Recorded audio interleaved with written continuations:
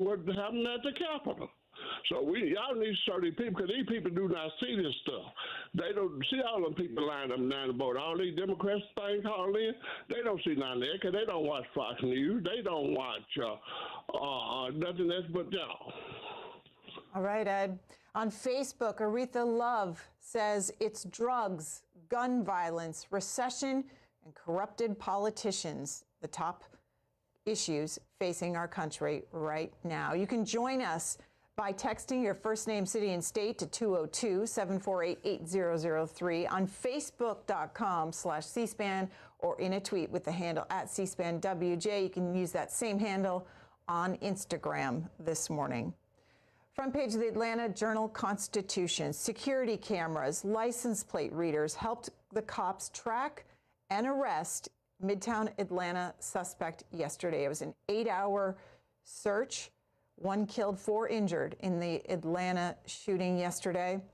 Georgia Senator and Reverend Raphael Warnock went to the floor Wednesday reacting to the shootings. You may not be the victim of a mass shooting. You may not know anyone who's the victim of a mass shooting yet, but in a real sense, it is already happening to all of us. Dr. King was right. We are tied in a single garment of destiny, caught up in an inescapable network of mutuality. Whatever affects one directly affects all indirectly. This is knocking on all of our doors. And I feel this afternoon in a very real sense. I feel it in my bones because my own 2 children were on lockdown this afternoon. I have 2 small children, and their schools were on lockdown responding to this tragedy. They are there, I'm here,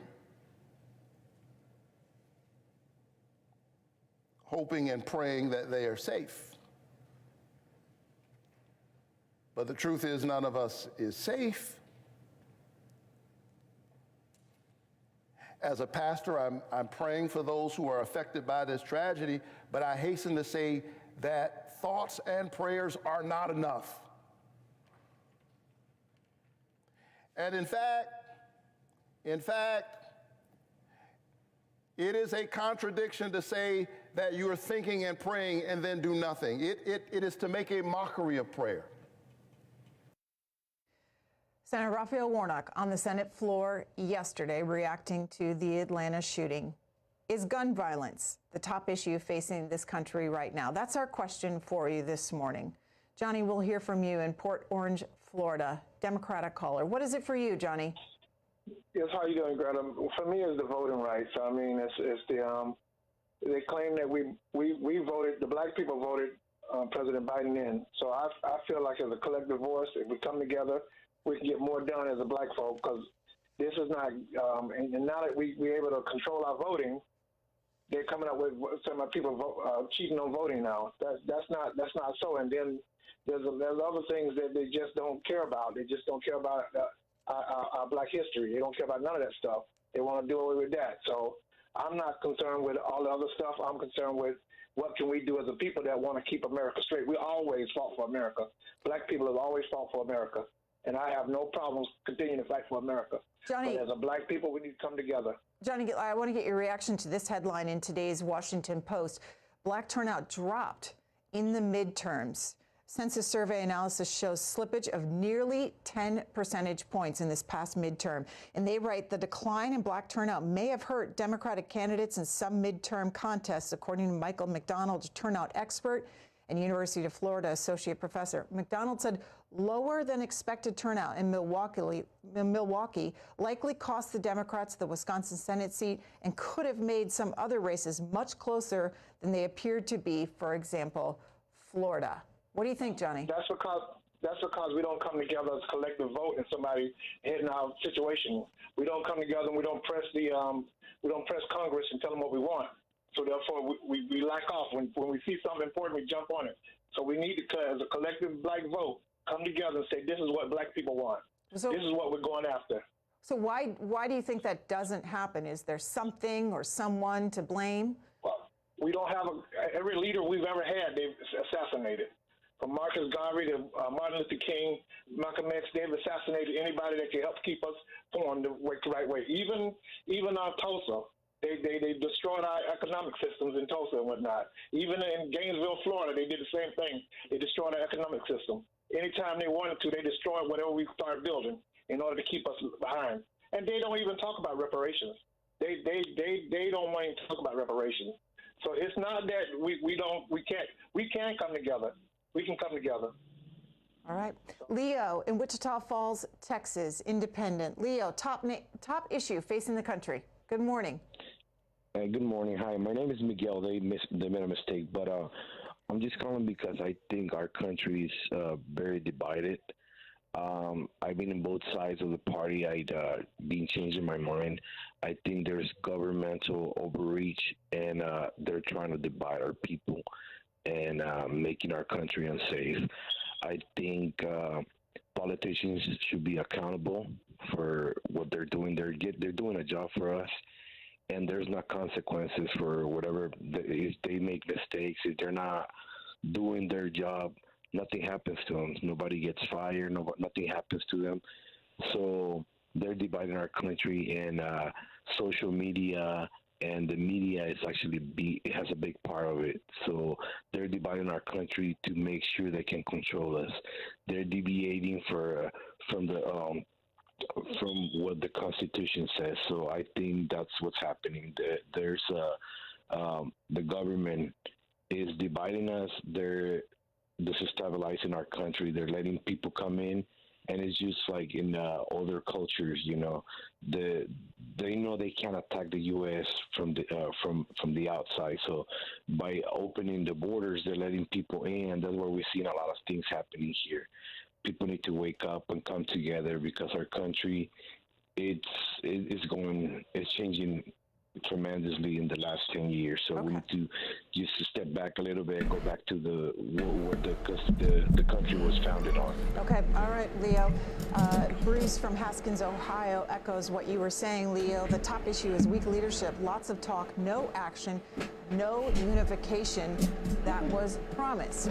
Now, President Biden on the debt ceiling negotiations has invited the congressional leaders, Republicans and Democrats, to the White House next week to talk about how they move forward on raising the nation's debt limit. There are 5 possible outcomes of the debt ceiling showdown, according to the Washington Post. I think we're going to default, to be honest with you. As scary as that sounds, I just don't think that you can deal with like what the Republicans are doing. You kidding me? To like Medicare and Social Security, Medicaid, those cuts that they want, gatekeep those programs even more so than they already gatekept. Congress could pass legislation that raises the debt limit for 30 days to allow more time for the two sides to talk. Fourth, there is an end around by Hakeem Jeffries. The White House acts on its I think he needs like 4 or 5 Republicans to sign on, though. That's the only thing. Administration to act by itself to resolve the debt limit question, although the White House has not said it is considering either scenario. First, Biden could order the U.S. Mint to create something like a coin worth $1 trillion. The White House could then deposit the coin with the Federal Reserve and use that money to pay the government's bills. The second is inflation. If $1 trillion in new money suddenly appears, the other currency circulation becomes less valuable. That's what would happen if they were to make this coin. It says also that Congress could argue that debt issued by the president's administration was illegal, and investors could be left to sort out the confusion while the courts deliberated. The fifth possible outcome of the debt ceiling showdown is the United States defaults. Is this one of your top concerns facing the country right now? We are asking you to share your. If I was like a heavy investor in stocks, I would be very much concerned about this too. But I think Republicans are like playing with fire here. Good morning. Go ahead. Are you there? Yep, we're listening. Okay. To me, the biggest thing is the lack of respect for life in this country. You have all these people getting on talking about shootings, murders. We kill every day hundreds of unborn human beings.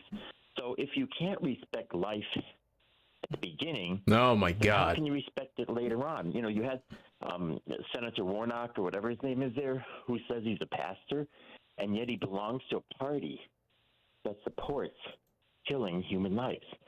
I don't get it. It's hypocritical. If you don't respect it at the It's people like this that convince me that there are operatives calling in for like the Republicans. Go shoot somebody down the street. What does it matter if to talk about like stuff like this? This is like so ridiculous. It's just a very, very slippery slope. And a lot of the people of color that are calling don't realize that abortion disproportionately kills more black children than ever.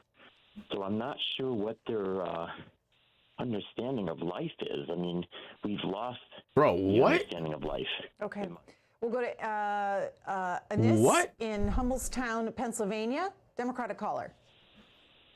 Hello, good morning. Good morning. Morning. Thanks for C-SPAN. I love the show.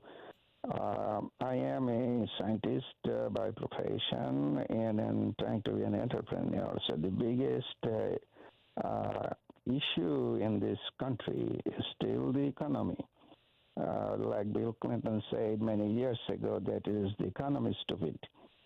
So what we need to do is increase the productivity within the country, which is doable, and we are not doing it, and we're not tapping into all the resources that we have who can contribute to this economy. The other issue is, of course, the gun violence and the mental health.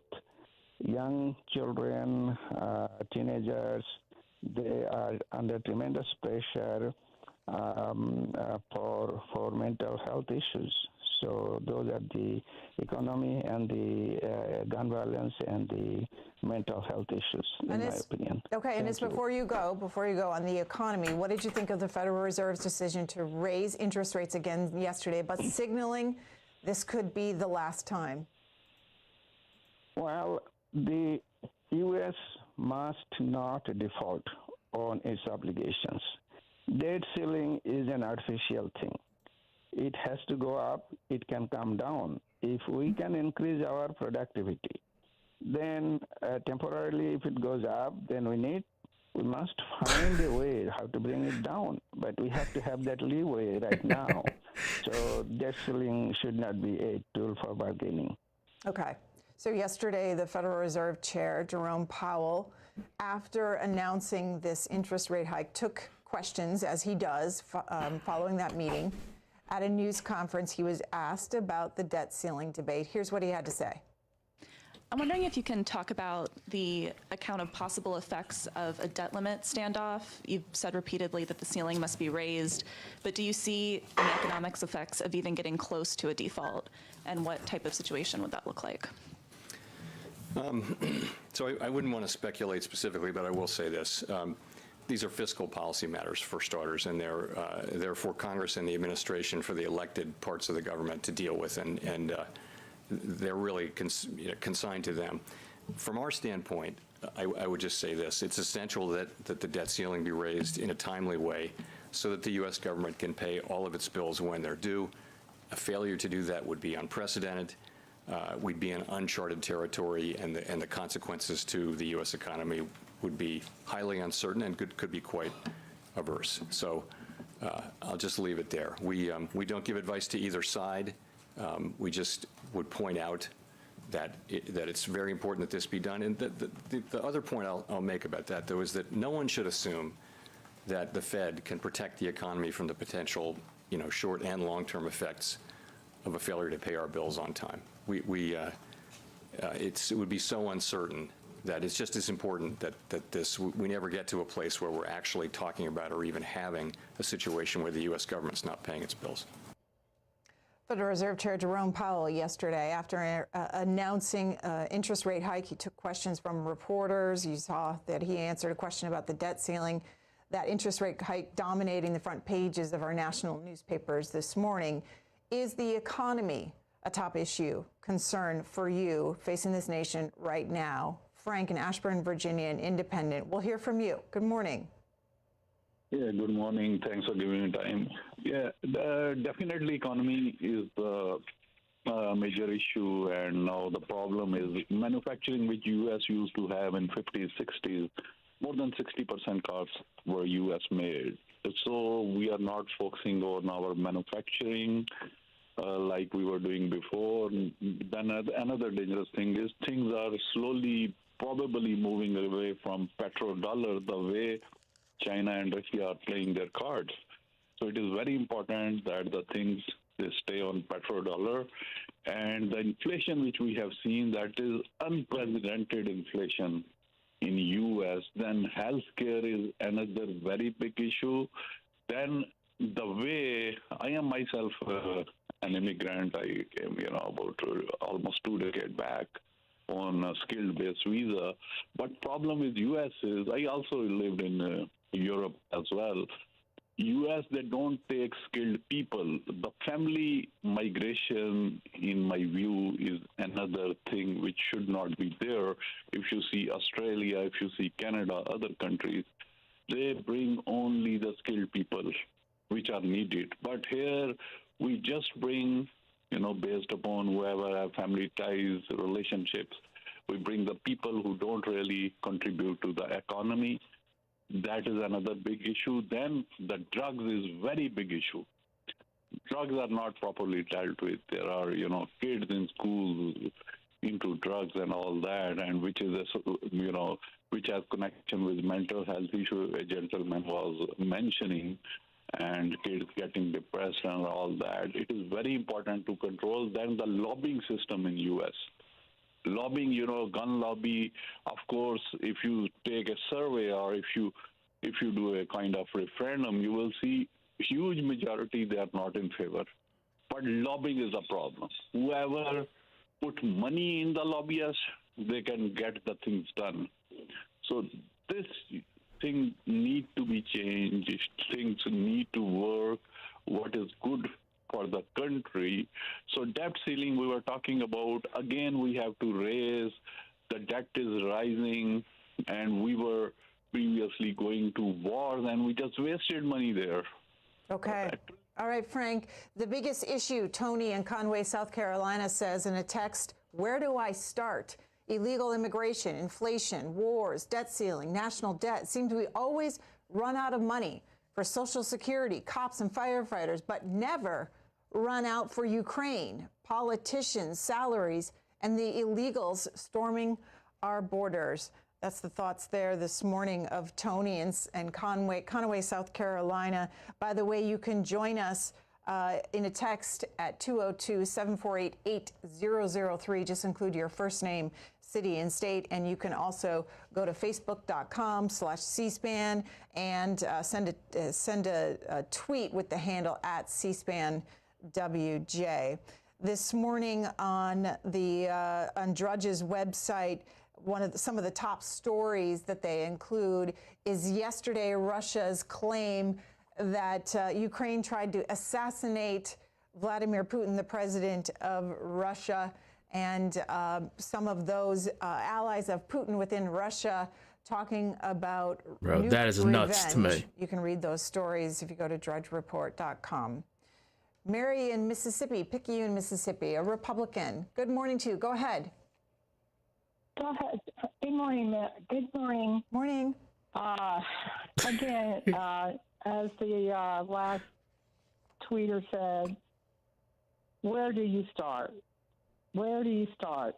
The biggest problem that I see right now are the lies that are propagated daily.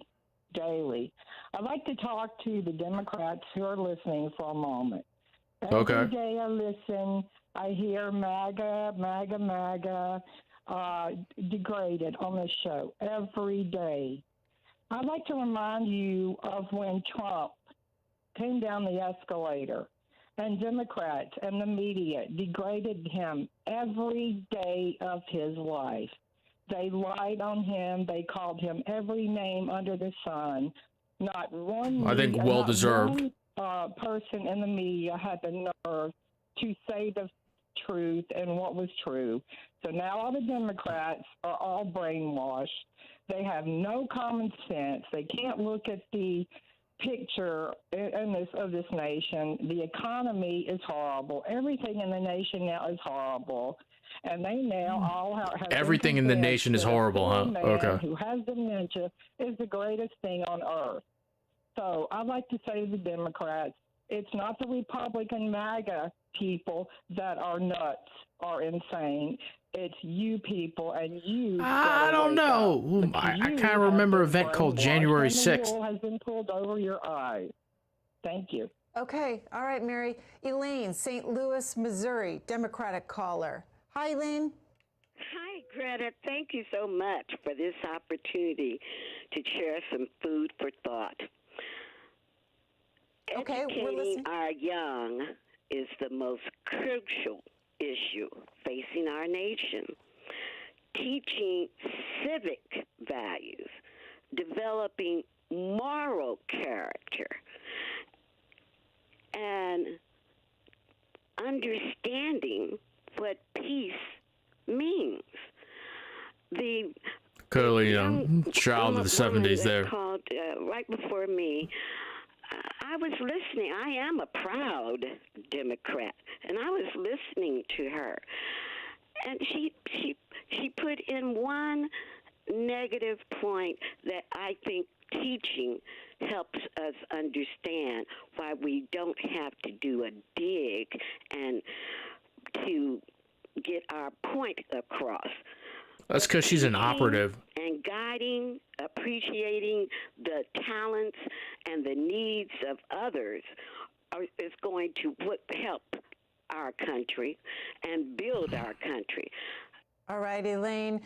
Happening on Capitol Hill yesterday, in case you missed it, several of you mentioned drugs and crime in our country. Senators heard about the trafficking of opioid and fentanyls into this country. We covered this hearing, and if you missed it, you can go to our website, cspan.org. You can see there the video playing out, and Senator Chris Murphy asking some questions of those officials that testified.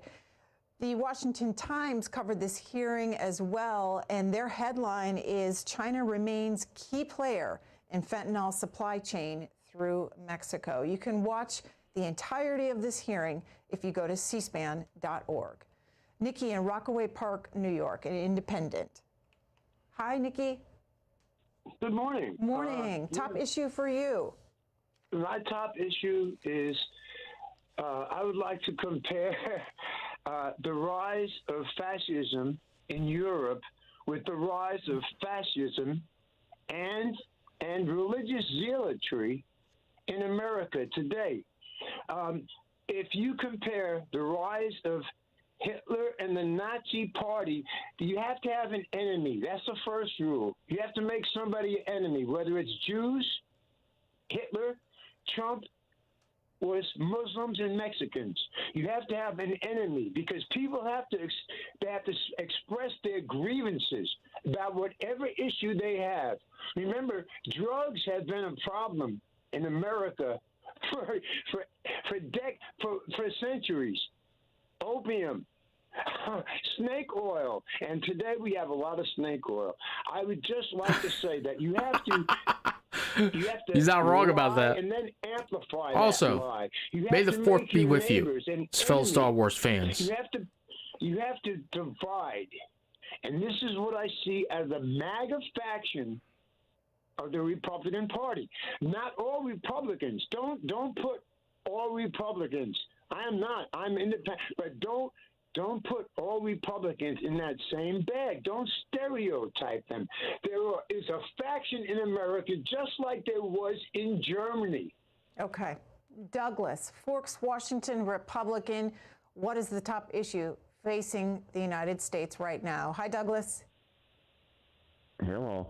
I just can't believe how nobody seems to care about the national debt. Everybody's worried about the debt ceiling right now. I understand we have to pay the bills that our Congress and the president and everybody has spent, but it's got to end somewhere. And so everybody always says we're the richest nation in the world. Well, why are we $33 trillion in debt? Nobody will pay. Most of that debt is our own debt. One last thing I want to say to everybody is It's just amazing how disrespectful everybody is to each other, and that's Republicans and Democrats. It's just amazing. So anyway, that's all I have to say. All right, Douglas. CNN is reporting that Bank West shares have dropped more than 50% amid collapse fears. And then there's this headline on Drudge: half of Americans worry their deposits aren't safe. Is that a top concern of yours? Tim in Rochester, New York, Democratic caller. Tim, let's hear from you. Yes, good morning. It's just a few things. I'm not going to be long, but it's like the Democrats. I'm a Democrat, and they're soft, and they need to take it to the Republicans because they still backing the man that tried to take over the government. He knew that he lost the election, and he still tried his hardest to stay in. And another thing, we need statehood for Puerto Rico and Washington, D.C., because Wyoming, wherever, Montana, South Dakota, whatever, they should be irrelevant because they don't have that much people in the population like California, New York, and they got 2 senators. So that's why, like, everything doesn't get done. And one more thing, why it's always about immigration, it's always white people that call. I'm African American, but it's always white people that call about immigration. Like, what's the situation here? This whole country is immigration. Our ancestors are immigration. The only people should be here is Native Americans. Have a good morning. Ronald. He was holding that in for a while, it seems. Yes, thank you for taking my call. I have a question for everyone in the C-SPAN audience. Why would anyone in their right mind support a country that just killed over 1 million of its own citizens? At every turn during this pandemic that we're in the middle of right now, at every turn, the CDC and the government made decisions that they knew would make the pandemic worse. Every single decision just about that they made, they knew it would make the pandemic worse, but they did it anyway. If you have someone that you love that died from COVID, that was not an accident. That was a homicide. They were killed by your government. I don't see why anyone in their right mind would support this government. What we need is to have a complete cultural reset and a political revolution to take down this regime and put in place a country that actually cares about its own citizens. All right, Ronald, and on Capitol Hill this afternoon, 1 p.m. Eastern time. I don't even know. Is he just like saying like in general? Is he saying like when he says the regime? Is he talking about like Republicans, Democrats? Like what? Emergencies and preparing for the next one, including what happened with the COVID-19 pandemic. So you can watch that here on C-SPAN. Wrong guy was in office. That's what happened. That should not have been like an issue, but it became like a highly politicized issue. Hot button, also, like we talked a little bit hot button issue for no reason Russia's whatsoever. Accusation that Ukraine tried to assassinate President Vladimir Putin. In a conversation with the Washington Post yesterday, Secretary of State Antony Blinken responded to that allegation. First, I've seen the reports. I can't in any way validate them. We simply don't know. Second, I would take anything coming out of the Kremlin with a very large shaker of salt. So let's see. We'll see what the facts are. And it's really hard to comment or speculate on this without really knowing what the facts are. More generally, as I've said and as we've said, when it comes to Ukraine, which is under daily assault, and not just its incredibly courageous military forces, but its citizens, its men, women, and children being assaulted on a daily basis by this Russian aggression, being bombed out of their homes, their apartments, and their streets, children killed, families torn apart. Well, we leave it to Ukraine to decide how it's going to defend itself and how it's going to try to get back the territory that's been seized from it illegally by Russia over the past 14 months and going back to 2014, back to then. So to clarify, if Ukraine decided on its own to strike back in Russian territory, the United States would not criticize that. Again, these are decisions for Ukraine to make about how it's going to defend itself, how it's going to get. Which is, yeah, we're okay with that. Fuck Putin. How it's going to restore based Antony Blinken and its sovereignty. The Secretary of State in a conversation with the Washington Post. You can watch the entire conversation on our website, cspan.org. At the same time, yesterday, over at the White House, during the daily briefing, the White House press secretary announced new security assistance to Ukraine. Take a listen. In other news, we will have an announcement today that from the Biden-Harris administration, a new package of security assistance to help Ukraine continue to defend itself on the battlefield and protect its people against Russian aggression. The package, which will be announced later this afternoon by Departments of State and Defense, includes more ammunition for U.S.-provided HIMARS that Ukraine has been using so effectively, as well as additional howitzers, artillery, and mortar rounds, and anti-armor capabilities. This is the 37th package of security assistance for Ukraine using presidential drawdown authorities, and it follows extensive work by the U.S. government over the past few months to fulfill Ukraine's request ahead of its planned counteroffensive and ensure they have the weapons and equipment they need. We will continue to work with our allies and partners around the world to support Ukraine as they defend their democracy.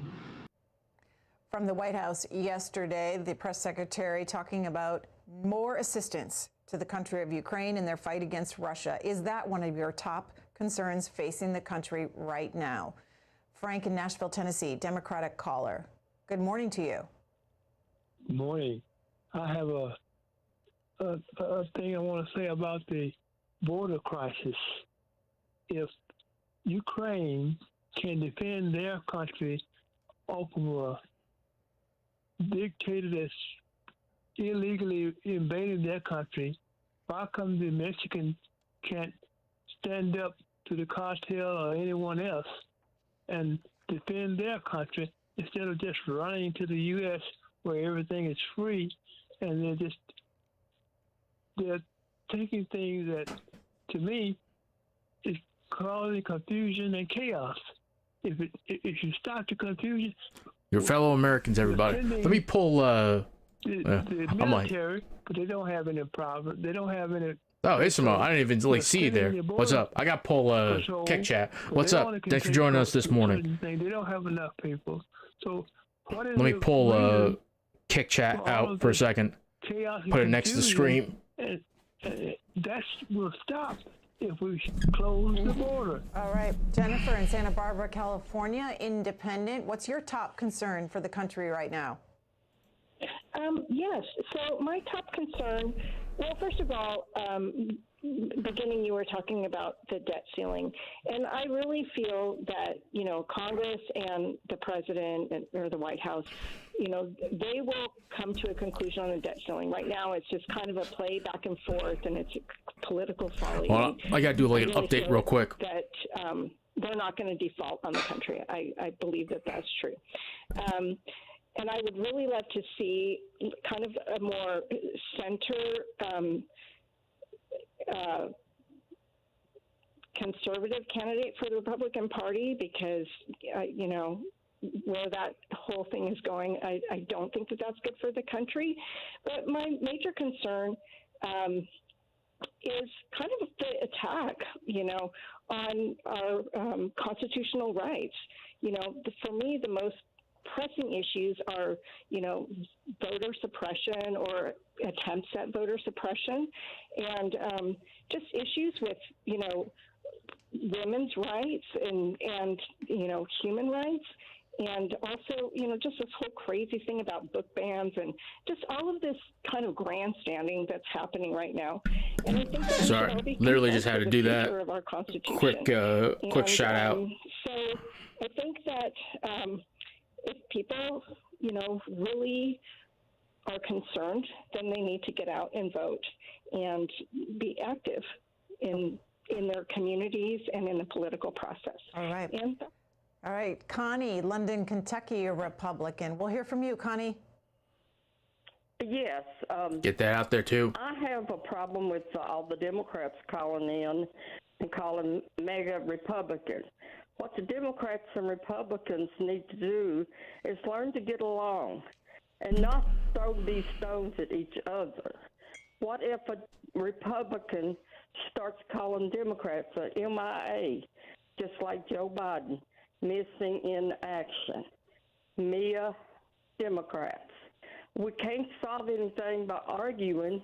We can't solve anything till somebody understands the money that is here, that the taxpayers pay, should be staying here unless it's an emergency.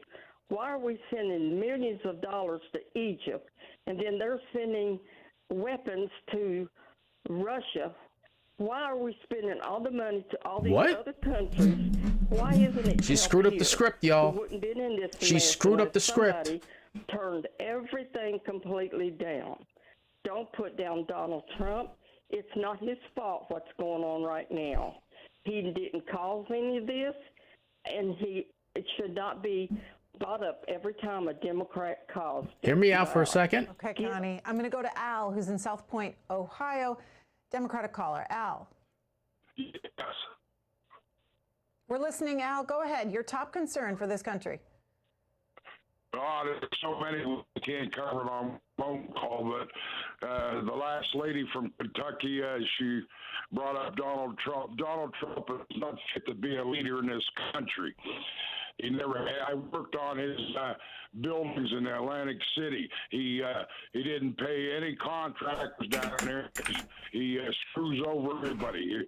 He is not fit and capable of being the president. Number one. Number two, on all these shootings that you see on all of the news channels, they want to address the gun issue. I know tons of people that own guns. I own a lot of guns. In high school, I used to carry guns down the hallway. Nobody thought any difference of it. I had them in my locker. We'd take them down the shop and reblue them and refinish them. Nobody thought a thing. It's a mental crisis on these shootings. I have a hard time believing that, too, that he just carried a gun around it like in high school. I don't know. Okay, Al, I'm going to jump in at that point because we're coming to the end of our first hour. We're going to take a break. When we come back, National Federation of Independent Business, Kevin Kuhlman will discuss his group's strong message to the White House during this Small Business Week that's happening. And then later, Democratic presidential candidate Marianne Williamson discusses her presidential bid, her policy positions, and she'll take your questions and comments on all of that. Stay with us this morning. We'll be right back.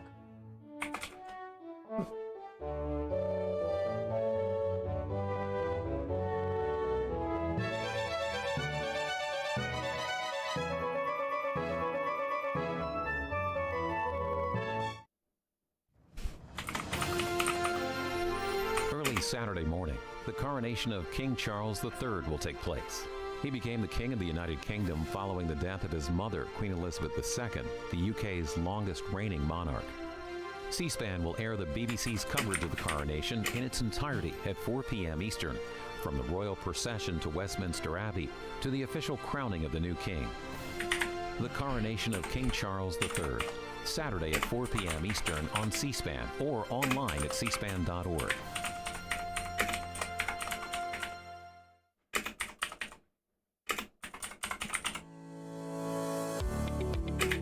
TV, every Sunday on C-SPAN 2 features leading authors discussing their latest nonfiction books. Live at noon Eastern on In Depth, attorney and author Philip K. Howard will be our guest, taking your calls and talking about government and legal reform in America. Mr. Howard has written half dozen books, including his most recent, Not Accountable. And then at 9 p.m. Eastern, Manhattan Institute fellow Heather McDonald, in her book, When Race Trumps Merit, argues that the pursuit of racial equity by progressives is leading to mediocrity in American businesses and institutions. And then at 10 p.m. Eastern on Afterwards, photographer Matika Wilbur speaks about her efforts to shift how Native America is viewed through her photos in her book, Project 562. She's interviewed by American University professor Elizabeth Rule. Watch Book TV every Sunday on C-SPAN 2 and find a full schedule on your program guide or watch online anytime at booktv.org.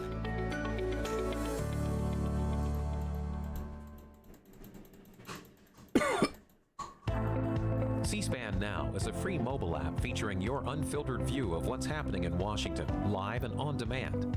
Keep up with the day's biggest events with live streams of floor proceedings and hearings from the U.S. Congress, White House events, the courts, campaigns, and more from the world of politics, all at your fingertips. You can also stay current with the latest episodes of Washington Journal and find scheduling information for C-SPAN's TV networks and C-SPAN Radio, plus a variety of compelling podcasts. C-SPAN Now is available at the Apple Store and Google Play. Download it for free today. C-SPAN Now, your front row seat to Washington, anytime, anywhere. Washington Journal continues. At our table this morning, Kevin Kuhlman with the National Federation of Independent Oh, Businesses. man's got a beard, He's the man. Vice President for Federal Government Relations. Thanks for being here. It's National Small Business Week. So describe what it's like right now for small businesses post-pandemic. Good morning, Greta. Thanks for having me today, and happy Small Business Week to the more than 33 million small businesses. National Federation of Independent Business, NFIB, is the nation's leading small business advocacy organization. We advocate on behalf of nearly 300,000 small business owner members in all 50 state capitals in Washington, D.C.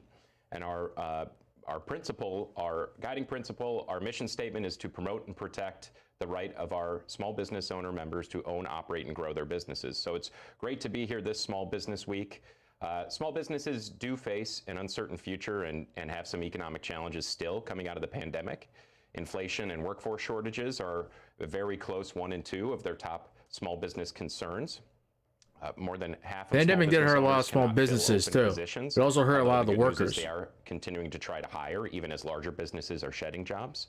And inflation just kind of remains stubborn and pervasive, which makes everything within The their fact of the supply matter chain is more people want expensive, higher wages and, because the cost of living and everything's gotten more expensive. Like, dude, I can't live off of like What about the issue $7.25 an of hour. crime I'm in sorry, that's downtown ridiculous. Cities for small businesses, what impact is it having on them? Certainly, downtown crime makes it harder for a small business to operate. As you see some larger retail stores close because of crime, that has a ripple effect on smaller businesses. More boarded up shops downtown mean fewer customers. And so there certainly is a ripple effect. And small business owners, it also increases their insurance costs as well. So there are some impacts, negative impacts of increased crime on small business owners. What type of employees are these businesses looking for, and are there enough of them in this country? Cheap. It's a range. It's anything from skilled employees in the skilled in trades that are trying to, and certainly in construction, manufacturing, and those industries, but it's also just unskilled employees, those for entry-level positions as well. So it really ranges it, and it's kind of a mix of soft skills as well as those hard skills. Nearly half of small business owners cannot fill open positions. Of those that are trying to hire, almost all, more than 90%, are unable to find those qualified applicants. So small business owners are finding where are the workers and what can they do to try to attract and retain employees. They are increasing wages. They are increasing That's how they attract them.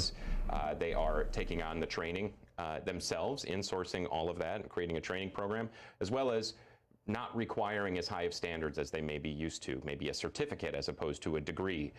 But they're really doing everything they can to try to attract and retain qualified employees. It's just extremely At the end of the day, the bigger companies are always going to beat them out.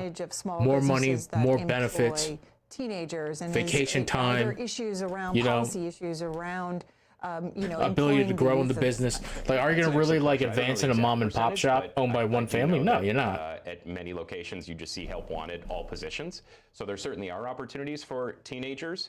And I think small business owners would be more willing to take on less skilled, younger employees. Now, when it's a very competitive market, right? You have to pay a competitive wage for your local economy. There are other localities that are requiring higher minimum wage thresholds, and you certainly need whatever employee you do employ to be productive enough to justify that.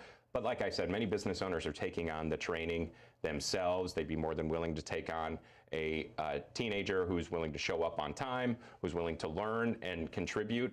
This is part of the reason why there's a lot of like child labor laws going by the dodo bird now too. Been advocating for a higher minimum wage. He'll be talking about it on when they Capitol say small Hill businesses, today. they're not talking What's about happening like on a state level. a startup IT company by the Derrick brothers or some shit like that. They're talking about like mom and pop shops, like retail places, like food and drink spots, things like that. Per hour. Here in DC, it's scheduled. It's certainly higher than that. I think it's around $16.50 with another step up in July. This does make operating costs more expensive. It means business owners must become more productive. It's another challenge. It's another variable for small business owners at this point in time. Our members are generally against substantial increases to the minimum wage. You do see proposals of $20 or more per hour. That would be extremely difficult during these economic conditions. Instead, we believe that the local economic conditions are what should drive the minimum wage. And in many cases, because business owners are competing for those employees, he's not wrong about this too. Federal standard and in many states, there has to be like some sort of happy minimum or like some subsidies that can be like tacked in. Questions and comments about because small businesses if like let's say McDonald's is offering like $25 an hour, and across the street's a mom and pop shop, they can't compete with that. And McDonald's is offering like benefits. You know, some kid's gonna be like, hey, $25 an hour and I get health insurance. Okay, I'm gonna work at McDonald's then.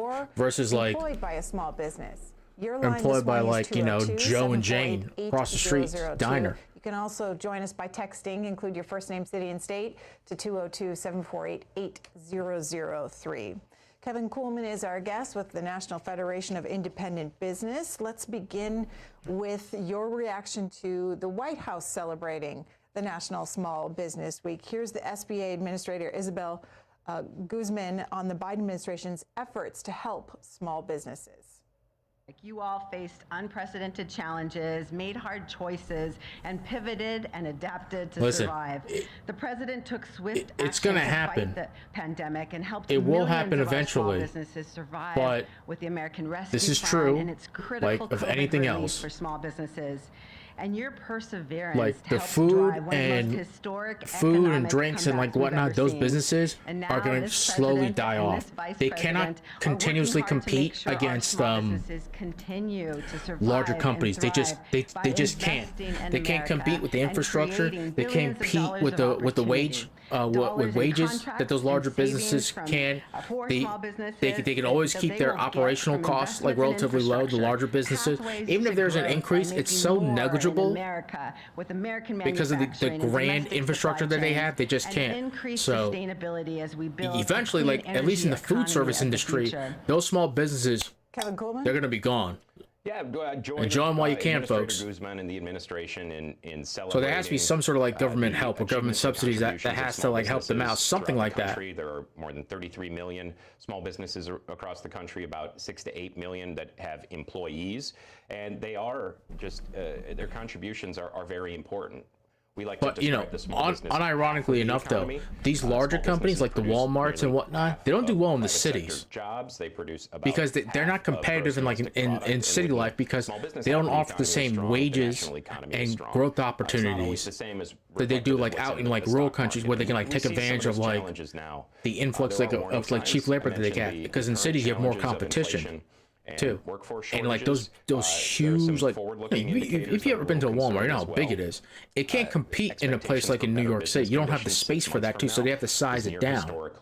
So small business optimism is well below. What can you do? This idea that it's like there's a constant crime spree or something like that, that's just not true. There are crimes that happen, but they're relatively few and far in between. But it's like this narrative that gets built by like people like fucking the current mayor of New York City, that dumb fuck, and like by Republicans too.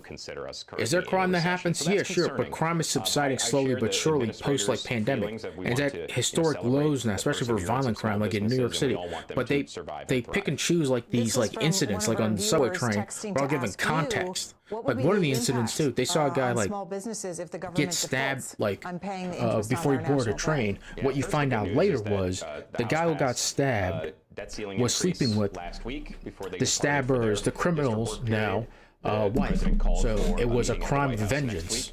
crime of, well, forget this technical term for it, but it was a crime of vengeance. They just say it was like this random stabbing that just happens. No, it was a personal crime. The guy was sleeping with the stabber's wife, so he did it out of revenge. It's stuff like that that you miss from like right-wing culture war crap. Small business owners are already dealing with increased. Listen, I feel for like small businesses too, so there has to be like some sort of middle ground too. I understand like you want to start your own business, you want something that you're passionate about too, especially if you're doing like food and service stuff too. And frankly, you should, all you on the left should support it too. Do you want like all these big box stores to be all over the place, producing low quality products and low quality items? You should support like the small businesses like in your area too, and find like government solutions to help these small businesses too, while at the same time you can protecting like workers' rights, right, and offering competitive wages. So all these things are interconnected. It's not just like one separate thing. Okay, our democracy is built on cheap labor. And if you want to bring down inflation, you bring in more of the immigrants. But the parties are fighting each other and don't really care about this country. All right, Edgar, I'm going to take your point about cheap labor because you still had your television up and it's very difficult to hear you with that echo. So all of you that are hanging on the line, you got to mute your television, talk and listen through your phone. Go ahead. Thank you, Edgar. As I mentioned, small business owners are increasing compensation at near historic levels. They are adding benefits, doing everything they can to recruit and retain employees. So I think our members might disagree that the cheap labor is it. They're certainly trying to find the best employees and retain them, and so they're not just talking the talk, they're walking the walk as far as offering new benefits, increasing compensation.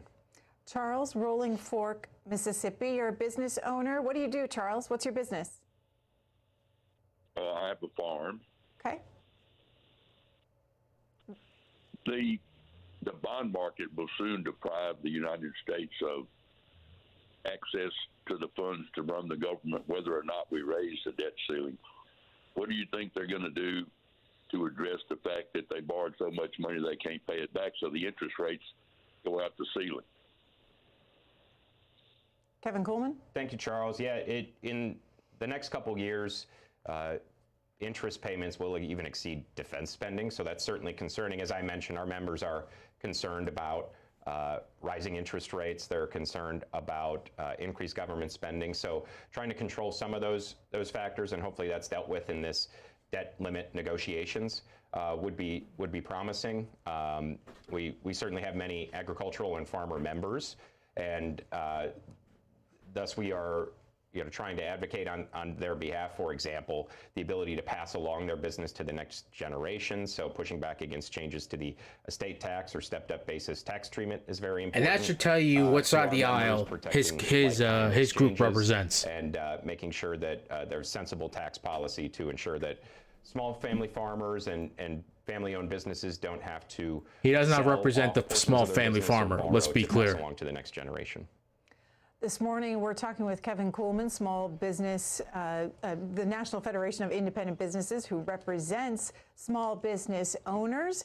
And we've divided the lines by region, and also fourth line for those of you that own a small business or are employed by a small business. Dan in Woodbridge, Virginia, a small business owner. What is it, Dan, this morning? What do you do? I do home improvement. Hey, Dan, question or comment? Question or comment? Go ahead. The problem that I have is that, first of all, they are really wrong with what they consider a small business. The government considers a small business 500 employees or less. We used to do work for the Army Corps of Engineers. All these people that they bring in from these institutes and like whatnot, they're all like fairly like media savvy too. So like they can address like some of these like kind of these this guy's not crazy, but like I want to be very clear. The other guy and this guy that's calling, they actually run like quote unquote like actual small businesses. They're like single member businesses, or like it's them like mom and pop shops too.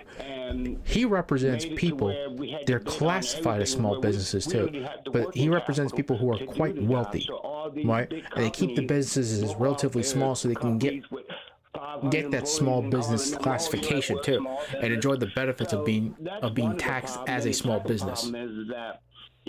Just to make that clear. In my area, there's only maybe, if you're lucky, 1 second, of American-owned businesses, because people have different ways of taking over everything, and the problem is that they don't want to work for you, but for double or triple the money that they work for their own kind. So there's the problem. If somebody wants to really tell the truth, is what's going on in this country. All right, I will leave it there. Kevin Coolman, your reaction? Yeah, the federal government has many What's up? different dozens of definitions of small businesses, whether it's contracting or employment laws or other requirements. So it is a little tricky. You mentioned the 500 employee standard that the Small Business Administration generally uses. But you are correct, the vast majority, 80% of small businesses have fewer than 20 employees. These are the businesses that are the heart of communities as well, contributing to local charities, to their sports teams, sponsoring sports teams. And they really are the heartbeat of the local economy. As far as the government contracting and contracting goals, I could see where it might be upsetting where someone were closer to that 500 threshold, or subcontracting below the 500 threshold would be a little frustrating. I do think there is bipartisan support for either increasing those small business contracting goals from about 20% up to 25%, or having more contracting opportunities for smaller businesses. Hopefully Congress can come together and maybe achieve some of those goals.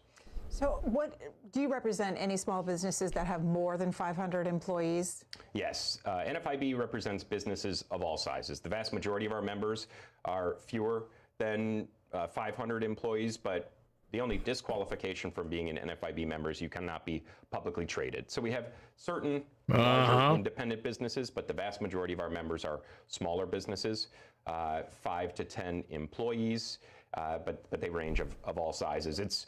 It goes to one of the difficulties of what is a small business. As I said, there are already dozens of definitions at the federal level. It's a constant challenge, and it's always changing.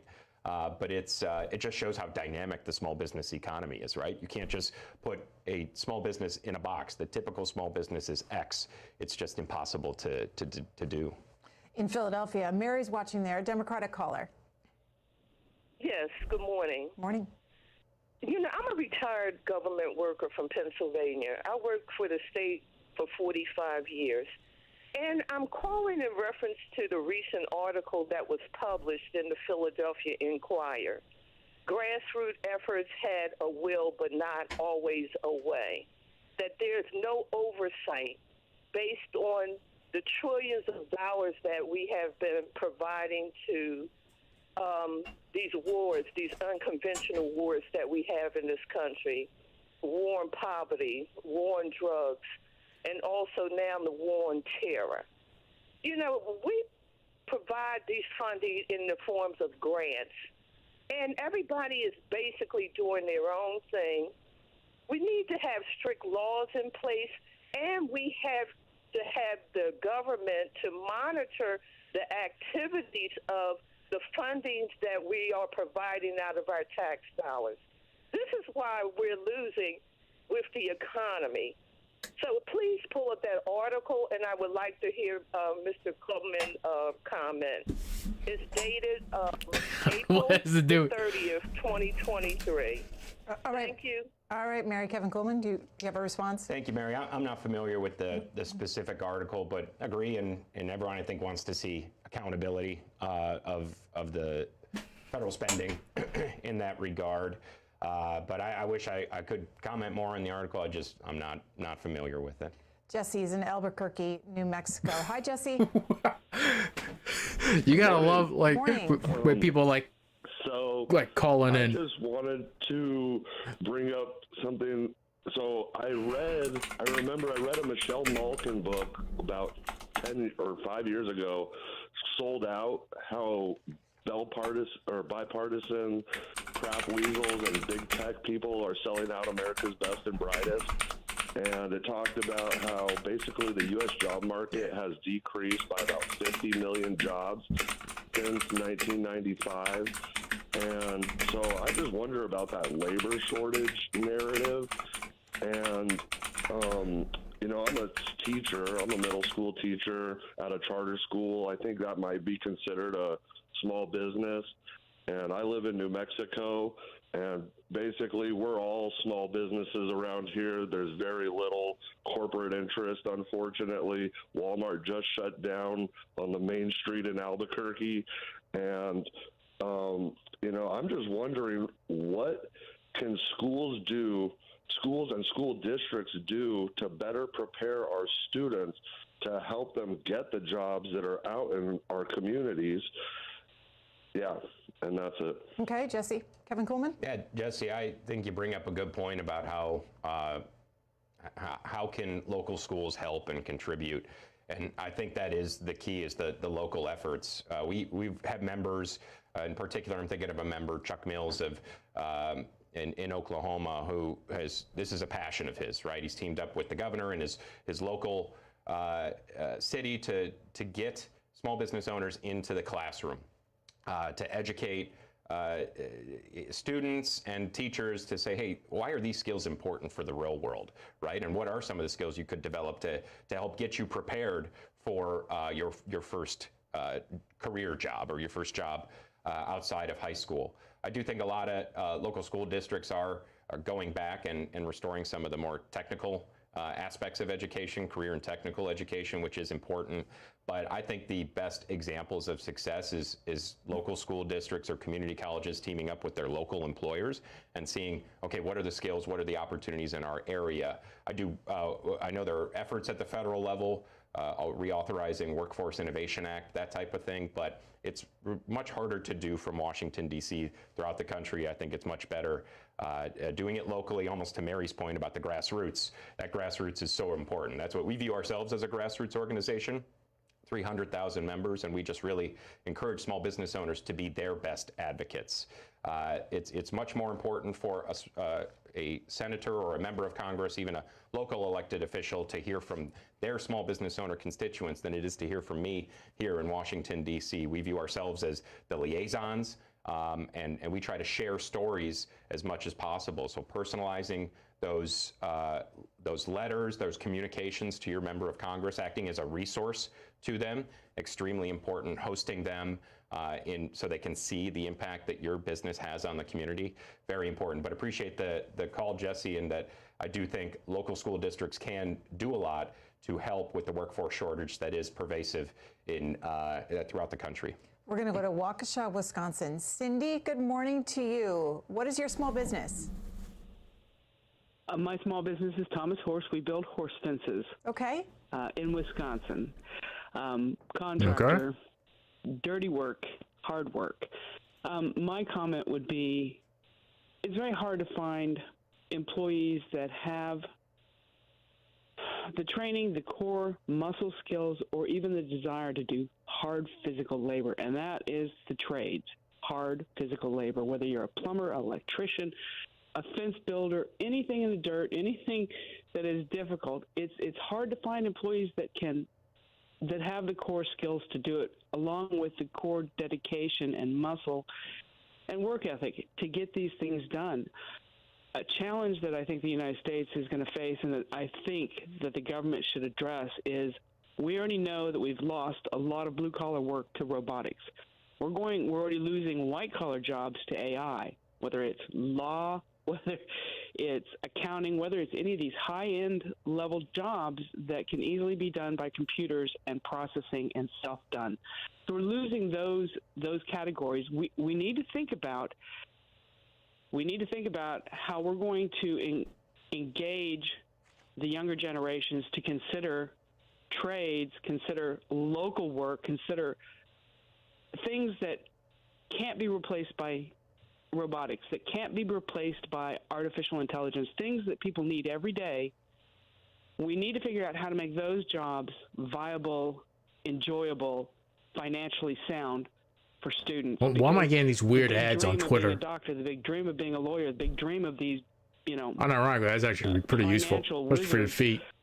That's fading.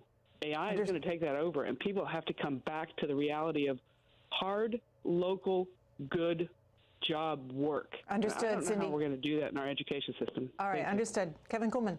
Yeah, Cindy, I agree. She talks about the range of the skills needed. hard physical labor, dedication, just the willingness to show up, and we hear that from many small business owner members as well.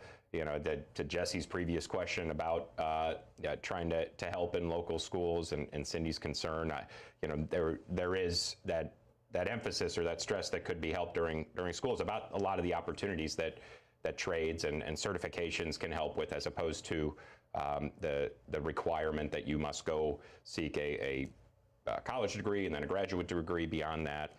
But yeah, that's what Cindy says is emblematic or symbolic of what we hear from small business owners throughout the country. Dale, Burlington, Iowa. Hi, Dale. Hi, how do you do? Morning. I have two questions. The first is, what is the push behind Republican legislatures to push back the minimum age for jobs? The second question would address the notion of grassroots, looking at wages at the grassroots level. In Iowa, various cities tried to enact minimum wage laws. The state legislature took that away and said, no, that has to be established at the state level. Thank you. Is there the push to lower the wage or to allow younger individuals to work? I think he meant wage, the minimum wage, when you say Republicans pushing back on minimum wage. Oh, okay. I think the belief is that the local conditions should drive the minimum wage. There's some concern about if we are headed towards a recession, does it make it more expensive to create that job? So I think that's the concern there. To the point of states preempting localities. That does happen in many states. I think they just want consistency across the state, as opposed to if you're within a city limit, to make it more expensive than to move a couple blocks away to a different city. It would seem to be just for consistency purposes there. In North Carolina, Sean, what's your small business? Or you work for one? Myself, I've worked for small businesses my entire career. Thank you. First off, thank you for taking my call. Yeah, every single American citizen is basically a small business owner, himself, herself. We do the work of 5 people for the price of 1. To me, we don't have any representation. There's not enough representation. Someone sold all these people in this country on a right to work state. Yeah, a right to work for less and a right to work for less benefits.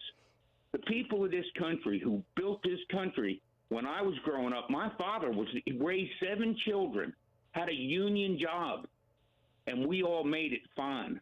And then I go out into this workforce and work 88 and a half hours a week for my last 10 years. And I can barely put food on the table because I live in a great state that has right to work for less. And as far as inflation goes, there's no inflation. It's all corporate greed and greed by the rich people. They raise the prices on us. I love calls like this. Sean, I have a question out there. Who is going to represent the American worker in this country and do something great for us? Sean, let us stop the low wages we have. Stop the corporate greed. Get rid of the politicians who let the corporations write our laws. All right, Sean, can I jump in and just ask you, 88 and a half hours a week, what were the jobs that you were doing? I was a hydraulic technician. I was industrial maintenance. I did anything I could to put food on the table to make it better for my children. Okay. Just as my father did. But the difference was my father worked in an economy that had unions. Someone sold this country on destroying our unions, and that's what destroyed this country and has made this country to where we have to have, everyone cries. Okay, Sean, I'm going to jump in because we have more calls to get to, and I think we understood your point about unions. Kevin Kuhlman will respond. Thank you, Sean. I appreciate the contributions and the hard work. I would push back on the corporate greed narrative of inflation. That's just not what we're hearing. And obviously the pandemic was a big driver of that. There were supply chain disruptions. That's not what I'm hearing from our members. It is pervasive, it's stubborn, it's a problem throughout the economy, so I share that concern. Robbie in Miami, Republican. You'll go next, Robbie. Morning, Greta. Morning, Kevin. I just want, many in your audience are going to have an elderly parent or relative that's going to need care in a facility like an assisted living center or a skilled nursing center or a memory care dementia center. And I work in that industry, and I can tell you that virtually everybody, first of all, that industry got slammed with COVID because no one wanted to put their relative in a facility because of COVID. And now they're coming and wanting to send their relatives to these facilities, but no one wants to work. When you do a drug test, it's very hard for the applicants to pass a drug test. If you do a criminal background check, it's very hard to find applicants that can get past a criminal background check. And then when you say what the pay is, $15 an hour, they want $25 an hour. The work ethic in this country, in my opinion, has gone down since this administration has spewed a gusher of money and trained people to stay at home. Nobody wants to work. Nobody wants to care for the elderly. So when you pay more and you run a facility and you have to pay double the amount of money to care for your moms, your dads, your grandparents, then the cost of care goes way up. And the government is also not willing to pay more for that care. So I just wanted to give you just some feedback. In that industry, there's an explosion of aging in this country, an explosion of dementia and Alzheimer's. But there's a real problem. Oh yeah, people just don't want to work for like poverty wages. I don't know what to tell you, man. Understood, Robbie. Understood. Kevin Coolman. Yeah, I certainly appreciate that perspective, Robbie. You do hear from business owners, obviously, increasing of wages does have to be built into the price of the product or the service that a small business is providing. That does contribute to the inflation. I'm not saying it's the primary factor, but it is something that does contribute to it, and it does increase the cost of it. When you are working on a fixed contract or getting a government payment such as Medicare or Medicaid, it does squeeze, and you have to make it somehow be more productive and make the dollar go further. It's certainly a challenge we hear from our members, so I hear that concern, Robbie. On taxes, I want to get your reaction to President Biden defending his tax proposals in a speech recently in Philadelphia. Here's what he had to say. When I got elected, there were roughly, don't hold me the exact number because it varies, around 650 billionaires in America. Now there's over 1,000. You know what the average tax they pay, federal tax? 3%. THREE, 3%. No billionaire should be paying a lower tax than somebody working as a school teacher or a firefighter or any of you in this room. So my plan is to make sure the corporations begin to pay their fair share. It used to be 35%. We cut it down to 21%. I think we should be paying 28%. There's going to be a real fight on that, but we should be paying more than 21%. Let me be clear, under my plan, and I made this commitment when I ran, and I haven't broken it yet, and I never will. No one making less than $400,000 will see a penny in federal taxes go up. Not a single penny.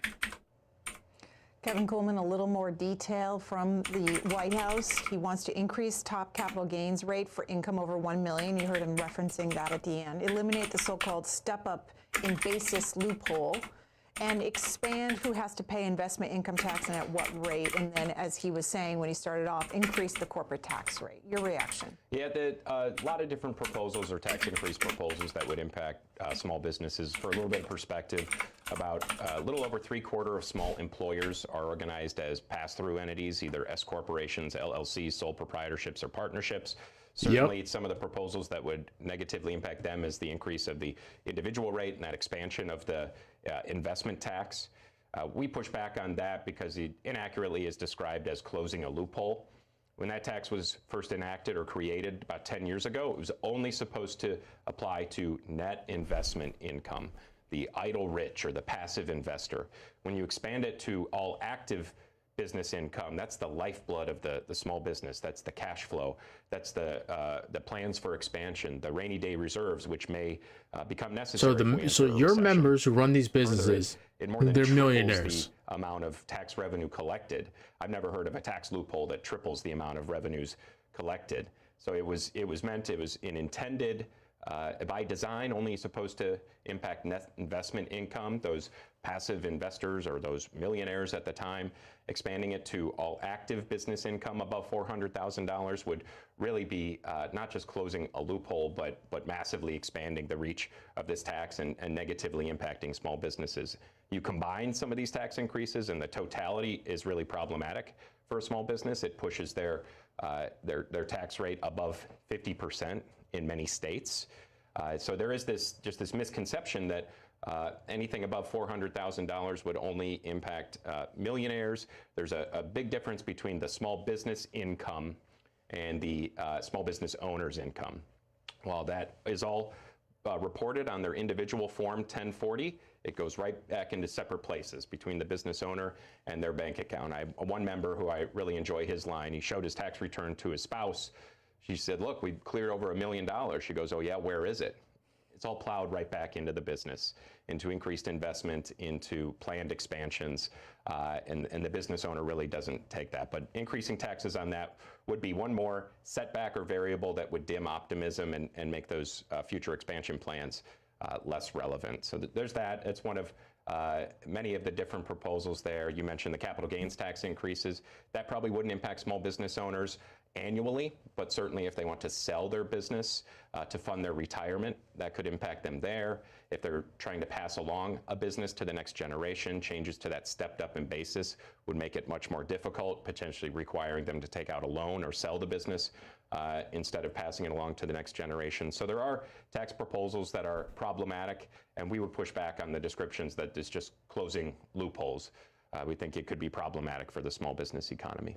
Max is in New Baltimore, Michigan. Democratic caller. Yes, thank you. I have a comment and then a short question. I'm 83 years old, and I was down in Florida here a few years ago, and we were sitting around the pool, and one of the gentlemen there was telling us that he had 3 barber shops, and he says every Saturday he would go around and pick up his cigar boxes full of money and take it home and go down in the basement, and he said he would go, here's 1 for Uncle Sam, and here's 5 for Ray. Here's 1 for Uncle Sam.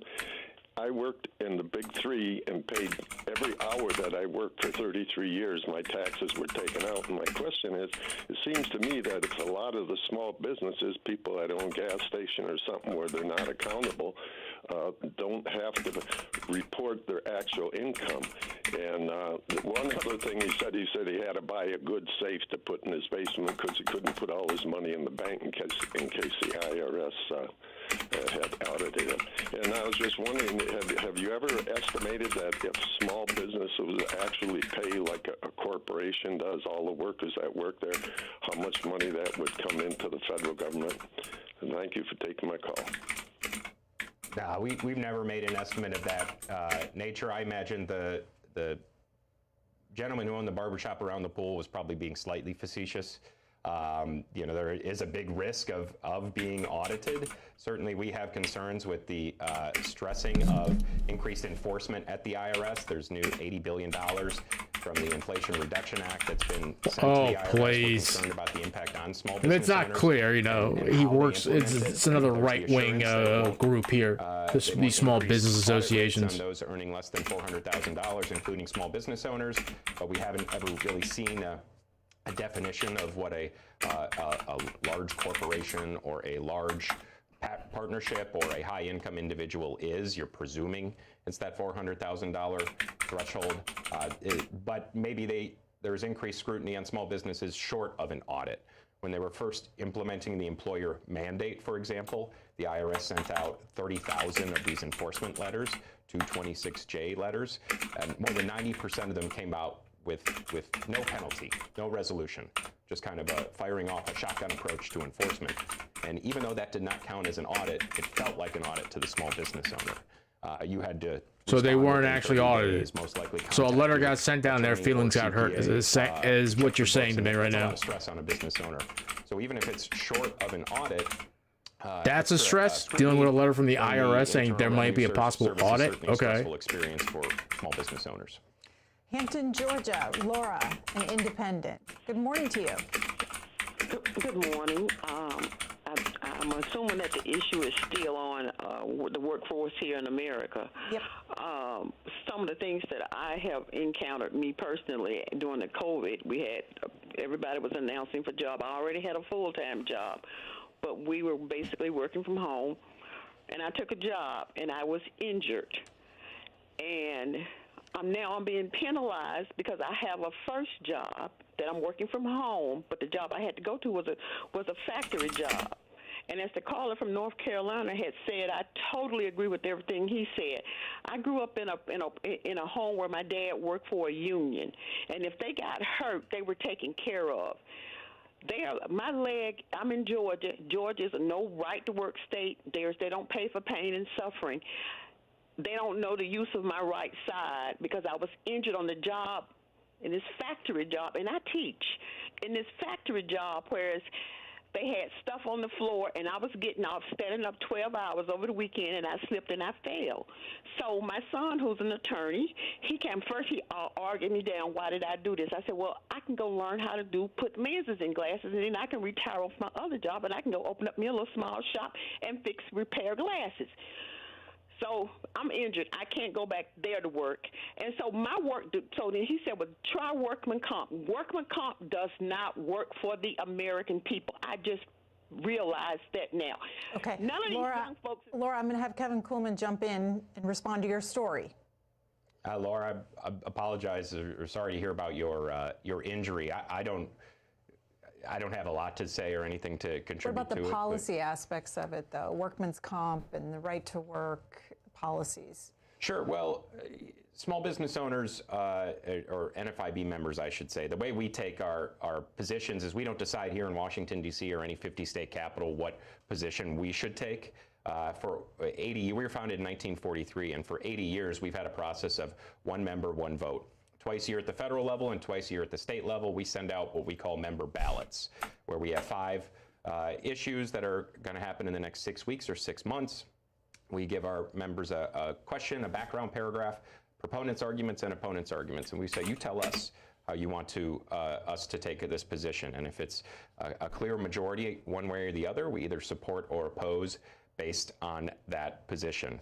So in certain states, for example, in Tennessee, where they recently put a right-to-work amendment into the Constitution, NFIB was supportive of that position. And on the other side, in Michigan, where they've kind of quickly dispensed with the state right-to-work law, our members were opposed to that. But that's how we take our positions. We ask our members, we get a mandate from them, and then that's how we determine our positions on the right-to-work stake. Generally, our members have been supportive of right-to-work. Our viewers can learn more if you go to NFIB.com. You can follow along on Twitter at NFIB. Kevin Kuhlman, thanks for the conversation this morning. Thank you, Greta. Happy Small Business Week, and may the 4th be with you. All right. We're going to take a short break. Coming up at 9:15 a.m. Eastern Time, Democratic presidential candidate Marianne Williamson discusses her presidential bid. She'll take your questions and your comments. I'm actually very intrigued by this. Policy objectives. But first, she's making the rounds, man. Good for her. I like Marianne Williamson, to be honest with you, too. She's not going to win. Facing the United States she's not going to win in that primary. We'll be right back. But listen, if she could get Biden to be a little left on a couple other issues, I think that's a good thing. I have no problem with that too. And no, he's not going to enter into a debate. He's the incumbent. Traditionally, the incumbent is not going to enter into a debate.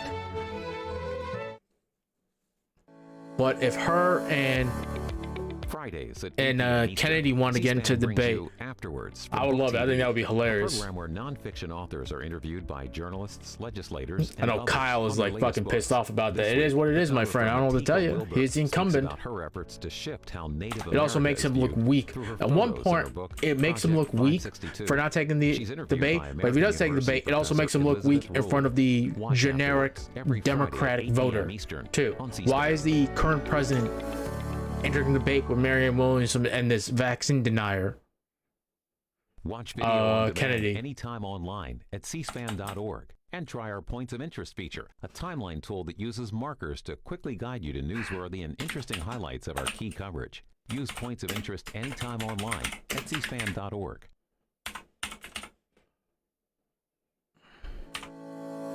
Live Sunday, attorney and author Philip K. Howard will be our guest on In Depth to take your calls on government and legal reform in America.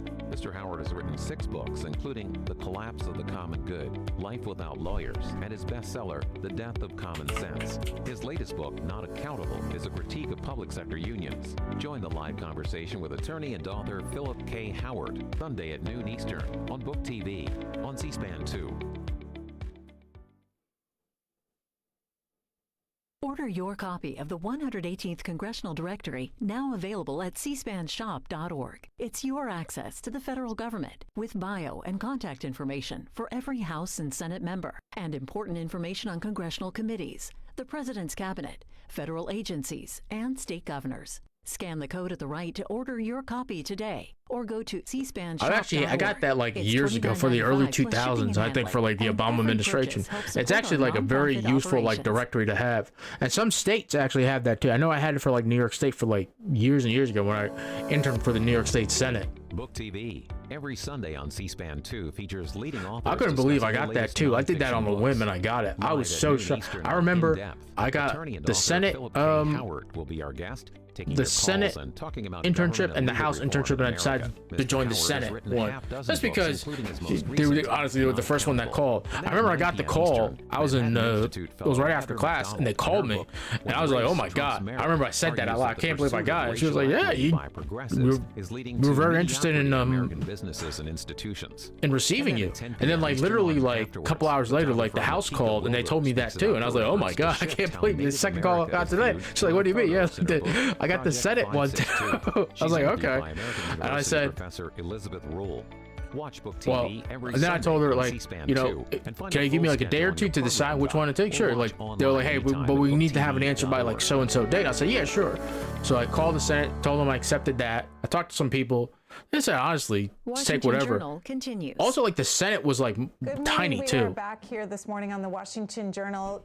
And we return to a question we asked you earlier this morning. What's the top issue facing the United States right now? Gallup asked this question recently as well, and this is what they found out. 18% said government, poor leadership is number one.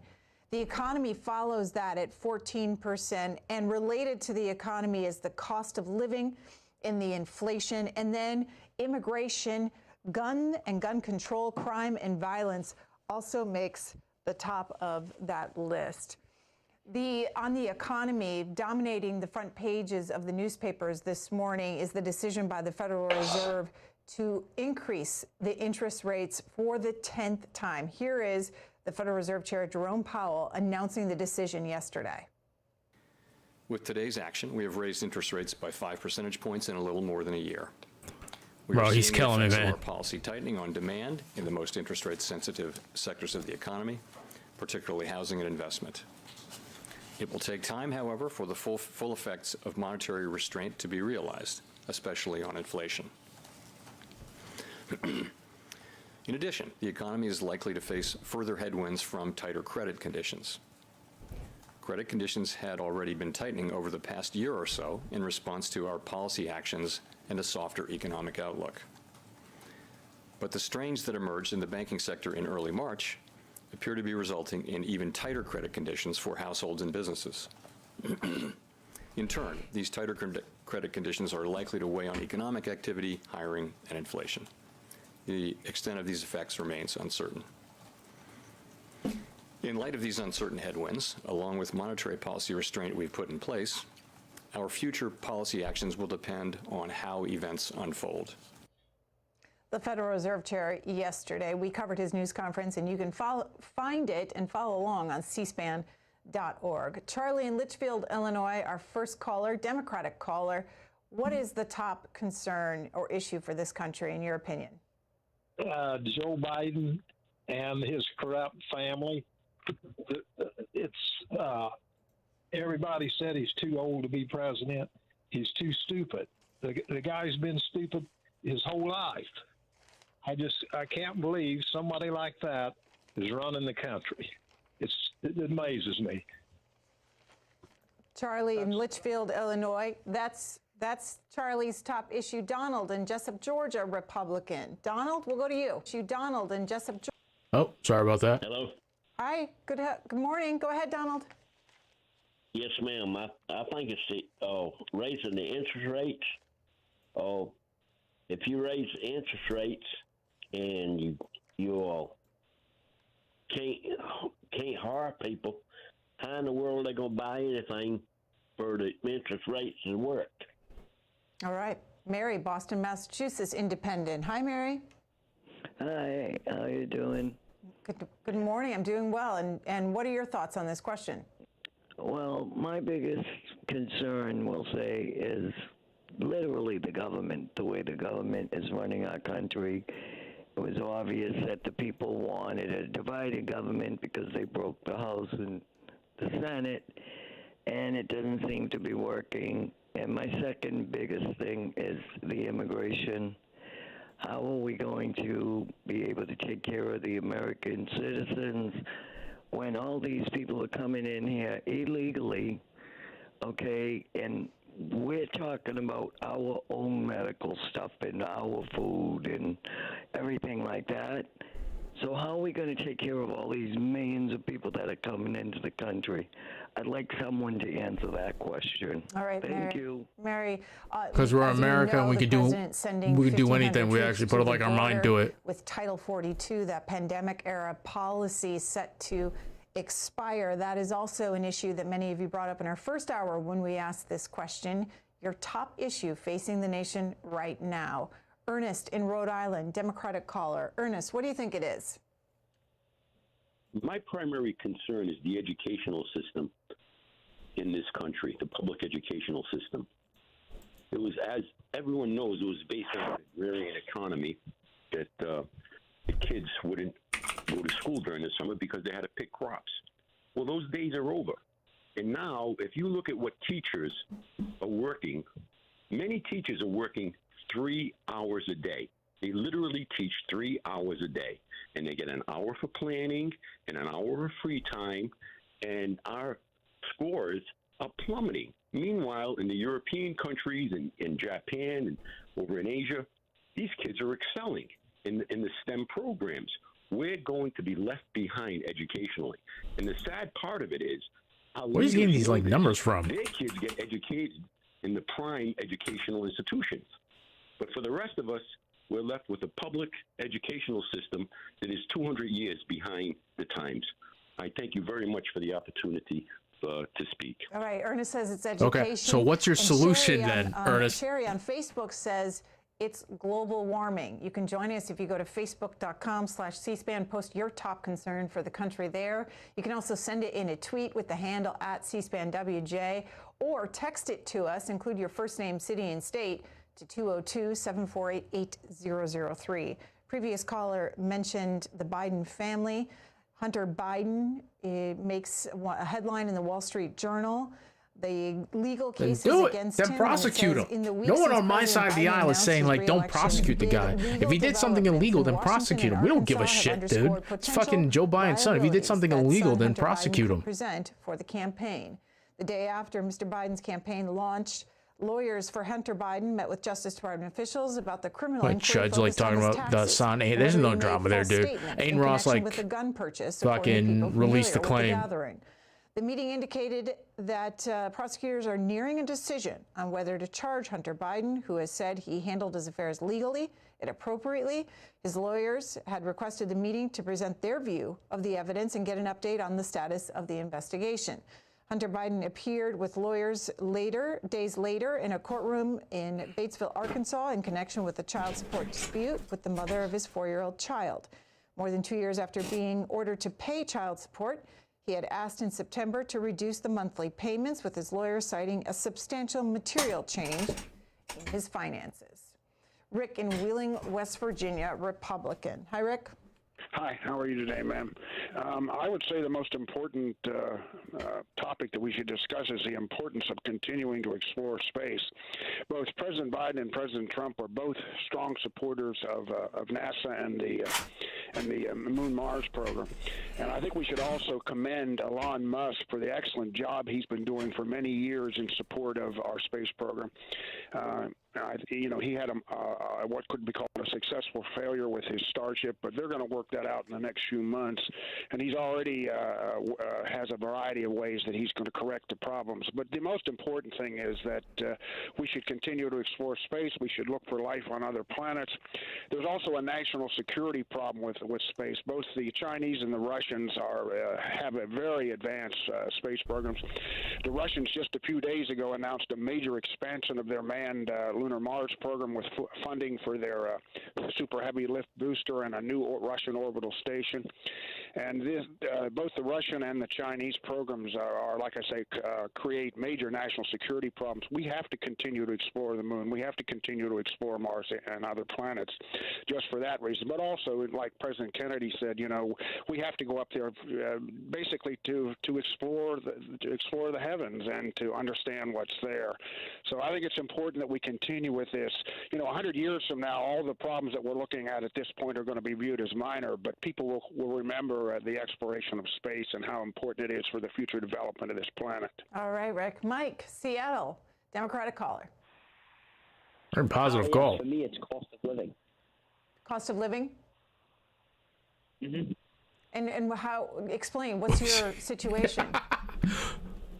Well, I myself am in a good situation.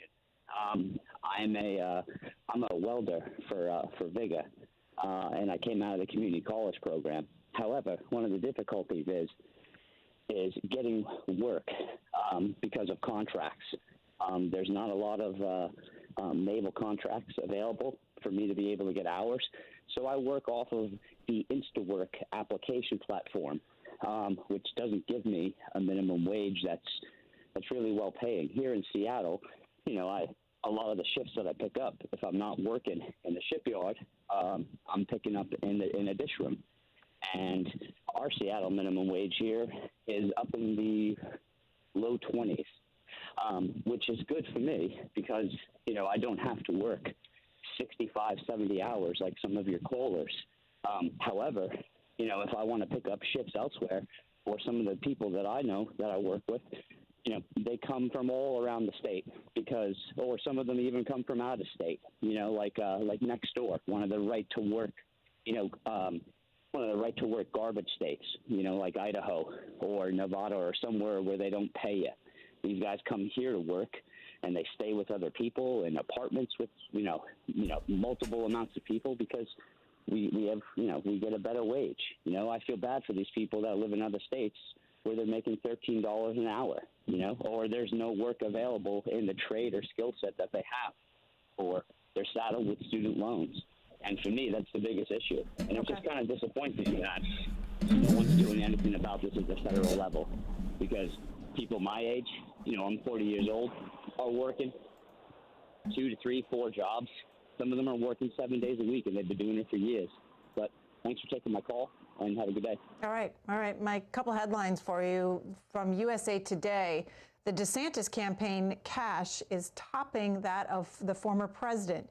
The governor of Florida has more cash for a potential White House campaign. He's got the money. I'll give him that. Early signaled the strength he could bring to the 2024 presidential race, particularly the GOP primary, if he enters it. The governor, Ron DeSantis, has more than twice as much money sitting in a Florida Political Action Committee account as Trump has sitting in his presidential campaign account and a related federal PAC. Now, as many of you know, the Florida governor says he will make an announcement about a presidential bid in mid-May this month, after the Florida legislature wraps up its work, which is tomorrow. On immigration, this headline for you from USA Today: the Pentagon to send 1,500 troops to the Mexico border. The forces won't be used for law enforcement duties. There are currently 2,500 National Guard forces at the southwest border. This decision made as Title 42 is set to expire. Republican Senators Lindsey Graham and John Cornyn held a news conference on this debate in Washington yesterday. I'm asking them to find a acceptable substitute for Title 42. This is like being hit by a slow-moving truck in Kansas. This has been going on for like a year. Here we are next week, and they have no adequate substitute. So you're going to take off the table a tool that allows expelling 2.3 million illegal immigrants under Title 42, and you don't have an adequate substitute. That's the point. The COVID emergency ends, but there's things you can do. Trump did. That, like they're helpless, they're not. They've repealed policies at work because the left has forced them to make political decisions on the border that's putting our country at risk. The quality Risk of life of what, along my the guy? border communities in this country is being destroyed. And interior governors complain about reducing the quality of life of their states. What is Texas and these other states? What are they going to do? So, yeah, our plea is do something that gives you the ability to continue to deter illegal immigration. Just repealing Title 42 without adequate substitutes makes the problem worse. And I'll turn it over. One of the things, one of the things that President Biden could do is use a law that was signed by President Clinton to provide for expedited removal. Of course, that doesn't fix the broken asylum system, which is another big component of this, but it would provide that adequate substitute that Senator Graham has mentioned. But I think none of us have any confidence in the Biden administration's commitment to enforce the immigration laws and to prevent this disaster from getting even worse. From Capitol Hill yesterday, those Republican senators reacting to the development of the president sending 1,500 troops to the border and Title 42 expiring. Is that a top issue facing the country right now? Tina in Winston-Salem, North Carolina, independent. Hi, Tina. Good morning. I'm pulling more closer to Democrats. The way the people is bouncing on President Biden is terrible. He's doing the best he can do with what he has to work with. It's hard to deal with a bunch of Republicans when everything he wants, they break it down. And I have another problem with the gun laws. Now, they don't want the women to have abortions, but yet they don't want to get the guns after school that's killing the children. It seems like to me they want these children born so they can send them to school to shoot them with all these automatic weapons. And another one, the student loans.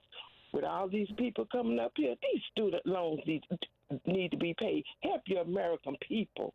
We need help just like the outsiders that's coming in here. There's nothing wrong with paying off those student loans, especially with the money that you all have sent to help everybody else. It's time to help Americans now, but we are in a bind. Everything going up, but you're not getting no more money. All right, Tina, heard your points. Ronald, Long Island, New York, Republican. Ronald, what do you say? Good morning. Morning.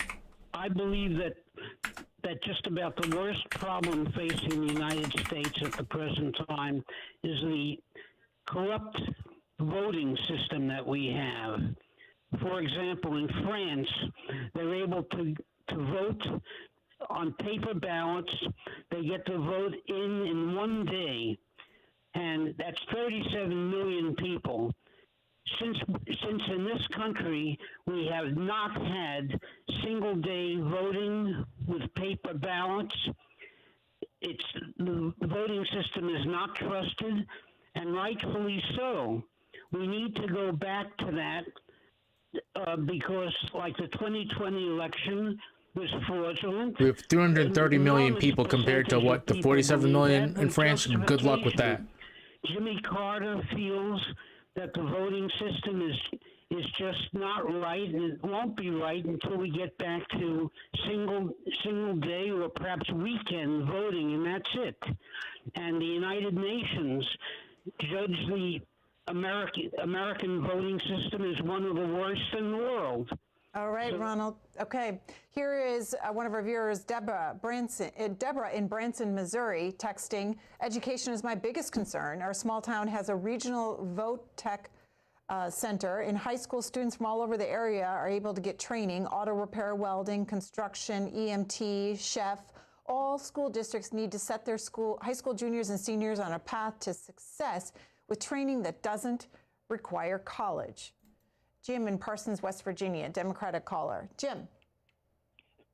Good morning, C-SPAN. Good morning, Greta. Wow. You know, I had to wait in line listening to other people and listening to other callers.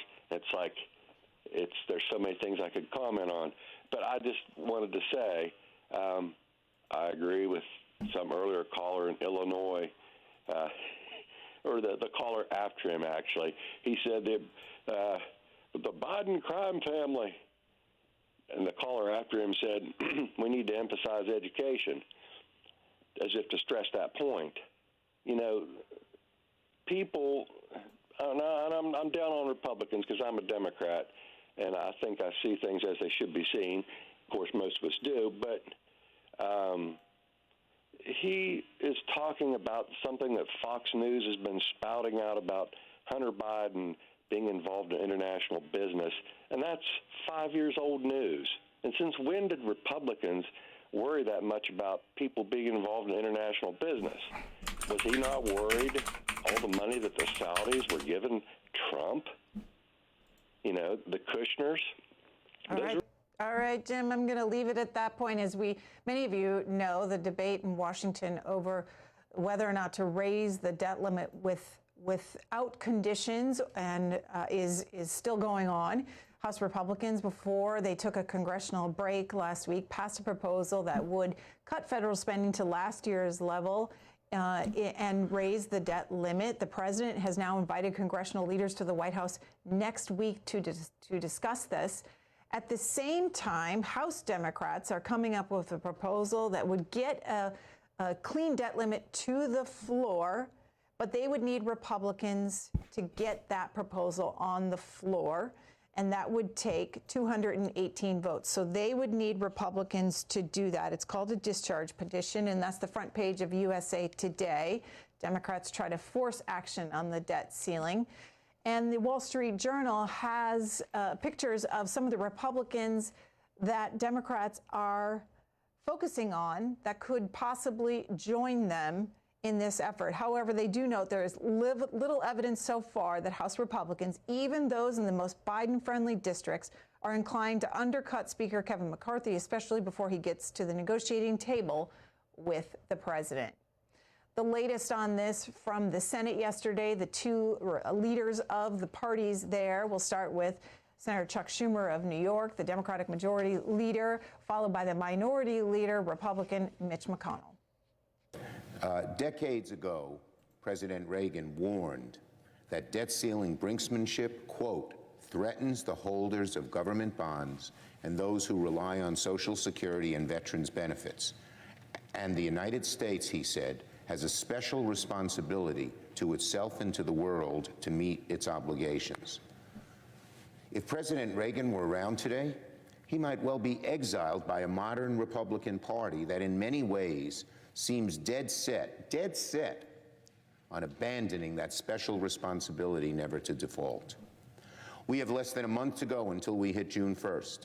Every day wasted is another day closer to catastrophe. At stake is the well-being of families, retirees, veterans, kids, the very stability of our economy. But by ramming the Default on America Act through the House, totally partisan, knowing full well this bill can never become law, Speaker McCarthy and the hard right have made the odds of default go up. Speaker McCarthy and House Republicans are the only people in Washington who have actually passed legislation to avoid default. The Senate majority offers plenty of angry noises, but zero plan. The only solution is presidential leadership. President Biden has been sleepwalking toward this crisis. Mr. President, it's time to wake up. Time to wake up. The Senate leaders on the floor yesterday on this debate over whether or not to raise the debt limit. Edward in Greer, South Carolina, Independent. Hi, Edward. Hey, Greta, how are you today? Morning. What's the top issue you think for this country right now? Well, the most toxic thing in this country right now is the media and biased journalists, and you're included in that list. You got to start telling things, saying things like they are. I don't care if the right's wrong or the left's wrong, but you got to be truthful with the people. Don't let your bias go through your reporting. All right. Still there? Or you hang up on me? Nope, we're listening. Heard your point, Dan. Well, you're dividing the people is what you're trying to do. I think the media's trying to cause a civil war in this country. I don't know, but that's what you continue to do. Is that a Tim Pool listener? We got a Tim Pool listener, folks. These different numbers up: Democrat, Republican, Independent. Yep. You shouldn't do that. Well, we do it. Not do that. All right. Well, Edward, let me explain why we do it for context. Because some people, people who identify as Democrats or Republicans, they come at these policy issues, the politics that we talk about. They approach them with a certain philosophy. And so when someone is talking about a public policy issue that we're discussing here, and we say they are calling on the Republican line, then that gives you some context to their comments. Daniel in Norfolk, Virginia, Democratic caller. Yes, thank you. The article mentioned leadership, and I think they're right about that. But the thing about it is most leaders are bought and paid for now. You don't have a king that would sit back and say, we want them to feel the pain for all the suffering for the poor people, where all you have to do is boycott an item. But you never hear that anymore. And then moving on, I want the people to really hear me with this one. People keep complaining about China. What they don't understand is that in the 70s, we went over there and we set up businesses in their background with no EPA. They poisoning the water, the land, the soil, right? So then when they come back over here and want to buy here after we destroy it over there, it's all a game. All right, Daniel, I'm going to jump in at that point. We're going to take a short break. When we come back, we'll be joined by Democratic presidential candidate Marianne Williamson. She'll be here to talk about very excited to see this and her policy objectives. Start dialing in now. We'll be right back.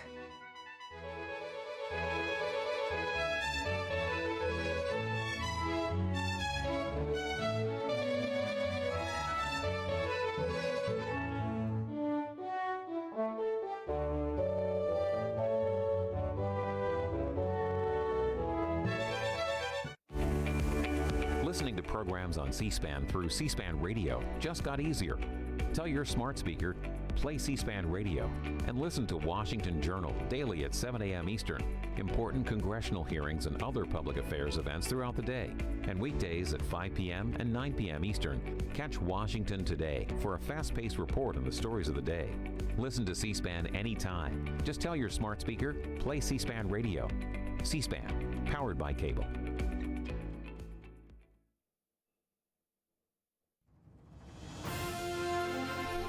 Early Saturday morning, the coronation of King Charles III will take place. He became the King of the United Kingdom following the death of his mother, Queen Elizabeth II, the UK's longest reigning monarch. C-SPAN will air the BBC's coverage of the coronation in its entirety at 4 p.m. Eastern, from the royal procession to Westminster Abbey to the official crowning of the new king. The coronation of King Charles III, Saturday at 4 p.m. Eastern on C-SPAN or online at cspan.org.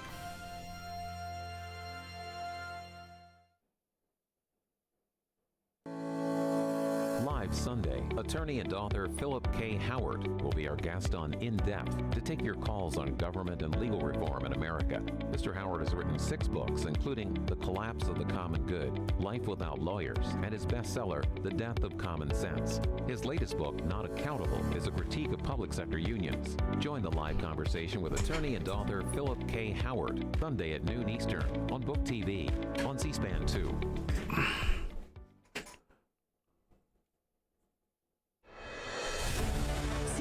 Campaign 2024 coverage is your front row seat to the presidential election. Watch our coverage of the candidates on the campaign trail. I might just have to run meet and greets, and get this. and events to make up your own mind. Campaign 2024 on the C-SPAN networks. C-SPAN. You know what? I like Pat Ryan, great rep from New York, Hudson Valley, I believe. I forget what the congressional district he represents though.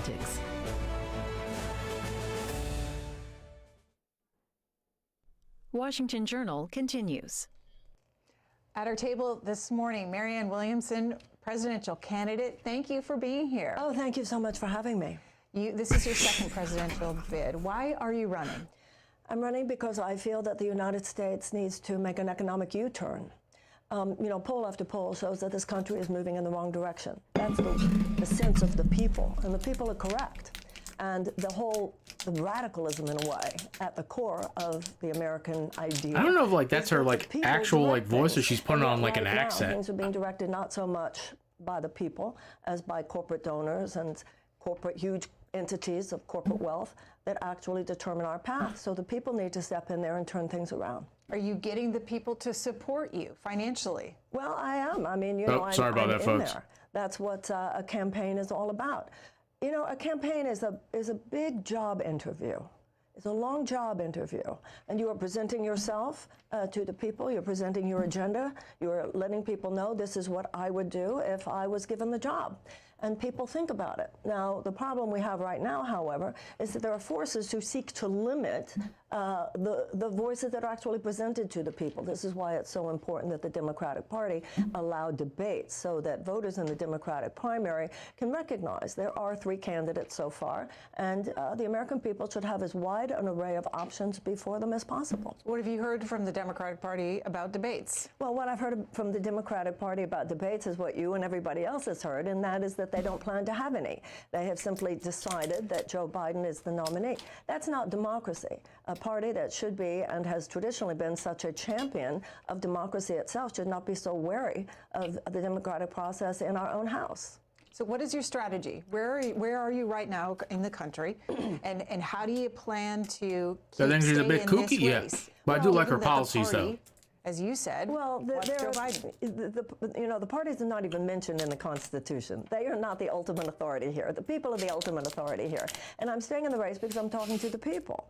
A lot of that conversation with people these days, as you know, is online, TikTok, etc., various online platforms. But also there are those early primary states: New Hampshire, Michigan, Georgia, South Carolina, Nevada. You go out there. That's the American way, and that's what I'm participating in.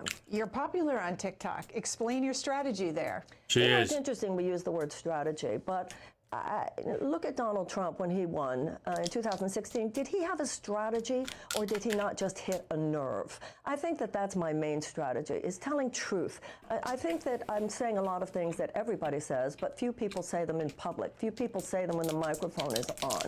And that is that we are not at the moment functioning as a government of the people, by the people, and for the people. At the battlefield at Gettysburg, Lincoln said that the men who died, who were soldiers for the Union, had died on that battlefield, had given what he called their last full measure of devotion, so that a government of the people, by the people, and for the people would not perish from the earth. It is perishing now. We are, for all intents and purposes, a government of the corporations, by the corporations, and for the corporations.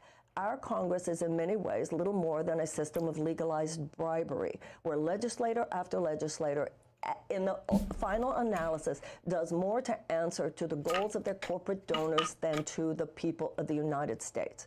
We have the safety, the well-being, the health of the American people at this point is almost secondary to the profit margins of insurance companies and pharmaceutical companies, big agricultural, chemical companies, food companies, gun manufacturers, big oil and defense contractors. The people know this. We have 39% of the American people who now report that they skip meals in order to pay their rent. This is in the richest country in the world. And that number goes up to 44% among millennials. 1/3 of Americans are living very economically unstable lives. 1 in 4 Americans are living with medical debt. We have the highest poverty rate, including the highest child poverty rate of any country in the world. We have half of our seniors living on less than $25,000 a year. We have 1/3 of our workers living on less than $15 an hour and not having a place to live. Things are not going well. So what would you do? Well, we have to have an economic U-turn in this country, as I said. We need to recognize that the rights that hold together a level of economic stability and the capacity of people to thrive that are granted to the citizens of every other advanced democracy should be granted to the American, such as universal health care, such as tuition-free college, which we had in this country until the 1960s, such as free child care, such as paid maternity and paternity leave, such as guaranteed sick pay and guaranteed livable wage. Those are the pillars. They should be seen as the main organs that provide people with the ability to thrive, not just survive. I'm of the firm belief if you get these things done, it would make such a President Biden's platform. He's tried it. Democrats have tried it. Yeah. How would you be different? Well, I will certainly admit that if we had gotten Build Back Better, that would have been amazing. But we didn't get Build Back Better. And there are still things that the president Let's get some more Democrats in the Congress, folks. We take the House, let's maintain the Senate. We have a raising of that minimum wage, which we haven't had in 13 years. As I said, 1/3 of American workers live on less. Give me a break. It really, the minimum wage really should be tied to inflation. I'm sorry. But then it came time to put it in a bill. And you know what stopped it? The parliamentarian. Now, truly, Greta, would the Republican Party ever allow themselves to be stopped by the parliamentarian? This is true. I'm sorry to say this, my fellow Democrats and liberals watching this. This is true, too. Oh, my God, come on. Really? I'm watching it, C-SPAN. I hate this. Is a nice man. This is not about who's not a nice man. But I have serious disagreements with the president about such fundamental things as whether or not we guarantee that this will be a habitable planet in 100 years. Marianne Williamson with us this morning. Let's get to calls. Connie in Florida, independent. Let me tell you something. When she cleans up her rhetoric and she doesn't go like too hippie, Marianne, she sounds so good. She sounds so good. She really does. I want to know how your political ambitions align with the teachings of the course, i.e., of ego. You know, I think of myself as radically American, and the foundational principles, which are included in our Declaration of Independence, are deeply spiritual and deeply humanitarian. Our first principles are, number 1, all men are created equal. Number 2, God gave all men inalienable rights of life and of liberty and the pursuit of Holy shit, happiness. this is good. I'm not gonna lie. In the book of Deuteronomy, it says, justice, justice, thou shalt pursue. If, in fact, as it says in the Declaration of Independence, governments, as it says there, are instituted, our government is instituted in order to secure those rights of life and liberty and the pursuit of happiness, that means we must pursue justice. We do not have environmental justice, we do not have economic justice, we do not have criminal or racial justice in this country that we should have. That is love. To me, what is love? Love is you feed the hungry child. It is outrageous that we have hungry children in this country. And you know, Greta, you asked about the president. You know, the Democrats, the corporate elite leadership establishment Democrats like to brag about the fact that with a child tax credit, they cut child poverty in half, which is very good. Although I would also say if you can cut it in half, you could eradicate it. However, what happened there is that it expired, that tax credit expired in 6 months and no one got around to making it permanent. So that to me is what love is. Love is not just a word. Love is an action. That means you remove the economic shackles that so many people live under in this country. Not all chains are visible. And the chains of economic debt and economic anxiety and economic despair that the majority of Americans live under, to me, it is a loving thing to remove those shackles. And that's a humanitarian principle that should replace the economic bottom line, the very greedy and Let's go. Let's get some Republican callers, see how she handles that. We'll go to Rob next, who's in Dutchess County, New York. Democratic caller. Good morning, Rob. Trying to think Dutchess County. Good morning. Thank you for C-SPAN. You're never going to get elected talking about love. I mean, God bless you, but you know, I agree with you, mostly all your positions. But one cannot speak from weakness, and one cannot. That's not what voters are going to go for. One cannot speak from. I don't think it's weak to talk about these things too. Like she's answering like a question about like stuff like that too. You need to talk. And maybe sometimes this could be like a gender thing too. Like she's a woman, and if you're a female politician, you have to like have some sort of like he's a shock jock. masculine like But he's manual. a shock jock, and he gets everybody's attention, and he talks plain talk. So Rob, can I ask you, what kind of plain talk do you want to hear? Everything should be plain talk, and we got to get off of talking about such subjects in such a way where we just make ourselves weak. If it talks about a male body swimming competitively with other males, not with females, all of these things, the immigration, we need to get strong. You talking about like fucking the trans stuff, the way they talk strong. the trans stuff, and like and all that stuff too. I fundamentally like disagree with that too. They bring it up all the time too. The Republicans bring it up all the I time. think the fierce mother who wants to take care of the children, take care of our shared home, which is the earth. You know, love restores reason and not the other way around. I would argue that this fake bully nonsense, toxic masculine way of looking at the world that is represented by the former president has gotten us to where we are. And I would suggest that she's got to be careful with like that, sort of like that. Listen, I definitely like agree with her on like on what she's saying too. I think she's phrasing it in a way where people are going to take her seriously though. Sophomoric language, I think, is a good thing, not a bad thing. This country elected Abraham Lincoln. This country has elected some intellectual giants. The political system has trained us to think like seventh graders. And this is not a time to think like seventh graders. I find, you know, it's interesting, Greta, if you have any two Americans that just talk, we are a decent people. I believe this strongly. We get real. We talk about what's really going on in our lives. But when it comes to our public conversation, particularly our political conversation, we all go into these sophomoric, excuse me if that's too big a word for anybody, but I don't think it is, into these almost childish slogans. This is not a time in our history where we can afford to do that. We must get deeper. You know, Franklin Roosevelt said that the most important job of the presidency, he said, is not she is very likable. Is not administrative, I'm sorry, but she really is too. And I think people are ready. I do agree with her too. About what is like if you just get like one person on the left, one person on the right, and it's just them, they talk. The conversation's actually quite simple. It's when it goes on to like Twitter, the TikTok, on TikTok, YouTube vids, the comment section. When you expand it overall to the entire country and to the public, that's when it gets like claws start coming out. And we must change this. Let's go to Colorado. Everett's there in Grand Junction, Colorado, Republican caller. Good morning, Miriam.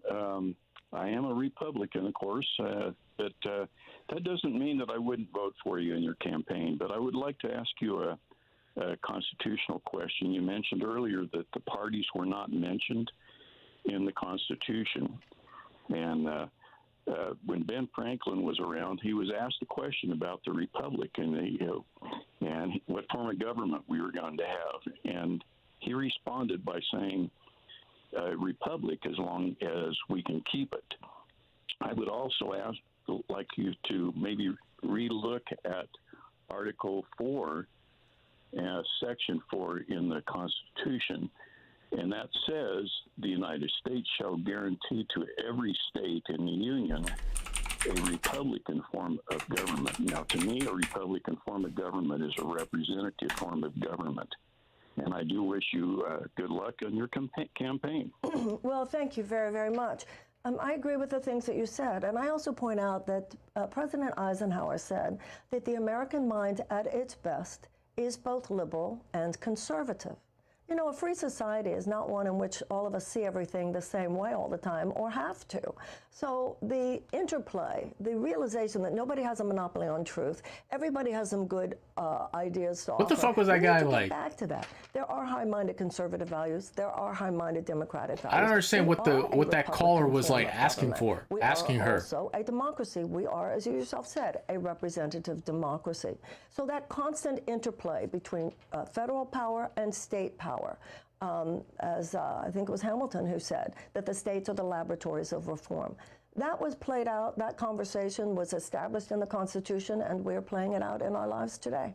So thank you, sir. I appreciate it. I appreciate your open-mindedness.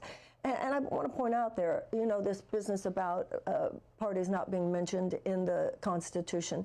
George Washington warned us about them in his farewell address. This is true. That they can become, men can become factions who care more about their factions than about their country. And John Adams also said he thought it was the greatest threat to democracy. We need to stop filtering our thoughts and our behavior only through political parties. We need to become consistently devoted to those elements, to those constitutional I'm shocked she doesn't just run for, I understand she wants to be the president. I think she has her go. Most to us. I'm surprised she hasn't run for the House, a congressional House seat, Carnegie, Pennsylvania, or independent. Good morning to you. A possible Senate seat. Good morning, Marianne. Thank you so much for taking my call. Thank you.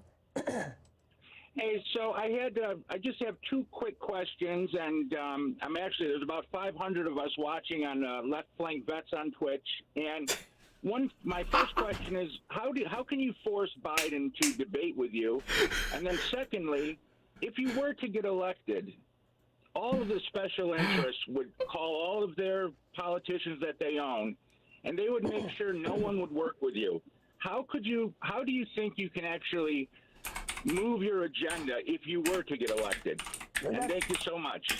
That's an excellent and a legitimate question. So, number one, your first question, I can't force the president to debate me. However, Robert Kennedy Jr. and I are both quite vocal about challenging the president to a debate, pointing out that this is a democracy, that, as I said before, people should have as wide array of options before them as possible, particularly those of us who do wish to see the Democrat win in 2024.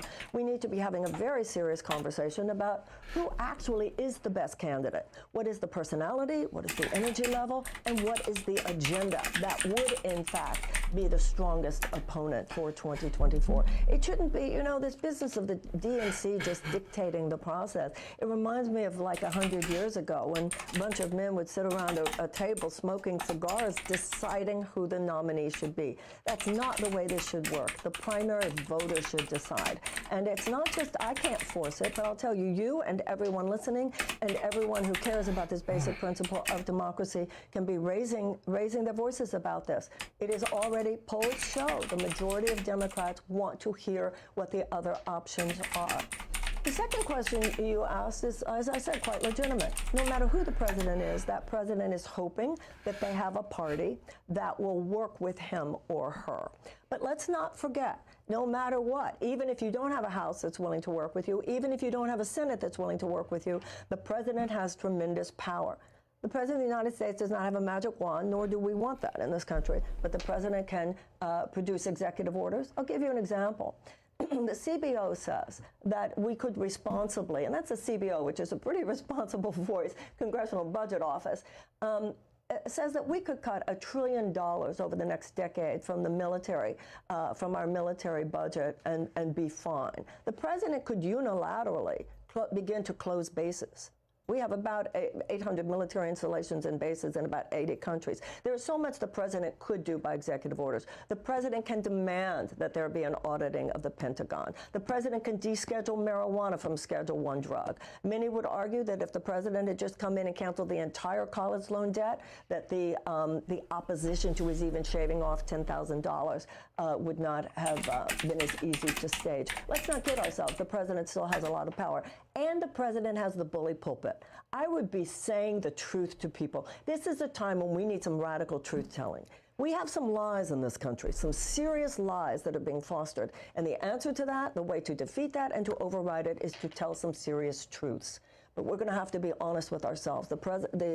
This country has to reckon with some serious mistakes we've made in the past. We need to take a good look in the mirror. Where are we not living the principles that we say we are? And slavery is still the biggest sin here in America. Never really addressed it. Because I have had 40 years helping people and organizations endure chaos and transform chaos. That's what I will do as president. Now, I also want to say one last thing to that. I believe that if people I see Pawn is like on right now. The idea of my being president as, you know what, this is not a bad idea, I want to go for that, then we have to begin an entirely new era of citizenship in this country. Many of us have thought, oh, you know, I'll vote every 2 years, I'll show up for the congressional elections, I'll show up for the presidential. But that's not enough, because corporate lobbyists, sometimes without our best intentions at heart, are in the offices of our legislators every day. Not only that, but some of the things we need to most worry about in this country are not just forces that are active in Washington. They are active throughout the states, in every single state capital. So we need a new era of citizenship. We need people who begin to see our civic activism as simply part of a meaningful and well-lived life. So that means that if people support my campaign, you need to also get involved in the congressional elections in your district, senatorial elections if they're happening that year, this coming election in your states, and you have to get involved on the level of primary so that I am delivered the kinds of legislators who would play ball with me, and then we'll really get a lot done and turn this country around. On support for your campaign and debates, yes. In 2020, the criteria to get on the debate stage, well, there were 2 of them. One, breaking 1% in 3 polls from pollsters approved by the DNC, or tallying 65,000 unique campaign donors, with at least 200 donors in 20 different states. Would you meet those 2 criteria right now? Oh, in terms of the amount of donors, you know, I don't know. I'd have to make a call to my campaign manager and ask that. I actually don't know. I certainly would in terms of polls, with a national poll that already had me at 10%. But now, of course, if they're not, you know, who knows what they would say you have to do to get into debates today. It's almost a no question at the moment, because they're saying there won't be any. But hopefully the voices of the people will be loud enough. There will be enough public pressure, and the DNC will give in on that.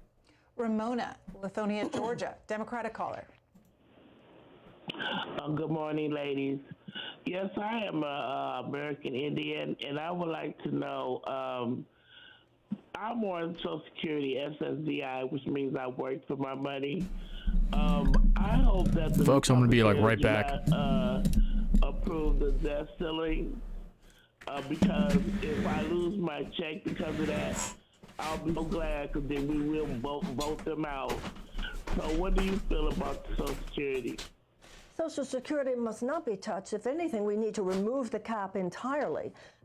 We need to not touch Social Security. But I'm not, did you understand, Greta, how the debt ceiling question, she's afraid that if we take it back that she will get less in Social Security? She's afraid that under the House Republican proposal, if you tie raising the debt ceiling to federal cuts, I think federal spending cuts, taking it back to last year's level, I think she's concerned about Social Security disability, the program. The Democrats need to hold strong there. The president had said in the last State of the Union, nobody's going to touch your Social Security.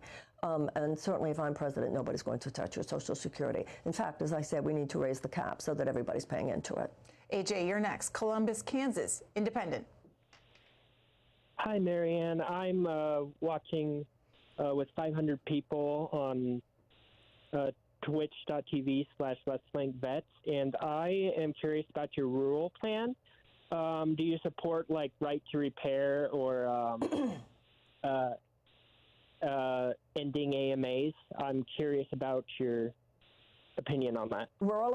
Thank you. Saying rural plans. AJ, yeah, rural. Rural plans. Yeah. Rural, R-U-R-A-L. Yes. Okay. Rural America has been in many ways neglected by both parties over the last few decades.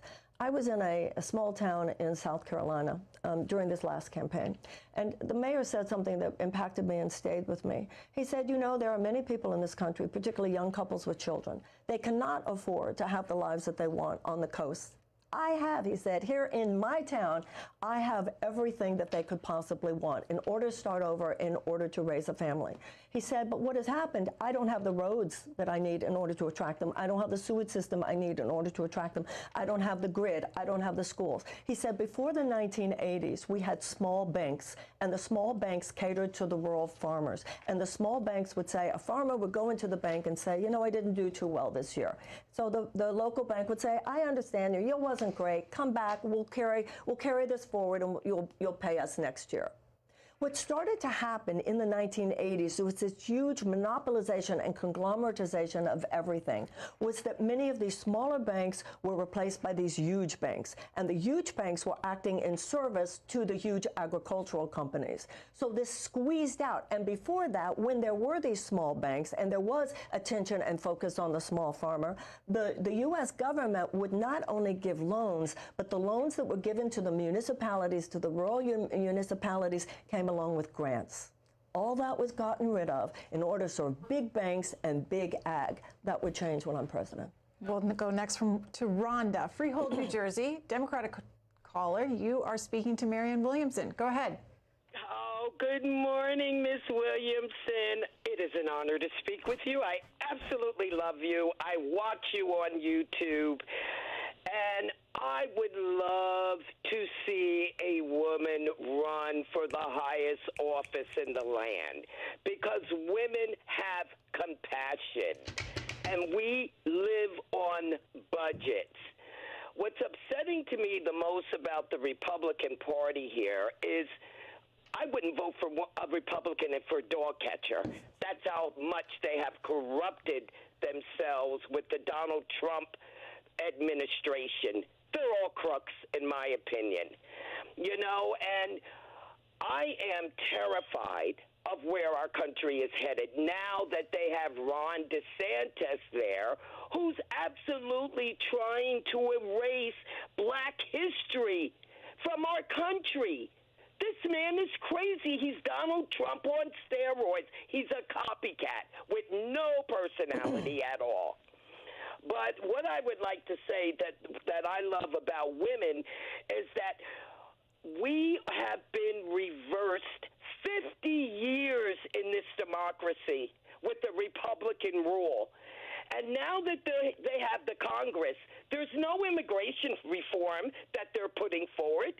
They're still blaming Joe Biden for everything they have done to this country. Tucker Carlson's tapes came out last night on Albie Melbourne show. You know, to think that he thinks this way about me, black people, that it's okay to kill a black boy and crush his face in? This is the Republican Party. They are fascists, and we got to stop them. We got to stop these people. All right, Rhonda. Marianne Williamson. I think that there are neo-fascist elements there. I don't think that's the entirety of the Republican Party. So I think we do need to all move back a little bit and have some sort of mercy and compassion and recognition that I do believe the majority of people in this country are decent and dignified and open. But, you know, Martin Luther King said you have very little morally persuasive power with people who can feel your underlying contempt. So let's move back a little bit. I agree with you that the policies of Ron DeSantis are dangerous. They're dangerous for our democracy. The 6-week ban on abortion, many women don't even know that they are pregnant at 6 weeks. Telling people that if you have an undocumented worker in your car or in your home, you could be tried as a felon. My God, does the average American not realize how many people are forced to remain in an undocumented state, who themselves actually have lived here for years, paid taxes, and been very contributive as citizens? Ron DeSantis trying to tell colleges what courses they can teach. And as you said, trying to suppress a lot of black history and so forth. I am deeply concerned about those things. That's why I think I should be the Democratic nominee, because the only way, you know, Franklin Roosevelt said this: we would not have to worry about a fascist or a communist takeover in this country, he said, as long as democracy delivered on its promises. The deeper problem is not just the disease of neo-fascism and authoritarianism. The problem is also the weakening of our societal immune system. So we're being attacked on the outside by this trickle-down economic, neoliberal economics, but by authoritarianism, I mean, but we're eroding from the inside by this economic principle of trickle-down that has weakened people's lives.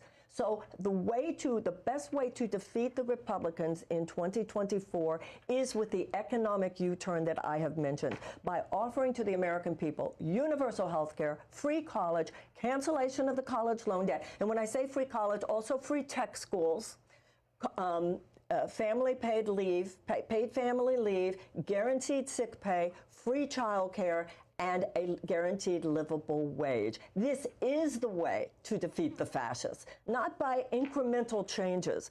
You know, so many of the incremental changes that are being offered by the Democratic establishment at the moment, we're trying to tell people that the economy is doing well. 20% of the American people are thriving in today's economy. And that 20%, it's like we live on an island that is surrounded by a vast sea of economic despair. We can't win in 2024 by saying, oh, but we're giving you a little bit here and a little bit there, and we did that, and even though we stopped that at 6 months, that's not going to win.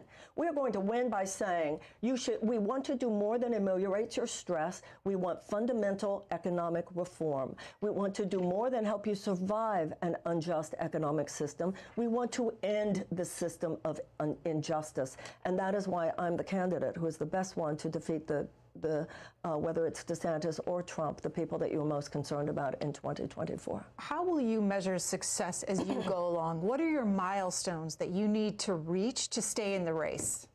Well, I am aware that what I'm saying is what's aligned with poll after poll shows that the American people agree with me. The American people in poll after poll, you know, they're a little bit left of center. The American people want universal health care, free college and tech school and so forth. Remember, the positions that I'm speaking to are moderate positions in every other advanced democracy. So the people are not the problem. The issue for me is simply getting to the people. Now, there is, and I appreciate your having me on, there is in this country what I call a political media industrial complex. So there's a lot of mainstream media that conspires with the political elite in this country to make it very difficult for people to hear me, to be on some of the programs which you think I would be on, given that I'm a declared candidate for President of the United States. The young people aren't having that, though. The young people they're online, and I hope thank you to those of you who are watching me on Twitch and all these other alternative platforms, not just cable television. Thank you for doing so. Help me spread the word. Go to marianne2024.com. Donate if you can, even $3. All right, folks, we're going to be back in a couple of minutes. We're going to get some coffee and eat something real quick. The message actually resonates with the declared attitudes of the majority of people are exactly the messages that are most suppressed in this country. We need to wake up to this. We need to realize we've been basically played by a political elite, and if we're going to change things, goddamn right, Marianne. Listen, I legitimately like her. So she's a little kooky for my taste sometimes, any other ideas is but a little crazy, a little kooky. Of course, they would say that. We need to see through that and step in there. She called me out right then and there too. Abolition. If you look at women's suffrage, if you look at the original labor movement, if you look, she's not wrong about any of this stuff. These things came from the people. They came from the people, and then the parties picked them up. So it's time for us to do what other generations have done before us. That's rise up and push back at undemocratic forces which would limit our freedom in the United States of America. What kind of reaction are you seeing? Damn straight, Marianne. Oh, well, you know, it's great because the kids get it. I always say, you know, I go to colleges and universities, and I point out these people were not even born in the 20th century. Or if they were, they hung out there as babies for a few years. They're not 20th century people, and they do not see why they should have to live their lives at the effect of bad economic policies left over from the 20th century. They look at Europe. They know that people in other advanced democracies, other advanced industrial nations, even there aren't democracies, they can go to college, they can go to tech schools. They don't have any institutional memory of a time when either major political party was really had their back. And they are interested in hearing from someone who would. And if I'm president, they will, and they'll know it, and they'll feel it. It'll be visceral. It'll be there every day. Lake Jackson, Texas. Robert is there, an independent. You are next. Go ahead. Good morning to C-SPAN and to Ms. Williamson. And I wanted to know if you you mentioned reading George Washington's 1796 farewell address, and I think you got the basic message. It's like a minute out of your day, dude. But what I want to know is, let me know, and I'll add you to I the believe list. that there's a growing anti-partisan movement in the United States among people that are fed up of both parties not giving us a choice. What I want to know is, if you get in office, would you work to eradicate political parties in the United States? Anytime you generally need to lock out a linear, it's almost always good to pair it with a close door sniper. My opinion is what we have essentially is a two-party tyranny. It's called a corporate duopoly. So this is the deal. I don't think it's appropriate. I don't think it's within the power or the appropriate use of power of the president to eradicate political parties. The people will make the decision of what happens with the political parties. If you look at the history of the United States, third-party voices have been very important. Abolition came from Abolitionist Party. Women's suffrage came from the Women's Party. Obviously, the Civil Rights Movement came from the Southern Christian Leadership Conference, and so forth. Oh, sorry. And also, even Social Security, by the way, came from the Socialist Party. So what has happened in the last few years, last few decades, is that the Democrats and the Republicans have formed a kind of unholy alliance that makes it very, very difficult for third-party voices to share their ideas, which often are very good ideas and need to be in the mix. Disagree with this take, and this is probably one of the takes that I'm going to disagree with Marianne Williamson, too. About that. But I don't think the American people are necessarily ready to actually vote that dissatisfaction because people are afraid of the spoiler candidacy. They're afraid that if I vote third party, I might actually help the person I least want to get into office. This is true. This is going to change over the next few years, but it's going to be the people that make these changes. This will not and should not actually come from the president. Following up on that, here's a text. Curious why Mrs. Williamson switched from independent to Democratic Party, though. I ran as an independent when I ran for Congress in 2014. Because I wanted to talk about ideas that I felt were not particularly welcome within the elite establishment of the Democratic Party at that time. That change was for 1 year. I've been a lifelong Democrat, and anybody can look on my, it's public information, the candidates that I've given money to. It's out there. I saw somebody talking about that on the internet the other day. I'm a Roosevelt Democrat. I was raised a Democrat. I've been a Democrat all my life. I believe in the pillars of the Democratic Party that were personified by Franklin Roosevelt, and that is the unabashed advocacy for the American worker. That should be the spine. The spine should be taking care of the worker. Right now, we've had a $50 trillion transfer of wealth into the hands So what's going on with left flank vets over here? The last 48 years. They're doing the same thing, baby. What this has done is to create a situation where policy after policy, he's morbid, baby. Have wealth in this country have an easier time building even so more. Silly, baby. Listen, it works for him, man. 509 viewers, good for him. Now, the person of consciousness and conscience doesn't want to feel that they create wealth at the expense of other people having a chance to. So I believe in the traditional values of the Democratic Party, and I've stood by those. Who or what shaped your philosophy? My father, more than anyone. In fact, my father, speaking of Franklin Roosevelt, my father died in 1994. Anytime that there was an election, if you said to my father, who'd you vote for, Daddy? He'd say, Roosevelt. So, I grew up in a home where Franklin Roosevelt was a great hero. And it's interesting because as I have gotten older, I have rediscovered Franklin Roosevelt for myself. Last year I read a book that's been out for a while by Doris Kearns Goodwin called No Ordinary Time, about Franklin and Eleanor Roosevelt during the Depression years and World War II. And it did so much for me and so expanded my thinking. It's interesting.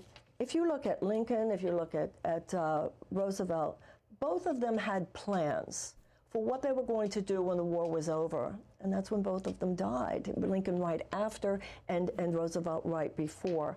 And Roosevelt was planning a second economic Bill of Rights. I'm going to be making a speech here in Washington at the National Press Club on the 18th of this month about a 21st century economic Bill of Rights. So that's pure Roosevelt. We need to take up where some of these people left off. Who was your father?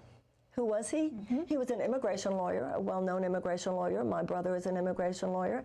My father took us to Vietnam in 1965 because he said he wanted us to see. He said, I came home from the 7th grade, and my teacher, my social studies teacher, had said that if we didn't fight on the shores of Hawaii, this was during the Vietnam War, and my teacher had told us that if we didn't fight on the shores of Hawaii, that we would be fighting if we didn't fight in Vietnam, that we would be fighting one day on the shores of Hawaii. They called that the domino theory. And my father stood up, he said to my mother, get the visas, we're going to Vietnam. The military-industrial complex is not going to eat my children's brains. My mother said, oh, Sam, and we went. And my father wanted to make sure that we had a view of this country that was not filtered through official propaganda that does not serve us. Kathleen in Dayton, Ohio, Democratic caller. Oh, Marianne. Well, first I want to say C-SPAN and Washington Journal are national treasures. And then, Marianne, so much of what you say I have such deep respect for, and on poverty, on child care. A lot of people like criticize like Marianne like Williamson for like her policies or like how she talks. But listen, and Franklin Roosevelt, my parents the same I think generally when you actually listen to her and you the kooky stuff you can look on your own time. Generally speaking, people I think in this country would agree with like what she says too. But there is some baggage there too with some of the past things that she said too. Also, Joe Biden is the current president of the United States and he's incumbent and indicated he's going to run again. So the Democratic Party will back up Joe Biden. I got no problem with her running if she brings up certain issues and those issues get into the mainstream. And then Joe Biden is forced to address those issues and it says, you know what, well, Marianne there, she's right on that too. I'm going to adopt that position too. I think that's a good win for the Democratic Party and for people who very much support someone like Marianne Williamson. If she comes in and brings these issues to the forefront, like saying, hey, listen, if we take back like the House and we maintain the Senate, what about Build Back Better? Or can we get Build Back Better back on the table? And I think that we can. I think that's going to be a very harder sell for someone like Joe Manchin to say, I'm not going to support the human infrastructure bill. Supported as Secretary of State and as a senator. I think that would be like a major. I think that would be like a major problem for them. So hundreds of thousands of people dead, injured. If that's the case, then it is what it is. So how would you deal with foreign policy? We have to deal with the American war machine. It's in this town. It's called the Blob. I referred to it a few minutes ago.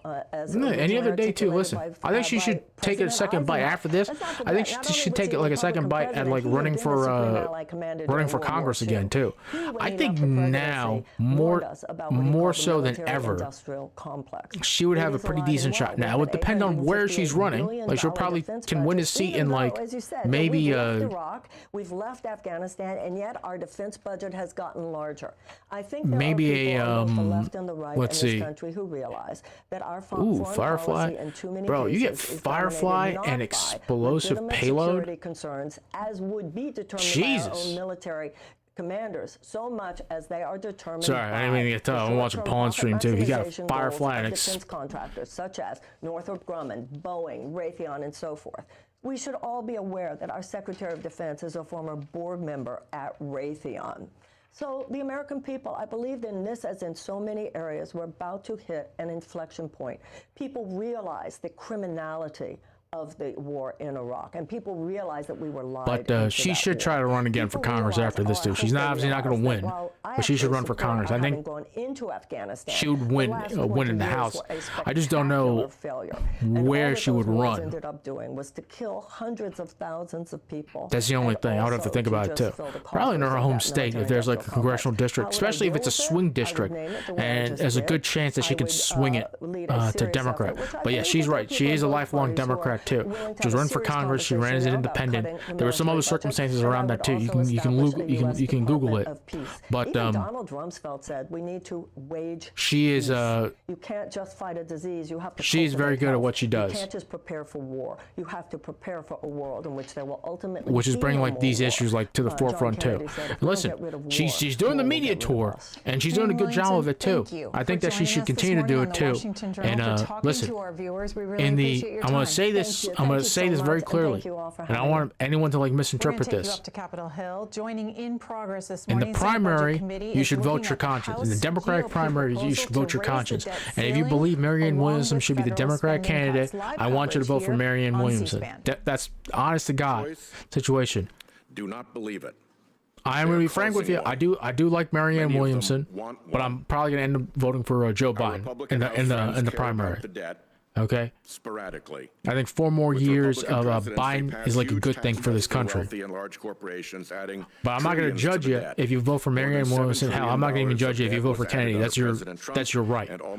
Especially as a Democrat, especially as an American. But when Joe Biden wins the nomination and he's a candidate for the Democratic Party, I'm going to make this like very, very clear. With the ability of government to function, whether it's shutdowns, or near defaults. Do the right thing and vote for Joe Biden in the general.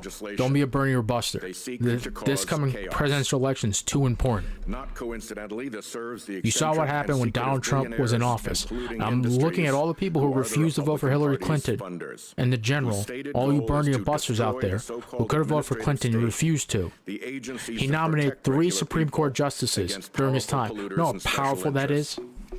The party's funders he turned what could have been a majority. Imagine that for a second. We would have 6 liberals on the court. You think Roe v. Wade would have been overturned? You think that Chevron possibly could be overturned? That's a whole other bag of worms too. The Harper case, or the Roy v. Is it Roy v. Moore case or Roy v. Harper case, whatever that case is, about the independent state legislative theory? That looks like that's actually going to go our way. 24 separate occasions. I'm going to make this like very, very clear. Do the right thing and vote for Joe Biden when he wins the nomination. Okay, in the general, don't be a dickhead. Right, let me get some more coffee. Twice under unified Republican control, with no strings attached, with President Trump in office. And 2 of the 3 times we raised the debt limit under President Trump were paired with spending increases. On Monday, Leader Schumer, along with Senators Murray, Wyden, and I, introduced a 2-page bill to stave off default through the end of 2024. The section that would actually suspend the debt limit is 31 words. The Senate should pass this bill immediately, particularly as we learned on Tuesday the Treasury could run out of funds as soon as June 1st. Attempting to extract partisan policy concessions with threats to intentionally drive the American economy off a cliff is the very definition of extremism. Democrats haven't threatened default unless Congress also passes gun control legislation or climate legislation, even though those are desperately needed policies with broad popular support. Why not? Because crashing the global economy, if we don't get what we want, isn't policymaking. It's hostage-taking and it's extremism. So let's examine the 2 terrible options the dirty DOA bill tees up. Option 1 is the Republican default option. What will that cost? Dr. Zandi estimates that a default of even just a few days would lead to a recession, cost close to 1 million jobs, and raise unemployment from 3.4% to 5%. A longer default would cost over 7 million jobs and push the unemployment rate over 8%. Interest rates on car loans, mortgages, and credit cards would rise for decades. Their other option is their Default on America Act, with its massive backroom, devastating cuts to things like border security, law enforcement, education, affordable energy, opioid treatment, Meals on Wheels, elderly housing, and administering Social Security benefits. Supports vital to our economic growth and well-being. Dr. Zandi analyzed the effects of this option and estimates the DOA Act would cost 790,000 jobs and shrink the economy by $141 billion next year. We're supposed to choose between 790,000 and nearly 1 million jobs lost, between recession and $141 billion hit to the economy. Pick your poison. It's a false choice, and we shouldn't go either way. In addition to the cuts, the bill imposes what it calls 1% caps. Those caps on discretionary spending will affect a huge swath of what the government does, including the Defense Department and veterans' health care. Republicans maintain that defense and veterans would not be cut, but no exemption for veterans appears in the 315 pages. When Congress imposes spending caps, defense and veterans programs get the squeeze, along with everything else. Even if defense and veterans health programs were allowed to grow with inflation, that just shifts cuts to the remaining discretionary programs. Under this future, law enforcement, child nutrition, and scientific research would all be cut 33% below baseline next year. And by 2033, they'd be cut 60%. Even the Republican chairman of the House subcommittee that oversees transportation and housing spending implied that the proposed cuts are, quote, essentially unworkable. Here are some gems. Republicans' DOA Act would rescind the extra funding we provided to the IRS to go after wealthy tax cheats and serve Americans better. This would add $120 billion to the deficit and help super wealthy individuals and corporations who evade their tax responsibilities. After all our work on health care, the DOA Act would put 21 million people at risk of losing their health insurance.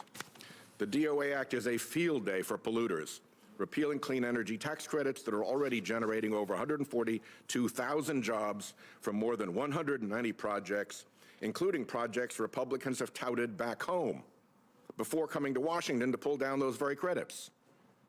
Freeze frame that and read it at your leisure. Those are comments by Republican House members lauding projects funded by those tax credits they're trying to undo. It would even let fossil fuel interests leak polluting methane emissions with no fee for that pollution. By contrast, President Biden's budget proposed $3 trillion of deficit reduction by raising taxes on the wealthy and large corporations. It was win-win. People and corporations dodging tax responsibilities would pay a fairer share, and the economy would grow. This DOA proposes raising costs on working families. It's a lose-lose, pick your poison, default, or disaster. Simply put, we must raise the debt limit, we must do it now, and we must do it without wrecking lives and livelihoods to appease eccentric billionaires. Senator Grassley. If you really want to care about working Americans, why wouldn't you want to do something about the terrible energy policies of this administration and the terrible spending policies of this administration that has raised inflation to a 40-year high and gas prices to a historic high last year and shooting up again? It seems to me that the Republicans have taken the right approach in this effort, because we do care about working Americans. I think that when it comes to inflation, I'd like to remind everybody of a statement that Paul Volcker made way back in 1981, but it was the same historical time we're in right now, a time of high interest rates and high inflation. His words and advice to Congress, and it was advice to Congress, quote, "Cutting spending may appear to be the most painful part of the job, but I'm convinced that the pain for all of us will ultimately be much greater if it is not accomplished."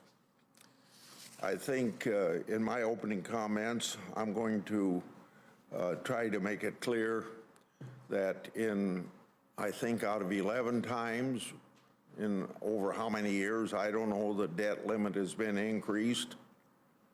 It's been coupled 6 or 7 times at least with debt reduction, spending reduction, I should say.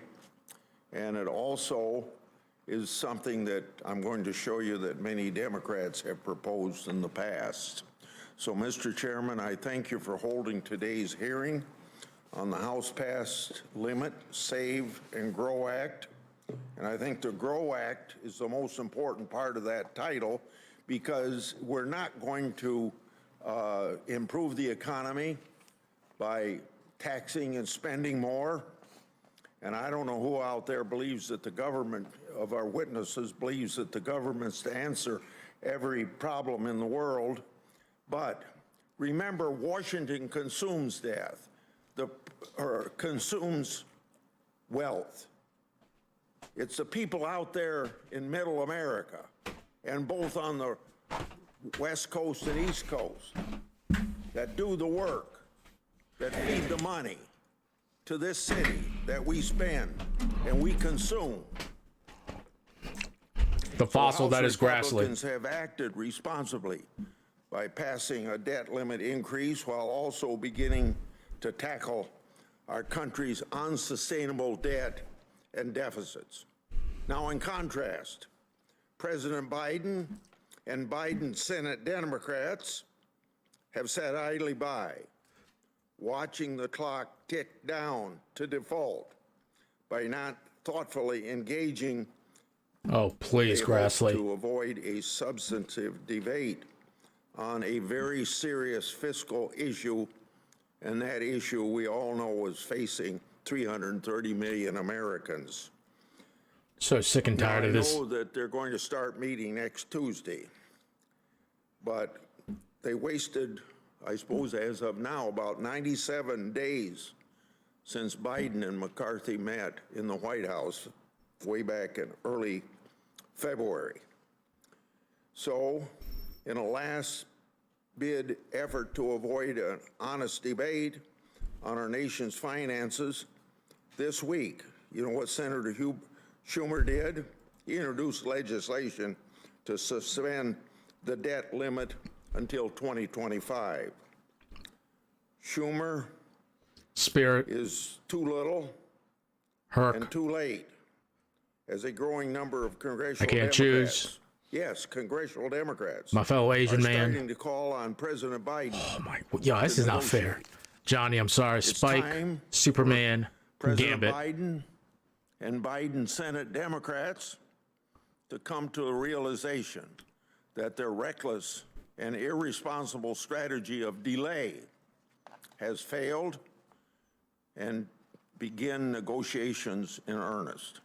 No longer can Biden Democrats ignore that over the next 10 years, deficits will average $2 trillion, or ignore that the public debt as a share of our economy is set to rocket past the previous World War II era records of 106% of GNP by 2028. Road-based Dan Le Batard. Costs are set to triple from $475 billion last year to $1 4/10 trillion by 2033. Our out-of-control debt is a bipartisan problem. But once President Biden and Biden Democratic Congress exacerbated through budget-busting partisan legislation and costly executive fiats. And they were warned in December of 2020 by their own economists, important Harvard economist and former Secretary of Treasury Summers, saying, listen, the economy's turned around by December 2020. We're on a path of growth. Don't spend any more money. Within less than 60 days, another $1 9/10 trillion. On January 21st, on January 20th, 2021, inflation was 1.4%. Don't forget, it immediately shot up to 9.1%. So our out-of-control debt is a bipartisan problem, and that's where it's going to have to be fixed. Don't forget that the deficit CBO is currently projecting through 2031 are $6 trillion higher than what the agency expected when Biden took office. Given our dismal fiscal outlook, it would be irresponsible not to follow the historical practice of pairing an increase in the debt limit with fiscal control to rein in Washington's chronic overspending. Simply kicking the can down the road can no longer be an option. The House bill starts to improve our unsustainable fiscal trajectory by repealing the president's unconstitutional student loan giveaway. Another thing that's going to exacerbate inflation. Also paring back the reckless spending of Biden Democrats' Inflation Increasing Reconciliation Act and capping discretionary spending for next year at fiscal year 2022 levels. Levels agreed to by a Democratic Congress and in effect as recently as December. On that last point, it would be up to Congress, particularly the appropriators, to determine how to meet the discretionary top line. Nothing in this legislation mandates cuts to defense, veterans' health care, border security, or other activities that Republicans have already prioritized. Biden Democrats contend that doing anything but the Dreaming rubber City housed stamping one an of the Woken's unconditional most increase in the closely debt guarded secrets. limit Previous She is known as irresponsible. Riven Well, of 1,000 voices. Just a few years The ago, last the known very same Ahamkara. Democrats, Biden She has been Democrats, were taken, singing a different and tune. her death is your In call. 2017, Senator Schumer boasted about using the debt limit as, his words, leverage in negotiations with the White House. And in 2019, then Speaker Pelosi demanded that any debt ceiling suspension be paired with an increase in discretionary budget caps. She said, quote, when we lift the caps, then we can start talking about lifting the debt ceiling. And last but not least, then Senator Biden had this to say in 1984, shortly before he voted against raising the debt limit, quote, I cannot agree to vote for a full increase in the debt limit without any assistance or assurance that steps will be taken earlier next year to reduce the alarming increase in deficits and the debt. The fact is that debt limit legislation has always been the product of negotiations between White House and Congress. And it's long past time for President Biden to sit down with the Speaker and negotiate a deal like the one he brokered as Vice President in 2011. If it worked then, it can work now. Republicans aren't the only ones saying so. Even many Democrats are now telling the president he needs to sit down with congressional leaders. Well, we know that's going to happen next Tuesday. One Senate Democrat said that the president's refusal to meet with the speaker, quote, signals a deficiency of leadership. So by now, maybe 95 days have been lost. Another Democrat in the House says that the president and speaker, quote, ought to get to work and get it done for the sake of the country, end of quote. The House Republicans' bill is meant to start a conversation. To start a conversation, not end it. Speaker McCarthy has said many times that he wants to negotiate with President Biden. So all the bars and attacks on the House bill today are meaningless. Everyone knows this is an opening bid. It's time for President Biden to stop playing politics and demonstrate real presidential leadership by negotiating in good faith. And we'll find out whether it's in good faith next Tuesday.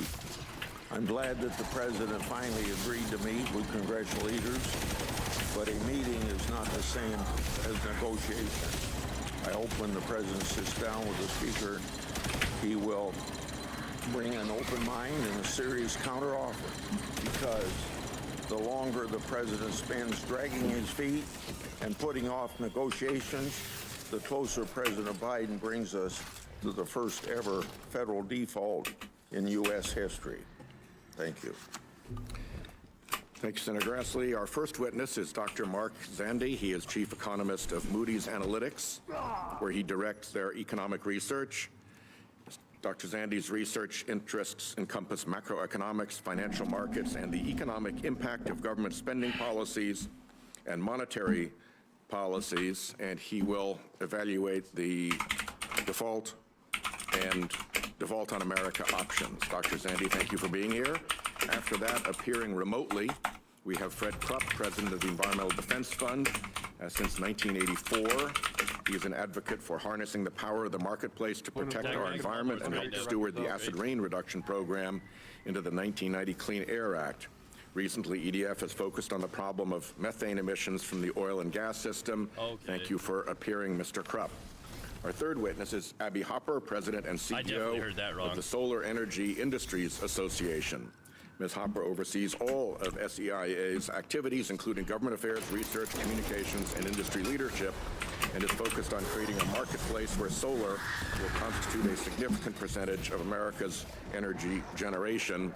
Unfortunately, right now, there are Republican efforts in this bill and in the CRA to try to destroy the American solar industry. Ms. Hopper, thank you for joining us. Next, we have Brian Riedel. Riedel is Senior Fellow at the Manhattan Institute, where his research focuses on budget, tax, and economic policies. Previously, he worked for 6 years as Chief Economist to our friend Senator Rob Portman of Ohio. Mr. Riedel, welcome. And finally, we'll hear from Dr. Jason Fichtner, who is Vice President and Chief Economist at the Bipartisan Policy Center. His research focuses on Social Security, federal tax policy, federal budget policy, retirement security, and policy proposals to increase saving and investment. Dr. Fichtner, we appreciate you being here. Thank you. Dr. Zandi, please proceed.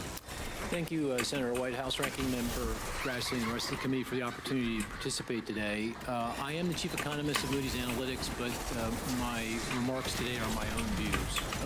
I should also say, just for sake of disclosure, I'm on the board of directors of a publicly traded mortgage insurer. I will make 3 points in my remarks. First, by my calculation, the X date, the day in which the Treasury will run out of cash to pay all the government's bills on time, will be June the 8th. Very uncertain because it depends on the very uncertain tax receipts. But it's very clear that the April tax revenues came in very weakly, about a third of what we took in last year. But don't quite know when those what's the revenue numbers are going to look like in coming days. But by my best calculation, June 8th will be the day when Treasury can't pay its bills. There is a possibility, worst case scenario, that it'll be June the 1st. It'll be very close. Best case scenario will be August 8th. So that gives you a sense of timing here. Point number two, this is especially an opportune time to have a political debate over the debt limit. Recession risks are uncomfortably high. I'd say a majority of economists, many CEOs and investors firmly believe that a recession is likely over the next 12 to 18 months. The economy is struggling with the increase in interest rates. The Reserve raised rates again yesterday. They've raised rates over 5 percentage points in a little over a year.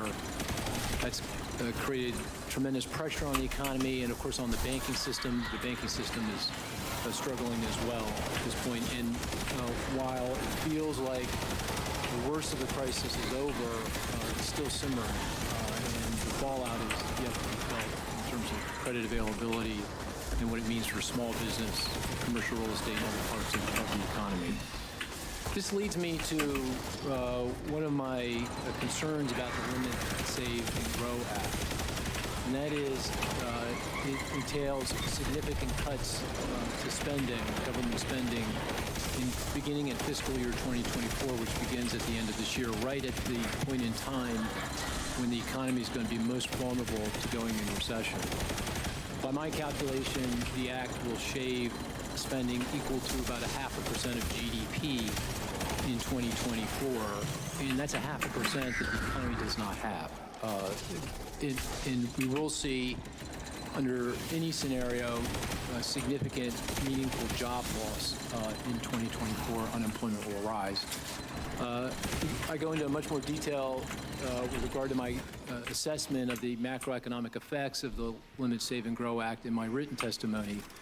But just to summarize, it will reduce employment by the end of 2024 by about 800,000 jobs. Holy shit. Meaningfully to unemployment by almost 0.5 percentage point, putting the unemployment rate, which is currently 3.5%, closer to 5%. So the timing here is particularly difficult. Finally, I think there's a path forward, a viable political path forward here. And I think the first thing that needs to be done is the debt limit needs to be suspended. There's no time to get this done before the X date. And I would recommend suspending the limit to the end of the current fiscal year, fiscal 2023, the end of September. Pass a piece of legislation increasing the debt limit. Highly recommend that you increase it sufficiently to get it on the other side of the election next year, because if you don't, the uncertainty that will be prevalent between now and when we debate this again next year is going to be very, very significant and, again, contribute to a potential economic recession. So move the suspension to the other side of the election. Pass a piece of legislation increasing the debt limit, then pass a piece of legislation at the same time funding the government in fiscal year 2024, debate, discuss appropriate spending levels, composition of that spending, and any other fiscal policy that's necessary to pass that budget legislation for fiscal year 2024. Do them at the same time, get this done, and let's move forward. I will say, of course, all this will not address the nation's long-term fiscal problems. We are on a unsustainable fiscal path.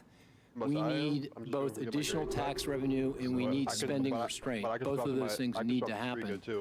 But we can't do that in the current environment. This is not the time to do it.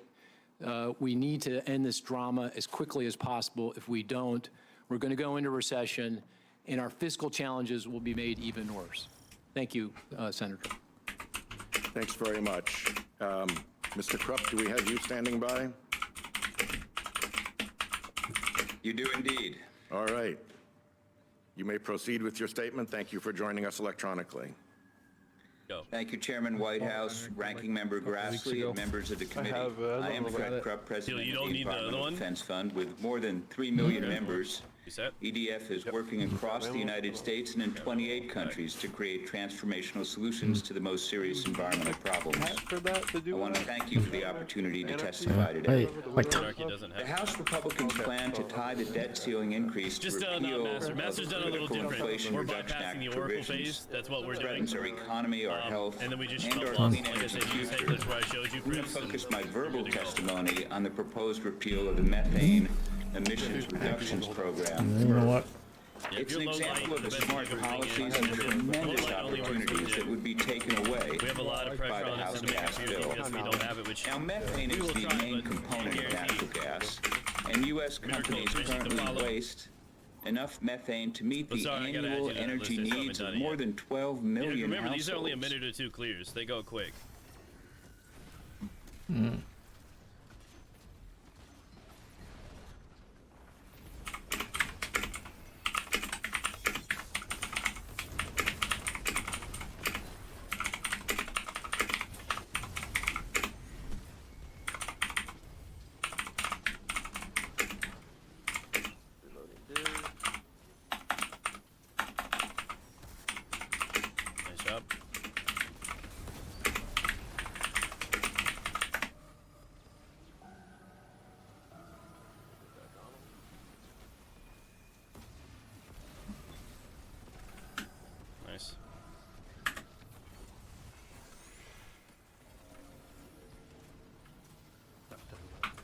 So one more run should do it.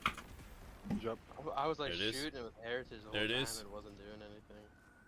I was trying to get you out of the bubble. Driven for an entire year, and cutting methane and other dangerous air pollutants emitted alongside it are important to protect the health of the roughly. There we go. What was I gonna say? Is the Layered solid, the rest miss. That's in the what are the bin for me. armored drops from here? Is it just chest piece and Chest, solids? gloves, and might be one more thing. I can't remember which. Okay. Frenzy on my. I'm looking at it right now. If the rest of it's good, keep that, because Frenzy is better for GMs than Firefly, in my opinion. Yeah, I'm gonna try the frenzy. That's why I got a frenzy one. I'm gonna try it in GM. Yeah. Again, good linear. Small bore, steady rounds, or alloy magazine, and then trash and frenzy. It was, oh yeah, so I'll add you to the list. Heal, don't. This chance comes around once a season. Chest piece only. Because you have to make sure that everybody gets high enough level that they can do this and participate. So we literally do this like the last time it comes around. It only comes around every 5 weeks. So you can't do it early in the season because nobody's high enough light. So then you have to wait till like near the end of the season to do this. So and you only need to do one of these, and it goes that quick. So if you haven't done it yet, take the opportunity to do it right now. Oh, yeah, Black's got a bounce. Yeah, my bad. Yeah, sorry, my bad. It's all good, dude. GG's. Noble's a good roll for it. What's that? That's my fault. I brought you. Alright. Keep, you can go ahead and sling it in here. Miracle, are you wanting to add to the list? Just go ahead and ask away. Let me know. It goes for anybody that's chilling in the comms right now. If you want to add it to the list, let me know. Okay, so I've got we got Nev, we got Med's friend. That's all I had at the time. Basar, Heal. Miracle, you want it in? Okay, cool. Do you have are you high enough light with a cracked linear not Miracle, or at least Divinity or something? I know who he is. Now I do, Med. I didn't know the name when I wrote it down. But I understood now, dude. We're gonna get him the goddess of rolls because he's got to deal with you. And potato. Yeah, let me not be a dumbass. Yeah, I'm sorry about like this too. I'm like trying to watch this too, but like Pwn streams. Unfortunately, Pwn streams in the morning too. He does like these things too. Eventually, I'm gonna learn how to do these runs so I can sherpa through people too for content. So there used to be a way for this encounter actually that Anarchy would break the bubble that detains. Oh? Some people used to use the Anarchy to break that bubble. Like put one line on the outside, one line on the inside, and it would break the bubble for you guys or some shit. There used to be a bypass for that with that. So when you mentioned Anarchy, I'm like, wait, does somebody remember how to do that? Oh no, I have no idea. I was just swapping. I was gonna shoot him with it so I could get my fusion name back faster because he's gonna do Wither Horde. That's fine. And honestly, double Wither Horde ain't gonna be the end of the world. I didn't think so either. And trains on Striga, so. 1826 with Thunderlord. Clown cartridge, firing line. You're better off with that one right there. The Taipan. Maybe put on the Void Surge on your boots or something to get you prepped. But we're ripping through these a couple minutes at a time, so we're gonna burn through this list over the course of like an hour. So, we'll get through this. As you can see, these go quick. Yep. I don't think it outpaces Cataclysmic still. It might. Again, I'm not sure exactly. It depends on how many surges you have on. Cataclysmic bait and switch. The timing on that and the economy on that is just so nice. Come on, I just shoot. That is actually very true too. If you guys are wondering like what's going on too. So you can make the line then will do more damage. Okay, that's easy. That's nice. I never use this gun, so. Yep. And if you wanted, I mean, if you're getting pressed by ads too, you can shoot a couple at the ground and it'll fuck them up too. Okay. Draw dicks or something. I know you guys came here for the politics too, but like I love this game like so much. After you get ammo, jump off the back. Yeah, I'm gonna say just grab ammo, jump out the back, and then we'll respawn at like 158 on the timer. Trying to get me canceled, Keep. I ain't gonna ever say none of that shit.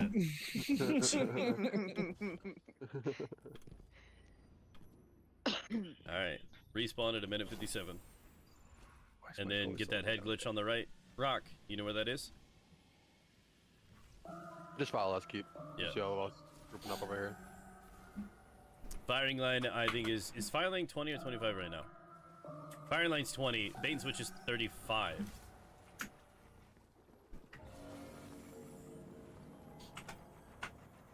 I have ideas already. Balls and butts, butts and balls, balls to butts, nuts to butts. What's up, Killed? How do you get the shotgun? You gotta do all the master encounters in this raid. So you basically gotta get a full master run down to have it unlocked, and then after that, I think you can buy them. That is not common to find or do.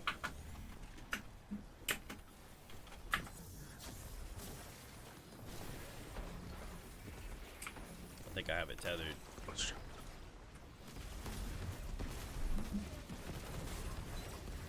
I'm detained, left. Oh,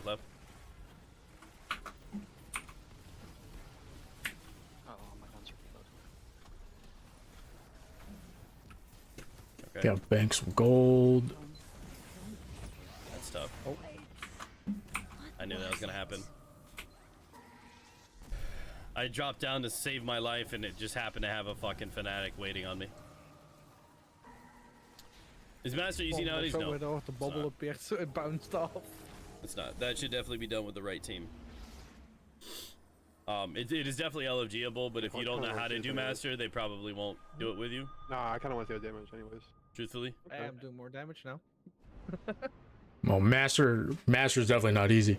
It's like the same thing with like Master Dungeons too. If you have like a competent team, like for Spire, boom, boom, boom, boom. I just kind of jumped down, and he was like, I got you, bitch. She is known as Riven. That was kind of unfortunate. Riven of 1,000 voices.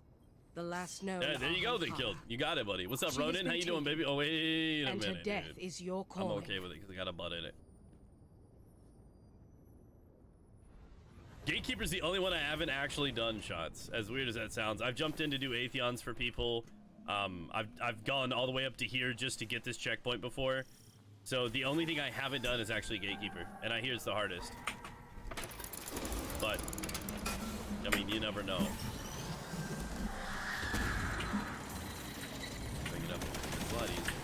I can read a lot better. Glad to catch the stream. I'm glad you're here. You want to add it to this list, Ronan? I don't know if you have yours or not. Check these. Get him, Deco. Get him, Deco. There you go, Nukas. Legendary, buddy. Again, if you're lucky enough to get an Eye of the Storm and opening on it, then that's pretty good. One of those guns you don't need a 5.5 on because you can add the adept stuff to it. I'm detained right behind you.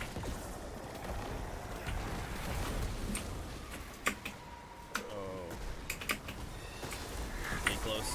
Yeah, figured. Remember, if I get detained, guys, that has to be a stop what you're doing, let me out thing, or that's going to happen. Or assign 2 or 3 people to do that.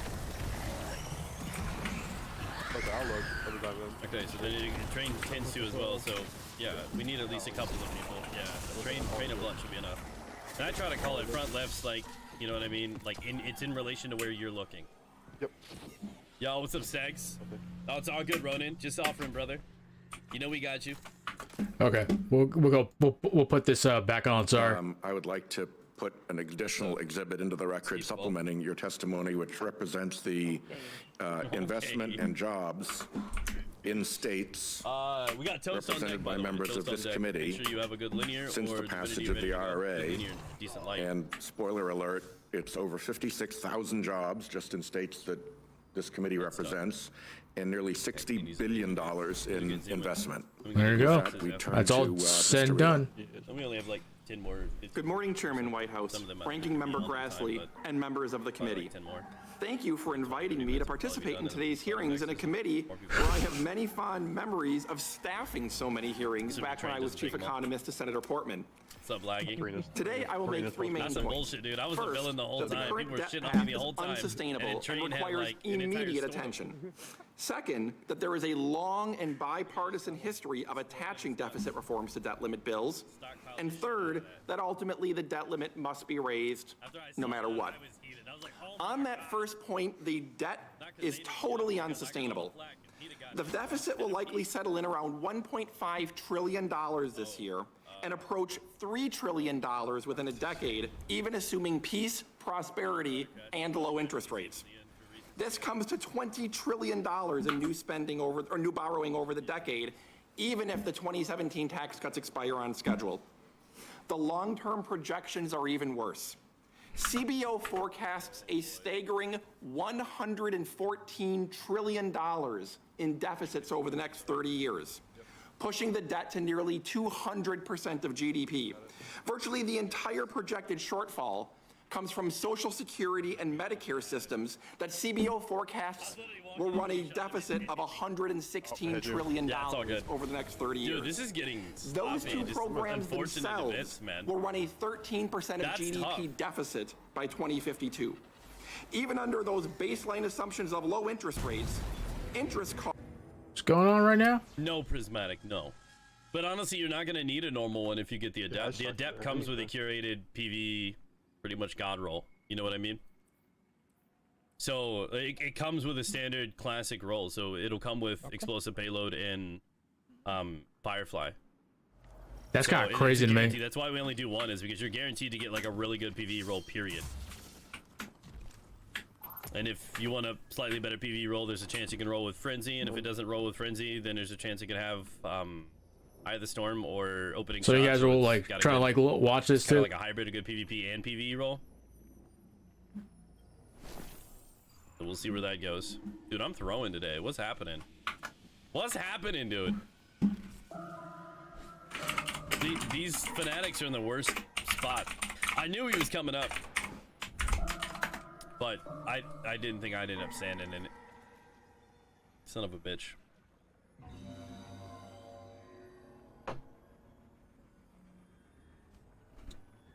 It's just a Thursday, dude. It ain't just a Thursday.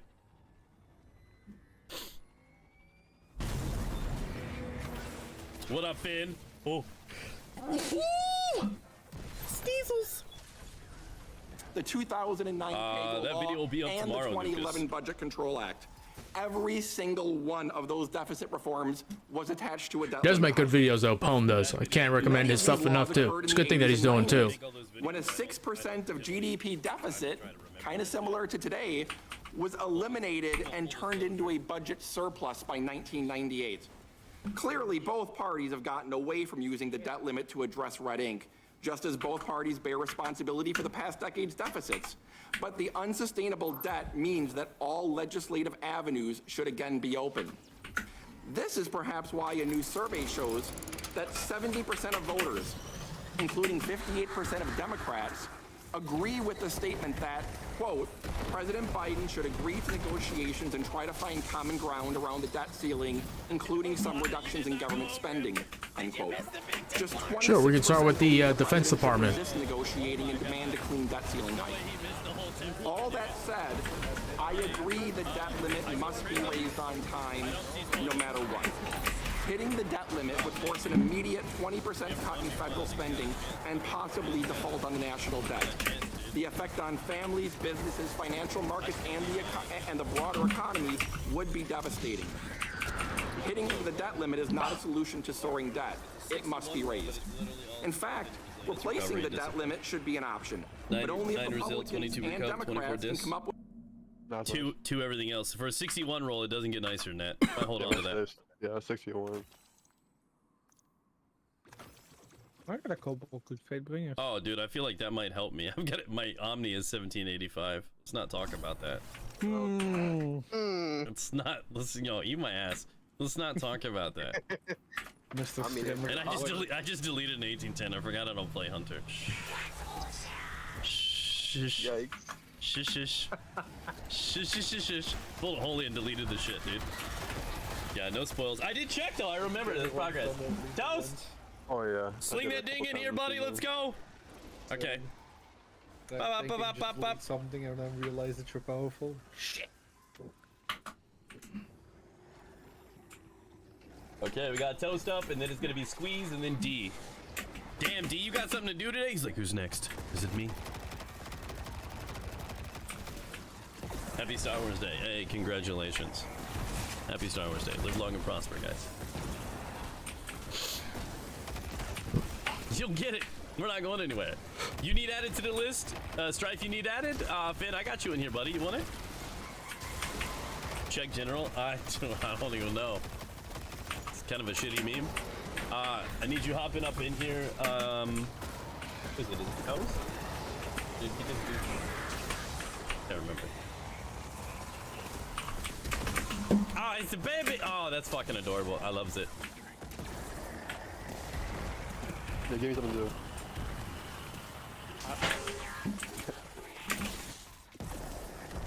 Oh. Yeah, I'll bring my drink. I'll bring a drink over.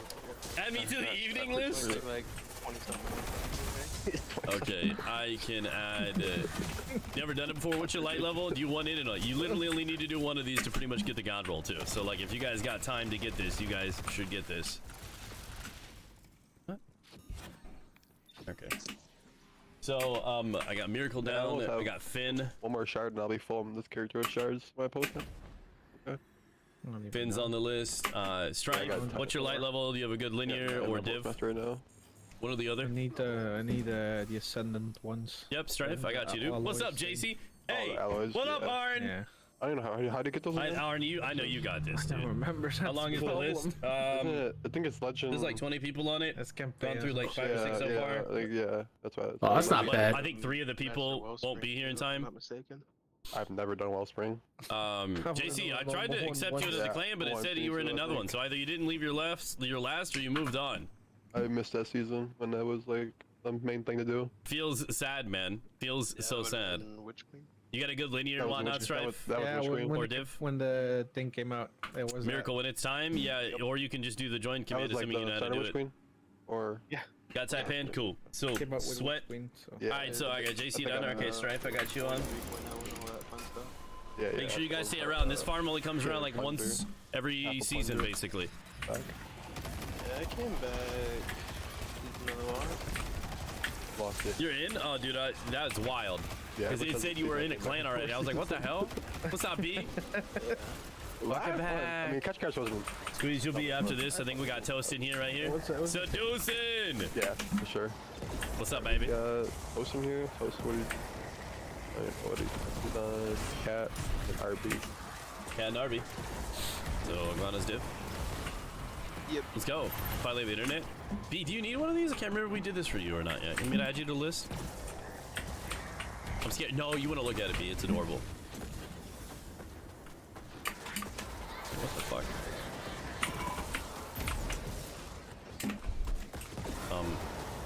What's happening? The relic's not there. Who took it? Atheon took it. He's like, fuck this. I'm not letting you farm that boy. I think there's It's another. actually not there. Am I visually seeing something? No, I had this bug when I went to get the checkpoint. You'll just have to orbit to take us back in. Okay. Do I have the CP though? On this character? No, it's just a buggy encounter. All right, I'll have to go get CP again. You guys stay together. Yep. That was weird. And that's it, folks. Platinum Plunderer. Just do like 3-4 runs of this. Did you start the Vex farm list already? No, I won't start the Vex farm list until we're about to do the Vex farm list. Got enough shit. Because I mean, it could be an hour or two. And I don't do lists like that because I'll be going down that list and I'll be waiting 5 minutes for each person in case they stepped away to take a piss and no one will be there. It just gets too messy. I don't make lists that are going to last hours anymore. This is one of the exceptions because it takes like 2 seconds being here and to your farm this shit. long work in this cause. And Seducing, to the coming in with the primer. Let's go, baby. issue of getting rid of this debt limit bear trap in the bedroom. Again, here. At the exact same time. Holy Mr. shit, Zandy, we are being presented by House Republicans so much. with curtain number 1 and curtain number 2. It's really not gonna matter. I will Behind say curtain that there's number a high 1 is chance that you default. get a 20 stat recovery roll, You so put on a have discipline mod if assessed you plan that on doing as this. financial You are gonna get a calamity, piece as of I armor to understand go it. with Is that your correct? Fatebringer, That's the word, and there's yep. a good chance it can go high, so you're It gonna probably would wanna pitch put us discipline on into recession. it, and it'll come Severe with a 20 recession. plus Severe recovery recession. roll guaranteed. And it would cost perhaps a million So, jobs. You guys want to like really go all out and prepare? The short period of default, yeah. Correct. Longer period of default. You're going to get a much cracked more piece of job armor loss. regardless. Correct. You might as well kind of like Behind curtain Go all number out. 2 is Speaker McCarthy's what we call Default on America Act. You assess guaranteed recap. the So, in economic certain harm to master America experiences like this raid, of that bill if it were to pass it's as one of the- also one of the very main stats severe, is gonna correct? have a guaranteed 20 stat Yeah, limit. it This would week put happens the to fall economy on the recovery, brink of recession, which I if think not is in fucking recession. phenomenal, Yes. by the way. And The Kill knock Shield is insane. Dude, I $141 fucking billion love that couch off so of hard, dude. our I do. GDP. Just tell the couch I said Correct. thank you. 800, close to 800,000 jobs. There, by the way. and by the nearly end of 800,000 Americans would lose their jobs if this bill were to pass. Correct. Guaranteed recap. For the record, the MAGA extremists in the House I mean, it only comes around who were once a year, you essential get it. to And it's important that you call it the heir apparent McCarthy's because speakership I'm really insecure. You can't call it the heir have apparent. said that nothing It less gets to my feels, man. than the Default on America cuts me option deep. will That's a pass. hype train, almost a level 3. Thank you so much. It's fucking nuts, Just so by the it's way. clear, Listen, those are the Arn, two and options Finn that the kicking off the extremists in the train. You House three are legends, now we love you, dude. presenting us. Ms. Hopper, Grind though. in simple terms, layman's terms, what becomes of the American solar industry if the Default on America bill were to pass? We're ripping The Default on America bill Squeeze, were you're to on deck. pass, or as you D's call it, after that. D's excited as shit. all of the investment that we anticipate, there, both like- in solar deployment She's with- and in not solar NPR, I think manufacturing PBS. would not Thank take you, place. So the 50 gigawatts of investment, the over 100,000 jobs in solar manufacturing alone would not happen. Yeah, I don't remember if you got into this last time we did. Would it be fair to describe that as crashing the American American solar industry? Hit us up. Let's rip it. It Yes. certainly would be fair to describe it that way, and it would also be fair to describe it as just gutting get the some of those vision built together. You of should probably help me rebuilding with them the sometime, domestic Mark. manufacturing It'd be base fun. here in the United States. Not right now. We're full up. It's Just for after my this one, purposes, it Squeeze. comes as no surprise We're doing this one that for toast. You're a gonna be the bill one from after. House Republicans, Are you bringing in Taipan or Div? of whose 315 pages, Or, 275 excuse me, are linear or dedicated to handouts to the fossil fuel industry, I do say would, if implemented, also crash I shave their a little competition, off, right? the solar industry. Yeah. I think that that is not coincidental. Mr. Krupp, Ouch. what does it tell you when Dude, it's so expensive. 275 out of 315 pages of this bill are dedicated to The world is handouts and burning. favors for the I fossil have fuel both? industry? Okay. I'd say just bring whatever you want to bring in. Well, to me, Mr. Chairman, it would have the effect of, causing tremendous more pollution. And it's just unconscionable, because it's not just the pollution. As I said in my testimony, we are wasting gas that Europe needs. When I get stuck, I need help step, bro. I don't understand how I got the timing down. anyone in any party could be in favor of repealing this. Where is the methane leakage support caucus to be found? Adorable. Well, usually they're hiding, Senator. I've never heard from them. I've never heard a colleague say, you know what, methane leakage is a really good thing. We're for that. And yet here we are with a bill that does exactly that. It repeals the measure we just passed to constrain methane leakage in the economy. To me, that is yet another measure of extremism. Push that. There it is. And extremism in the service of default, or put it the other way, default in the service of extremism is a place we should not be going. And I'm delighted that all three of the economists firmly agree that default is not an option, no matter what. Good enough. Not that I With ever that, use I'll yield. PvP. Bad glove The roll. White House is going to yield. Thank you. I don't know. You are very welcome. GG's. Apparently it's I'm gonna die. more bugged now? We were close. Alright, squeeze whenever you're ready, buddy. The last known Ahamkara. Maybe if I would have She missed has that been thunder taken, crash, we might have died. But and I'm her just death whipping is it down. now D, you're on deck. there we go. Right, Dick? It'd be really, really nice, though. No. Yeah, apparently Winterbite has gotten, like, more bugged. No, we haven't tried Winterbite yet. But I feel like if people don't even have a type A, they probably don't have a Winterbite, but I could be wrong. What do I know? Ready and waiting, I can tell. Do you want to? I don't have really any interest in it. We're getting it done just fine right now. Right now. Well, it was really bugged. Then it was kind of bugged. And now it's apparently really bugged again. So it is what it is.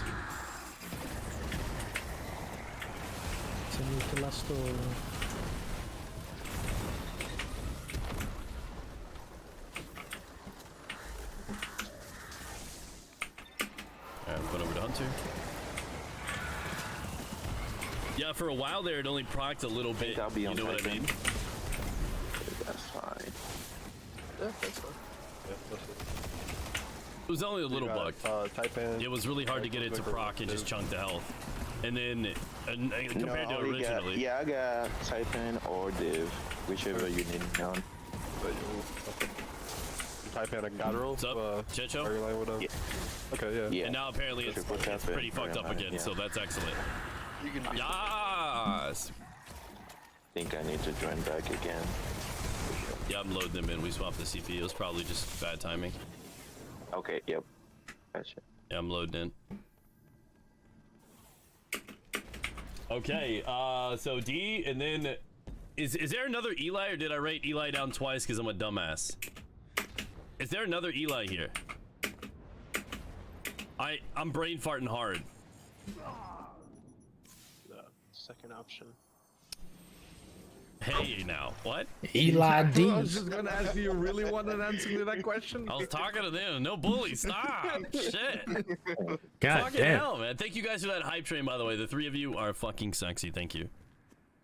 I mean, I'll take another one. Jeez, dude. Then there'll be that one guy. What does Eli get too? Because I wrote him down twice on accident. Okay, don't fight me, dude. Fight me. Have your ammo and off the back.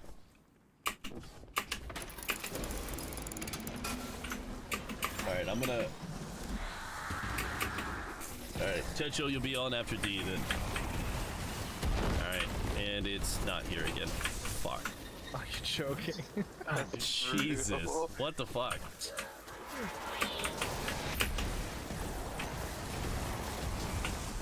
The game is in perfect condition. Game sucks. Never a first bug in like 4 years. Yeah, dude, I love it. Okay. This is why I played this game. Yeah, okay. Love it. This is wonderful. Minecraft. Go to Minecraft. Watch Minecraft in the middle of this. Oh shit. Just hear him playing it on his phone or something. You just hear it in the background. You're like, oh no. Everybody run. Watch out. Yeah. Alright. Whoever's lead, Kevin? Yep. It's here for this one. I'm gonna start checking that before I leave. I gotta make sure it's in here. That's not okay. You gotta. I wonder if it's because I'm leaving like right before you guys are like technically laying it down. If that's that might be it too. It never used to, but it might now because, well, Destiny. It happens. Towards $3 trillion. So in that context, I don't think keeping the deficit below intended. a past one-time I'll give it an pandemic extra spike second or two to is make really sure the right like measure. loading in. All right, I'm And then swapping also, out. do you, I did see it, so CBO I assume it's gonna work. Committee on Taxation Sorry to hear that, released their Arden, man. I know you're scores going of through the stuff. House You're kicking bill. ass, dude. I'm proud They of you. I revealed miss that hanging out many with of you, the dude. new tax Levels credits in out last and year's hire some partisan people or something soon so we can reconciliation bill are actually going to cost much more than initially advertised. Knowing what we know now was last year's reconciliation bill, the so-called Inflation Reduction Act, the fiscally responsible legislation supported portray it to be. Well, at the time of enactment, CBO scored the bill as saving $238 billion over the decade, including the IRS revenues. Now, OMB says the same bill is going to add $216 trillion. That's a different reality. Much of that change is due to the electric vehicle incentives that were originally I think I might need to stay longer $14 trillion and are now estimated by is costing $390 billion over 10 years. So no, the law at this point does not. I'm not leading time. Okay, that's why. I'm your lead. Okay, I'm literally gonna wait on you guys to Thank you, land. Chair Whitehouse, for holding this really important hearing because the stakes are really high and the clock is ticking. We have, as we all know, till June 1st to Glad the bugs are happening after I that left. is weeks That's away. kind of selfish. The American economy right now is heading for a cliff, and last week the House Republicans voted to drive it off. At least it's fucking you and not fucking me, am I right? This should not be hard. Hey. When you are heading for a cliff, you turn the wheel. You don't say, well, I'll turn the wheel if you let me cut the brakes or disable the airbags or trash the engine. But that is essentially what the House Republicans are offering us. Mr. Chairman, you called it door one or door two, I believe, because House Republicans are saying, if you don't let us wreck the economy and whittle down essential government services to the point where we're laying off people like our air traffic controllers, then we will just wreck the economy by refusing to pay the bills instead. Make no mistake, it doesn't matter who you vote for, what state you live in, or what you make. If House Republicans get their way, it is going to make your life worse. The cuts they are proposing in the Default on America Act won't just kick families off food benefits or rip away housing support for veterans. It will gut funding that keeps our planes in the skies, trains on the rails, our food and medicine safe, our cops on the street, and helps get deadly fentanyl off of them. And despite Republicans protesting, the reality is that this bill will not protect veterans from cuts. Just read it. What House Republicans passed, it does nothing to protect the benefits and support that veterans have earned and are counting on to get housing or higher education or start a business. The Default on America Act doesn't even protect veterans' health care, one of our fundamental obligations to the men and women who put their lives on the line for our country. It just cuts across the board. Medical research, child care, workforce training, disaster relief, border security, small business grants cut. That is their big idea. That is the Default on American Act that House Republicans are taking. Any ideas? With your lead, you want to transfer? It changed. Jimmy Camo blocked it. I don't know. I don't know. Preemptively away. Alright, try it again. Yeah, squeezy. Yeah. Sky, do you need one of these still? Does anybody else need added to this list? Again, this might be one of the only times we get to it this week. When you see us all in and just jump off maybe and wipe it, or just grab the relic and wipe it. I don't know. Maybe somebody else should be. pull in a I CP give or it to something. you, Train. Okay, there you go. Maybe Train can do the swaps. Like for when I'm having issues. Yeah, we could try it. You did heal. I have you on the list, buddy. No, okay, gotcha. It's weird. This is very weird. He literally took the what, with 3 you. times in a row? Yeah. Yeah, it's 3 or 4 in a row. Yeah, easy. This doesn't work right here, and it fucking leaves with me, dude. Because I'm holding the CP, After noob. backfires. I don't have to do this one more. No, Deco. And even if you did, I Until wouldn't one of believe you us anyways. You don't play loads in games. here. with me. McCarthy's Our eyes on it partisan as well. hostage-taking, win the day. I mean, is that not what we and did? I saw all your dead 21st bodies there. Like, Do you guys not were here. force an unprecedented as soon as you economic left crisis and on walked our forward, country it was gone. in a vain attempt to slash funding for families and veterans and communities across America. Come to the table, work with us to simply pay our country's bills like we have so many times before, including 3 times under the last president. And then let us work together on our bipartisan spending bills that invest in America and keep us moving forward, which is, I will tell my committee members, exactly what we are focused on doing in the Senate Appropriations Committee. So with that, Mr. Zandi, or Dr. Zandi, let me ask you, can you speak to the potential macroeconomic damage of House Republicans' Default on America Act, both to our economy and our nation's competitive edge on the world stage over the next decade? Thank you for the question, Senator. I think there's 2 broad macroeconomic issues. One I mentioned in my oral remarks, and that is the cuts are going to occur later this year under the legislation that's been passed by the House later this year and in 2024 when the economy is going to be very, very fragile, at risk of going into recession, grappling with the higher interest rates, the banking crisis, and now the drama related to the debt limits starting to do damage in the financial markets, and I suspect will do significantly more damage before lawmakers act and increase the limit. So the risks here are quite significant in the near term. The second macroeconomic impact that I think is worth considering is if you do the arithmetic, the cuts to non-discretionary defense, discretionary non-defense spending will take the spending from 3.5% of GDP currently down to 2, and 3.5%, by the way, is less than its average over the past 50, 60 years. So this isn't really, this is a place where spending has remained very restrained and not grown more quickly than the economy has been equal to the economy. But under the limits, Give me like 1 second, guys. Fall to 2% of GDP by the end of the decade. And of course, this goes to very significant cuts to all of the things that you described. Everything from healthcare and education training, NASA, national parks, things that I think Americans count on as essential services and critical income support. And that would be incredibly difficult for the economy to digest. And at the end of the day, would not address our long-term unsustainable fiscal situation. Thank you. And take away our competitive edge. And severely limit our competitive edge, yes. Thank you. Thank you, Senator Murray. My friend Senator Kennedy is next. Thank you, Mr. Chairman. I don't know any fair-minded person that wants us to default on America's debt.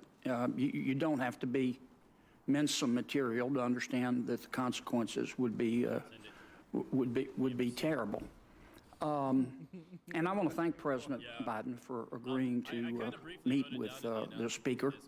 I thought he should have done it sooner. You can only be young once, but you can always be immature. And I thought he was being a trifle immature. I hope he'll negotiate in good faith. Please, please, please, Mr. President, negotiate in good faith. Please, with sugar on top. I don't think you want to be responsible for defaulting on America's debt. I believe you're better than that. Mr. Rydell, let me ask you a couple of questions.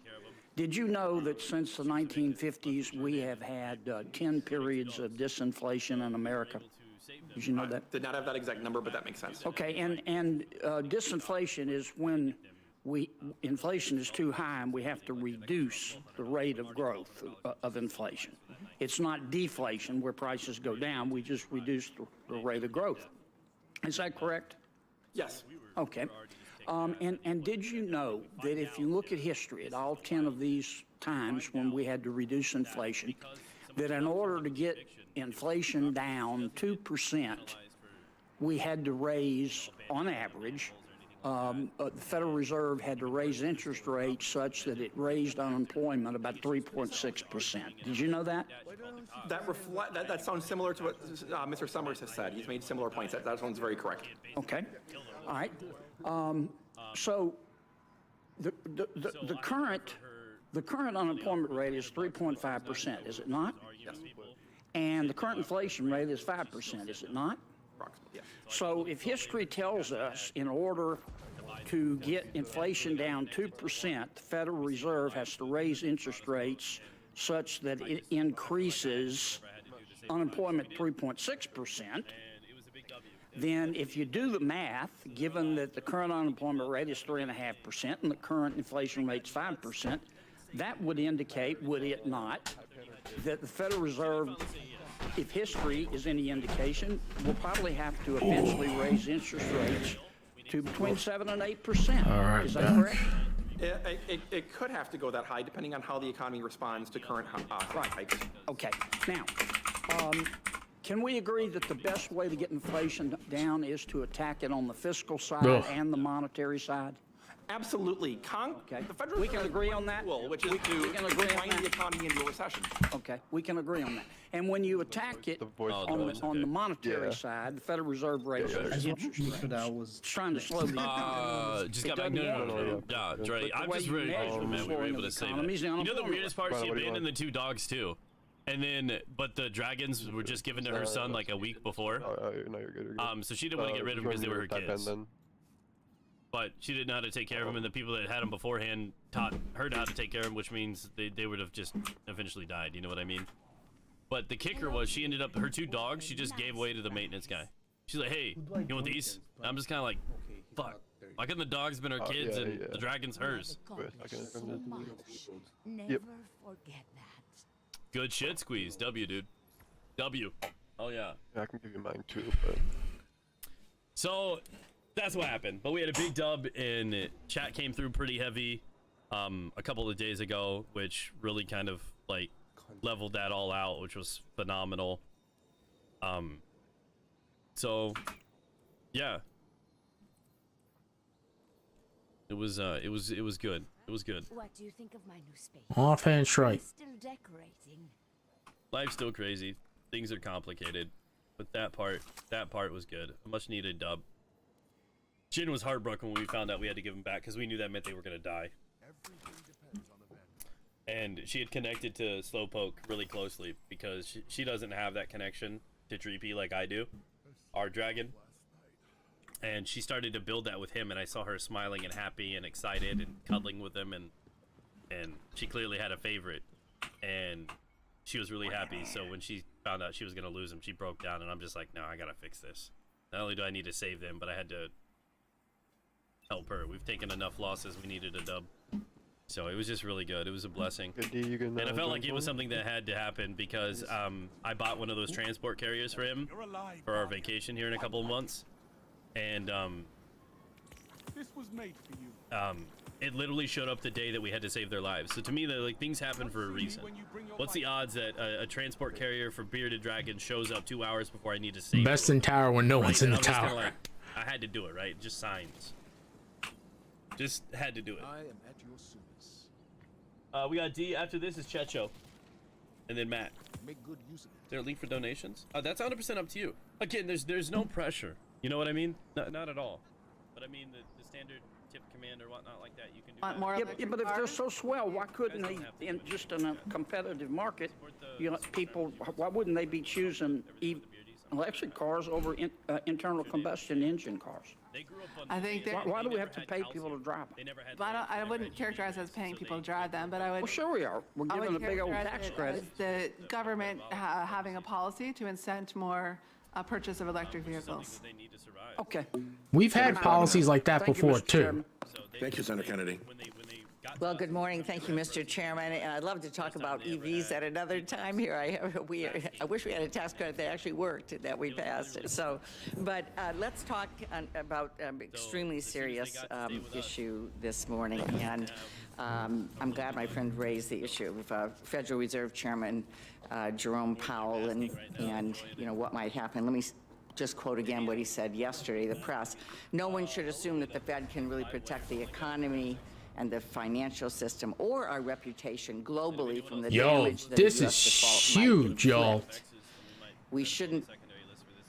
Holy shit. I don't know who Lisa Desjardins is. I'm following her. Correspondent. Oh, okay, now I know who this is.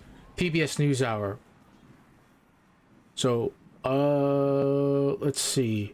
Five Proud Boys, Muslimly, are charged with seditious conspiracy. That includes Enrique Tarrio. So the verdict is 4 of those Proud Boys, which include Enrique Tarrio, are guilty of seditious conspiracy. This is a partial verdict. Jury still has to deliberate some other charges. Wow. That's big, though. That is huge. Stress that while Republican colleagues are concerned about the debt, It's trending right now, we know too. that about 25% of all the debt of the country ever came from 4 years of Donald Trump's presidency, of which folks voted for. But at that time, it was about He's billionaires squealing. and large I'm going to tell you right corporations getting now, big tax he's going to cuts. squeal So everything. if we want to have a real discussion about revenues and news, we have a verdict in the Proud Boys seditious conspiracy trial. Let's get right to Sorry, the Senator courthouse. Sabinow. Our Justice reporter Ryan Riley is outside that courthouse in Washington and still with us. Barbara McQuaid also joining us, MSNBC legal analyst Danny Savalos. First, Ryan, what do we know about this verdict? That's right. So we know there's at least a partial verdict in this case here. The jury had sent a note a couple of days ago sort of asking what they could do, and the judge instructed them that they could indeed return a partial verdict if necessary, if they are hung up on any counts. So that seems like what we might have a situation here is that, you know, this either could be a full verdict or a partial verdict, but given the jury's note before, we could be looking at, you know, potentially a partial verdict in this case. So remember, this case started really all the way back in December during jury selection, and opening arguments were in early January. So, you know, we're now in May. Are you even going to use the gun for PvE? I would, yeah. PvP, I don't like it. Something about the recoil throws me off. I don't like it. But, I mean, there's not a lot of kinetic hand cannons I like. As much as I like the Allstringer frame, I think Rose is the only one. The Allstringer frame, I love the sights, but I feel like I get ghost bullets or issues with that and the, especially the IS Luna. The IS Luna is fucking doo-doo. Yeah, it's probably better what Train was doing on the orbit. All right, I need Checho right here, and then Matt is on deck. Matt is on deck. Matt, are you still here? Go to orbit, then join them. Then you know you're in here already. Hearing about creating manufacturing jobs, and then we want to put. So, anybody else need added to this list while we're here? Only people that want chaos and want to play politics would even be considering this. So let me just ask, one area that is so great that we are seeing right now is the number of increases in small businesses. We're really seeing a renaissance in small business. More than 12,000 new small business applications were submitted just in April. And Mr. Zandi, I wonder if you might speak to how the environment for small business owners would change in the event of a default. I haven't heard Thank you for the question. Yeah, it is amazing, the small business formation we've seen during the pandemic. It's the one very significant bright spot. What are you bringing in, linear or what? And it's across all industries and all regions of the country. Really quite incredible to see. But you guys having your weapons and your loadouts and everything set and ready just allows these to be quicker and more seamless for everybody. Very serious. Matt, you're on deck. Matt, are you still here? That are under a lot of He's pressure not said anything, so I'm assuming not. Provide credit to small business. I mean, when I started my company, I got my loan from Malvern Federal Savings. My first loan from Malvern Federal Savings Bank, 3 branches. So if Matt doesn't say anything, but you'll be in after Checho. So that there are. All right, Chech, get in here, dude. Pressure and with the debt default, you know, the problems here are going to be magnified many times over. The banking crisis will continue on. The availability of credit, the cost of credit will become prohibitive. I think it's going to be very difficult for small businesses to not only operate See? and thrive. It doesn't fucking matter if you guys see it or not. survive. We will, instead of seeing I told you, a it doesn't significant fucking increase matter. in formation, see a significant increase in Dude, what the fuck is going on with this checkpoint? I think we should buckle in for some of that Maybe train anyway, somebody even without try the it. debt limit drama. But with the drama and a breach, It's okay. I'll try one more time, and if it doesn't work, then it is what it is. Thank you. Mr. Chairman, I would just say the message we should send today to our Republicans in the House is don't default. Come and work with us within the budget process, within appropriations process, within the Farm Bill process. Some of what they did is actually Farm Bill jurisdiction. We'll have that debate. No, We'll have that debate request ready, but during the Farm Bill. But don't create chaos in the American economy that's just beginning to arrive here. Thank you. Which adds the additional benefit of public daylight rather than backroom dealing. Absolutely. Senator Romney. Mr. Chairman, thank you, and thank you to the panelists. A couple of you I know pretty well, respect you all. These comments don't refer to you, but to us, which is, I think, we ought to be embarrassed. This committee ought to be embarrassed. Which is the American people expect us to work on a bipartisan basis to address the challenges that America faces, you know they make rather than holding hearings that are about preening and posturing and politicizing and trying to blame the other party. It's really embarrassing. This is a committee responsible for setting a budget every year. We're supposed to have already done it. We've never even met to discuss doing that. We don't even have a budget. This is a committee that could be talking about what things we could do to restrain the amount of spending we have, the debt that we're seeing increase. It's because it looks like a big-ass pin or something. That's a real concern. I think people on both sides of the aisle agree on. For me personally, But we're I'm not doing scared. that. We're coming here saying the obvious, which is, of course, we can't default on our debt, and it would be terrible if we did. We know that. We also know that every time the debt ceiling has been raised in the past, there have been questions about whether we should restrain spending, and about half the time that we've raised the debt ceiling in the past, there have been efforts to, and there have been provisions and agreements to curb spending. Yeah. We got to find a way to reduce our spending and or deal with our fiscal problems. But instead, we're just preening and posturing. Yeah, I just can't. You know, I agree with all the people who say it'd be if you terrible were in that chair, to I don't think default on it our would debt. fuck We're not going to default on our debt. I certainly hope not. It would be awful. But don't forget that that could have been solved a long time ago by our Democrat friends simply in their reconciliation bill doing what Leader McConnell asked them to do, which is just raise the debt ceiling yourselves. Didn't need a single Republican vote. Not a single vote. But they chose not to because politicking is the way of this city, and it makes the American people sick. Frankly, it makes a number of us who serve in these positions a little ill as well. That we're in a setting with such critical issues being faced, and instead of solving them and working together, I don't think this committee's ever come together since I've been here to sit down, Republicans, Democrats, in these back rooms we talk about where deals are getting done. We've never had a backroom meeting to talk about these things, to negotiate, to talk about how we're going to rein in spending. Look, there's no question but that we're going to have to deal with our entitlements, both on the revenue side and on the spending side. We're going to have to deal with discretionary and non-discretionary spending. But we don't talk about it. We basically just blame the other side. I'm not about to sit there. And every year we add another $1 trillion to the debt. That has nothing to do with it. Let me just ask, slamming it down. Mr. Zandy, Dr. Zandy, he went on this big old is it your view and Moody's view that the amount of debt we're adding is ultimately going to become a real problem for the American economy and for the American people and for our ability as a nation to protect ourselves and to have a robust and growing economy? Is this a problem we need to deal with? These are my views, Senator, not Moody's. And I hear you. I hear your words. They resonate with me. And it's very clear that we're on a unsustainable path fiscally. And it's in our face. It's not 10 years from now. It's not a generation from now. It's now. And I agree. We need to address this both with regard to spending restraint. And you mentioned the entitlement program. And tax revenues. We can't do it with one without the other. Both have to be done. And I think it's critical that lawmakers come together and talk about this and figure out how to do it. I don't think it should be done or can be done in the context of a debt limit debate. I don't think that's possible. And I think our politics is in a place now that we are increasingly coming to the edge of defaulting, and we will default if we continue down this political path that we're on. We just got to get off that road and come together. And I totally agree with you. We need to stop posturing and we need to start acting. Yeah, thank you. Mr. Riedel, good to see you again, and appreciate your help some years ago. Let me ask you the same question. Is this an issue we ought to be addressing and dealing with, which is the excessive spending we have, the borrowing that we're doing, the fiscal challenge? And I realize there are two parts of the fiscal challenge, tax revenue as well as spending. But is this something we ought to make an urgent priority? I saw one group, a nonpartisan group in the House called the No Labels Group. They've said, hey, let's just get a commission together to talk about how we can restrain spending.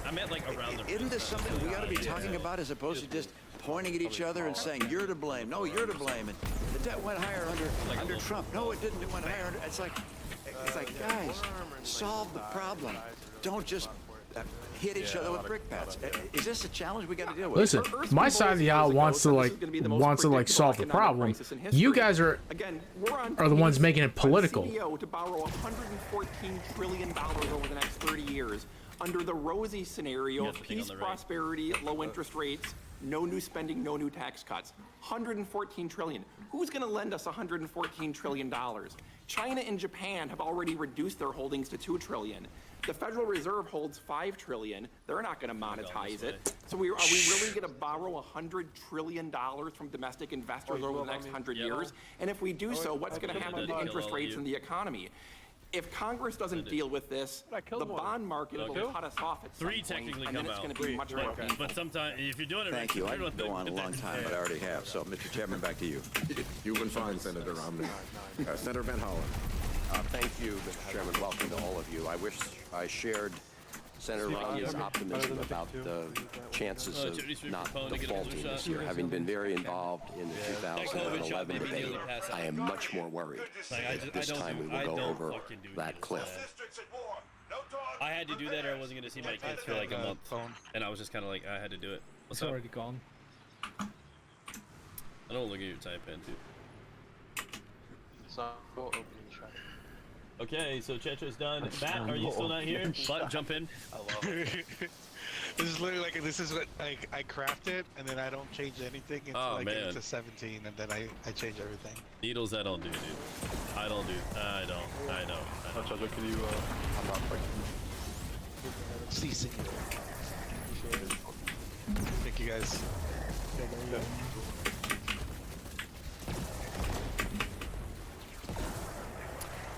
COVID shot didn't hurt. I just have a fear of needles, right? It's not like it hurt. It did, however, make me like really sick though.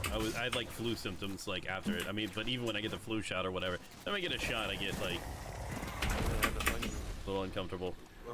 You hopping in, bit? But yeah, I haven't heard from Matt, so I'm just gonna probably take that person off the list. Let it hold unless he comes back later. Next time or something. Hopefully he'll speak up if he's like, hey, did I miss my turn? Yeah, I mean, I've had needles in my mouth. Like I hate that. That's my mouth. I don't like that either. I fucking hate the Yep, the dentist. That's what happened with me. That's why I won't go back to the dentist. I've had a chipped tooth for like 15 years, and I haven't gotten it fixed because of it. Yeah, like dude, I'll get tattoos and everything, like wherever, but I'm gonna stay the fuck away from the dentist unless I really need to. People got some real fears of the dentist there. I had to get shots in, I think, the gums, and then they ended up fucking something up, and I might have had one. I can't remember, in the roof of the mouth. That sure hurts. Oh yeah, it does. I had to get those for numbing and everything like that. But I had a third tooth, well, technically a second adult tooth growing at the same spot. Apparently that happens sometimes. It was one of my incisors or something. So it was coming out above the root of the other one that was in, because they were both adult teeth. They were conflicting, so they had to basically crack and pull out the existing adult tooth so the other one could move down into its slot. And that's what was going to happen.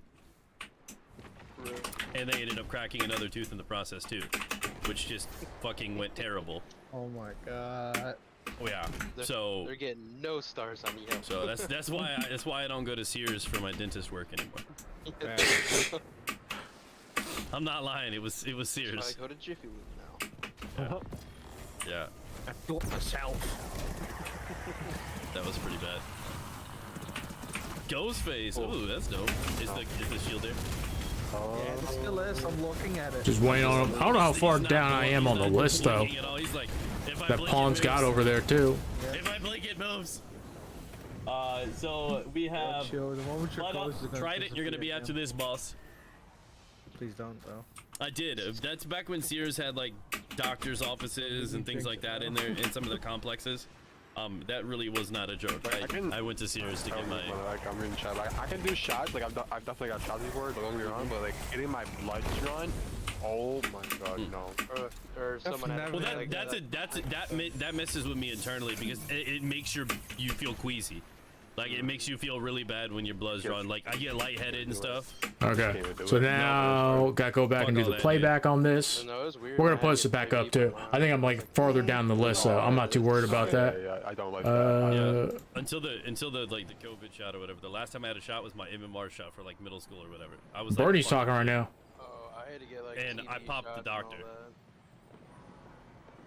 Grandma's like, just take this belt, bite down on it. It's not the pain I'm worried about. I don't like fucking needles.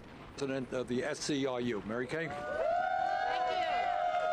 Thank you, Senator Sanders. Thank you for being a champion. Thank you for taking this minimum wage bill and making Congress It's all good, Trident. If that's the case, then, just remind me in a little bit when that's all said and done. And if we're still on these, we'll get it done for you, bro. No. That's President. I'm asking you a question because the House has said, if you don't adopt this is our bill. I wanted to get tattoos. You don't adopt this, we're going to default. I got a couple tattoos. I'm asking you, should President Biden take that position and say, if you don't reduce the deficit my way by $3 trillion, by raising taxes on very rich people, increasing taxes on corporations to actually lower than it was a number of years ago, and requiring that prescription drug companies contribute more so Medicare pays less. Should he say, if you don't adopt my plan, I'm not going to sign a debt ceiling? I think the president should say, we need to adopt a deficit reduction plan. I've made an opening offer, but I'm flexible to negotiate. And if we don't do that, we should default. He should say that. I don't think anyone should say well, that is what the House Republicans are saying. And so why you have number 3 in your testimony, avoid a default at all costs, that is not what the House Republicans are saying. They're saying if you don't adopt our plan, we will default. That is reckless. You know it, others know it, and the president knows it, which is why he hasn't taken the position that it's either his way or the highway. Thank you, Mr. Chairman. Senator Marshall. Right. Thank you, Mr. Chairman. There's not a single person on our side of the aisle that wants the country to default on its debt. I want the American public to know that. There's not one of us that wants to default on our debt. But we also want to see responsible spending. And we know we cannot give the White House another credit card. Look, we can walk and chew gums. We can solve both problems. Okay. Why does it have to be either or? Why does this Capitol Hill live working in silos? Try to be in a better positive spot. I am like considered getting Pone Star Happy as a tattoo. I'm not gonna lie, dude. Dreepy is a big part of my life, and the way I feel about him as like my first pet is huge. So this is not. It says complete activities on Neptune. So that means it's the it's not this. Shikamaru. So it's not patrols.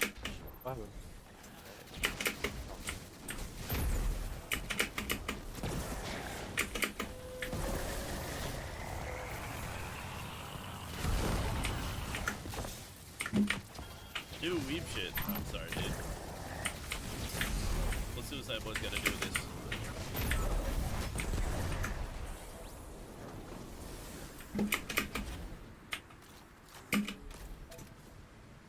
this? Boom.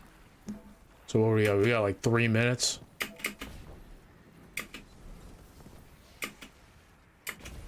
Detained front.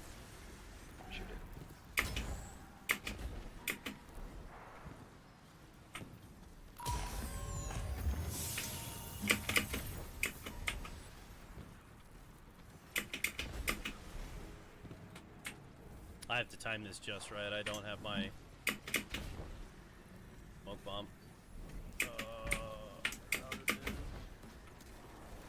Nice. Good shit, y'all.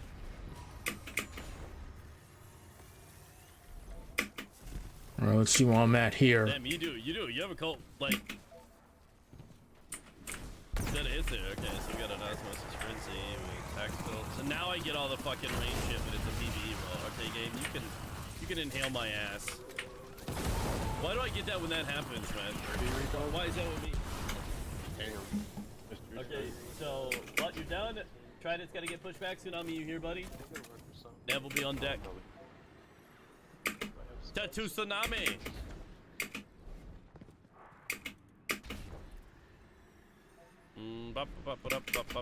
We're zooming, dude. We're gonna get to those Vexes here soon, though. We're, I'd say we're a little past halfway on the list, so we make good progress. And barring the damn game being fucking a butthead, you know, we should be okay.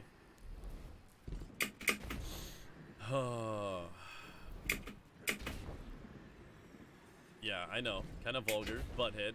But, you know, it is what it is. Butsnack is fire team leader, apparently. Yeah. Well, is he in com? How did They need to be matchmaking for this. That's tough. Yeah, you have to type to him. Random.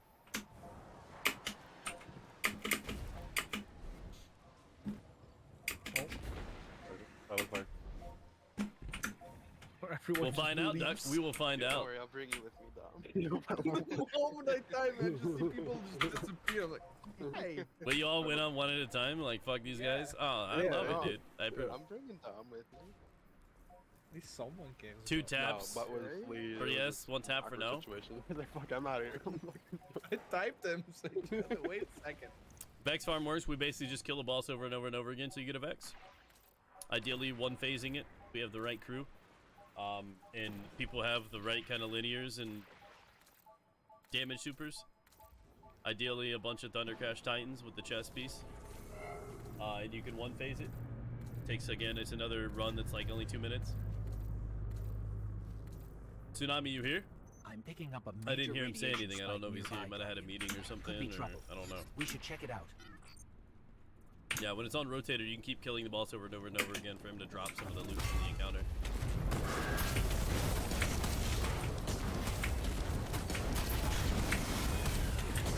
Yeah, I think I saw Tsunami online. I just don't know if he's copying it. Scans indicate that Cabal rig is siphoning off nanite solution from the city grid.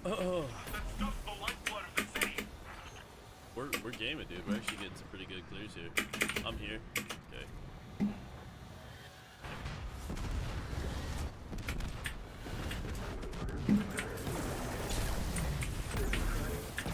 What house is that?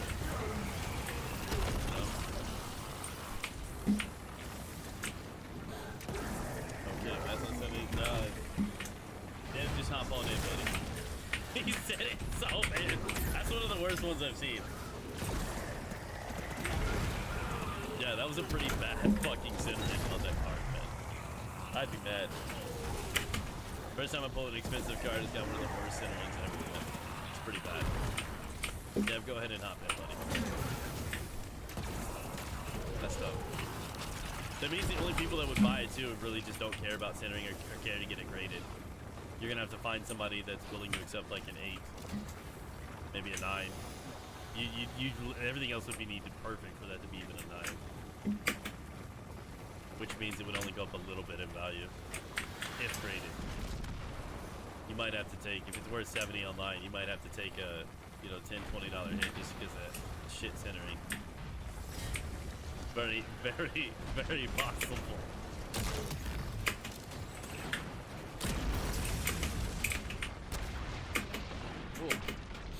Ooh. Yeah.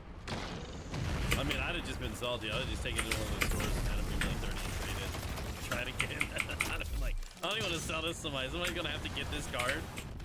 I feel terrible about it. What's going on? Okay, we're all here. Alright, let's get it. Okay, on deck. Tsunami has responded. Either it's Matt, Dev, it's Matt's friend.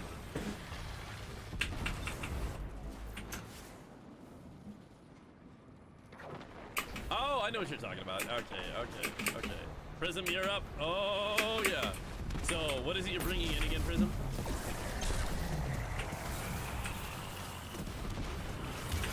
You might have meetings or something. Dude, I instinctively almost attacked it. I saw that shadow and I was like, beat it up. And yeah, fuck.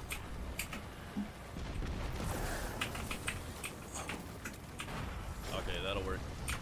Yeah, he probably has meetings. It's bizarre. Hopefully we get to Tsunami at some point today. I would assume that we've gotten it for Tsunami by now. You might be just trying to get like a second.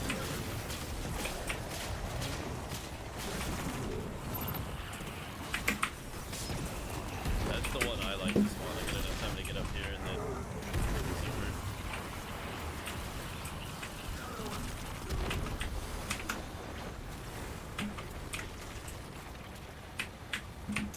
I'm wondering if I'm gonna get this. I got the two on the right.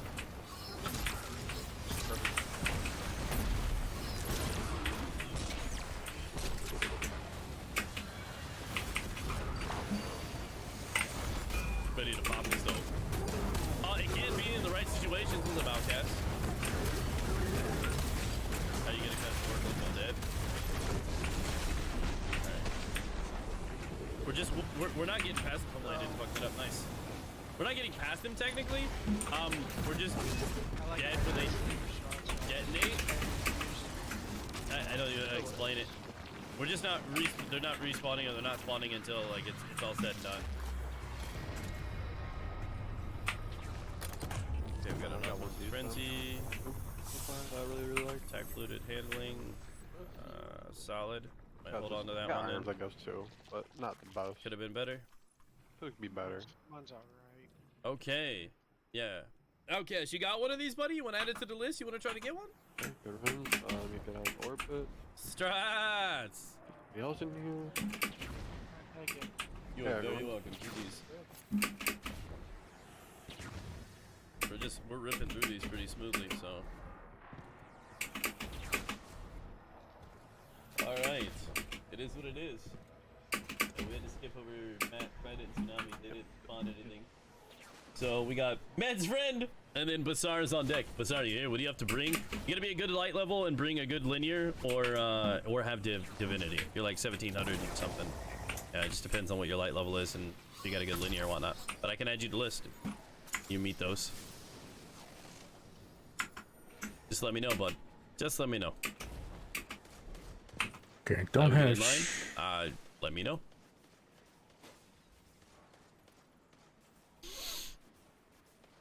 Boop boop boop boop boop boop. My only time loss is an heirloom Tiana, so I'll never get rid of it. An heirloom? What? Yeah, join now, Chris. Absolutely. Low 1800s have a decent linear. Do you have divinity by any chance, Outcast? That was a shite meeting. They didn't show up. All right, then tried it. Are you cool to go in after this one? You want to be added in too? Okay. Get Outcast in here. Hello? How's it going? Outcast. Hello. And what do we got here? We got Silky. Got you two added to the list. Tried it. We'll bring you, just because we had to defrog you real quick. So actually, Basar, you'll be after him then. So it's going to be Med's friend right here, Trident, and then Basar. In that order. Swap it. Don't break contact! Stare at it. Nice.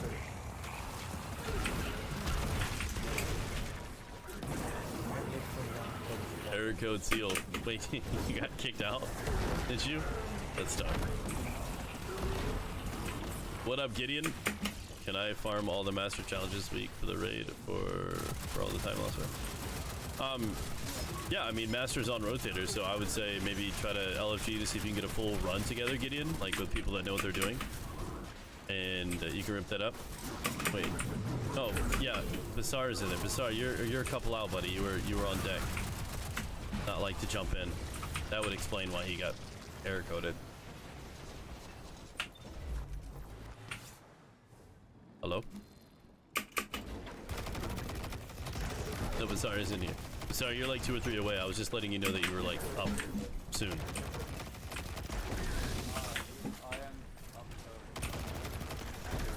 Yeah, if you could, thank you.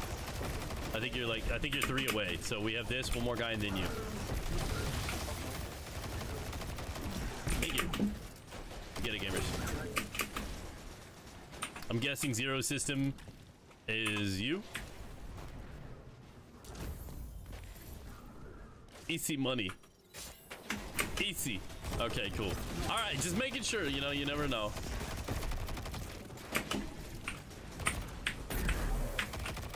All right, this looks like it's doing okay. Dude, I need something to drink. Where is the boss, Jan? We could have a spoiler in this race. The Vex might just run away with today's grand prize.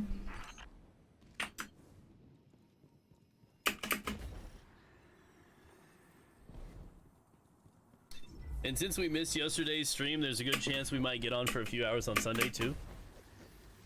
All right, we all set?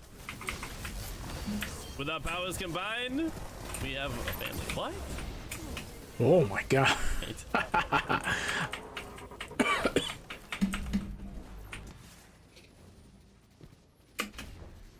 Blunt, you there? Hunter. I got a needle, you better hurry up. I'm gonna get you. Stabby stab. Guys, you know with your name on it.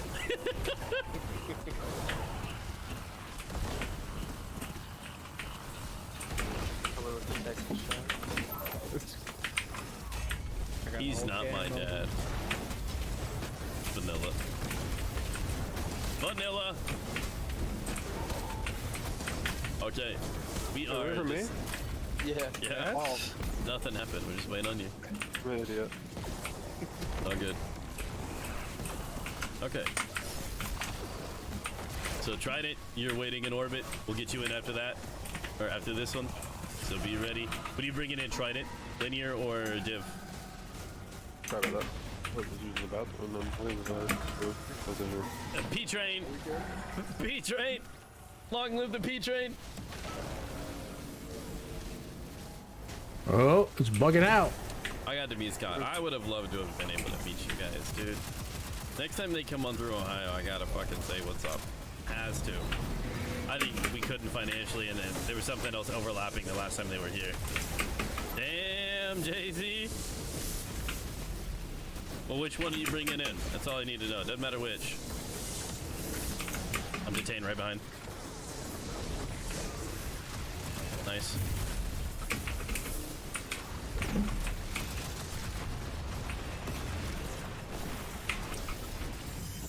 Bitch.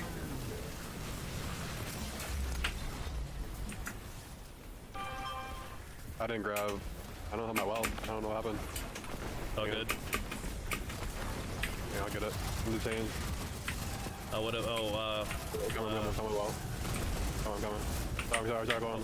That's fine. It's fine. I got him. Oh, you're stepping all in it, dude.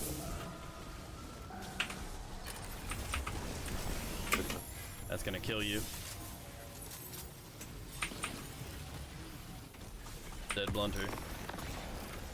Fuck, I hit Dom too. Chain res. Gosh. Iguana! Oh no! Not again! I'm the thing! Trying. There ain't no fucking way. I'm not. Really fast. You missed the Templar twice in one day! I don't know why I didn't have well. I grabbed flag. Oh man. Oh man. Hey, we got the hammer forge flared handling, not a bad roll. Might hold on to that for PvP down the line. Psych. I don't have my flying boots on. I think he got some good armor or something, or a good roll. Sir. Oh. Alright, cool. Alright, there's that Trident. Go ahead and hop on in, big boy.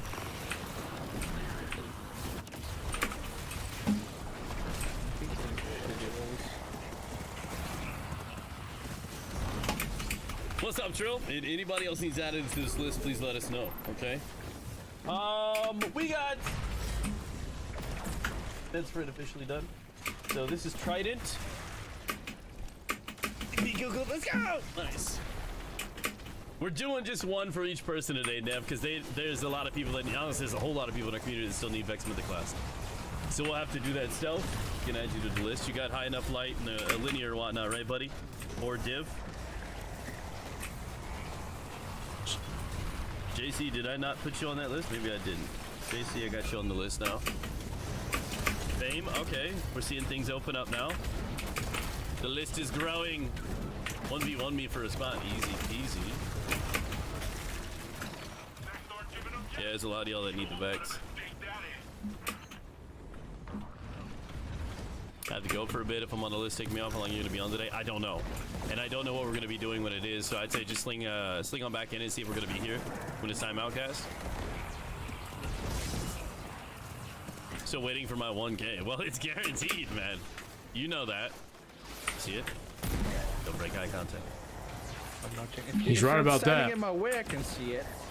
So I'm fat and I'm eclipsing the entire. Okay. I gotta separate like the volume. Yeah.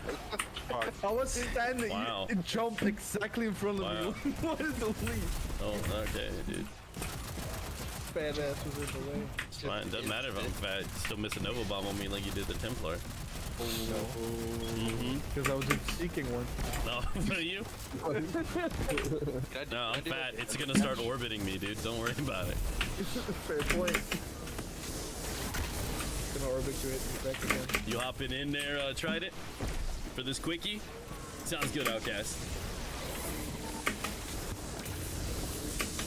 Yeah, working on it. Just waiting for you to get in.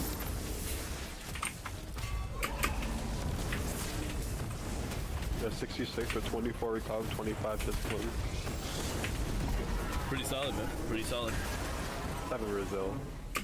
Not the best Brazil, but at least Make it work. yeah, I must say make it work for sure. We're in. Oh, that's 2 pieces at least.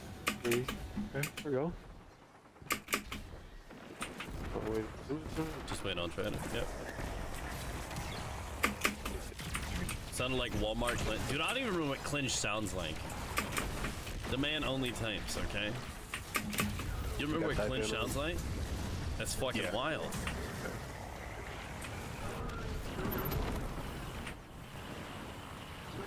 I do. Dude, I love this build now. Probably know what he tastes like. Swords. I like bows. It does amazing damage. Hey, I was playing around on Europa. I got a absolutely worthless Arctic whatever that bow is. Put that on for DPS. Tastes like might scratch him. You need a revive to hit this flag. It is. He's here chirping today, dude. Alright.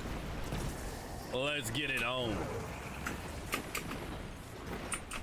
You mean Canes. Tastes like Canes. Yeah. What's the join command? It'll be the join command. / yeah. Exclamation join is the command. I didn't say that, Sky, but I mean, I could have. I didn't. It's important to know the difference. Insane, are you around today? I don't know if you need another roll. Oh, hate chicken. Is hate chicken. Understood. Got it, because the whole... Okay. I got it. I got it. I didn't say it, but it is something I could have said. And of course he posts the clan. Yeah, of course he does. Fireware's gonna be like, it's the closest thing to a pride duck you have. We used to have a pride duck and nobody fucking used it.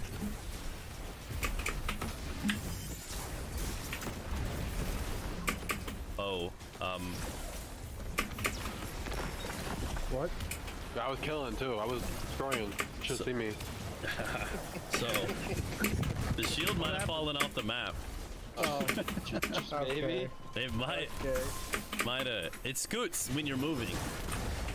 It's on wheels. It's big, you push it off. Damn, rookie numbers are gonna. Look at my damage. There's something wrong. What was that? What do you want me to do? What'd he say? Speaking under his breath, showing some disrespect upon right there. What do Fauno did, right? I'll run track. Hey, we got 3 of them. Nice. Yeah, I don't know, man. 3 times ammo. Does that mean I get 3 times the damage? Hope so. Sure. We fucking need it. Div ain't doing What's this? shit for damage. I can go Div if you want, cause I'm on. Oh no, cause I'll have to drop it to. No. All the love, Sarah!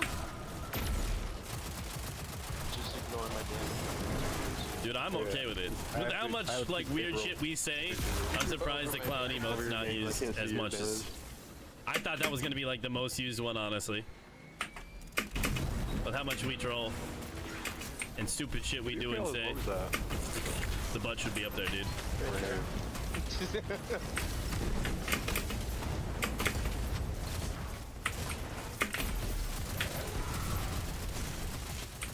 That sucked.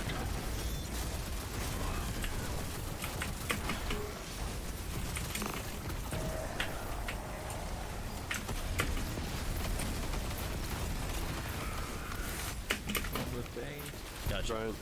Thank you.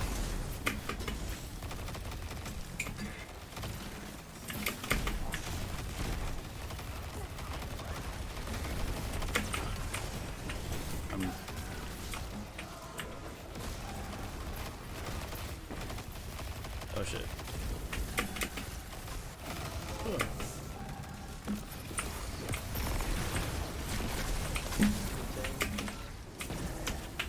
Brian.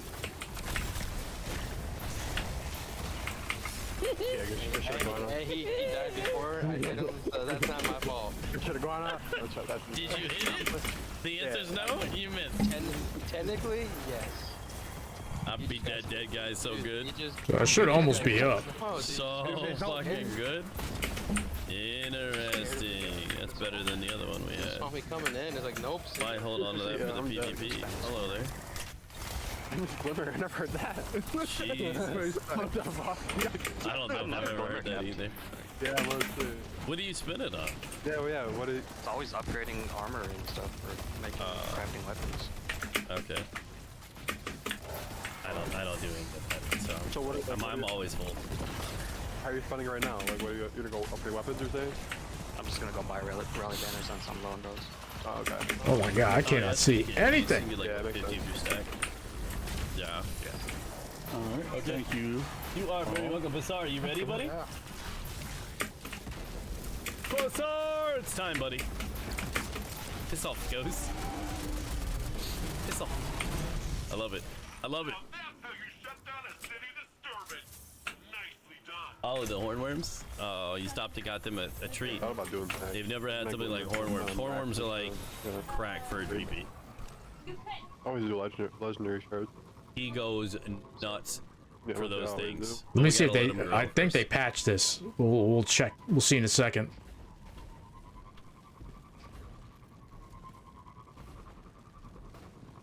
Time for a master Chimkin run. Yeah, after we get done with these, we can. I think WMP needs that now too, if I remember. I am cap. So we can maybe do one for you and one for him, if he's got time, and then we can move on to the Vexus. Absolutely, bro. Absolutely. You see it? Yeah. Yep, they patched it out. Hello. Got the triple tap fire line. Okay, perfect. Master Crota this week, I would rock the shit out. That's the one raid I would actually master. I drink my balls, man. Oh yeah. Complete activities on Neomuna. That's the only thing. So I think it's. I have to do that. Okay. So it's. I'll roll more Riptide so I can get a lead for gold one, which should clip. I need a master Nez. We could probably help you with that at some point, Stealth.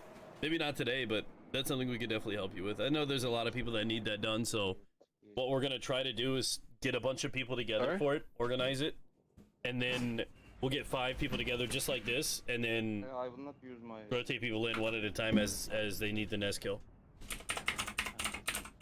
Oh no, I probably Master Nez isn't easy. Like, I'm not gonna bullshit. It's not easy. It's easy to die in it, right? People lose death.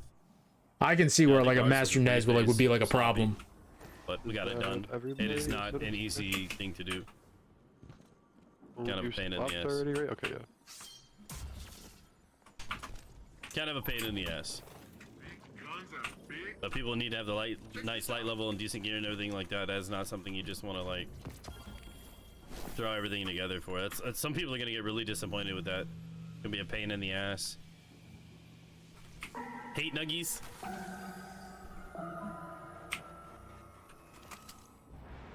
Okay, so we got Basar in here right now. Heal, you're up next, buddy. Make sure you have your gun and everything ready to go. Yes. What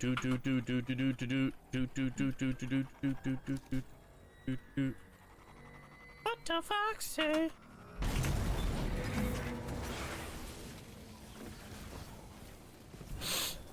Not a fan of baby.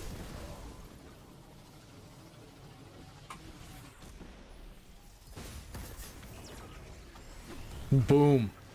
I like this rotation. Shut the fox up. Ooh, I fucked that all up. Wait, where is it? Left of us. Oh man, that's my fault.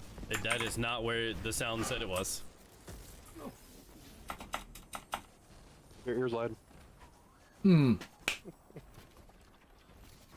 got satellite radio, man. Good shit, boys. Good shit.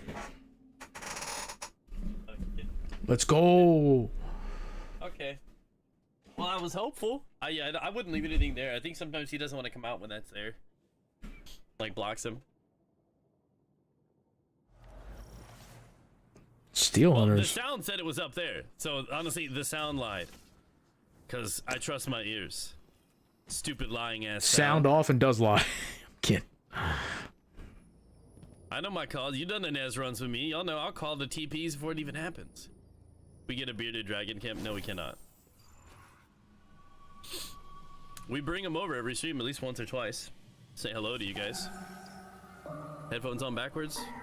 Nope. I know what I heard. I know what I heard, and I know what's in my heart. WMP, are you gonna have time for the master run today? Meatball asked for help with the Master Chimkin or Spire if you're down after we get this done, train, and then we'll probably move on to Vexus. Yeah. Whatever, whomever. Master Spire. Oh, for the cat. Okay, I was like, what the heck? Yeah, I think him and WMP need it now. Yeah, W got the gun. That's why we did the. Has the time, hasn't the skill. Oh! How would you know? You don't even play. Hit him. Ooh. Bro, I'm looking at these like apartments in like New York City right now, like on TikTok. There's like this weird TikTok, I guess it's a trend now, where these cheap apartments in like New York City. I'm like, none of this is real. None, I cannot imagine 2-bedroom 900 square foot apartment goes for like 1,600 in New York City, considering like the areas too. These are like nice areas of like New York City. And yes, believe it or not, there are like very nice areas in New York City. Don't give me that bullshit. That was tough to get you out. I refuse to believe that like any of this is like real. I hope I get there in time. Nope, I fucked that up. I shouldn't have done that. I would not do that. Make sure you guys don't jump. No problems at all, Mantis. They're incredible headphones, actually. I jump is at the I had headphones that were like 3 times the amount of this, and they were not as good as this. Bro, is he like shaving a cat right now? This is nuts, man. TikTok. It's giving him a massage. For the longest, I mean, I always did wired headphones because, you know, mice are there. Wireless mice can keep up with wired mice. It's no big deal, right? But for the longest, headphones weren't there. But now I think they finally caught up. It isn't wired. It's not wired. That's what I'm saying. It's wireless. Okay. No jumps. No jumps. I shouldn't have done that anyway. I should just let you sit there. Die. Oh, dude, I put my heater on. Somebody's gonna probably have to res some of you guys. I have the poor version. Yeah, me. And with bad centering too, probably. Oof.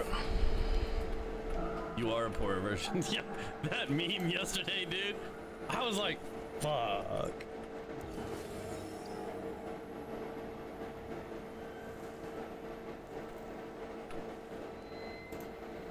It's probably gonna get loud right now. I probably hear my fucking.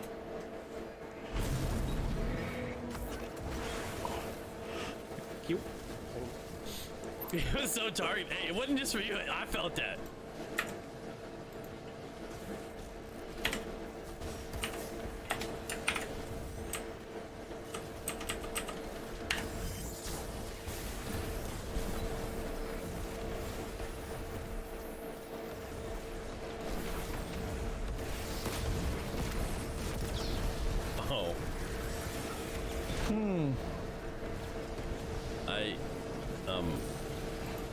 Dude, what was it? The architects get him?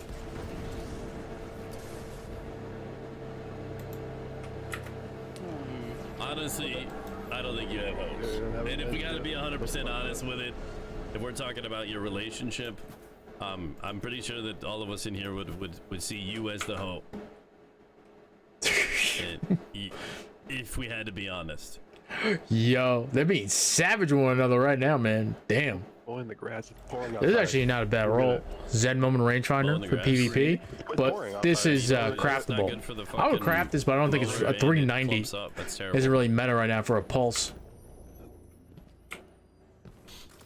Like What did he say fuck me for? Not that long, but I mean, you can ask chat if you don't trust me, dude. I'm mowing the whole neighborhood. Look out, he's mowing up in my house. Like, get out of here. Primarily, this is actually like pretty much like a pretty good, like decent beast. Ooh. My best friend sitting up top there looking down. There he is. I miss you, buddy. Yeah? He's always there, dude. He's fucking creepy.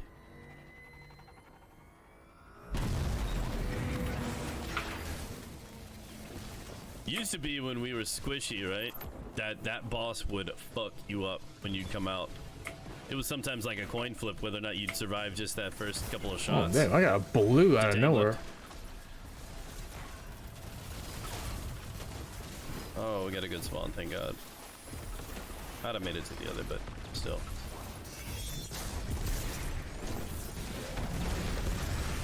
Thanks. I can't get you out. Gotcha.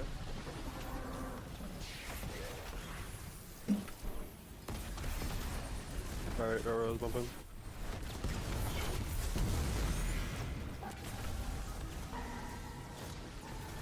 They're chunking away. At least they're making good damage here.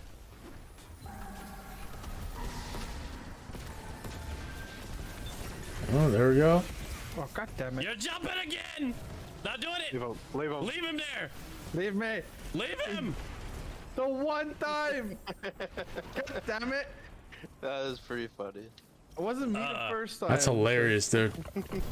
Ah!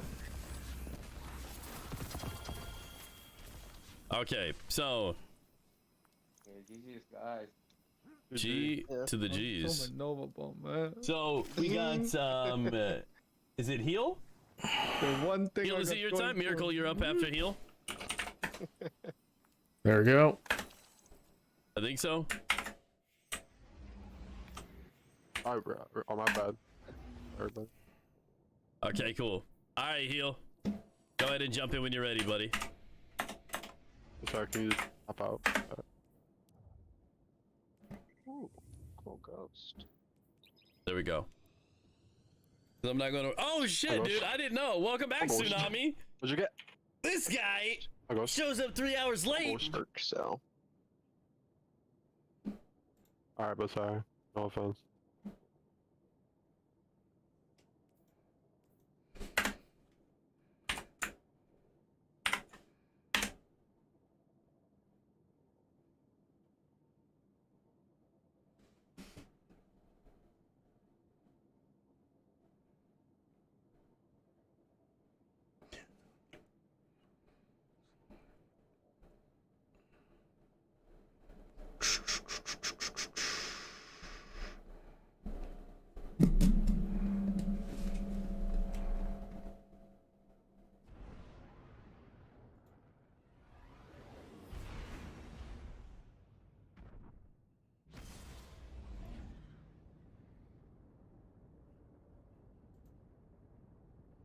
Go ahead and get back to that later.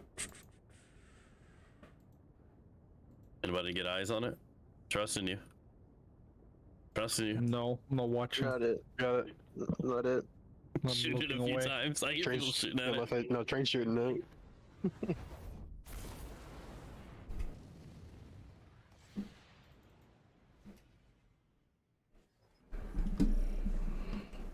Yeah, I thought we got Tsunami the Fatebringer, but I could be.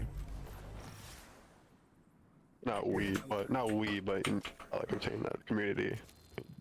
Yeah. I wasn't part of it. It's my first time doing like helps. This is my third or fourth time, I think, helping.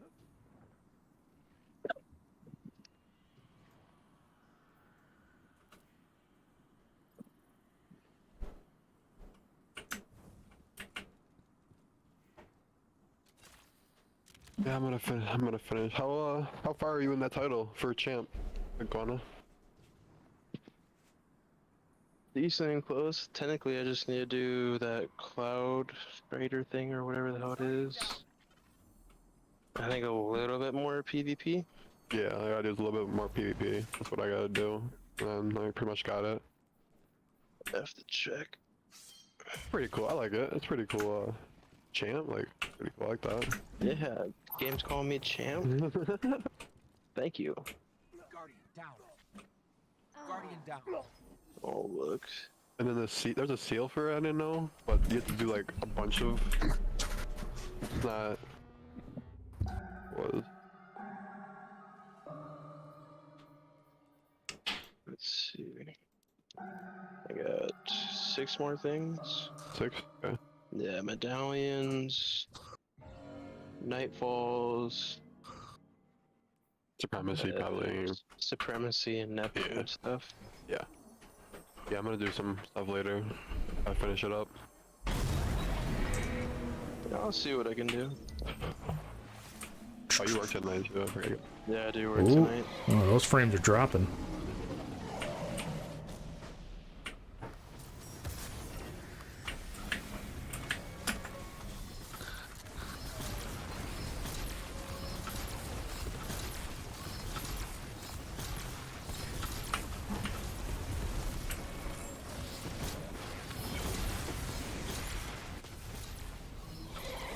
I'm gonna have to rotate this in a way I don't want to.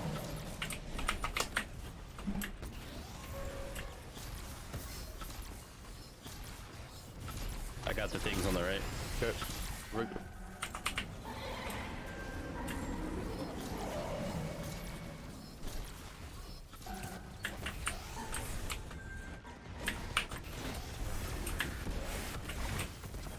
Go, Iguana! It stopped me. Stop you! Huh? It literally stopped me. Was it? Like, it wouldn't let me. Yeah. You got You detained. went there, you just bounced off his head, nothing happened. Yeah, that just bounced off of him. That was actually pretty wild. That was actually pretty funny to watch. I'm not gonna lie. So when people get caught like a second before hitting it. That is very cool. God damn. Explosive payload Firefly. Gentlemen, Yeah. it has been a pleasure. Thank you very much. Pleasure. Oh yeah. Likewise. Bye-bye. Oh, that's a quickie.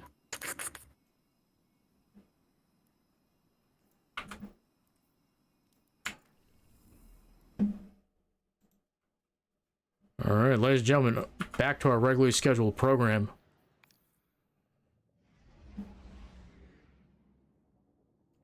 All right, now we can actually get back to like the Senate hearing. Structural deficits when we were spending $4.5 trillion, taking in about $3.5. I'm not gonna lie to you, we probably did not miss out on much, like on this hearing. Based upon something extra normal. Is it healthy, and can we cede the territory that we need to be where we are to have a healthy This could be federal better, government, but I'm and not. should it be I'm not really occupying sweating that it, to be much of honest our with you. GDP? So in other words, just because you were able to spend it, This is a fucking and borrow laser, the dude. money to do it, is that the new baseline that we should operate on that takes us up to 25% plus of our GDP? Or should we go back to where we were before the extra normal spending took place in the first place? We'll start over with Mr. Zandy again. Well, those are a lot of numbers. But that's where we are. Those are actuals. I need a spreadsheet to disentangle all of If you don't that. know, But like my let me opponents just are, say man, this, his community is Senator. great. The fiscal problems we have today are ecumenical. They're both Republican and Democrat. I'd agree. The Trump tax cuts were $2 trillion, and they were not paid for. Well, that's $200 billion over 10 years, so put it in per year. The fiscal response to the pandemic, which was bipartisan up until the American Rescue Plan, but in 2020, that was an additional $3 trillion, ecumenical. Both sides agreed to that. And then the $2 trillion in ARP, that was Democrats. So it's the situation we're in now is both on both parties. I'm talking about going ahead. Go back to the original baseline, or should we be at the elevated level? I think we need to get government, I don't know precisely where it should go, because I have to look at the numbers more carefully, but that the spending as a share of GDP has to get back down to something close to 20 to 22%. Where I think revenue should be is where spending's got to get. And it shouldn't get there next year. It doesn't need to get there in the next 5 years. It doesn't even need to get there in the next 10. But there has to be a clear path to that over the next 10, 20 years. If we can accomplish that, if you can accomplish that, we're golden. 20 to 22%. What about the other panelists? I think spending has grown rapidly in the last couple of years, and I will add that discretionary appropriations themselves have grown 23.4% in the past 2 years.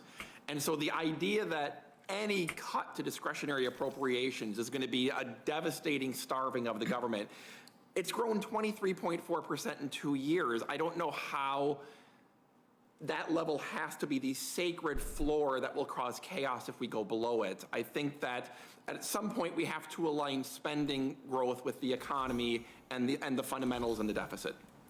Well, Senator, I'll make my answer quick. I work for the Bipartisan Policy Center. We are the only organization in the District of Columbia with the word bipartisan in its title. Now, as an economist, I'm not sure that's a supply problem or a demand problem, but it is a problem. And what I would come back to is say, with the chairman's offer to sort of put back in the NC White House bill, and your point about trying to get a process in place is very, very important. And that should be, in some ways, get the debt ceiling, get a budget, make that priority number 3, Mr. Chairman. To your point about where we should go back to, it is pre-COVID baseline. We all kind of agree here that somewhere tax revenues may, I'll use the word may, be able to go up to 20%. I'm not sure we can do 22, but maybe 20, and spending should be close to that. Spending average is about 21% of GDP on average, right? So you get that little range you have. So most of our heavy lifting has to address spending, and it's a question of timing, how you get it back to a sustainable level. And also think about the incidence of tax and where you could have different sort of tax policy. Maybe think about a carbon tax or a financial transaction tax instead of relying on labor so much or income for your tax revenue. Thank you. Hell yeah, Heel. They did pick up the thing, though. Hey, good shit, Basar. Let's go, dude. First of all, let me thank Senator Braun for his, I think, extremely sincere and thoughtful interest in all of this. And I particularly appreciate his efforts in this regard and hope that we can work Sorry together. about the Destiny 2 distraction and all, but I want to get his hand cannon. I'm not even like a hand cannon guy, but it's just good to have it because you never know when stuff like this is going to be met, and it's a good role. Saying that reviving the NZ White House idea of a proper procedure that gets to debt to GDP over time, which, as Dr. Zandi just said, could be, we're golden. That would be a better outcome than we're looking at right now. So let me turn to the particularly bad side of where we are right now in my closing remarks. If we end up going into this Republican-threatened default and all the pain and calamity that all of the witnesses have forecast comes to pass, people in America are going to want to know who is responsible. And this is a personal comment. Do not blame any of the other Democrats, and certainly I don't think it would be logical to blame any of my Republican friends. But my hard-earned experience tells me that when the Republican Party acts on pollution-related and corruption-related issues, the party acts as the glove for fossil fuels' dark hand. Essentially, every movement of the glove can be explained by the movement of the underlying fossil fuel industry hand. So House Republicans have armed the default hand grenade and pulled the pin and have it in their hands, threatening to blow it up with all of the consequences that each of you have forecast. And the question is, for whom? Edgar Allan Poe wrote about the purloined letter. Where was it found? In plain view. Look in plain view. What is in plain view in this bill? What is in plain view in the House Default on America Act is 275 out of 315 pages that are giveaways to the fossil fuel industry. The fossil fuel hand in the Republican glove. If we go there, if this default is provoked by what looks like a desperate last attack on clean energy competition, by a massive polluting and heavily political industry, that will come back to them. There will be a story to tell. People will be looking at this, and I promise that I will do everything in my power to connect the dots so that the American people. Y'all know how I feel about the Republicans. This is their own fucking fault. This is their own doing. Industry hand behind the Republican glove in the Default on America Act. 275 out of 315 pages is one hell of a tell. And with that, I will conclude the hearing. If any members have questions for the record for the witnesses, we ask that they be in by noon tomorrow.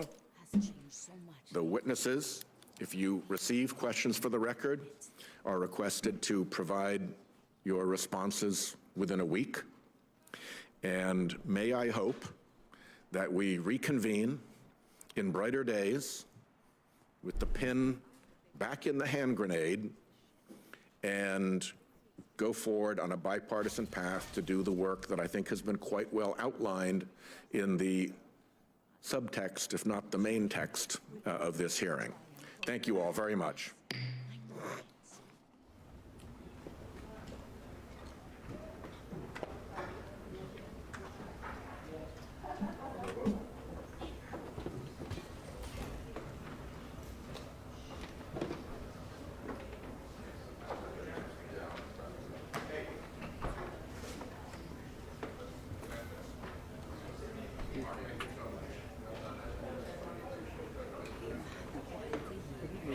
Ashes to assets, special.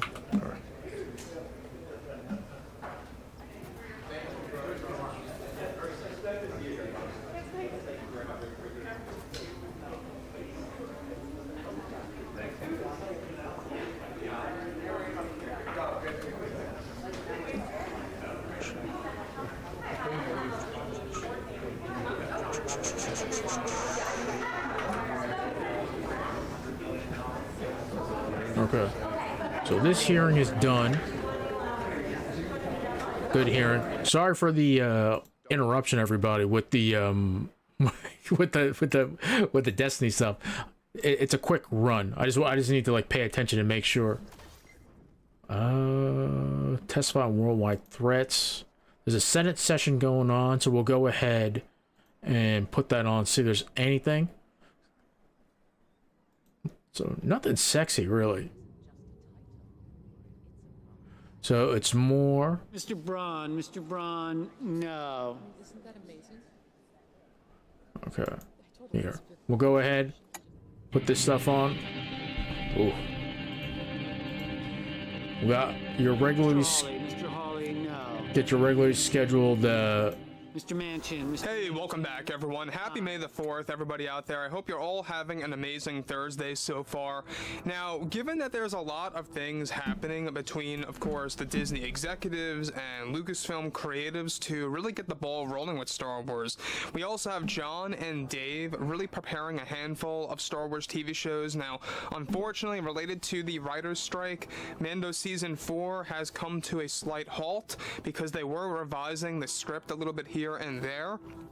So far, good news though for other projects out there where the scripts have been finished. For the most part, there's a lot of other things happening with other franchises, unfortunately.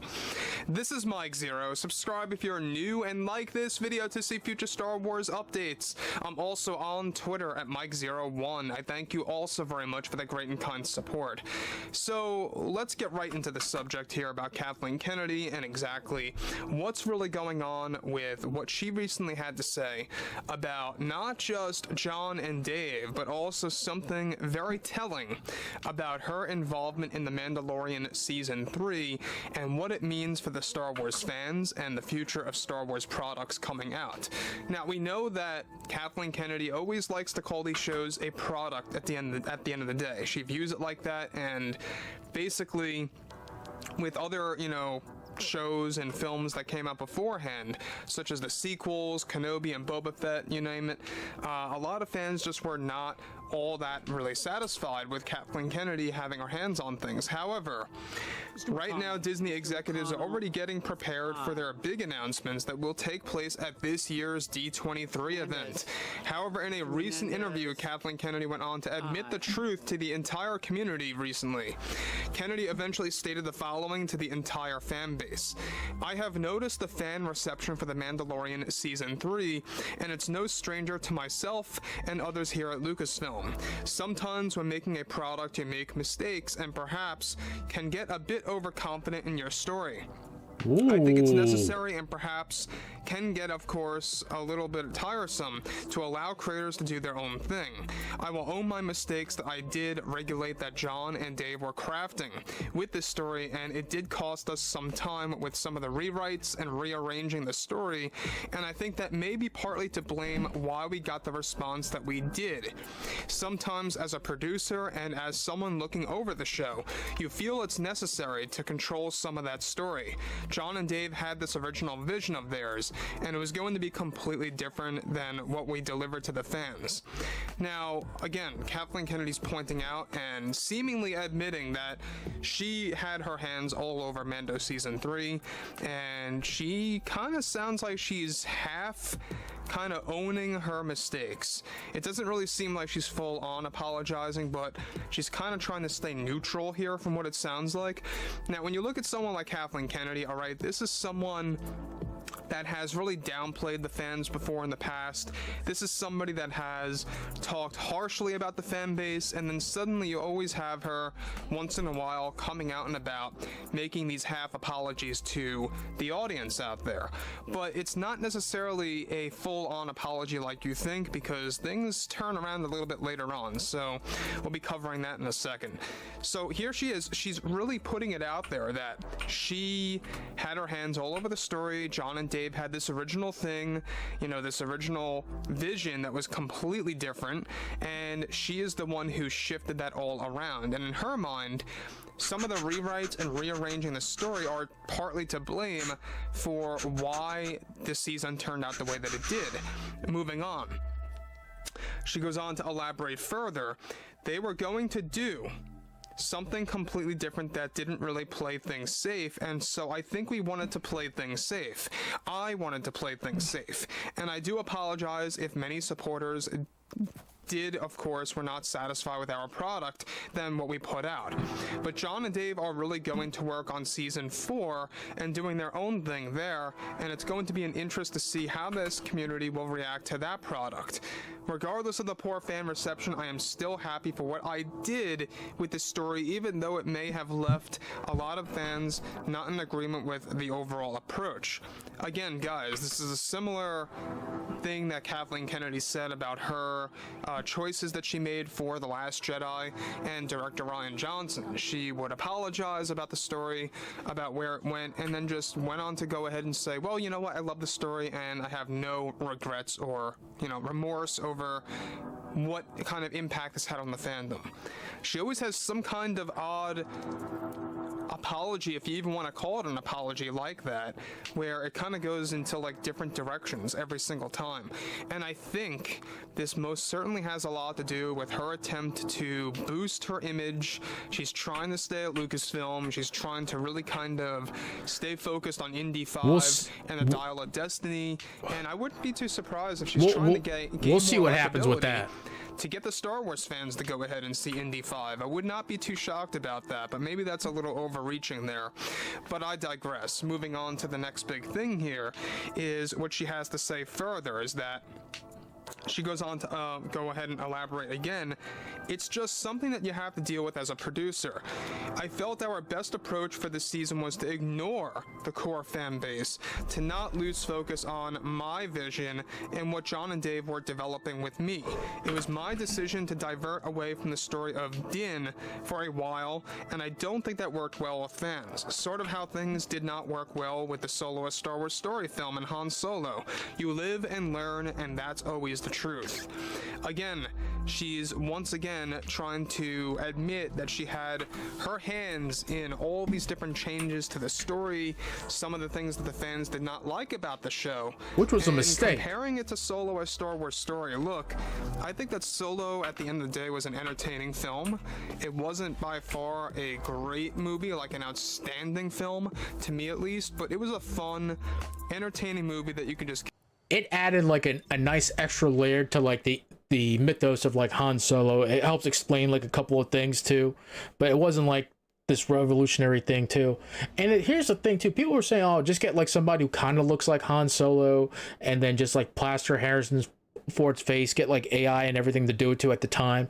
And I'm like, I just don't like that. I think that like you're not going to get any like new actors, you know, coming in from like these smaller indie movies and moving on up to like something like this too.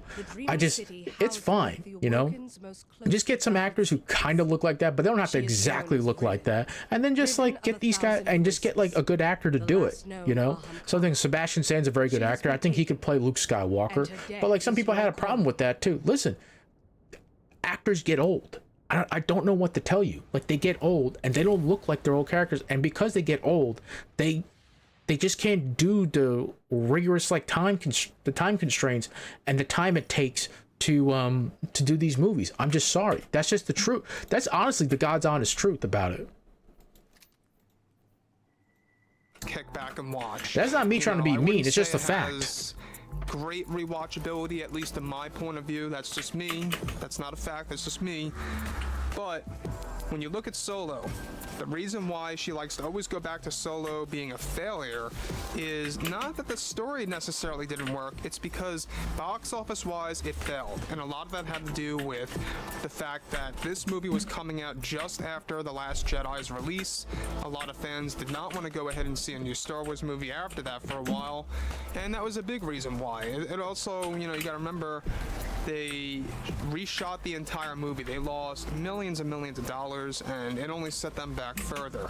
But you know, moving on to the real subject here. Yeah, the original cut movie was awful. Kathleen apparently Kennedy putting out these half apologies, but also at the same exact time admitting that she had her full hands in this, admitting that John and Dave had an original vision that she felt could not be done because you had to play things safe.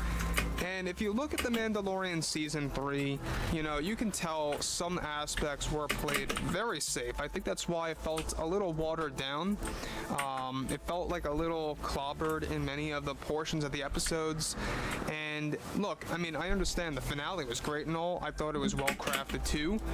But at the end of the day too, when you look at the past episodes, not so great in my opinion. I felt like things did not even pick up until like the 7th episode, to be honest. Yeah. That's just my point of view on things. So I would like to hear your input on all of this below in the comments, and if you guys did enjoy the content for today, make sure to drop a thumbs up on this video to support the channel, and I will catch you guys. I just remember like when she came out in that t-shirt, it was like one of the D20 celebrations or whatever it was, and it said like the Force is female, and I looked at that and I said, oh, you were opening up such a bad can of worms. Like, even if you had like, what she could have said was, which could have been a theme setting up for the movie, was, hey, the Force is for everyone regardless. You don't have to be like this person, and you could be kind of like a wink wink wink, you know, and could have given like a key to the story that like anyone could be the Jedi. You don't have to be like a Kenobi or Skywalker or Palpatine or what have you.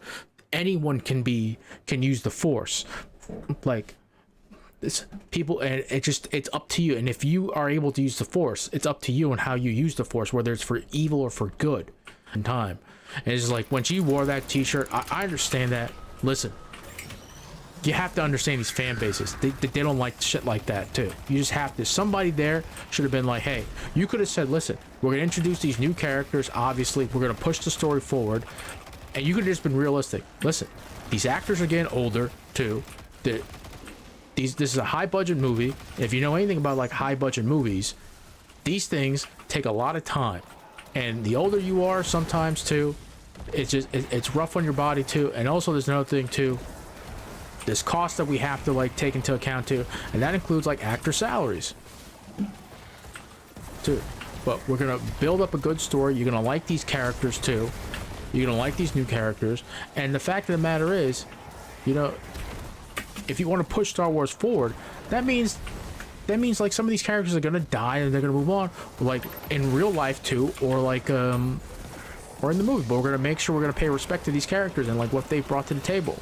But they didn't do that though. They just kind of like, I wouldn't even minded like a curmudgeon like Luke Skywalker, but they didn't really explain that well enough too. They didn't give you enough of like the backstory. I like the idea I had, not just because it's my idea. I think it makes the most sense. I think what would have happened was Luke would have successfully recreated the Jedi Academy. Like he would have had his first class. He would have said, hey, I found these like young people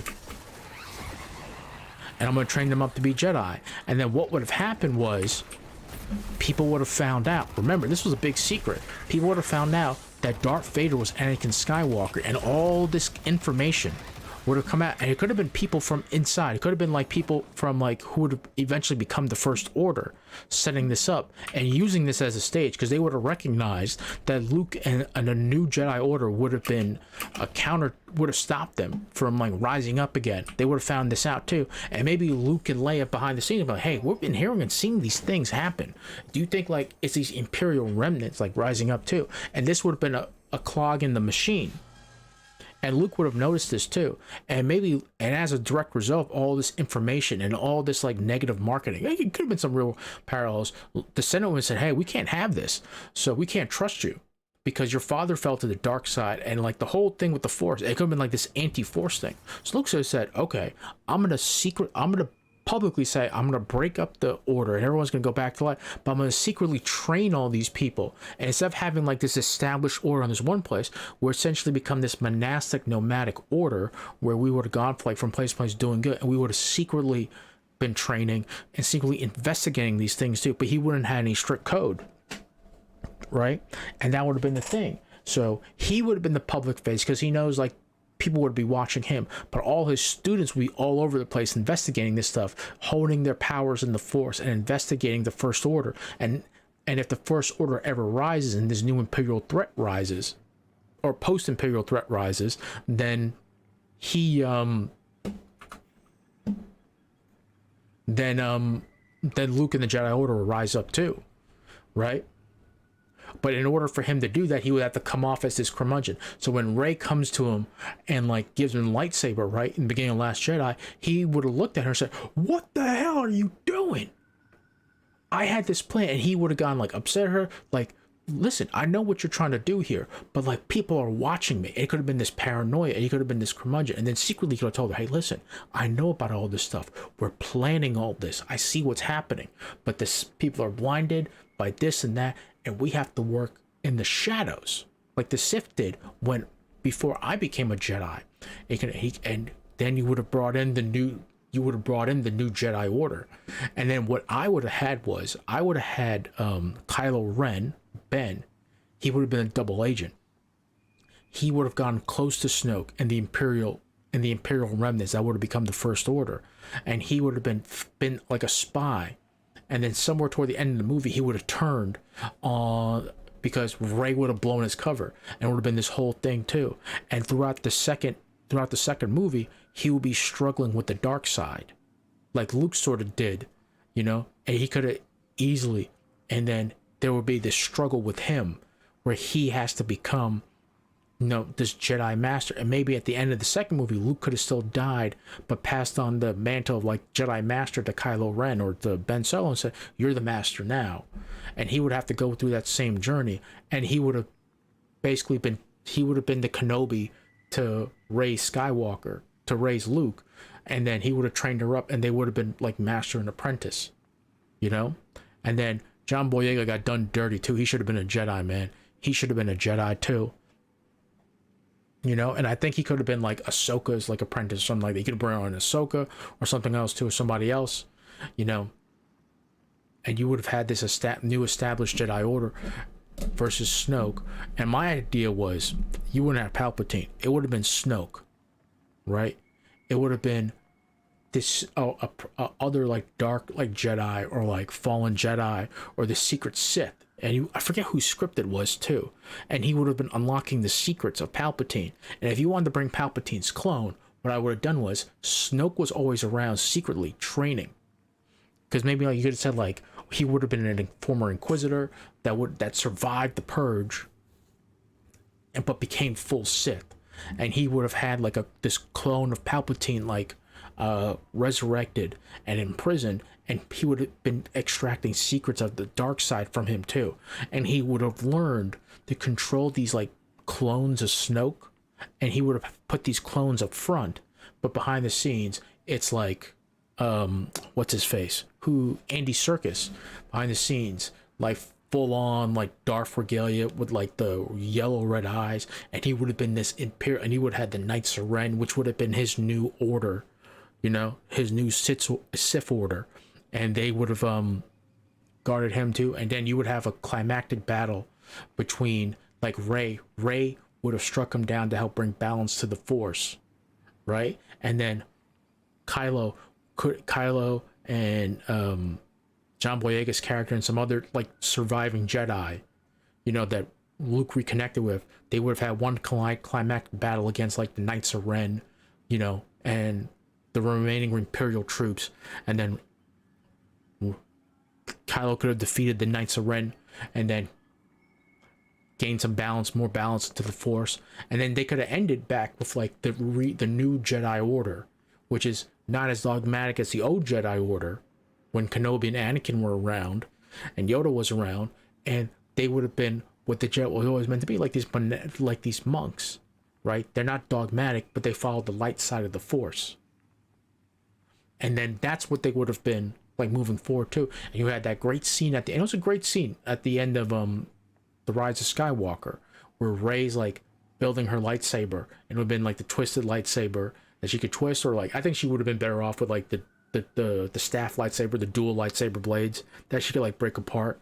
And then the new Jedi Order would have been looking over the twin suns of Tatooine, and it would have been beautiful. And that's how the movie would have ended. And then you could have pushed forward into like legacy material with the new Jedi Order. You know, Luke sees the Jedi, he fulfills what he wanted, the reformation of the Jedi Order, and all the Jedi that survived would have come back together, and they would have been this new monastic order traveling the galaxy, keeping the peace, protecting the people. They're not following this rigid code, but they understand that like it's so easy to fall to the dark side if you allow your emotions and your anger and your hate to control you and drive you. It's balance. And you could have touched on the gray Jedi stuff too, but they didn't do that. And that would have made the fans happy, in my opinion. And that would have been really good material. Next time. Mike Zero, baby. Move on to Vosh. Mike does some good stuff. Limit debate on Colleen Shogun. Hey, I have a novel observation for you guys. Has anyone here ever thought before that Terminator 2 is a good movie? Because I feel that way. I'm bold enough to go there. Oh, that Terminator 2 is not a good movie? Terminator 2 is a great movie. It's a great action movie. It's such a good movie. Terminator 1 is better? I disagree. Terminator 2 is good. It's such a good film. Yeah. Really James Cameron at his best, I think. I haven't seen it, but on a spiritual level, I feel like it absolutely... It's a really good... Like, unironically, I genuinely think that it's a really good...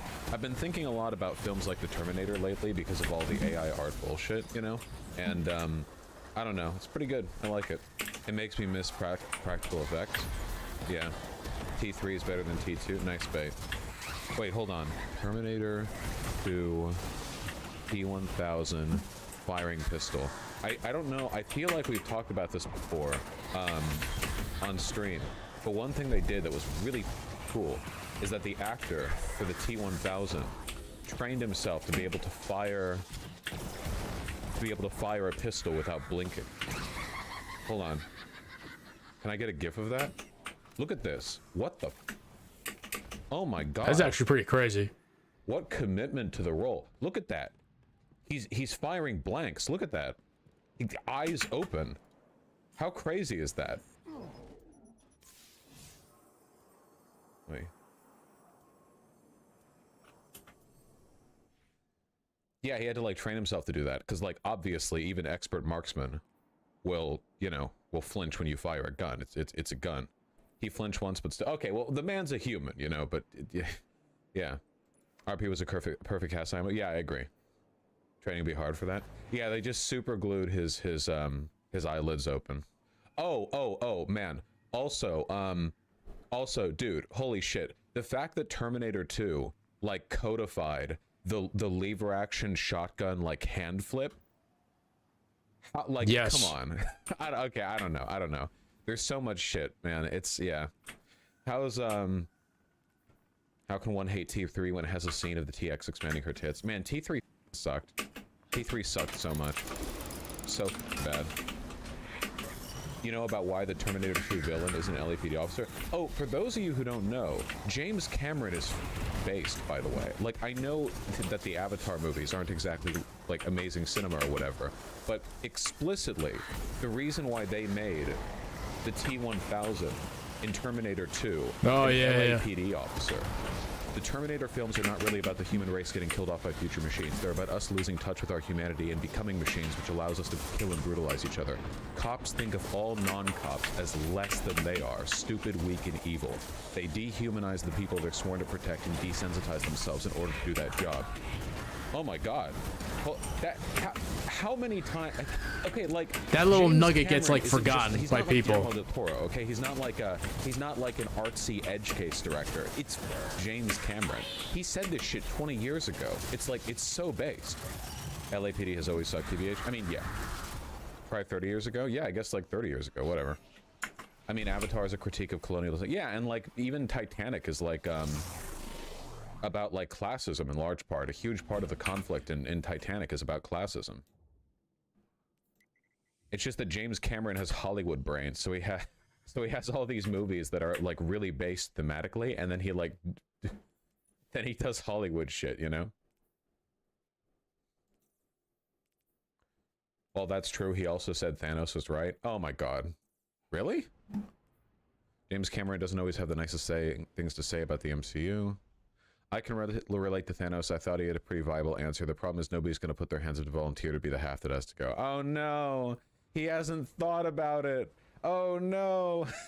Guys, the human population was half of what it is now, like 40 years ago. If you Thanos snapped half the universe, we would be back to like the exact same population count in no time. In like no time at all. On a universal scale, it would be no time. Yeah. Hello, dear. James Cameron Malthusian. Yeah, maybe that's where his politics comes from. Nope, no MCU stun lock. We're not doing it. We're not doing it.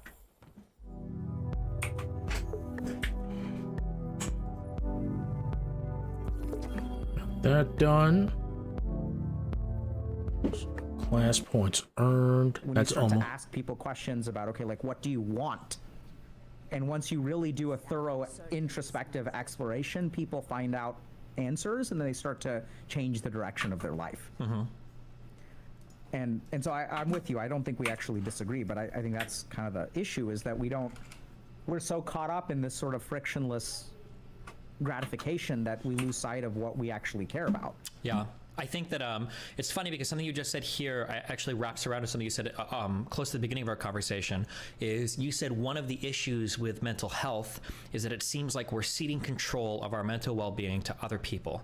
And in a way, that's kind of what you just said here, that we're externalizing even our drives to other people around us. And it's so funny because I think of like, I'm borrowing a lot from like red pill stuff because that's what I've been fighting with recently. But like when these people talk about, like, you've heard about like the grind set, right? Yeah. Wake up at 4 a.m., take a cold shower, go like all these like crazy things, right? And it's like, where does that, is that your drive, or have you actually like externalized that process and now somebody else is giving you a drive to be on the grind set? Do you even want to be on the grind? What are you even grinding for? You're like, what do you even care about? Yeah. What were you saying? Yeah, I mean, I think it's absolutely their drive. So I mean, I don't, you know, I'm pulling stuff from offline conversations and stuff like that, and even clients or patients. But I think that my experience with a lot of people who espouse the philosophy, and it's not really fair if we're not, you know, representing them accurately. So let's just acknowledge that. Is that oftentimes these people do they value something deep down on the inside. Like, I want to feel good about myself. I want to feel proud of myself. I want to be loved. But oftentimes, what I find in most of the red pill people I work with is like there's a decent chunk of trauma involved. Yeah. Where, and then what happens is someone comes to you and says, okay, like, if you want something in life, it's been hard for you to achieve it, right? Because you've been trying really hard. And so there's almost this kind of like bias towards the harder something is, the more valuable it is. Yeah. And then what people do is they sell you this idea that like, oh, since you're suffering so hard, like a big problem requires a big solution. And if you are suffering really, really, really bad, something as simple as seeing a therapist for 1 hour a week for 8 months surely cannot fix your problem. You need a bigger solution to your big problem. And so you have to sacrifice everything you've got. 4 a.m., cold showers, you have to slap yourself on the nuts every single day to build up, because pain is weakness leaving the body.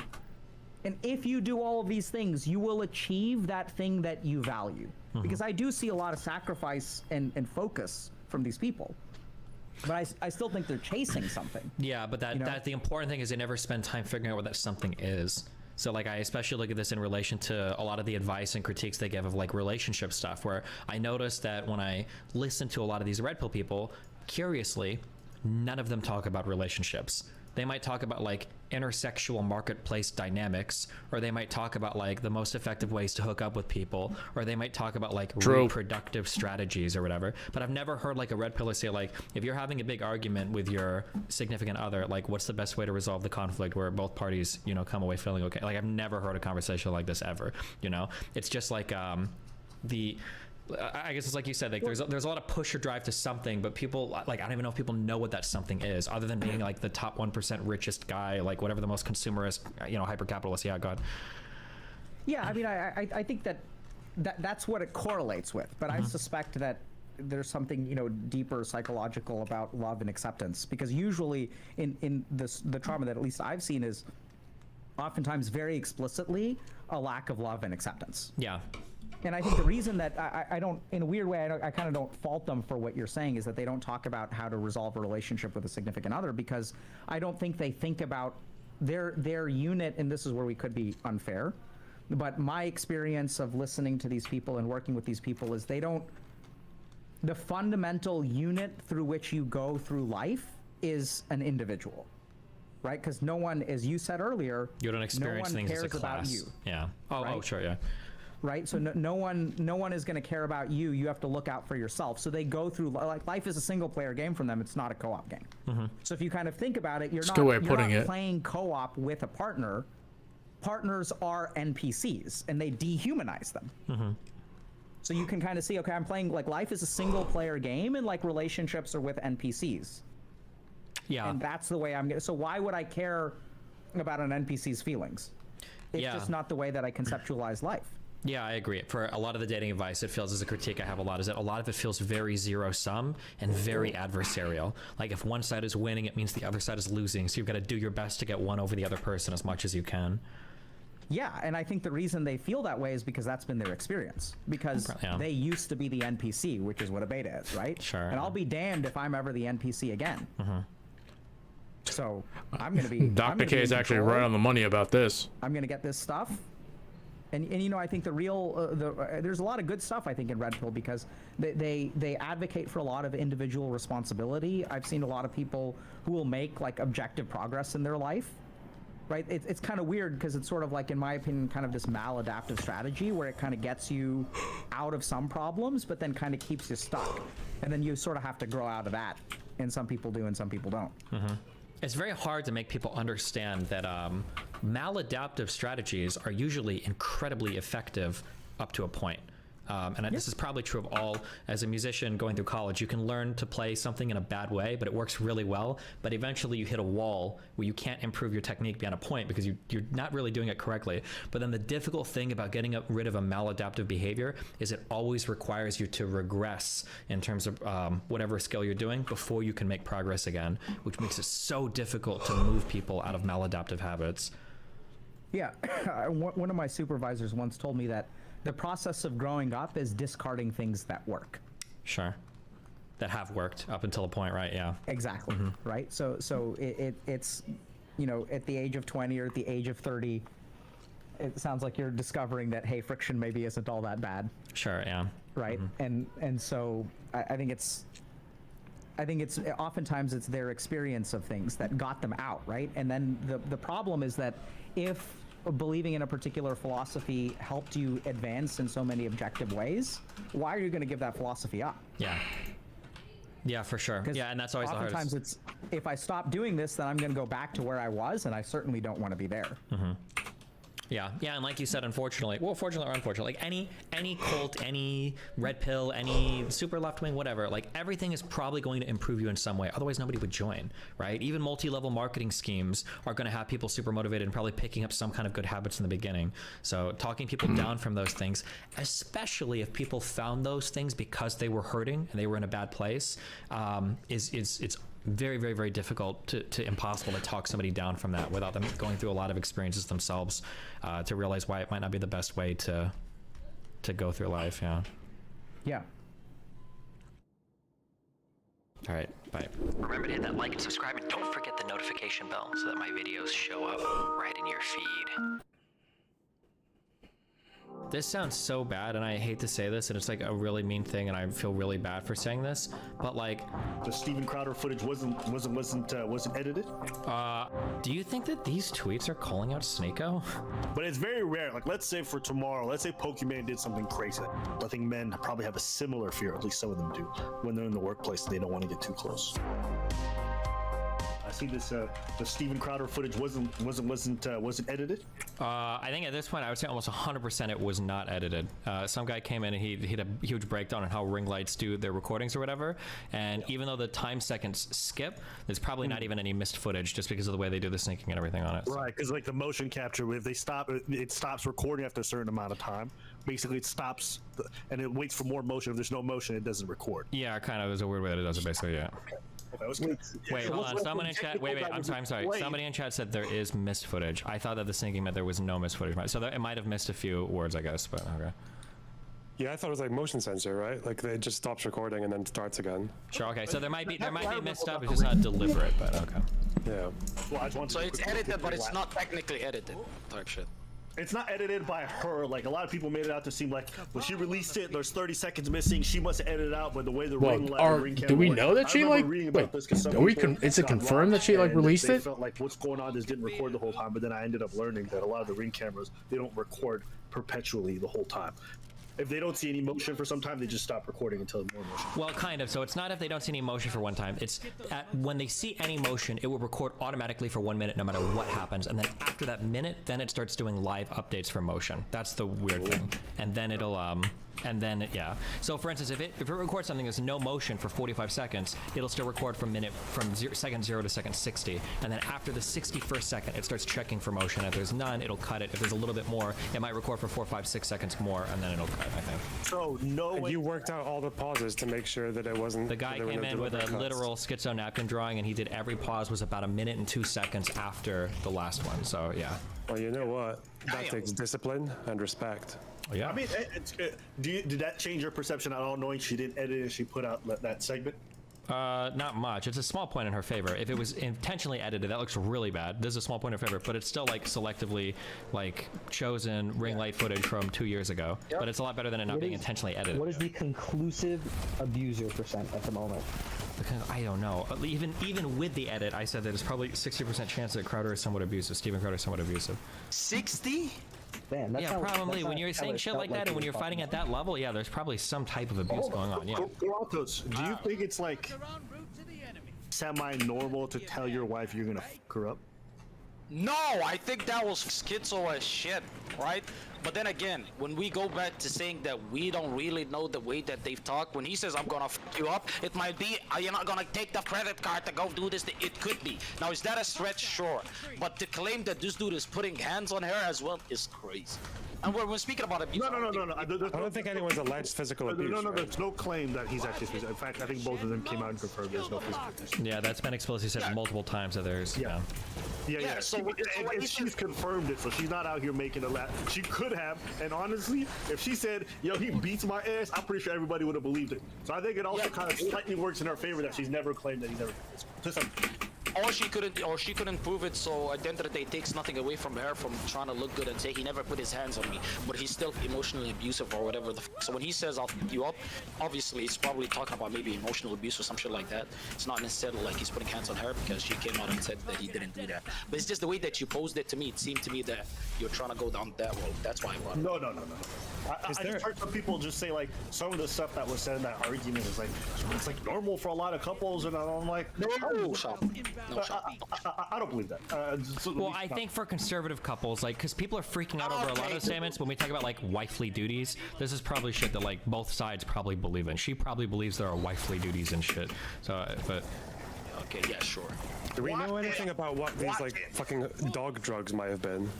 No, technically I don't think we know that there were dog drugs at all, other than it's alleged in the article. So there probably were, I would imagine. I honestly thought, you know what? I didn't even realize the gloves was talking about that. When I heard him say gloves, you know what I thought? I thought he was like, I want you to fight for a relationship. You ready to do something? That's a stretch. Yeah, there could be all kinds of context. He could actually be saying, he could be like, you're about to punch me like you always do, like you do every Friday. Please just put on boxing gloves so it doesn't hurt my Niggas are crazy. Putting gloves on is like go wash the dishes type shit. That's what I thought about it. But you were saying something? Yeah, no, I got a topic for you, Destiny. Can you pull something up? What do you got? This is a Twitter post about a lady who's complaining about the fact that her coworkers are too professional. They don't want to be friends. And I'm curious if you can see where she's coming from and why she might be upset. And if you look at the Twitter replies, she's got a few replies, like two of them. I was talking to a female friend and she was telling me how lonely it is for her to be working with only men in her team because they all maintain a respectful distance from her because they don't want to come off as creeps, not realizing it's completely isolating. I would think in this case, your friends need to break the ice. She did that many times, they still continue the behavior. That's exactly my point. Whatever they are doing, it's just to make us feel safer. I hate that there is so much pressure on them to do so. But while if a lady is trying to get herself included and she's still getting ignored, then I feel like something has to be said. I don't necessarily blame them. Like, I can understand the fear. This sounds so bad, and I hate to say this, and it's like a really mean thing, and I feel really bad for saying this, but like, if I was running an office environment and I got a job application from somebody with pronouns listed, those would go right into the trash every single time. Oh, based! I would never even remotely fuck with that. I would just be like, it's not even worth the potential. And I think for a lot of guys, it could be the case that they see women in the workplace similarly, like why even risk it? But I mean, it would probably just depend on the environment. But oh geez, hey, what's up? Hi everyone. Welcome, Tree. Proud Zionist ally. Yes, I'm a very proud Zionist. Israel forever. I was wondering, like, why is Steven is up this late? Because I have to stream. There's a certain amount of hours I should stream my kick, and I keep starting late because I keep staying up late, and then I get to the gym, and then I get starting my stream late, etc. So I'm in a vicious cycle. But today's my last kick day, and tomorrow's YouTube, so I'm good. Why? What's up? I am proud of myself. I managed to get Rumble to add a delete feature, and with the help, what I did was what happened? You could post porn links in Rumble chat, and you can ban the person who posts the porn links, but you can't get rid of the porn links. So silly people would stupidly click on the porn links, and then they would complain to me about getting Trojans viruses. Sure. And so and then somebody was, and also they were doxing someone's phone number, and I just put a tweet saying, listen, I can't stream on Rumble. They refuse to implement a delete feature, and my members are clicking on the link going to porn, and also this could also dox other people, and they managed to finally, because I was going to ask you to do something about it, but my tweet made a difference. So I'm. Well, good job. We're proud of you. I'm happy. Nice job. Actually. Thank you. So there's that. So Abba, how you doing? I'm doing wonderful. Okay, that's great. Yeah, we were hating. They were hating on Zionists earlier, but I'm glad you could make it. Well, wait. Okay, two things. Destiny. The tweet thing. You don't think the fact that women are being ostracized in the workplace, being surrounded by males, is like negative for their ability to be able to thrive? No, I mean, it's really bad, yeah. But like I'm reminded of, I always bring this example up.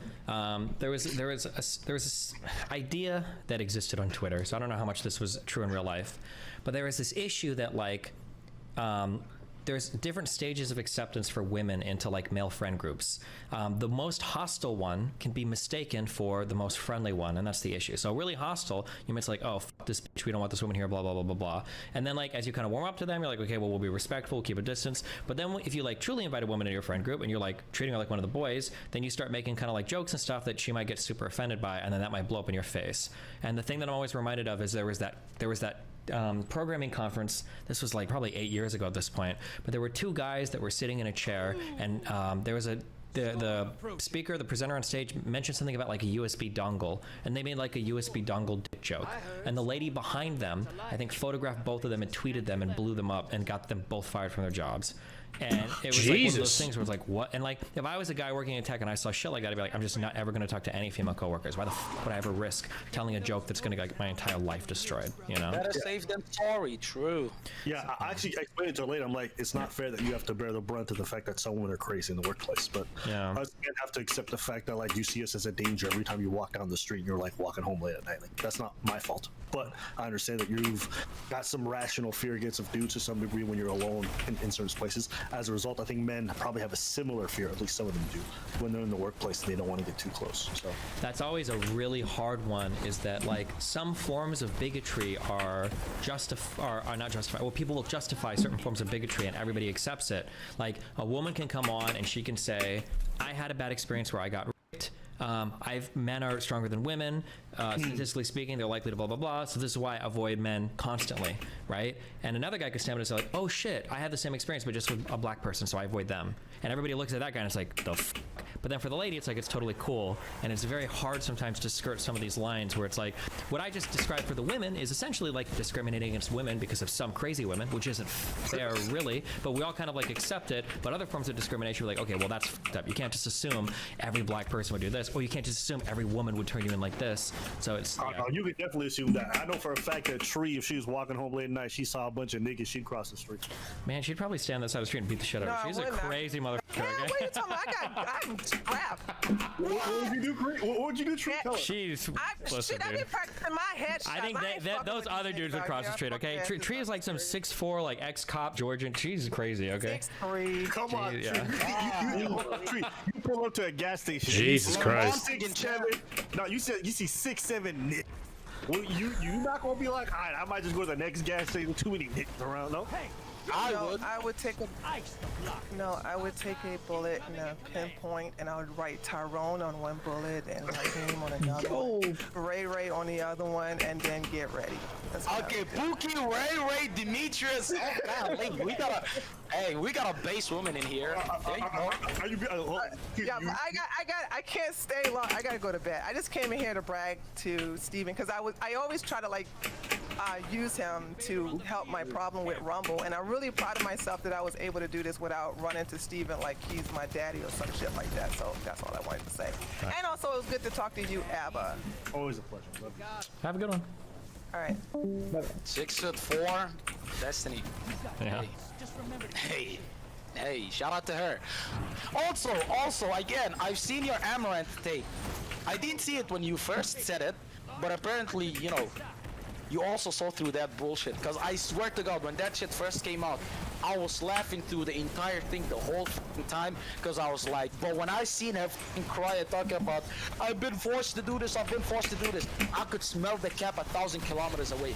And Ethan decided to go dox an innocent dude thinking that it was her fucking husband. He's so lucky that he like slipped by on that with nobody giving a f. That was wild. Isn't that serious? We got something we need to address right now. Let me send it to you, Ethan. Bad? Exactly what I was afraid. Yeah, bad. What? As I predicted, our fans are harassing the wrong person. Wait, but... And that's why I was saying, I know you were saying don't do it, but the idiot...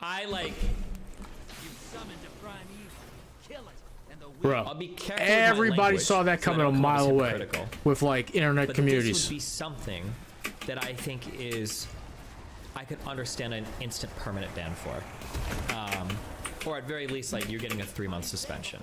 Like you are literally doxing somebody. This is one of the few. I am the least permaban person in the world, but you're literally doxing somebody on your stream, and now your fans are running off to harass them. One of the worst types of behaviors that you can engage in on the internet. One of the worst. Like, could you imagine if I did this to somebody? That is disgusting. Again, when it comes to these platforms, whether it's YouTube, whether it's Twitch, nobody follows their community guidelines. Nobody follows their TOS. Nobody actually adheres to it properly because that is a perma ban off of all platforms. If that Steve will do it guy got banned for simply showing stake.com, for simply just showing the URL. If he got banned for that, and Ethan did not get banned for doxing an innocent nigga, do you honestly think that YouTube didn't see it, Destiny? Honestly. I think it just wasn't. Nobody talked about it. I think that it was because there were other huge things. There was one other big thing that happened at the time. Nobody even knew what happened. Like there wasn't even a post on the H3H3 subreddit about it. I just think people didn't know. There's two things that happened simultaneously. I forgot. It was in the. I think it was even in the same street.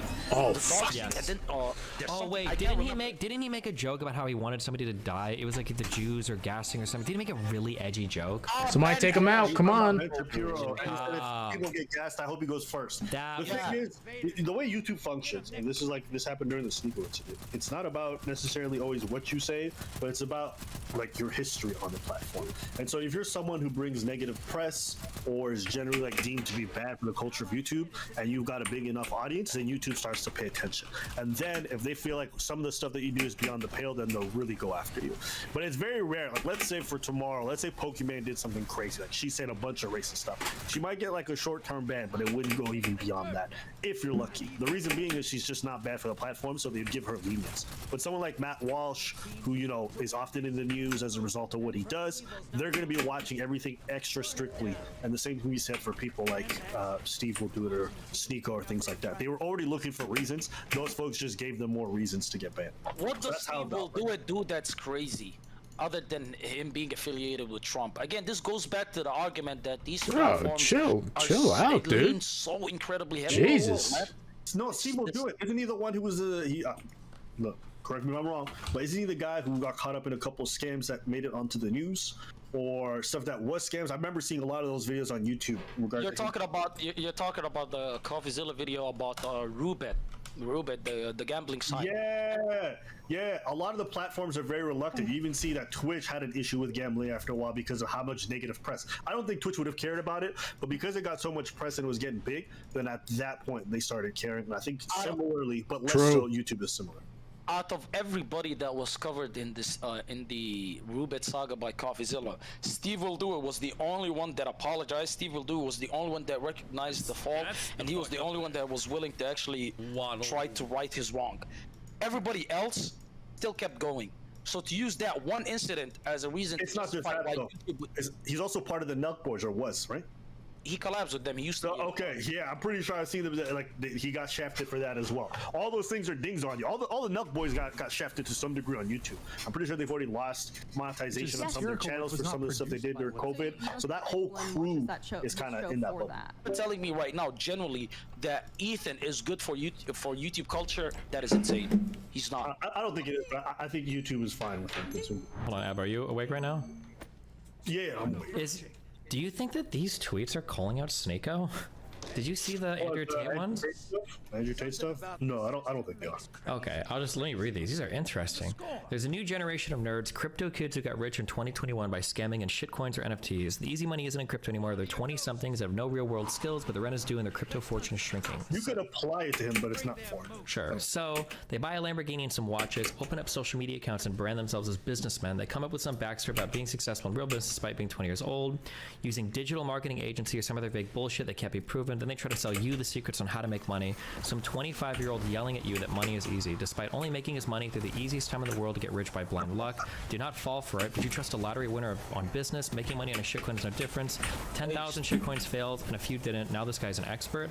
At 20-something years old, I didn't speak much. I had no inclination to teach anything. I was too busy learning. I trained as hard as possible every single day to become a world champion in my sport. I ran dozens of businesses, worked endless jobs across 10 fields while training to become a world champion. I did not sleep. I remember the 2008 crisis. I know what hard times are like. There are many copycats of me out there. They try to mimic my language and my mannerisms, but they're too afraid to get in the ring and fight a worthy opponent. What kind of man is this? What does he know about mindset? They have no gravitas to build a capable team of warriors like the War Room, so they surround themselves with parasites and losers. They come from easy money and they're allergic to work. Everyone around them is allergic to work due to childish egos. So they sell you a product that they won't work on, and they hire some uninterested Indian to deliver it to you. It's a scam. They don't know what it's like to live in hard times. They've never struggled. They tried to clone and copy Hustlers University. They do not understand that we have over 100 staff and team members working 16 hours a day every day. I'm working 16 hours a day. Me, Tate. If I'm not too good for work, why are they?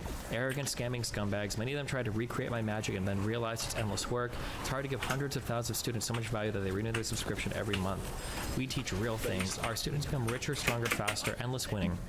Me and over 100 partners work every day to force our students to succeed. Our students make money. That's why they renew. They cannot be copied by an amateur. We teach you how to make money in the real world. We teach mindset inside of the real world. We teach fitness inside of the real world. We teach you everything you need to win life for less than the price of lunch. We do it to save the world, not because we need money. I've been rich forever. I do not need money. I need soldiers who are rich, strong, and mentally capable. That's why nobody can compete with us. Everybody on the internet teaching anything, every single one is a scammer besides me. There's nothing, Jesus, yeah. Holy I think this is the last time you'll hear Sneeko talking about crypto. Was he talking about crypto before?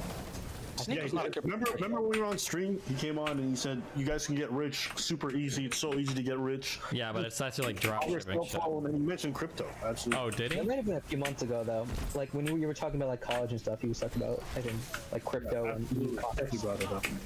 Oh, hi. I mean, hey, it could be. I imagine that, since he's been in jail and he came out, there's probably been a few people who've moved in on his market, and he's feeling fuck these guys. So he's been being territorial in that regards. But I don't know. He doesn't write any of his own tweets. This is somebody who writes for him. Yeah, Do I think he could write a tweet? I don't think so. But it's probably, there's a lot of people in that space who do similar kinds of stuff now.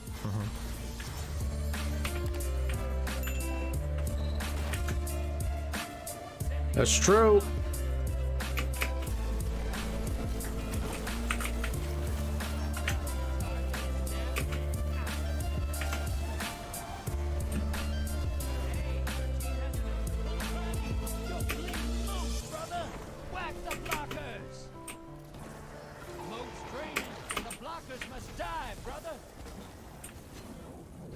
Hello everyone and welcome to I Am So Tired.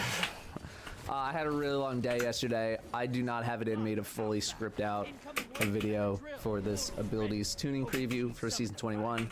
We're just gonna read it together. I'm gonna do some reacting to the stuff that Bungie has posted here. There's a lot of buffs here. I did There's a a lot light of buffs. skim of it before we recorded. But yeah, I'm sorry this is not like a fully scripted thing like we usually do. I just don't have it in me right now, and it's either I do this or I don't do anything at all, and I think something like this is probably better than nothing, right? Right, guys? All right, anyway. Fragment budget review, like we're a bunch of accountants at a Fortune 500. So a lot of single fragment slot aspects are not outperforming in a way that Bungie feels like they need to be single fragment slot aspects anymore.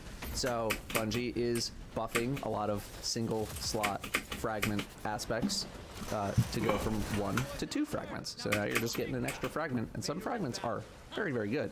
Hunter, Trapper's Ambush, Shatter Dive, Gunpowder Gamble, all going from 1 to 2 fragment slots. Really love that for Gunpowder Gamble. I love using Gunpowder Gamble. Titan, Bastion, and Juggernaut are going from 1 to 2, like that for Juggernaut, and I like that for Chaos Accelerant for Warlock. That's the hold your grenade button to charge it up one for Void.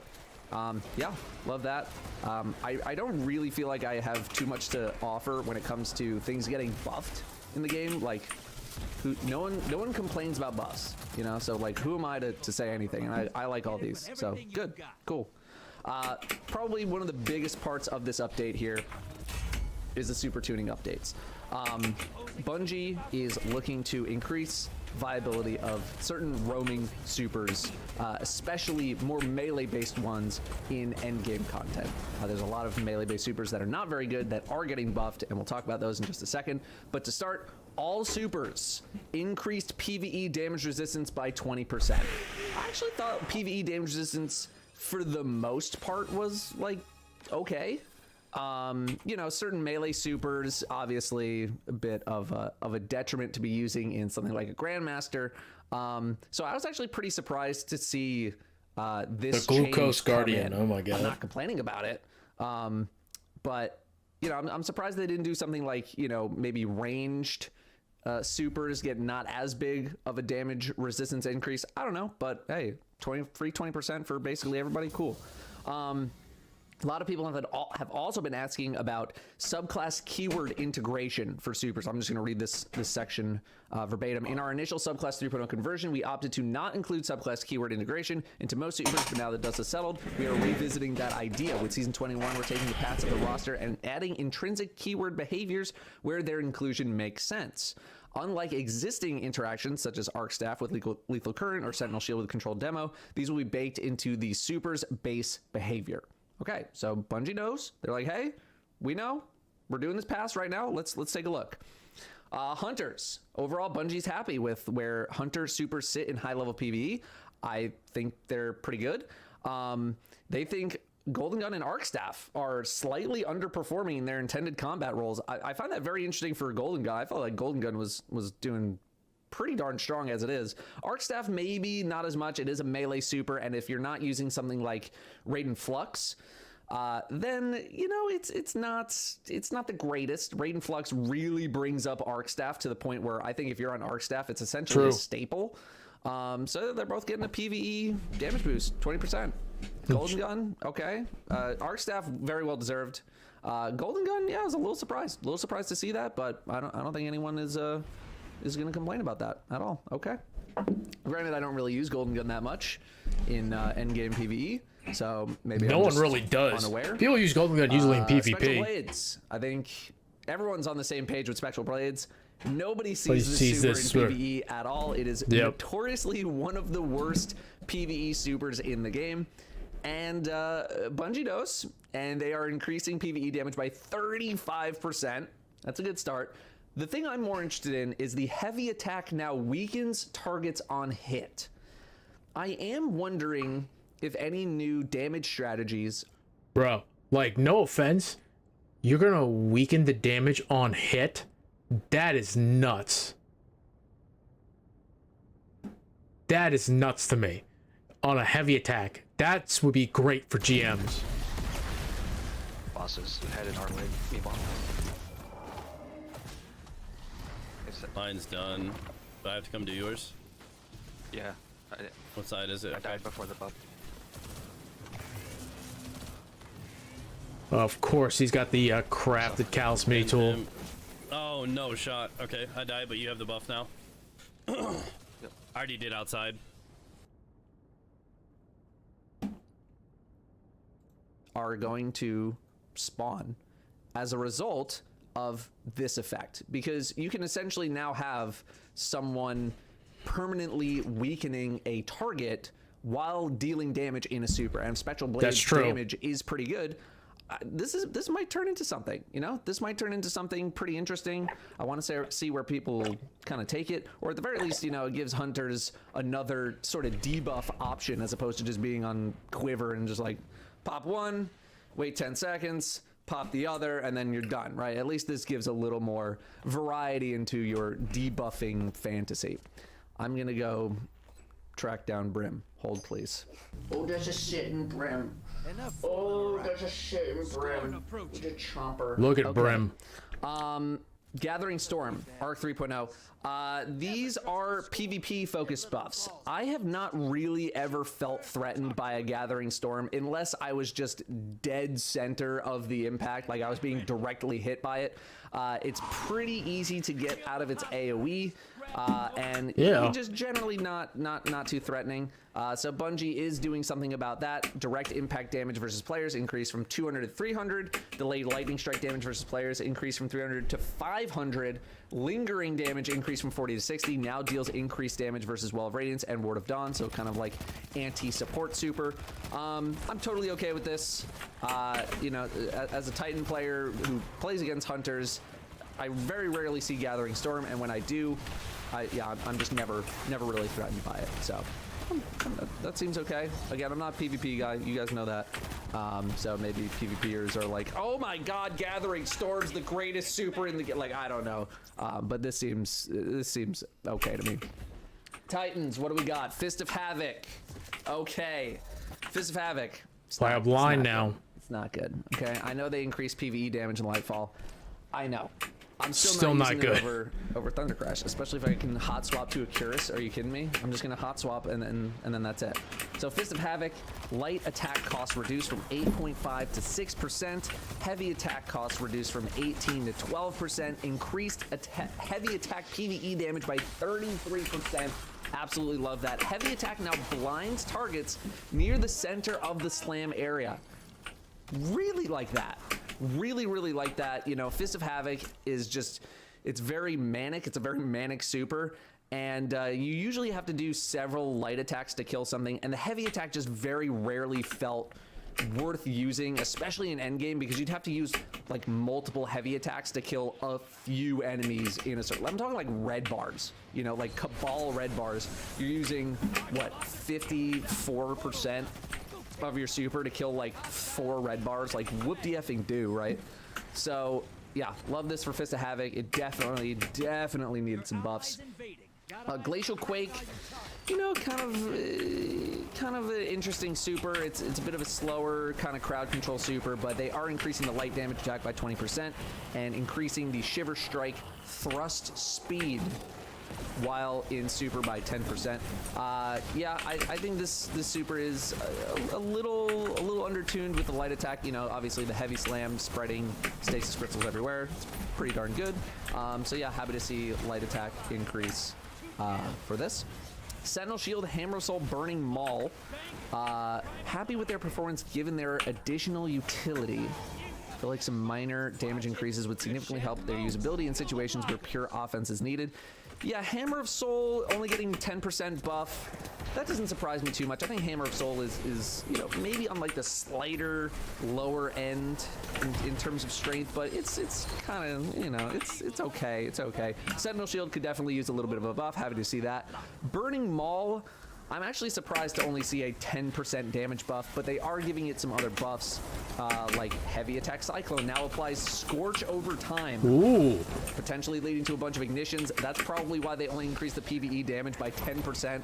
You know, if they didn't do this stuff, I would definitely want to see this 10% number go like way up, because the Burning Maul just does not feel like it's that potent of a super.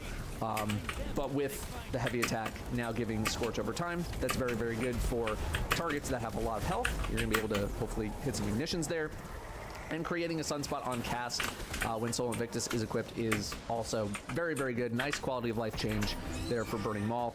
Hopefully I will actually enjoy using the super a bit more than I am right now, because right now it is just, it's sluggish, it's very slow, the damage is not that impressive. Warlocks, what do we got? Voidwalker, increasing the PvE damage output of Nova Warp and both Nova Bomb variants, allowing Nova Warp to make targets volatile. Okay, Nova Warp increased PvE damage by 15%. Okay, I thought this was going to be another 20%, but I'm not going to lie. I have no idea how Nova Warp is performing in PvE at all. Pretty much everyone is on Slow Bomb, as far as I'm concerned. And they even increased Nova Bomb damage by another 20%. That is also surprising. Maybe I'm just not well in tune with Nova Bomb damage. I thought it was pretty solid already, but again, no one's going to complain about a 20% PvE damage buff. I think no one is going to. Nova Warp fully charged attack now makes enemies volatile on hit. I think is pretty neat. How drastic of a buff that really is for Nova Warp, I'm not too sure. But it's certainly better than nothing. I would like to check it out when this buff comes out. Yeah, we'll see. We'll see. I mean, I like it more than I don't. You know, we're including subclass verbs in there. That's totally okay, or keywords. Stormcaller. Yeah, Stormcaller Arc Supers, not the strongest. Definitely not the strongest. I see complaints about Chaos Reach probably like once a week. Stormtrance doesn't even get complaints anymore because people just gave up on it. So both of these are getting buffed by 25%. Stormtrance damage ramp while attacking now occurs more quickly, over 3 seconds as opposed to over 5 seconds. Landfall detonation and Seekers now jolt targets. Okay. The jolt I think is gonna like, it'll proc, but then you're just gonna like storm trans them to death anyway. So you might get like a little bit of extra jolt damage on certain targets. You know, if you hit maybe like a big target and you jolt them and then you're constantly hitting them and they're constantly jolting to other targets, I could see that being kind of good. But also like storm trans on single target is like inherently not that good. But again, it's like I'll take it, you know. Am I gonna not take it? I'll take it. You know what I mean? Chaos Reach. This thing has been a joke for a while now. Increased PvE damage by 25%. Sustained damage on a single target now creates a jolting lightning strike at the target's location. Okay, love that. Increased damage resistance versus players from 40 to 50%. Okay, fine. Increased maximum strafe speed from 3.5 to 4.5 meters per second. Fine. Okay, adjusted camera super to avoid the player's body blocking. Let's try that again. Adjusted super camera to avoid the player's body blocking view of targets when strafing. Very, very good quality of life change. I know one of the issues that I had with Chaos Reach is like half the time, I feel like I couldn't even see what I was hitting until like 2 seconds into the super. Now you're wasting a lot of damage there. So very, very good buffs for Chaos Reach. I know a lot of people are also asking about GMX stabilizers getting their sort of super bonus back, where you used to be able to sprint to kind of top off your super. We'll see if Bungie does anything with that. But for now, very well-deserved buffs for Arc Warlocks out there everywhere. Winter's Wrath increased PvE damage by 10%. Yeah, it's a great crowd control tool, but man, is its damage just really, really weak. 10%, I think you could have gone like 15, 20, honestly, but I'll take the 10. And Daybreak is getting the same adjustment as Chaos Reach with regards to the super camera, so you can actually see what you're... I'm gonna owe you a laugh. No, you fucking don't. Everybody's mad. I'm like, there was really only 4 winners out of 20. Why isn't everyone upset, dude? Because it's not me. Hunter main, okay. Blade Barrage then, with a good linear, bring that along. Everyone else should ideally bring Thundercrash chess pieces. With good linears. I gotta level my Titan first. It's at work. You can't give it to. I'm not giving it to anybody. Give it to me. That's all. No, that's not how it works. God damn it. That's not fair. If he's at work, why did he even? No, I'm just picking one more person after this. Hopefully it's yeah, Meatball. I know, but if he is at work, why did he? He did it for you. God damn it! He thought it would work. Can I take this spot then? No, I'm gonna pick the next one. Jeez, all y'all hands out. What the fuck? Damn. It's Jakey. God damn it! It's Jakey. Yeah, we put Take this. it and give. That's true. He's like, I'm gonna steal the spot. Now that I think about it, my RNG was used to get this spot. And, and now you're not gonna get the drop. Is that how you're thinking? Yeah. Oh shit! You used all your RNG up. Man, they That's all. one way to look at it, dude. Damn. Great. I mean, like I know on a host the run now, but knowing my luck, someone's gonna get it, and then my name's gonna bolt, and then I won't be able to join. Do what you want to do, man. That's my luck. But then I can't join the fact. Tyler's looking to do stuff. He just wants the game. It's okay. No, thank you. Okay. So, meds, Star Eaters is fine if you're using That's fucking giggle. Blade Barrage, bring in the best linear and whatnot you got. Everyone else should be using hopefully chess piece Thundercrash Titans. Hold on. Or Starfire. Wait, you gotta mix up your build there, Blunter. That still looks like PvP. What's up, Biz? How you doing, buddy? Yeah, you got The Titan chest piece and a fusion, right? A linear fusion tsunami? Of course. I got the side chisel. Okay, and then we have... What else do we have? Who are we missing? Yeah, we need Med's friend to hop in here. Okay. Here you go. I'll change all my shit over now. And then who else will we miss? Jakey. I need Jakey. Where's Jakey? What's Jakey saying? Oh. Yeah, Jakey, jump on in, bud. A lot of the homies need it today. So keep in mind, stay tuned, everybody. The moment somebody gets one, it could literally be this very first run. Multiples can drop. Then we do another quick raffle. I'm scared So to go do something else. If you guys want to do this, you gotta try to do what you can. Well, no, he's right in that, because like people are gonna feel like, oh, they're gonna leave now. Some people will, because they're gonna be like, oh, dude, I'm not gonna be able to get in, or it'll be a while or something. Some people will. Yeah, you just gotta watch But and the like people that wait. say are gonna get hopefully rewarded when somebody gets one, and then we just do another quick raffle. I'm about to get one right now. Q-Train shouldn't be allowed to play. The salt. That was funny shit, dude. He got 3 already. Yeah, yo, he's killing it in the inside, dude. Ciao. And the outside.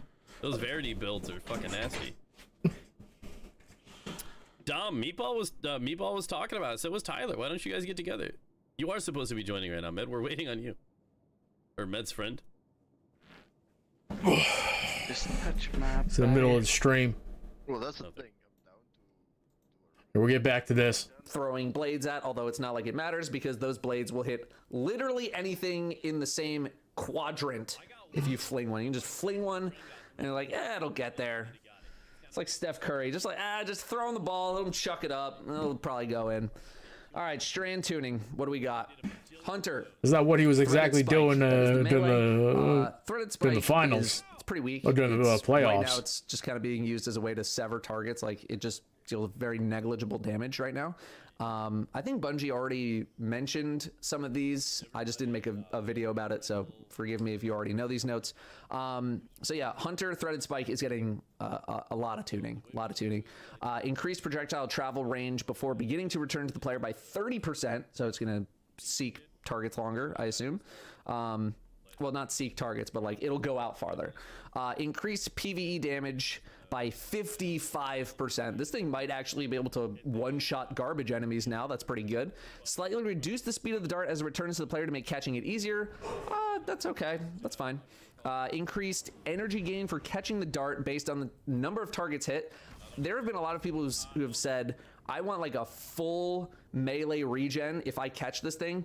I don't know if that's going to be even possible. It just hearing it sounds too strong, but like I wouldn't mind seeing it in practice, I guess. And then if it is too strong, when you're like, all right, and okay, we tried it. It's too much. We're not doing it. You're not just a flick. Like, but increasing the energy gain, I think is totally okay based on how much we get right now. Now pierces Cabal Phalanx shields. Love that. No longer, here we go. This is the change everybody wanted. No longer prioritizes the catch action over the grapple melee if an enemy target is within grapple melee range. Oh my god. Thank you. I don't know if there was anything more annoying than like trying to grapple, you threw your melee, and then as you're about to punch something, you would grab the threaded spike. I would literally throw this thing before I would grapple to make sure that it was on cooldown so that my grapple melee would be the thing that actually happens. I think that's what pretty much everybody was doing. So hopefully this reduces the amount of times that you're catching the thing as you're grappling in about to punch 17 enemies in the face. Titan Frenzy Blade decreased cooldown based on how many melee charges the player has stored. At 0 charges, cooldown reduced by 15%. At 2 charges, reduced cooldown by 30%. Okay. All right, I'm interested. Warlock Arcane Needle decreased cooldown. Okay, so same thing as Titan, decreased cooldown, 0 charges, cooldown reduced by 15%. Blah blah blah. Increased projectile speed based on the projectile's flight time. Okay, and increased projectile tracking strength by 10%. Initial velocity increased to 40 meters per second, up from 30. Final velocity increased from 70 meters, up from 60. I didn't have a huge problem with the projectile speed, but there were definitely times where I like kind of flicked one out and it, you know, it wasn't hitting the target. Yeah, that's fine. I think that's fine. Grapple reduced base cooldown from 105 seconds to 82. Reduced the minimum time between grapple activations from 2.5 seconds to 0.2 seconds. So you're going to be able to grapple essentially back to back. You're not going to have to like, you know, I'm sure everyone's been in the situation where you grapple, like you miss your jump, and then you're just like waiting for your grapple cooldown to come back on, or to come back online, so you can grapple again and try and save yourself. You should be able to make back-to-back grapples happen significantly faster. And hey, Bungie, listen, they're like, hey, look, grapple. People want to move around. We get it. I still think grapple melee is ridiculously strong, but also Bungie did some interaction changes with grapple melee so that it's not like overproducing super energy. So I think reducing the base cooldown as a result is okay. Threat of generation, oh boy. Reduced energy generation provided by some damage over time mechanics. Reduced energy generation provided by trace rifles by 36%. Okay, I did not realize that the trace rifle situation was that dire. This is not as bad of a change as I was anticipating. I thought like threat of generation basically feels like an auto include in pretty much every build. So this did not get hit nearly as hard as I was anticipating. So that is okay. Stasis tuning updates. So I've done 2 stasis videos. I am working on Stasis Hunter right now as like my sort of stasis review, like where are we at. So it doesn't look like too many changes. Yeah, not too many changes for Stasis. Hunter Withering Blade increased projectile tracking surge range on bound versus players by 20%. Increased maximum tracking strength by 12.5%. Okay. You know, I mean, I've been doing some experimenting with Hunter, and they might need a little bit more than this, but you know, within just like viewing Stasis like kind of in a vacuum, like in its own little block. Okay, I didn't realize that Withering Blade was down that bad. So okay, I guess. Titan Shiver Strike, this is the melee. Maximum thrust while in flight increased by 16%, decreased maximum downward influence of gravity while in flight by 18%. So they're making you more mobile with this thing. Howl of the Storm increased width of freezing cone versus players by 31%. Howl of the Storm being, I believe, the uppercut thing that you do. This Howl of the Storm definitely could use some help. I don't know if it needed that much help in PvP. I thought actually PvE, it's like not that great. Okay. I would like to have seen like a little bit of some PvE help here for Howl of the Storm, but all right. Warlock Frost Pulse now provides 2 meters of additional melee lunge range after activation for 1.2 seconds. Okay. Yeah, you know, Jesus. These were not things that I was really He's across the ways back there. This many changes. Let's just double check on Warlock here. Frost Pulse is the rift where you cast your rift and you freeze everything around you. Provides 2 meters of additional melee lunge range after activation for 1.2 seconds. Pop Daybreak. I'm not like a Frost Pulse wizard. Maybe the Frost Pulse enthusiast out there can kind of elaborate on this. I guess this is. So he's not gonna have it. Maybe more like a PvP kind of thing where you freeze people around you and then you maybe just like kind of whiff your melee as you go to punch somebody. Could be that. I don't know. Warlock, Frost Pulse, Warlocks, speak up in the comments. That's what it kind of feels like. It is trying to do. Yeah, very light on the stasis tuning. Revisiting some of these changes and making updates where you feel. Okay. All right. Yeah, across seasons 14 and 15, it's been like a year. Okay, yeah, primarily in the Crucible. All right.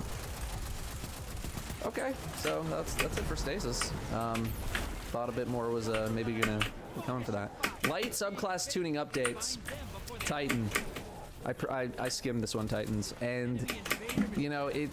From what Bungie is saying, it doesn't seem that bad, but the days of infinite shoulder charging for movement capabilities seems like it is coming to an end. Bungie changed shoulder charges to make them not one shot quite a while ago. They're pretty much used as a movement tool for the most part. The extreme mobility enabled by the energy cost of shoulder charge is too high. Bungie is finally doing something about infinite shoulder charge movement. While we're comfortable with players having strong movement capabilities at their disposal, these abilities should have a meaningful trade-off for their use and shouldn't be always on. We're adding a small energy cost to shoulder charge abilities on activation, regardless of whether a target was hit. We realize it's a big shift, and we don't want to punish players who use these abilities primarily for offense. So we're offsetting this change with a decrease in their base cooldown. Seismic Strike, Shield Bash, Hammer Strike now cost 15% melee energy on activation. Base cooldowns are now standardized at 91 seconds. So if you actually use these abilities and you're actually hit with your target, it's kind of a buff, right? Because your cooldown is not as long. But every time you use it for movement, it's going to cost you some energy. How much energy are we realistically talking? Bungie gives an example. Based on your strength stat, the effective cooldown on shoulder charges as a movement tool will range from around 17 seconds at 0 strength to around 7 seconds at 100 strength. This is why I'm like, okay, 7 seconds at 100 strength. Does that completely kill it? No. Am I sad about it? Yes, but like, is shoulder charge movement completely dead? I don't think so. I think it's still so strong that people are going to continue to use it, and it's, you know, a 7-second cooldown at 100 strength. Could have been worse. You know what I mean? Could have been worse. Did they really have to make it that long, though? If Bungie wants to make this change, hey, you know, be glad it doesn't use the whole thing. You know what I mean? Sad to see it go, but I understand. You know, I understand. Knockout. A lot of people got a problem with knockout. Enough fooling around. A lot of people got a problem with knockout. Lunge range reduced from 6.5 to 5.5 meters. Uncharged melee PvE damage bonus increased from 60 to 100%. So buff in PvE. But yeah, they are bringing the ridiculous melee lunge range down a meter. I don't want to say I saw it coming, but I figured with enough people complaining, it was going to get a nerf. And look, I've been in plenty of situations recently where I was like, oh my god, this attack was so undeserved. Yeah, I think it was bound to happen. It was bound to happen. I mean, you know, knockout is still probably going to be used, but it's no longer going to be as ridiculous as it might seem right now. Shield throw and throwing hammer, making a few improvements to their usability, primarily against fast-moving targets. Shield throw desperately needs buffs. Increase base damage impact from 60 to 70. Increase the consistency of finding and adjusting initial trajectory towards a new target after a bounce.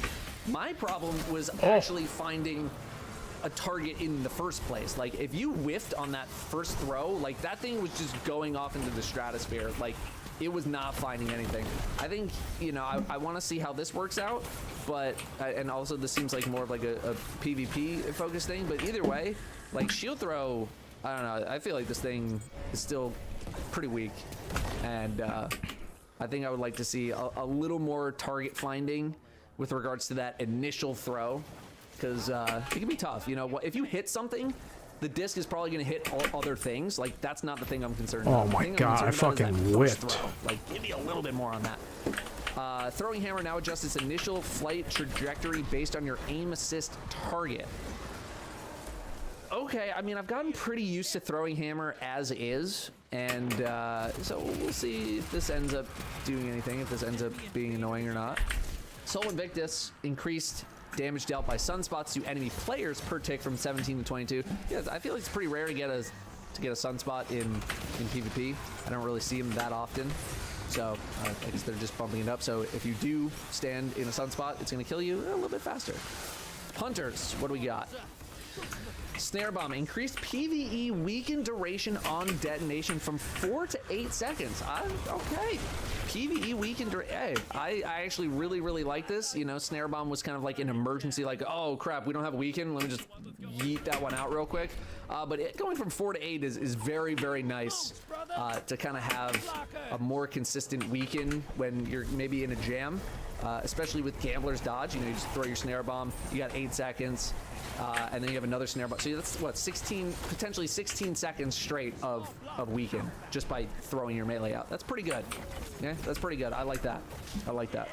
For gunslingers, proximity explosive knife and weighted throwing knife, particularly on mouse and keyboard, have dominated the performance charts, with lightweight knife struggling to land in its intended role as an easy-to-use melee option. To bring back these to our expected power band, we're shifting the damage output of proximity explosive knives slightly further towards direct impacts, reducing the ease of use of weighted throwing knife for mouse and keyboard inputs, especially at very close range, and making lightweight knife easier to use for a broader range of player skills. Okay, and then Bungie throws a bunch of patch notes at us, a lot of minimum tracking shape size reductions and maximum tracking shape size. Like, let's put this into English. He shot me through the wall. A lightweight knife buff, proximity and weighted throwing knife nerf. More hunters into knives. Cheating. Feel free to speak up or check somebody else out who uses knives a lot. This is kind of beyond my pay grade as a not explosive or really knife using hunter in general. Gunpowder Gamble. Reduce cooldown from 12 to 6 seconds. Love that. Oh my god, I love that. That's I know nuts to me. Been complaining about Gunpowder Gamble's cooldown. Cutting it in half. Oh, I love that. Oh, I love that so much. Love that, love that, love that. Warlock. Okay, what do we got? Hang on, I just want to see much. Okay, we got a little bit more. Again, I kind of skimmed these a little bit more than the others. During Season 21 development, we identified a bug with Incinerator Snap that reduces in projectiles failing to proximity detonate. Fix this bug, okay? So Incinerator Snap fixed an issue preventing the secondary projectile arming shape from activating. Total damage versus players reduced from 105 to 135 to compensate for dramatically increased consistency. Okay, again, this is Crucible. I'm not really snapping people in the Crucible that much, so Warlocks, if this is a problem that you've been experiencing a lot, feel free to celebrate. I cannot appreciate this change as much as other people because I'm just not really using it as much, but hopefully this should alleviate a bunch of problems. Ball Lightning, increasing its PvE damage output and implementing a small quality of life change to help prevent PvE combatants from flinching out of its downward lightning strikes while the player is amplified. Okay. Increase PvE damage by 30%. Love that. Reduce ping scalar on both primary and secondary detonation, so combatants are less likely to be knocked out of the secondary strike area while the player is amplified. Whew, did anyone just fall asleep while I was reading that sentence? Launch of Season 16 made some tuning changes to charge scatter grenades to improve their consistency. I feel like scatter grenades are dog right now. I feel like they're so dog. I don't know. So hopefully this change, whatever's coming up, increased tracking consistency of charge scatter grenade submunitions, increased submunition arming duration, fixed a bug where submunitions were impacting the ground on creation in some situations, resulting in early detonation. I don't even think this was my problem. I think the problem was just like, man, the damage kind of sucks on this. I don't know. I used it for like a pretty short time, and I was like, dude, this is like not that great. I don't know. Is that just me? All right, but hopefully this helps. I don't know, but I just kind of felt like it was kind of eh. Magnetic Grenade, Handheld Supernova, increased charge hold time from 3.2 to 4.5 seconds. Let's see what Bungie says about this. We're increasing the time players can hold a charged magnetic grenade to allow for a bit more leeway in their timing to counterplay an enemy trying to close the gap. Okay, that is their reasoning. Got it. So pretty self-explanatory there. I'm just gonna move on from that. Lightning Surge. Identified a bug allowing Lightning Surge to effectively one-shot an enemy player in the Crucible if activated near a wall or other surface. Fixing this bug and making some updates to Lightning Surge to provide a more consistent experience for both the attacker and the target. Lovely. Yeah. Sounds more like a fix than really anything. I imagine it was pretty annoying getting one-shotted. Yeah. Self-explanatory there. We're just gonna move on. Subclass keyword tuning updates. All right, what do we got? What do we got? We got Scorch, Jolt, and Speed Booster. The damage and duration of Scorch is highly variable depending on how many stacks are applied from a given source. While that Shit. Oh, what's up, Zephyros? Yo, buddy. My name comes up, reroll me, I need a head out. It's all good, dude. It'll be a whole new raffle. If we have to bring somebody else in. Wait, did I not join everybody? No, I think you yourself. Oh, maybe I wasn't lead that time. Yeah, on that first one. Who got it already? All right. Who trained? Let's see what we've got. I'm in. Matchmaking. Yeah, join point now. All on the field. Yeah, I'm in. Yeah, you guys can just join on me again, I guess. Yeah, he is. How you doing, KB? I were here when Gaul took the tower. Did you see the picture that of Cat in the Discord? What they needed. In the general KB? I'm buying shit. I'm waiting for this vaccine drop. Shit. Let's hunt some hostiles, brother. How many times you gonna run this? At least a couple hours. Variability is intentional. The delta in value between low and high stack amounts is a little too high for our liking, so we're slightly increasing the duration before scorch stacks begin dropping off of the target to give a low stack amounts slightly more value. Okay. Increase stun time before stacks begin falling off from 1.5 to 2.3 on players. Increase stun time before stacks begin falling off from 3 to 4.5 seconds on PvE combatants. Okay. PvE, I'm kind of down, because there were definitely some times where, like, you would proc incandescent and it would hit something and you'd maybe try to throw like a firebolt, but because you didn't throw it instantaneously, the firebolt doesn't reach and explode in time to get you that ignition. So for PvE, I'm a pretty big fan of this. PvP, this sounds horrifying within the context of Season 20, but remember, this is happening in Season 21, and those firebolt perks are not going to be in the game anymore. They might come back at a future date, like we don't know. But try not to think about this change in the context of like Firebolt Trials madness, where you're just like, did they need even more buffs? Like, what's going on? I'm exploding every other round of Trials. Like, it's Season 21. Those perks are not going to be here anymore, so just keep that in mind. Jolt has performed very well in its intended role of making BV targets into miniature Tesla coils. In its current state, its damage output is too similar to Ignition's, but at a significantly lower cost, or making a small reduction in its potency. So this is not too surprising. I'm actually working on a video right now about destabilizing rounds, and I do a lot of comparisons to like Scorch and Jolt. I mean, the video is almost comparing all three of them.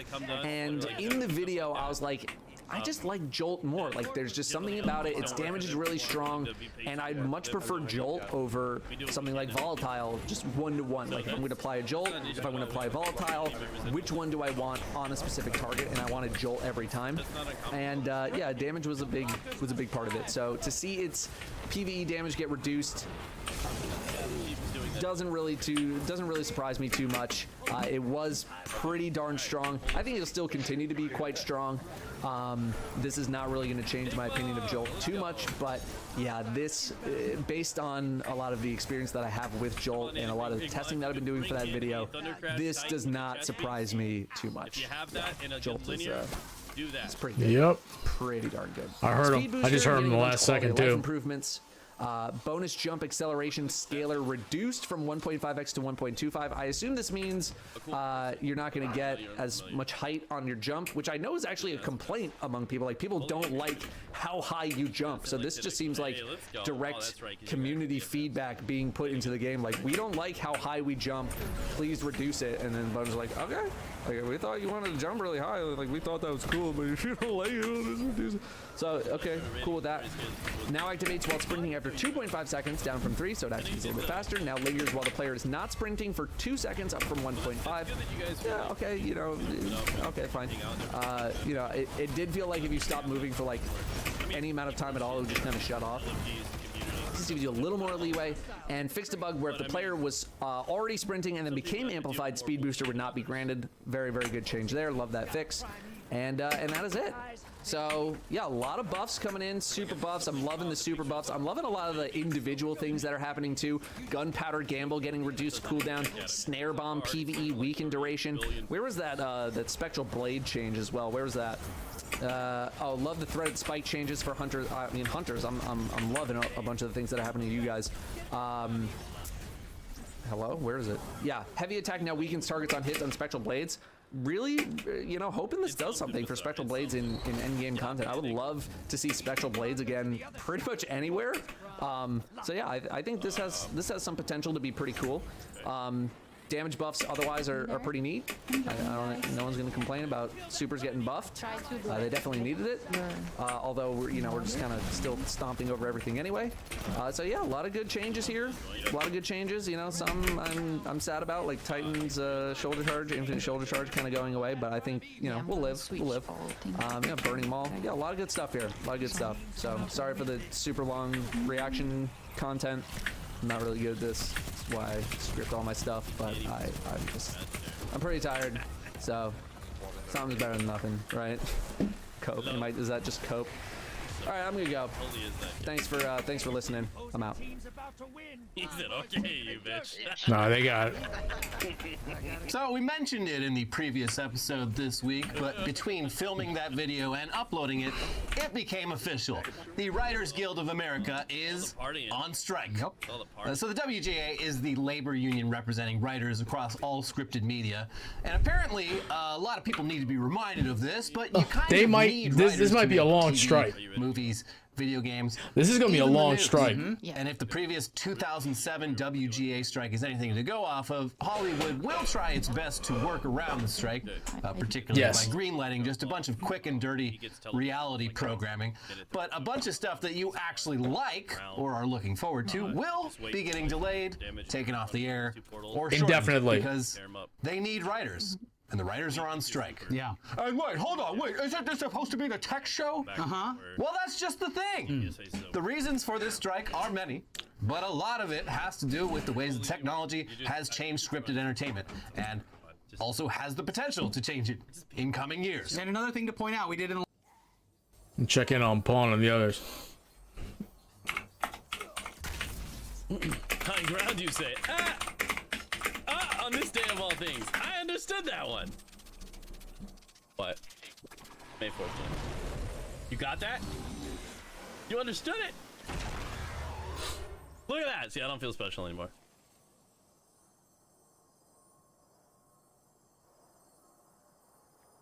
Currently playing with my Mythic class. It's great. So it's good for PvE too, but it's really good in PvP, Med's friend. Because it's you can convert it into a linear fusion rifle. So even in PvP, if you can get a couple kills with it, then it turns it into a sniper. It gets nasty in PvP. Honestly, it's one of the most confusing things to fight against if somebody's good with it. Oh, they're going for bats. He's like, where'd my girlfriend go? It turns into an LFR if you hold the reload button after that. It's really dope. And there's free economy too. That is 4-3.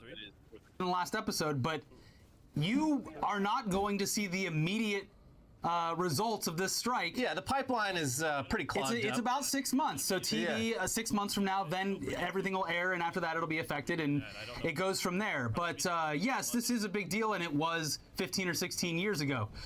Most notably, late night shows are already off the air. Yeah, they're all done. There you go. Now the factor that's getting the most attention on Twitter with this strike, where the dumbest takes imaginable are now algorithmically prioritized, is of course AI, artificial intelligence. These woke Hollywood screenwriters have got another thing coming when ChatGPT replaces them. Learn to code, LOL, or at least prompt. Crying, laughing, 45-degree emoji. The boomer crying, laughing emoji. And yeah, AI is definitely on the WGA's list of grievances, and we'll delve into that more a bit later. But at its core, but the fact of the matter is, a lot of those scripts made by AI aren't good. Could it get better? Probably, but not at the moment. In this age of more media than any one person could ever possibly consume, writers are working more than ever while making a lot less money than they used to. Here's The Verge with a pretty thorough explanation of this strike. The WGA is trying to secure a new 3-year contract for its 11,500 members, arguing that the shift to streaming has made it difficult for writers to make a living. There are a lot of complex reasons for this, but the biggest issues boil down to TV shows on streaming services having shorter seasons, residual payments being lower than those of broadcast TV, and the rise of mini-rooms, small groups that quickly produce scripts that make writers more disposable. A report published by the union on March 14th found that half of TV series writers are currently being paid the basic minimum rate, up from 33% between 2013 and 2014. The companies have used the transition to streaming to cut writer pay and separate writing from production, worsening working conditions for series writers at all levels, said the WGA, adding that more writers are working at minimum regardless of experience. It continues, the union's demands include increasing minimum wage rates and residual payments, addressing the abuses of mini rooms, and increased contributions to the union's health and pension plan. The WGA also wants safeguards to regulate the use of artificial intelligence in script writing, preventing it from being used to generate content or rewrite work already contracted by human writers. Quote, the company's behavior has created a gig economy inside a union workforce, and their immovable stance in this negotiation has betrayed a commitment to further devaluing the profession of writing, said the WGA West on Monday. From their refusal to guarantee any level of weekly employment in episodic television, to the creation of a day rate in comedy variety, to their stonewalling on free work for screenwriters and on AI for all writers, they have closed the door on their labor force and opened the door to writing as an entirely freelance profession. No such deal could ever be contemplated by this membership. And yeah, not to defend the Alliance of Motion Picture and Television Producers, or AMPTP, the group that represents the studios, which the WGA is in conflict with here, but their side of the story is that they offered a good faith deal with better compensation, but just couldn't come to an agreement with the WGA on stuff like mandatory staffing minimums, where a show would have to hire a certain number of writers for a certain amount of time, even if the projects don't necessarily need it. That still does not account for the vast differences in what both sides want here, though. What the WGA is asking for would result in an overall increase of $429 million per year in pay for these writers, while the AMPTP's counter proposal would result in an increase of just $86 million. That's big discrepancy. Big gap there. And the real motivation for the studios in this fight is pretty obvious if you've been paying attention. The studios have all been pumping huge amounts of money, some might even say unsustainably huge, into streaming services and content for those streaming services. In 2019, they spent $5 billion on streaming content, and this year they're spending $19 billion. They're profiting more, but they're also spending significantly more, all in an effort to win the streaming wars. And of course, the ones who suffer the most under a system where production demands are high and profit margins are low are the ones whose labor actually creates the product. That's what strikes are all about. Letting the boss find out how much they actually need you so that they can continue to stay rich. Yeah. Yeah, and they need to be reminded every once in a while. It's not often, but yeah, it's almost like clockwork. It's every like 15 years or so. Well, also just like the natural cost of living increase, right. The fact that rent and everything else has gone up a significant amount. It's like these demands are not unjustified in a lot of cases just for basic living needs. And what's crazy, so like, I mean, in this one, the streaming residuals is a big issue because, like, yeah, you make a lot less money if you make Stranger Things or something like that keeps people coming to Netflix, keeps people watching it, than you would working on an episode of network television where residuals are calculated based on reruns and stuff like that. The 2007 WGA strike was the AMPTP was offering 0 residuals for online content, and they're like, "Why would you want that? That's nothing."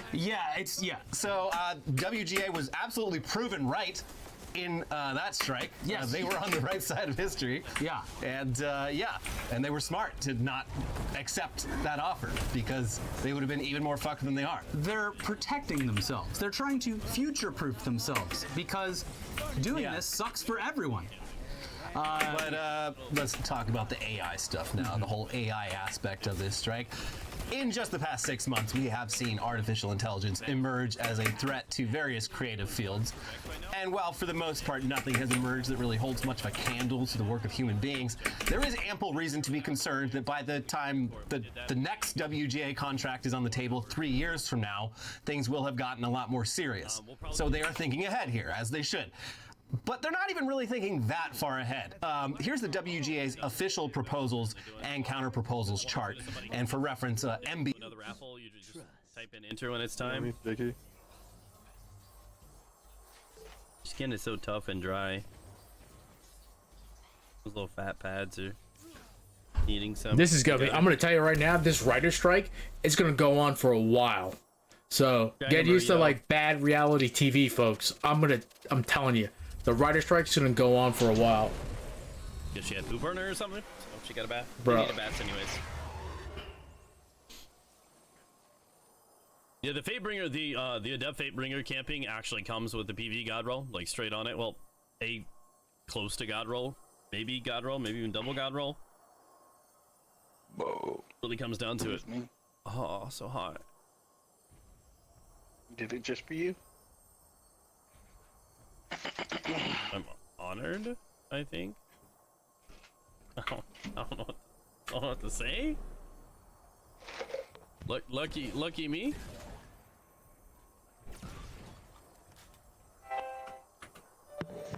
I need to make some foods. Bring some foods. I want foods. Come on over, KB. I'm making. I can use some foods too. We have some fish. Oh, that's loud. 6-4. Yeah, somebody's got feedback. Why am I running Gambit? Because I just want to get the...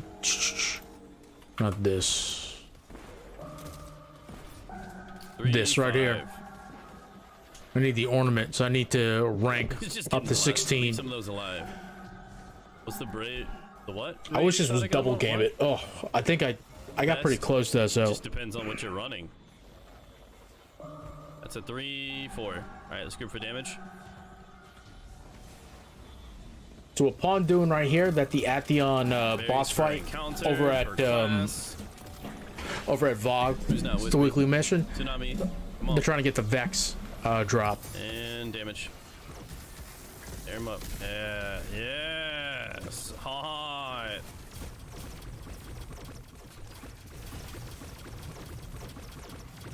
Come on, get that damage up. We almost missed it last time. All right, I've got it. I'm moving up.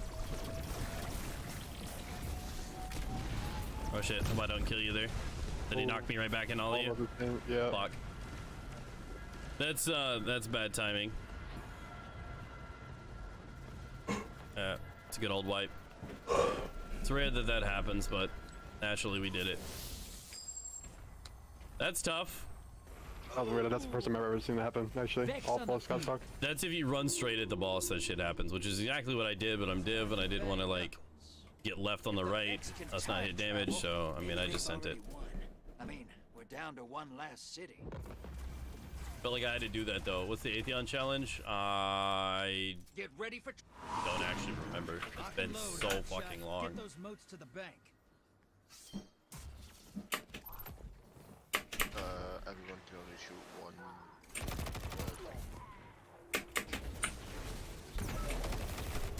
I don't remember. I did it a few times back in the day, just to buy a bunch of depth something or another's. People wanted to do it for something.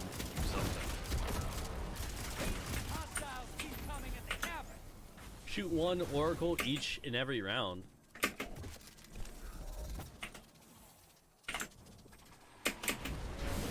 Oh, okay. I think we use snipers or something at the end. Yeah, so 3 people go in. Taken on the other side. Hope you're proud. I am. The mic feedback is mad. I'll keep you. Can hear you though. Okay, cool. Wait, were you not already dead? Or did you respawn? Okay, we'll have to res Yeah, I went to pick up my controller and accidentally hit the X button. It's all good. Zombie's throwing, dude. Always. He's like he was getting rid of you, so he's got a chance of getting in. I see you, B-Mall. I see you. Alright, let's try this again. That's a 4 and all 3. Byzantine and Mars. Got a Jicky. Or Moss. Depends on who you ask. 1-5. Moss. Moats draining. The blockers must die, brother. They're being invaded. Find them before they find you. I fucking knew it. That's a 5, 6. Solo is pain. Let's go for deeps. I'm just really happy that somebody got one today, right? It's already doing better than before. Shit. Okay. And damage.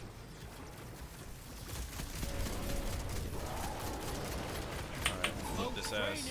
The blockers must Shots die, in. brother.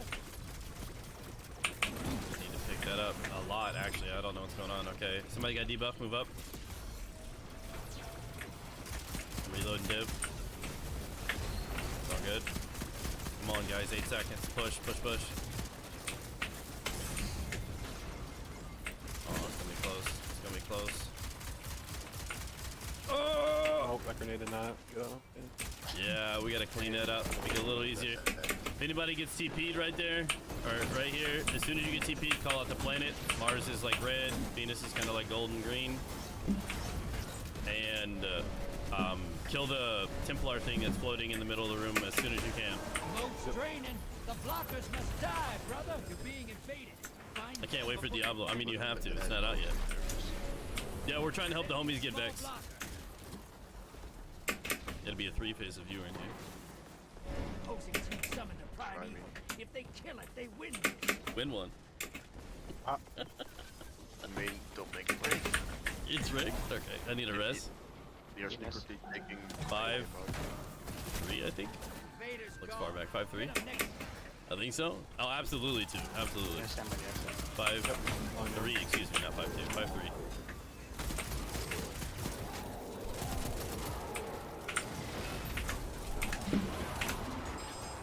The kinetic tremors is amazing, guys. It's 5-2 this time. Speaking of 5-2, what are you up to, Tyler? You ever get your King's Fall, dude? Alvarez is exotic. It's a pain in the ass. 5, 6. Alright, let's move up. High value targets making a break. You can't move.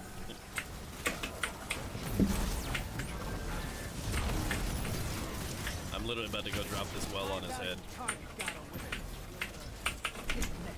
I've been on the other side of that. I do not remember. It didn't do any damage though. Yeah. Took out their Primeval. I mean, it killed me, so. I think somebody dropped, right? Somebody just like guys, quit. But I have to go. I'm sorry. No, that's okay. Yeah. Well, we tried. Maybe another time. Yeah. Yeah. Cool. Meatballs over there like, oh, it's No, Somebody dropped. Not like that. No. Oh no, she has to go. Exclamation enter. Well, GG Sigma. Alright guys, exclamation enter. Looks like we have a spot open. Be here for days. I'll leave until I get it. Ooh. Good luck, good luck, good luck, everybody.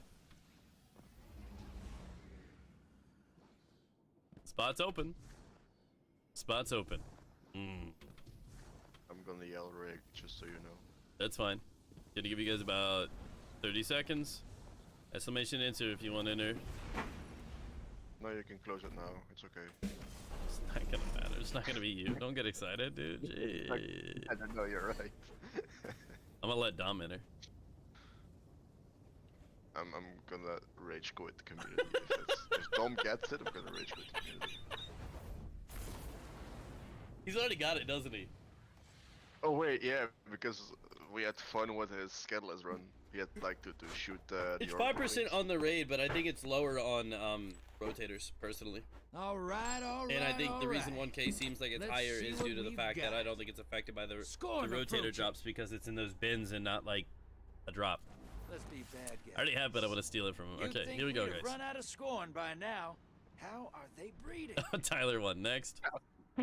Oh my god. There we go. Sin, go ahead and Oh. hop on in here. Thunder Crash Titan if you got it. With the chest piece and a good linear. I'm so mad right now. That was an instant reroll, dude. Drop them in the bank. I hate it here. Hey, you almost got it. Not even close. It's not your turn, Tyler. You turd. It's Sinden's turn. No. No. Get on in here, Sinden. So we're probably just gonna like Months chill trying out. to get you yours. I know damn well you got yours because I had to fucking deal with this shit for months. Nope. Nope. Nope. for people that don't have it. No. I'm paying attention, but I'll be on a call for work for a hot second. So. First time I ever won a raffle. And it was something you didn't even want for it. You used it up, dude. You had one. And you wasted it on a troll. How do you feel? Sydney, are you here?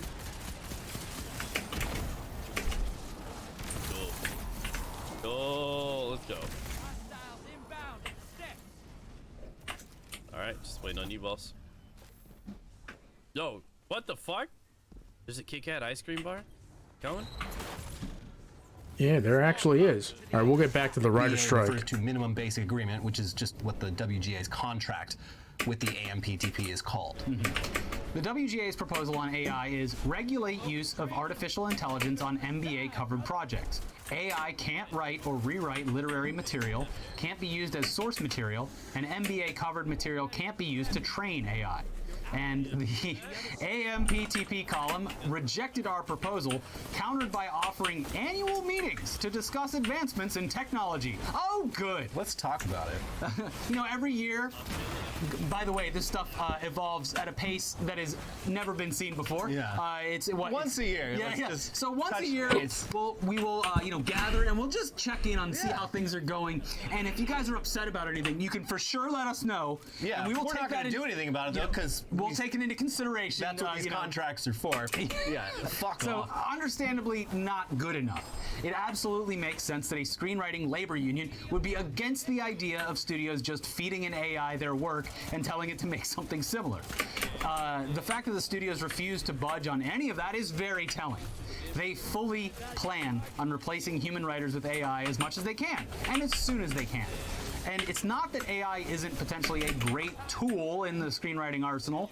It's just that the idea of a chatbot writing movies and TV makes a lot less sense if you actually know anything about how movies and TV are made and how much work goes into it.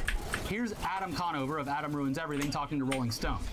But there's a lot more that goes into the screenwriting process than simply putting words together, Conover explains. Television and film writers are expected to have an expansive skill set beyond the simple notion of forming sentences. They're required to understand the actual filming process, consider the overall budget, and think about which scenes are more expensive to make compared with others, communicate with line producers about edits, rewrite scenes if an actor doesn't like their character, talk to costume designers and people in the prop department to figure out if they can or can't bring elements of the script to life, and think about the economics of filming locations, among other details. These are all important parts of the job of writing that are inseparable from one another, and it's simply not possible for a text generator, a computer algorithm that just predicts what word comes next in a sentence, to do that for you, Conover says. They need people to do that work, and those people are writers. Yeah, but on the other hand, even if ChatGPT is a shitty writer that just regurgitates formulaic trash, the average American media consumer loves formulaic trash. They do. AI would be a disaster for your average prestige drama. But maybe not so much for your average network sitcom or police procedural. It's not hard to imagine feeding ChatGPT the over 1,000 episodes of Law & Order and Law & Order SVU, along with every news story about crime from the past few years, and having it spit out something that's at least passable. But who knows? I would maintain that it's probably a lot more important to keep writers employed than just doing this because it feels ghoulish and mean. Well, yeah, morally the case is clear. But yes. From an economic perspective, yeah, I can't possibly see ChatGPT making television that in any way compares with the work of human beings, except on the level of a show like Law & Order, where it's literally a police procedural. Yeah. It's a paint by numbers. Sure. But look, who knows? We honestly kind of hope the studios actually try. Do it then. I think it will fail horribly. Yeah. And I think it will make them look evil. And totally bad. Do it, tough guy. You don't need us. Go for it. Yeah, they'll just see how ChatGPT isn't the magic that it's all hyped up to be. I mean, Ben Shapiro did the work for him. He was like, well, he did one of those posts where it's like, well, it's over. Yeah. And posted a script and it was like, what is this? Yeah. No, this has been a very frustrating week, and it's like, so I went to film school, and my main takeaway from 4 years of film school was, I don't really want to do this. This is hard. And I think a lot of people would benefit from like having that experience, and at least for the understanding that like making shit is fucking difficult. Yes. Like, Yes. Even in the best case scenario, like it is hard fucking work. Like they don't even have to go to film school. Just sit down, get a pirated copy of Final Draft, and write me a fucking script. Like. It is not easy. These are not like you see a movie. You've seen so many movies in your life. You just like, oh, how hard could it be? It's pretty fucking hard, man. And, like, you know, Trust me. There's a lot of trash on TV, but the fact that there's like thousands of pilots that don't even make it to production because they're that much worse than the trash that is on TV should tell you something. This is it's. I mean, it's dude. People just need to respect There's a lot of creativity. bad scripts out there that I've read. There's a big animosity towards it, specifically online, and it has a lot to do with how algorithmically boosted these terrible takes are. Yeah. Which does not bode well for everything else that's coming. No. If this is just a taste of the kind of discourse that you're going to get online, buckle up. So yeah, I do hope they at least try making a show without writers. writers. There's executives right now just being like, well, look. Yeah, just so they can see how wrong they are about how easy that would be. But they might not even get the chance to do that because the unions representing actors and directors are also due at the negotiating table next month, and with many. I wonder why the unions for actors and directors are supporting the WGA on this too, because they know their jobs become significantly harder when there's like a bad script in front of them that's AI generated. They have to know that. So there should be like no surprise that the union for actors and directors are going to support the writers union. Not just as an act of solidarity, but as an act of like practicality too. Many of their concerns being the same as the WGA's. It's possible that we do see a complete production shutdown if the studios once again fail to properly address their demands. Yeah, and like that would be catastrophic for the California economy. Although we're diversified enough that we'd be fine. But even the last one with just the WGA on strike, it was like I think $2 billion in 2007 money down the drain. So not great. So it would be bad for California. It'd be bad for people who like watching things. Although you've got so much to catch up on now that they've hit pause. I'm like, listen, I support the workers out of solidarity, but like. Also, there's too much damn TV. This at least gives me a chance to like catch up on shit. I haven't even watched the fucking Yellow Jackets. Well, for some unfortunate blue checks out there that have the tweets have been retweeted nonstop since yesterday when the strike started. This will do untold damage to the American psyche, because if people are going to kill them. Yeah, that was multiple tweets of being like, no, God, no, no, my content. People love their treats, but it would be. I mean, the people that would hurt the most, though, if there was a full fucking production shutdown, are the studios who went all in on fucking streaming at the expense of properly compensating the people who actually make their shit. And it might be an important lesson for them to learn, and an important lesson for them to learn from the people they owe money to, who are numerous. And when it comes down to it, I think the public perception and the reason there's so much animosity towards creative fields is everyone just assumes that like, oh, they're in the industry. They're a working writer. They must have houses in Malibu and 5 cars. It's no, these are all working. Yeah, that's another thing people like outside of LA just don't fucking get is like the vast majority of the film industry is like blue collar workers, or like even if not blue collar, then people who living like normal fucking middle class lives, if they're lucky. That's like the union people. And it takes a while to get to the stage where you're even eligible for union to join a union. Like there's a lot of, I guess, elites. There's a lot of movie stars. A lot of very rich people at the agencies and at the studios, but like most of the people working in Hollywood, it's just a job. Yeah. And it's hard. I've seen it from the outside looking in. It is not a fun place. No. Yeah. Anyways, we do have more AI news to get to today, but we had to talk about the WGA strike because you should support it. Yes. But yeah, we got more AI. I was down at Warner Brothers today at the picket line because of my support of writers and my hatred of Warner Brothers. Yeah. Two things came together in one, and I was happy to be there. I brought some supplies, and I think I might do Netflix tomorrow. Yeah. Do the whole tour. Yeah. Because it's the hottest social engagement of the season. The thing is if you're in the area, more bodies on the picket line can only help. Gets people honking their horns, gets people to support. Yeah. So if you just go there and support and want to hold the sign, like, more than welcome. Yeah, hell yeah. But yeah, that's of course not the only AI adjacent news we have today. We've got more of that to get to. Some of it kind of scary. Also, it's the birthday of the Slurp Juice. Yeah, it's happy anniversary. That was the death knell of NFTs. They officially died on the day. A lot of you don't understand. A lot of the day, the day that we found out that you can use more Slurp Juices more than once. Yeah. On multiple aids. Because a lot of people just don't get it. Yeah, we got AI news. We got, of course, the mandatory weekly update on Elon Musk's Twitter. And we got some bad news for Utah residents who enjoy online pornography. And I'm going to pause there for a second because first we got to do some ads. This episode is sponsored by Mudwater. Oh! Mudwater is a coffee alternative with 4 adaptogenic mushrooms and Ayurvedic herbs.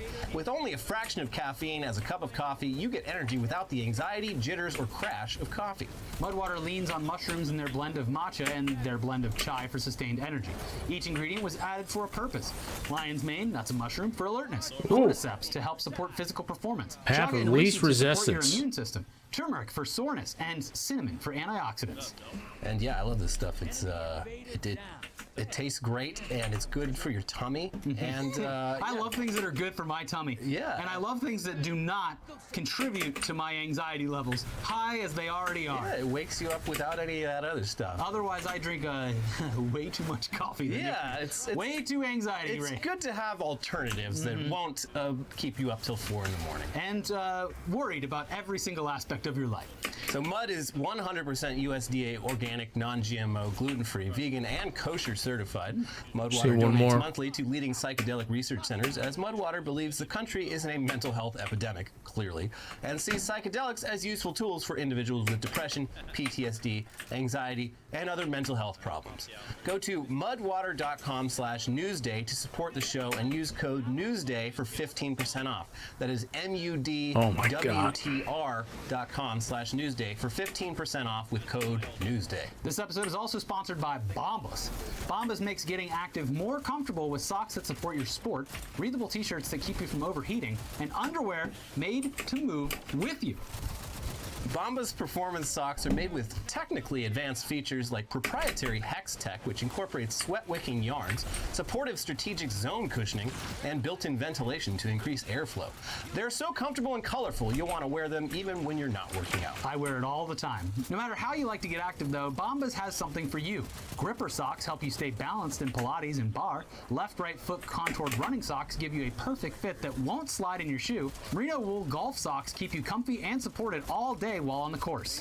Go head to toe Bombas in lightweight t-shirts designed to feel cool against your skin, underwear so airy and breathable you may forget you're wearing any, and socks designed to make every workout more comfortable. Bombas are a gym bag staple that are made to last, and if they experience any wear and tear, Bombas will replace them for life. And because socks, underwear, and t-shirts are the number 1, 2, and 3 most requested All right, he's items gonna be in over homeless here. shelters, for every comfy item you purchase, Bombas donates another comfy item to someone experiencing homelessness. Go to bombas.com/todaydaily and use code TODAYDAILY for 20% off your first purchase. That's BOMBAS.com/todaydaily and use code TODAYDAILY at checkout. And back to the news now with yet another dire warning from someone who has been working on AI for a very long time, that this shit is all moving way too fast and has the potential for serious harm. Oops. Dr. Jeffrey Hinton is a cognitive psychologist and computer scientist whose work on artificial neural networks over the last 50 years has earned him the nickname the Godfather of AI, and he just quit his job at Google over concerns about what his life's work is now unleashing on the world, telling the New York Times, "I console myself with the normal excuse. If I hadn't done it, somebody else would have." Christ. I have become the destroyer of worlds. Yeah. He's the new Oppenheimer. I mean, that movie is coming, well, almost at the right time. A little late. Yeah. But here's more from that article with some background on Dr. Hinton. Dr. Hinton, a 75-year-old British expatriate, is a lifelong academic whose career was driven by his personal convictions about the development and use of AI. In 1972, as a graduate student at the University of Edinburgh, Dr. Hinton embraced an idea called a neural network. A neural network is a mathematical system that learns skills by analyzing data. At the time, few researchers believed in the idea, but it became his life's work. In the 1980s, Dr. Hinton was a professor of computer science at Carnegie Mellon University, but left the university for Canada because he said he was reluctant to take Pentagon funding. At the time, most AI research in the United States was funded by the Defense Department. Dr. Hinton is deeply opposed. You're making this look a little too easy.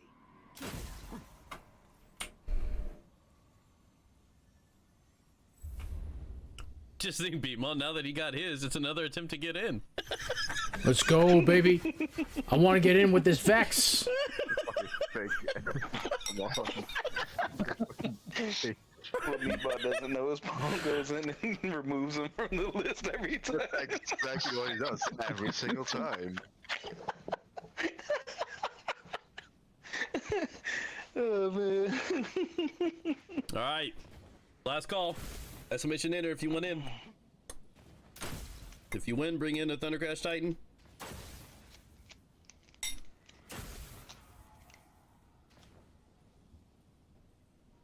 Holy Spirit, activate. I don't know why. Duck, I don't see you in. Are you entering or no?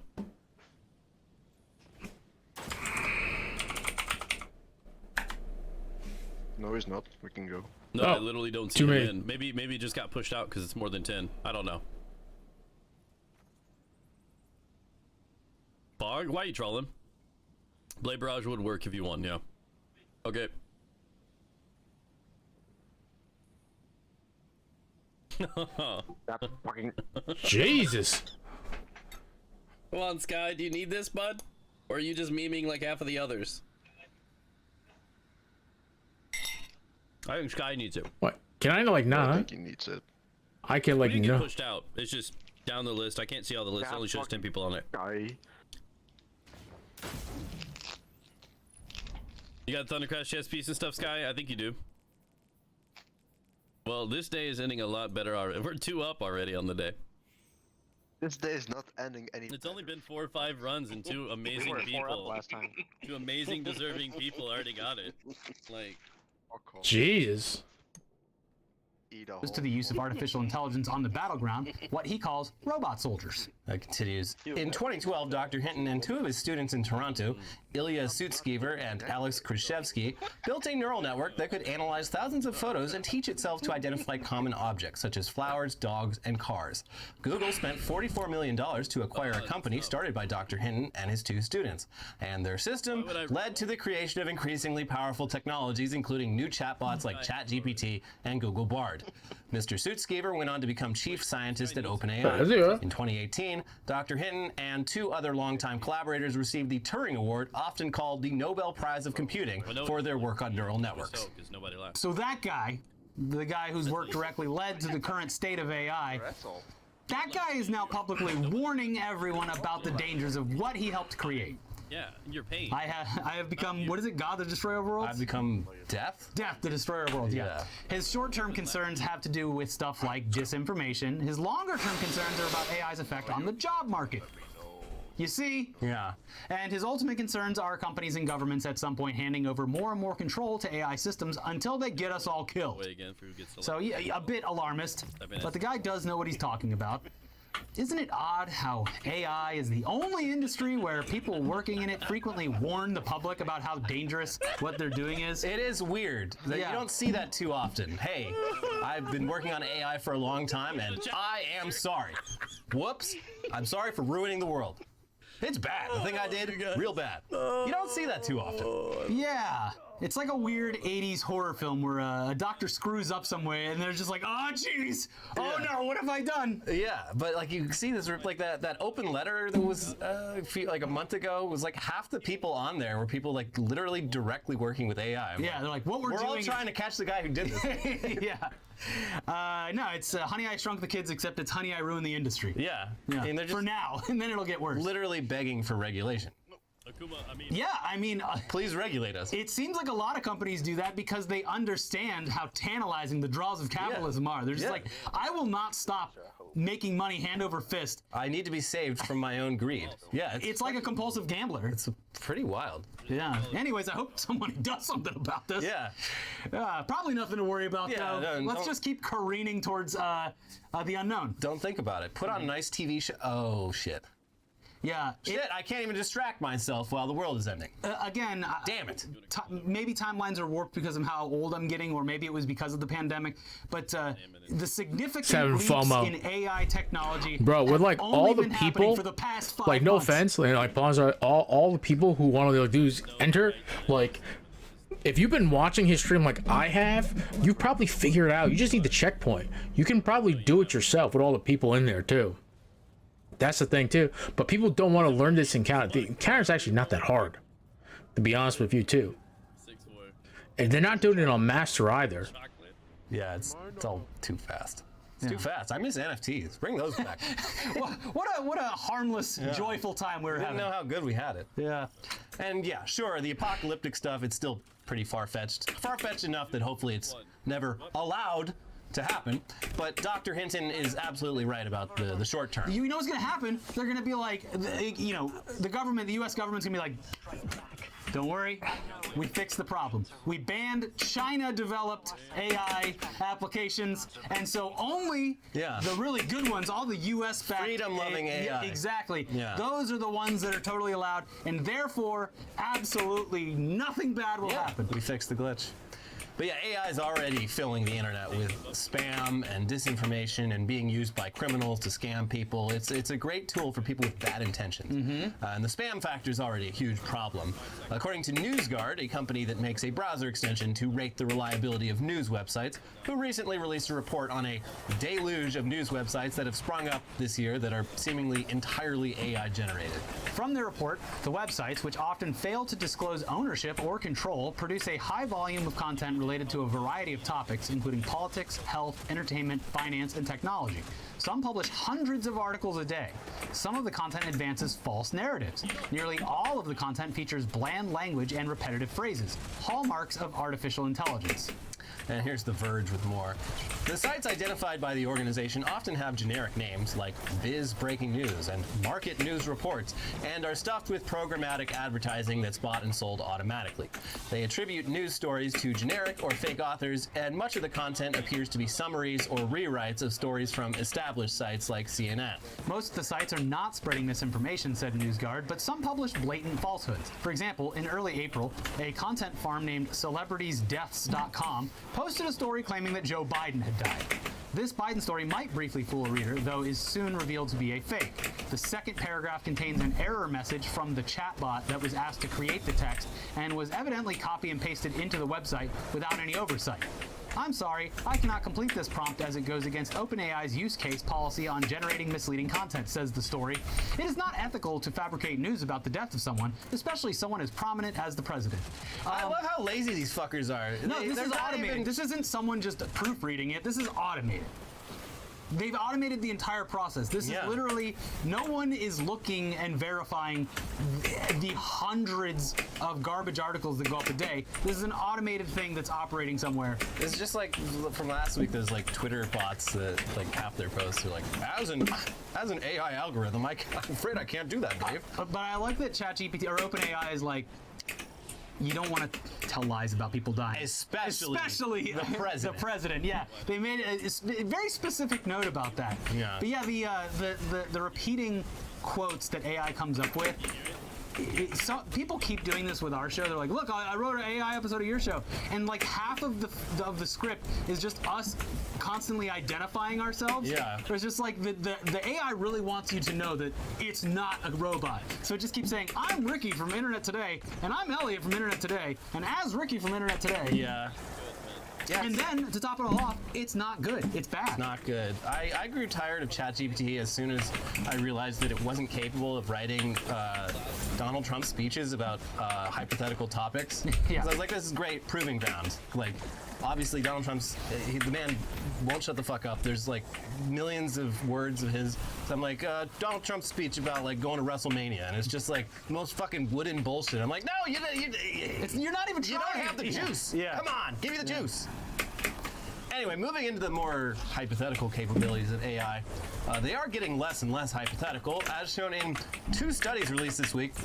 One of which involved using ChatGPT and fMRI machines to read people's thoughts, and another which used AI to decode brainwaves and see through the eyes of a mouse. Both studies are a bit less impressive once you get into the details, but they're still a very startling look into the future. Here's Motherboard. Scientists have invented a language decoder that can translate a person's thoughts into text using an artificial intelligence transformer similar to ChatGPT, reports a new study. The breakthrough marks the first time that continuous language has been non-invasively reconstructed from human brain activities, which are read through a functional magnetic resonance imaging machine, fMRI. The decoder was able to interpret the gist of stories that human subjects watched or listened to, or even simply imagined, using fMRI brain patterns, an achievement that essentially allows it to read people's minds with unprecedented efficacy. While this technology is still in its early stages, scientists hope it might one day help people with neurological conditions that affect speech to clearly communicate with the outside world. Oh, sure. Yeah, I mean, like, that would be pretty cool for people with, like, ALS or whatever. It would be less cool for everyone else who wants to keep their thoughts to themselves in their own skull. I can't even remember what it was that I watched, but this happened on an episode or a movie of something that I watched recently where they're like, stop fighting it, we can read your mind. Just think that one thought. I don't like this. No, this is going to be used for interrogation. But thankfully, fMRI machines are not very portable at all. Although, yeah, you kidnap, you black bag someone and bring them down to the... Throw them into the MRI. fMRI machine down at the station? Yeah, oh, fuck. Oh, God, yeah, the police are going to start putting MRIs... Oh no! So torturing people. The results are very impressive here, but when you look at them, they're still really just like a basic gist of what someone was thinking and listening to. There's enough errors that the results really wouldn't be that useful or practical or even like accurate. Still, though, even if the AI is reading people's minds at a kindergarten reading level, it's only going to get better, and that's fucking terrifying. I think maybe it was Avatar 2. I could be wrong. Oh, that's why I didn't know, because I haven't seen it. Wow, well, you can see it as it was made to be seen on the toilet. On Twitter. On the toilet, yeah, on Twitter. Only for blue checks, though. They're the only ones that can upload entire movies. Yeah. Anyways, here's more from Gizmodo. What was once the realm of science fiction and grifters who claim to have psychic powers takes another step towards reality as a team of researchers from the École Polytechnique Fédérale de l'Assomption, I'm butchering that. École Polytechnique Fédérale de l'Assomption. The EPFL successfully developed a machine learning algorithm that can decode a mouse's brain signals and reproduce images of what it's seeing. Before you share this new research to your Facebook group or email friends and family in a panic telling them it's time to don their tinfoil hats, this breakthrough doesn't yet mean that shadowy government types can covertly read your thoughts. We're still a long way off from that reality.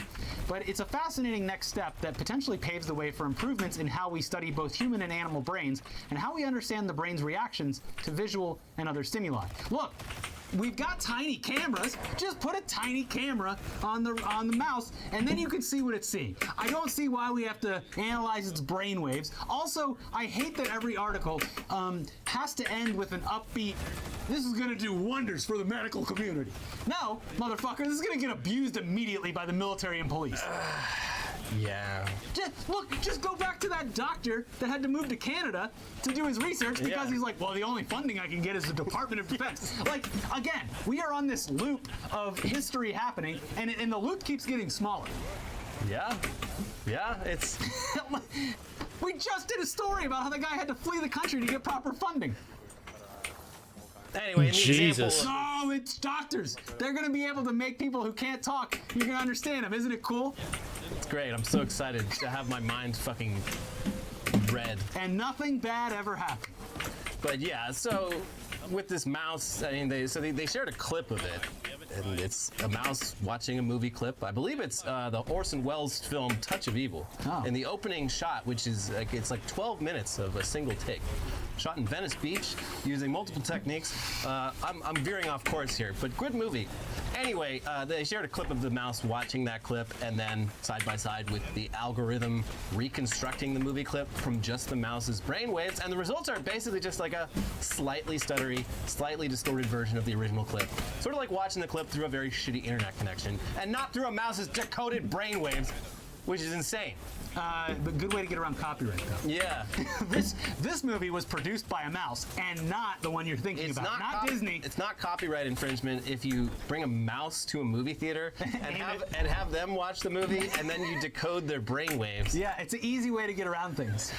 But yeah, also, I guess a big caveat here is that the AI that was analyzing the brainwaves was trained on that exact same clip. So it knows what the mouse is seeing because it's already seen it.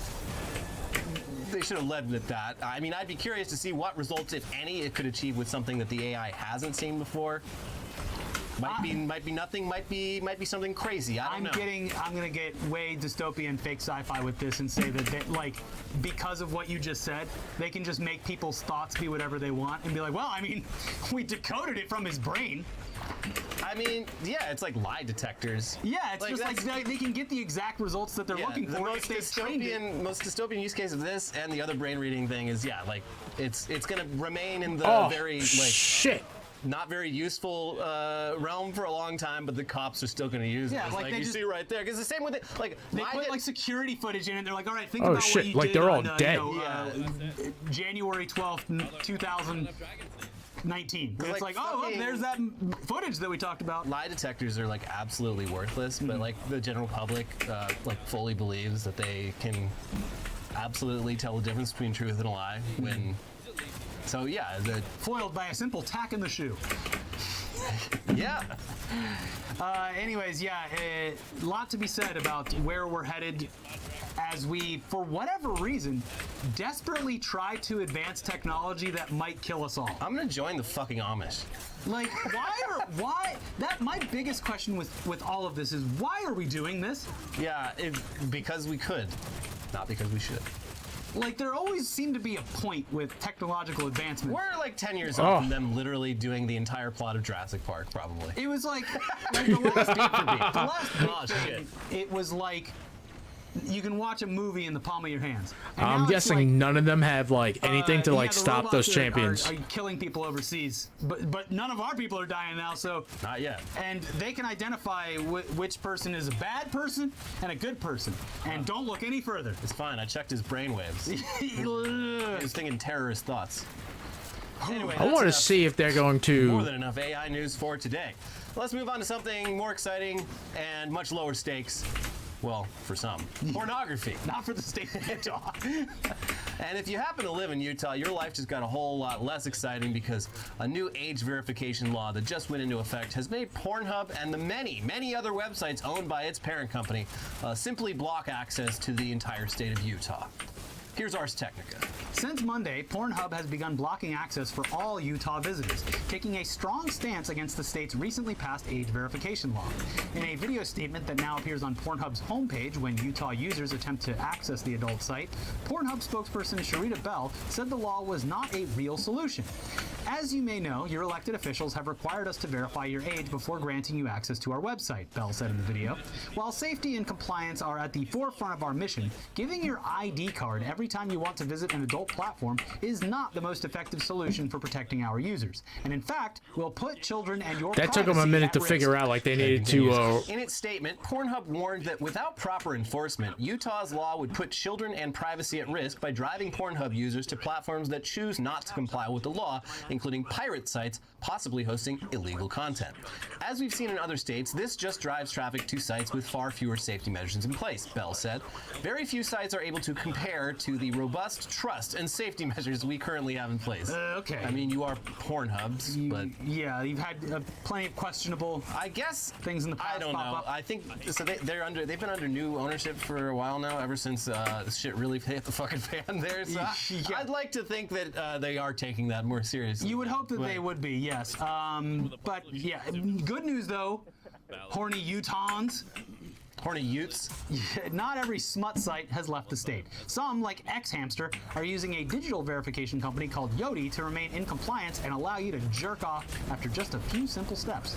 Motherboard went ahead and tested out how Yoti works. There's multiple methods, and the simpler way involves about 6 steps. One of which is allowing access to your webcam to scan your face. Every time you want to jerk off. Yeah, just more and more desperate. This is me. This is my horny face. Yeah. If that's a real boner killer, though, there's a more manual process, which Motherboard describes here. In our case, the steps included downloading the Yoti app on a mobile phone, signing up for an account, scanning a QR code on the Xhamster site, giving consent for Yoti to scan our face, entering a date of birth, agreeing to several pages of terms and conditions, a privacy policy, and acknowledgement of how Yoti may use personal data for research purposes, getting a verification code via text, creating a 5-digit PIN, scanning and uploading a selfie, scanning a government-issued ID, and waiting for Yoti to review it. In this case, we uploaded our US passport to Yoti, tried to allow our iPhone to detect the details of our passport, eventually had to scan it manually, then waited several minutes for the app to verify it. Due to higher demand than usual, the app said, this would take longer than usual. How long is usual? The app did not say, but ultimately processing took about 5 minutes. Once it finished, we had to go back to the Xhamster site to scan the QR code again because the original one had timed out. We then had to register an account on Xhamster and were asked what our kinks were and what types of porn we wanted to see. With either method, if they don't make an Xhamster account, users will have to scan their faces for Yoti every time they want to watch porn. It's easy. I would like to point out how easy it is to acquire a gun in this country.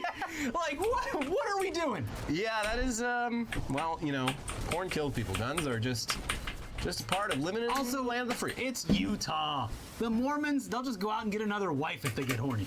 It's true. That's what they do. Mm-hmm. So good luck to everyone out in Utah, though from what we can tell, you could also just use a VPN, which, yep, that's what teenagers are going to immediately do because they know how the internet works. Yeah. So yeah, they're already doing that, I'm sure, and exchanging tips about it between each other during classes. Yeah. Just like, yeah, idiot, get this a VPN. will have no fucking effect whatsoever. This law will accomplish basically nothing while inconveniencing a whole lot of people, and you know, they're gonna be sitting there waiting, raring to go, and have to wait for all their information to be processed. The hospitals will be overwhelmed with men whose balls are so blue, just bursting. I never seen balls so blue in all my years. But yeah, let's move on now to another mandatory part of this show, the Elon Musk section. Dun dun dun. Hooray! Dance. Dab. Twitter is going great, of course, and you can tell it's going great because some of Twitter's top users are flocking to another app that looks and functions almost exactly the same as Twitter, but minus Elon Musk. And please send us an invite. Yeah. I keep getting fucking faked out. People are like, oh, I got one for you. Like, oh, shit, it's expired. Yeah. But yeah, and this app is even made by Twitter's old founder and CEO, Jack Dorsey. And even with a very limited supply of invite codes, Blue Sky is already topping the download charts because people just want to be ready to immediately jump ship from Twitter at the first opportunity, as soon as that code comes through. Adding insult to Elon's injury, Blue Sky was literally an internal Twitter project to develop a decentralized social media protocol before it was spun off back in 2019 into its own independent thing. And time will tell if Blue Sky really is the platform to topple Twitter, but if it does, that'd be very ironic, don't you think? And over on Blue Sky, Jack Dorsey is finally letting his feelings about Elon's run at Twitter be known. He's not happy. Here's the Washington Post. Former Twitter CEO Jack Dorsey issued his sharpest criticism yet of Elon Musk's leadership of Twitter on Friday, saying Musk has not proved to be the platform's ideal steward and should have walked away from buying the site. The criticisms and explanations came in a series of reply posts Friday night on the fledgling social network Blue Sky, a potential Twitter rival that Dorsey helped to start. The remarks illustrate how Musk's erratic leadership has disillusioned a one-time friend and powerful ally, reflecting a growing backlash against a tumultuous tenure that has sent advertisers fleeing and its users searching for alternatives. It continues. Dorsey said he thought Musk, the Tesla CEO who serves in the same role at Twitter today, should have paid $1 billion to back out of the deal to acquire the social media platform. The comments are a stark reversal from Dorsey's strong endorsement of Musk's takeover when he wrote a year ago that if Twitter had to be a company at all, Elon is the singular solution I trust. I trust his mission to extend the light of consciousness, Dorsey tweeted at the time. In whose remarks on Blue Sky on Friday, Dorsey struck a far different tone. Dorsey said he didn't think Musk acted right after pursuing the site and realizing his potential mistake, adding that he did not believe the company's board should have forced the sale. It all went south, Dorsey added. Meanwhile, Elon's quest to make Twitter profitable through subscriptions to Twitter Blue is going just great. It's impossible to know exact figures, but based on available data, getting rid of legacy verification had almost no effect whatsoever on increased signups for Twitter Blue. Elon destroyed a core feature of Twitter that was around for over a decade in exchange for basically nothing, except for the algorithmic boost of the worst people you could ever encounter online. Yeah. We love it. The number of paid Twitter Blue users was between 600,000 and 635,000 before the purge, and 10 days after the purge, it was between 640,000 and 680,000. Wow. Not big gains. Didn't really move the needle much. Not at all, and actually just makes the site even uglier because being proactive about blocking everyone just results in threads with that are just filled with lines of saying it is weird. Like, you would think if you blocked someone a while ago, they just wouldn't put their tweets there, but they still put them there. You just can't see them. So you still have to scroll. Yeah, it's all like these weird patched together things, like how if you change your bio and were previously verified, your verification symbol comes back. But yes, I'm spoiling the episode. 650,000 Twitter subscribers. That's not nothing. It does add up to around $5 million a month in revenue. Is that going to solve Twitter's financial problems? I don't understand how like the score works. What was he doing? Mashable pointing out how Twitter Blue compares to similar services. To compare, Snapchat, a competing social networking platform, launched a premium paid subscription service last June and reached 1 million paying subscribers in just 2 months. Musk's version of Twitter Blue launched in November. As of mid-April, Snapchat shared that its Snapchat Plus premium service now has more than 3 million paying subscribers. So, getting fucking dunked on by Snapchat. I do love that Elon's. That's hilarious, dude. Well, I'd like to see you make $5 million. Meanwhile, just like money is on fire directly behind them. Yeah. But the mountain is the size of Everest, and there's like a little pile here, and they're like, well, $5 million, pretty cool, huh? Yeah, we did it. $44 billion. It's billion. I don't know how many months? $5 million a month. How many months? Anyone's lifetime's time. Yeah. I'm gonna do some cell phone math. Let's see. So they need to the copyright 44 go down 0 0 0 0 0 0 0 0 0 divided by 5 0 0 0 0 0 0. It'll only take 8,800 months. Cool. Which divided by 12, that is 733 years. We've done it. So look who's laughing now. Yeah. Yeah, only 700 years from now, Twitter will almost be done paying off. And thanks to Elon Musk's leaps in extending human existence, I might live if I suck his dick hard enough. Yeah. I might live to see Twitter be profitable, which is my personal goal as a Twitter Blue user, is to see that Elon Musk is successful at something. Detain, move up. Ain't no way. Holy shit. Go on, clean it. 5 seconds. Come on. Might still salvage it.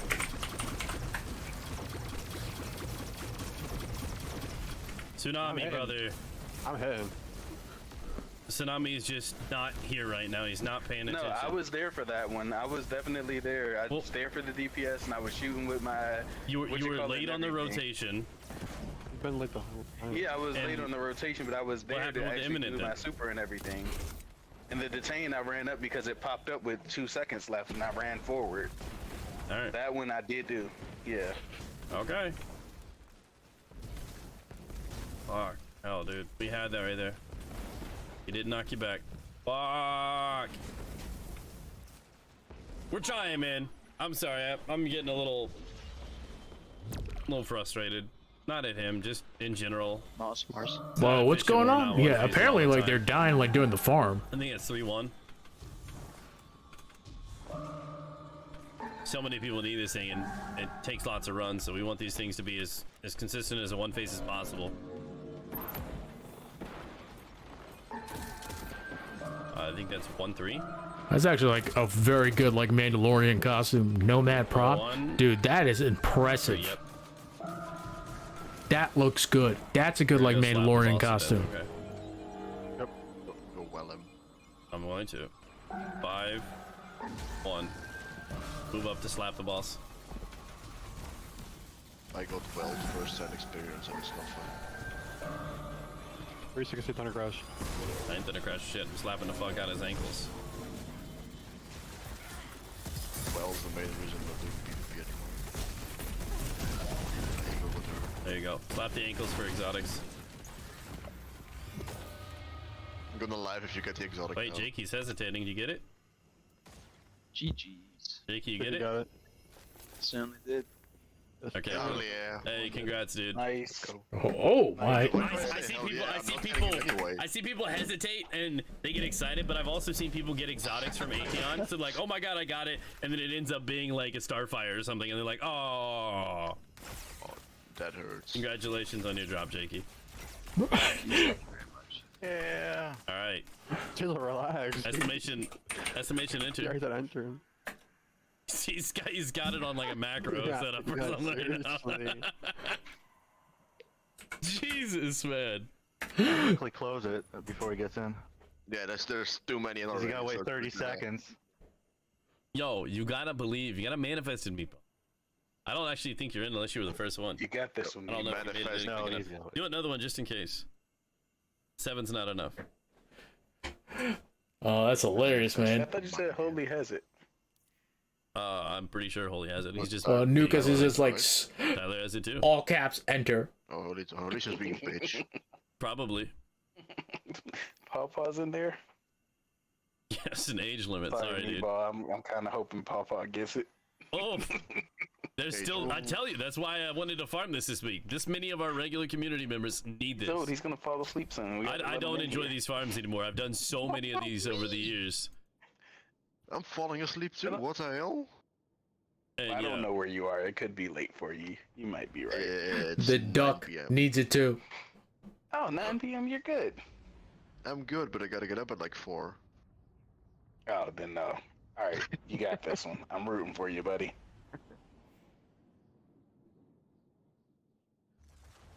Okay, here we go. We're pulling it. We are pulling it. That's a lot of inners, gamers. Good luck, everybody. It's Andre. Not fucking Andre. Redemption time. Train, you better hide. He's mad at you. God damn, all right, good job, Andre. Let's go, Andre. Andre, we can cope together. Hey, Train, you wanna swap? I'll swap. Something, and absolutely nothing else matters. Yeah. How to do Verities? So anyways, meanwhile, earlier this week it was discovered that former Legacy verified people like yours truly, but not That's fine. I mean, yours truly. I was never verified, and I'm proud of it. Yeah, you really showed us. Yeah. You can just get your check marks back if you put the phrase former blue check mark or legacy check mark in their profile. And it wasn't just that. It was, I added blue check, but apparently if you just change it at all, it did it. Because I removed it. I removed the thing that said blue check, it's not. and it put it back up there. So you're stuck with it now? No, it goes away after like an hour or something. I've never done Weird. It is he is visually hiding this somehow, and any change to the profile brings it back temporarily. Well, hey, at least he fired the vast majority of the people working on Twitter. Start putting it together. You better watch out. So we can't even begin to guess how exactly the bug works, but you know it works. Yeah. And in case you thought that Twitter would simply get rid of the ability to click someone's checkmark to see if they're legacy or Twitter blue. Now that distinction is moot. You can still click on people's check marks and a message pops up and it just says verified account. This account is verified. Oh, cool. Oh, great. Great distinction. Yeah. Thank you. 6 8 hours. Yeah, This is we learned so And much here. It's so funny. Like you have to do more to fucking watch porn in Utah than become a verified person on Twitter. Like, That's there's hilarious, nothing to say actually. that these people are like. It's like they have a phone number and a credit card. That's it. Well, so a lot of people are theorizing that he removed that language for the potential of being sued by the people he was giving subscriptions to, check marks to, including dead people, where it says this person gave their phone number and like signed up. Yeah. That might be considered defamation, so he just changed it to verified user. This user is verified. It's not Just. Would you like to know more? This person has Twitter verification. They are verified. It's a verified user. Yeah. This person, they're verified. Verified. They got verified. Why'd you res me? Hey, we got verification over here. Hey, who wants Hey, $8. Put that money in my hand. $11, whatever you want to pay. Who gives a shit? Who gives a shit? I might even just give it to you for free. Fuck it. And there are like, where's the Cybertruck, dickhead? There are random fucking people, like not even celebrities. True. I'll take your spot. Just finding who never signed up for Twitter Blue, just getting blue check marks too that they don't know how to get rid of. It's a lovely website and it's running great. No notes.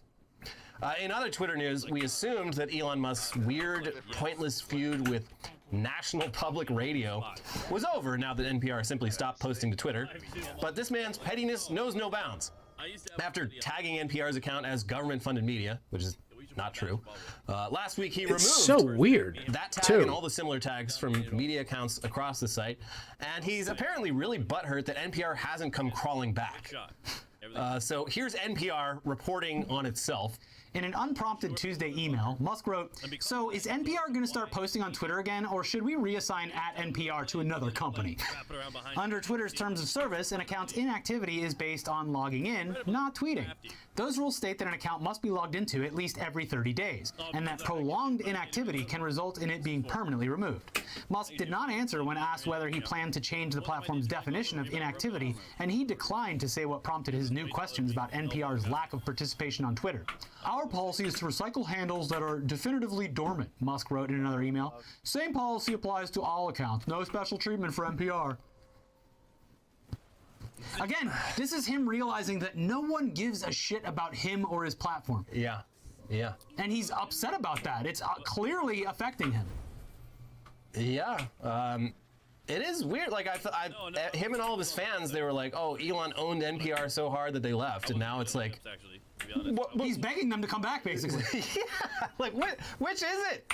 What the fuck do you want? I think God damn. It's funny that I think he would have actually been fine taking the massive financial hit on Twitter if he had got exactly what he was looking for, which is the respect and admiration of people universally. Well, that's not possible. God roll posterity. It's the one thing money can't buy. It Exactly. drives him fucking crazy. By doing this, he's lost both, because any goodwill that was left for him, any of the people who hadn't been aware of his previous scandals, just because he's like a guy, and no one's habitually online, that is all now gone because he looks like a bad businessman now.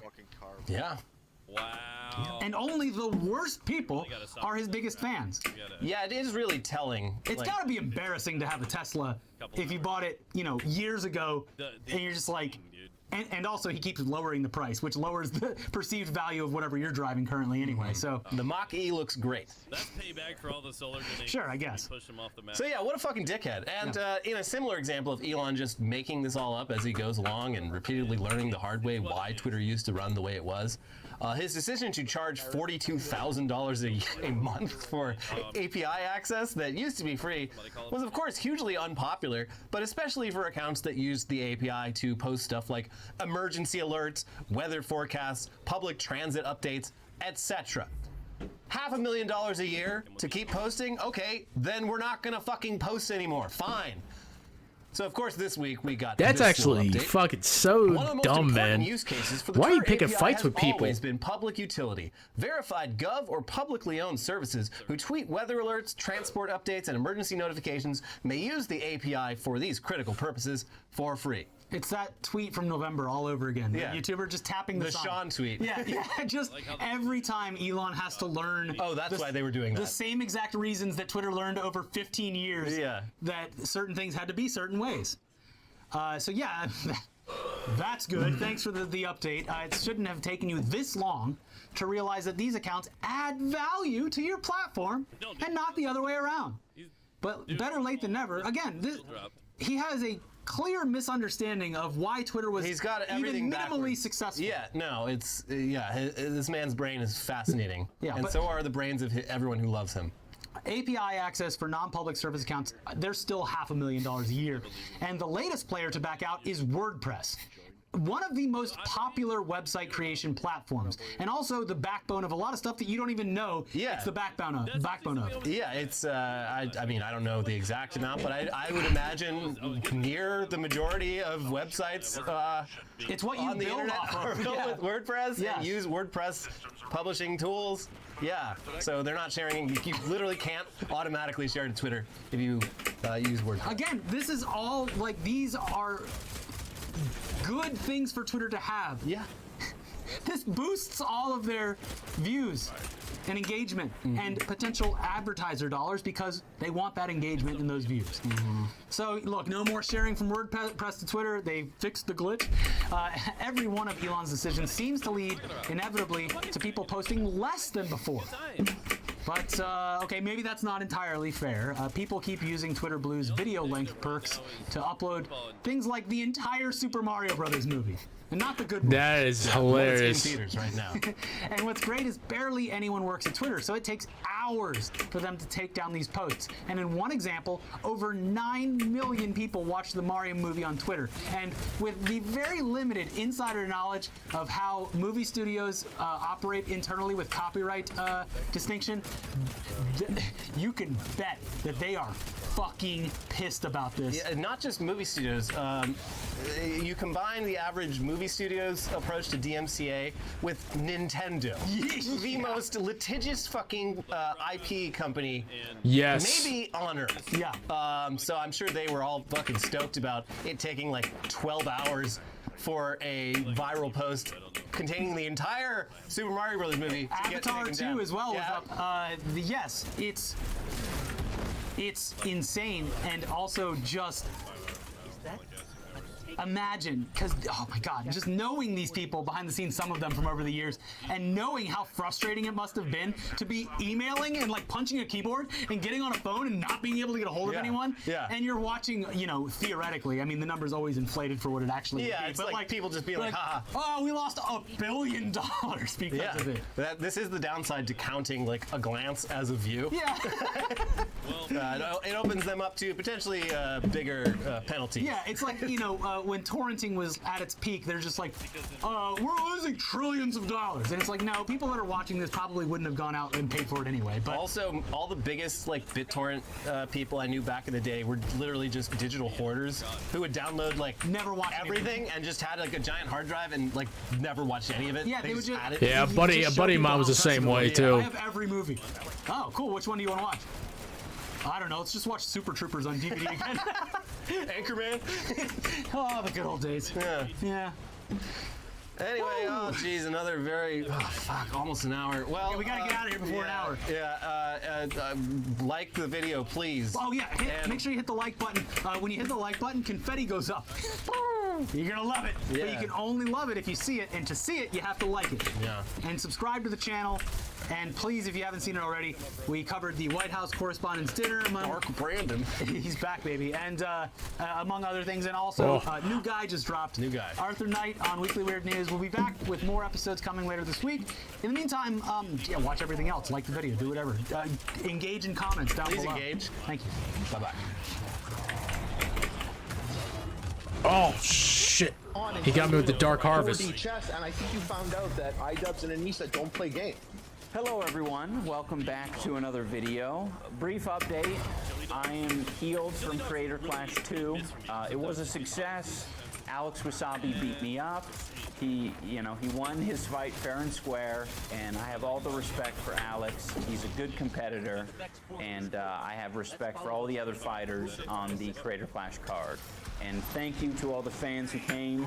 It was an amazing event. I'm very happy, very emotional. Awesome experience. I'll never forget it. Having said all that, you guys are here for the juice and the grease. So I'm going to give you guys the grease and the juice. And that all has to do with Froggy Fresh. I still don't agree with this. I saw parts of this video. I saw the tweet thread by like Willie Mack and others too. This is not a good video by iDubbbz. There are a lot more people involved in this than just Anissa and I. And I didn't want to fuck it up for them. These are people that I really care about, and I felt like it would be very selfish if I was like, I understand public perception right now, guys. I'm just gonna make a quick 10-minute video, and I'll squash all the rumors, I'll squash all the beef. I have no idea what public perception for this video is going to be. That's why I'm They're not gonna like it. Right? The majority of people is not gonna like it. Well, no, I don't want to say the majority of people. Your fans are gonna be like, yeah, it's fair. And we can see where it goes. I need to bring you guys up to speed now, on where with I'm that being said, I don't think Sam Hyde should have like copyright struck that like video or make a content claim or whatever it was against iDubbbz here. I think that was kind of fucked up, to be honest with you too. You know, him being like a YouTuber too, and him like producing content, he should have known that would have fucked with like iDubbbz, and that wasn't like really fair.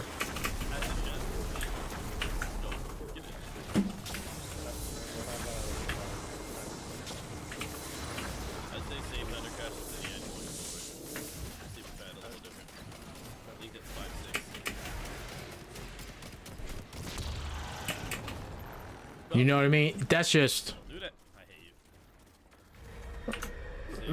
like wasn't right. So I do think though, like iDubbbz like holds like a really big grudge against that too. And if you go back and you watch that video, at first I didn't think so. That like iDubbbz was trying to get like a gotcha. I think he was looking for a little bit of like validation too. But I think he was trying to get like Sam Hyde on some things too. Listen, Sam Hyde's a professional troll and he's good at it too. You kind of just need to like roll with the punches and like go with it. He's not a Nazi. He's not like, he's an asshole, don't get me wrong too. I think that you just kind of let him do his thing, and you kind of just like let it pass. You laugh it off and you move on. That's probably like the best way to do it.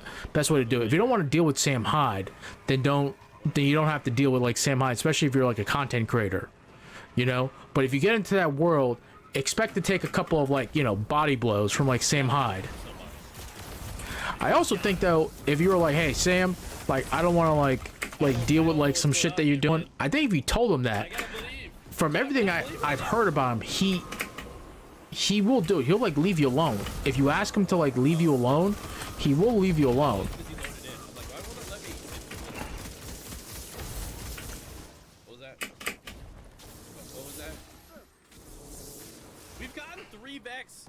That's not bad. Like, truthfully, 3 backs is not bad. Oh, Metal, what's good, brother? How you doing, man? We are chilling out trying to get some backs. Just a little spirits a little low. The people that have gotten backs have only been here a couple times. They got in, everyone got it. And the guys that have been doing this for weeks and shit have not had a lot of luck, so they're a little down.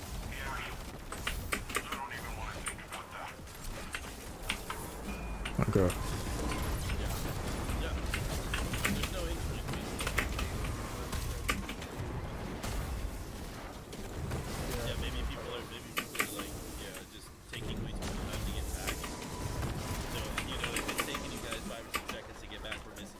I'm gonna get these guys.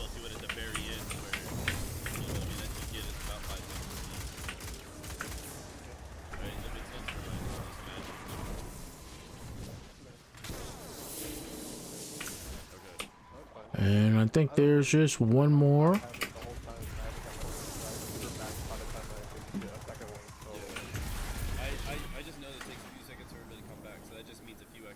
I might have like step away for a little bit too, but yeah, that's the sort of the risk when you deal with like that content stuff too. And I'm glad that like that iDubbbz like changed. That's perfectly fine. He's become a little bit more, a lot more progressive too. And listen, he clearly loves his wife too. People saying like the Yoko Ono thing, like the content's gonna change. The same thing with like with Ethan. People are gonna grow up and stuff like that too. I think that one of the criticisms is sort of like the lack of awareness. You kind of created like this fear of people online, these like edgelords essentially too. And I enjoy his content from like back to content cop stuff too, and some other things too. But I don't watch the content anymore because like my tastes have changed like over the years too. I've gotten a little bit more, in terms of like serious content, like and political content too. That's when I was younger too. And that's perfectly fine too. And people are like, oh, I miss like the old iDubbbz. Well, he's not the old iDubbbz anymore. He's a different guy now. I don't know what to tell you. If you want the old iDubbbz, go watch his old content. But you know, he's clearly changed too. And you kind of need to like accept that. And if you have a hard time accepting that, I don't know what to tell you. But that's just like the way it is. It's been a minute. It's been, yeah, I'd say about 15, 20 years easy.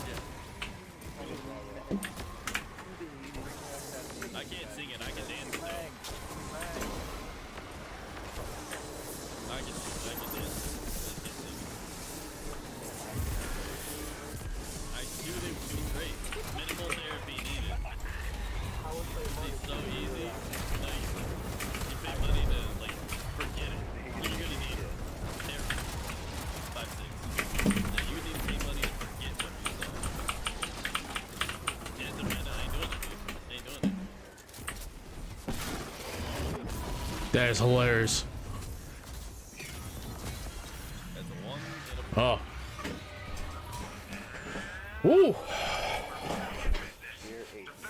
Top 80%. Damn. I was in top 20%. Now now I'm only in like the top. So, the Fire team was good too. I got blown off at the end though. 4-5. Move on up. See the stats here. Yeah, I was at the bottom. Cryptek. Look at Cryptek. 216 kills. Void, what's this? Hang on, it's baby. ridiculous, dude. Oh, hang on. Damage. Hang on, baby. My bad. Unlock this. Finally got this. Alright, and move up, whoever's got it.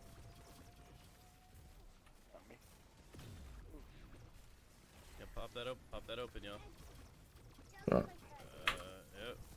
Super's in. No. That somehow was Worse? Worse?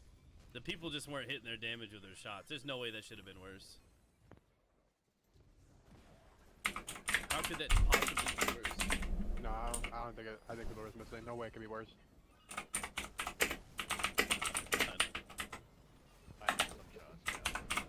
There was definitely some shots or some stuff missed there. We'll try it again after this. Gosh, leave me alone, AP. Because it should be smoother, like significantly smoother with that method. Should be.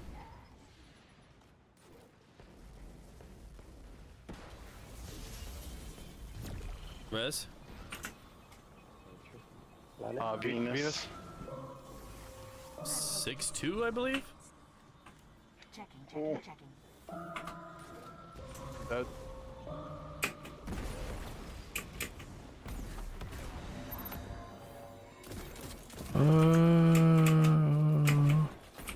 My name's still alive. Dude! My chins do, though. 6'1". Finally. Jesus, that took forever, man. Yep, 6'1". Finally got double plats, baby. And I got an ascendant chart for that, too. Damn.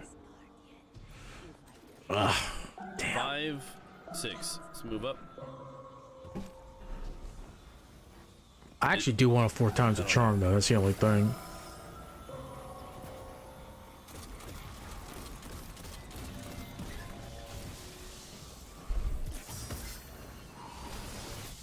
Image. Guards make their own fate. I hit 200k. I'm not gonna destroy this one. I actually kind of like it. Let's see. Yeah, this one.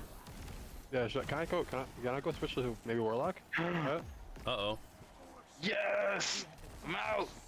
Yes! No joking. Wow. Psych! I cry. No crying here. Congratulations, dude.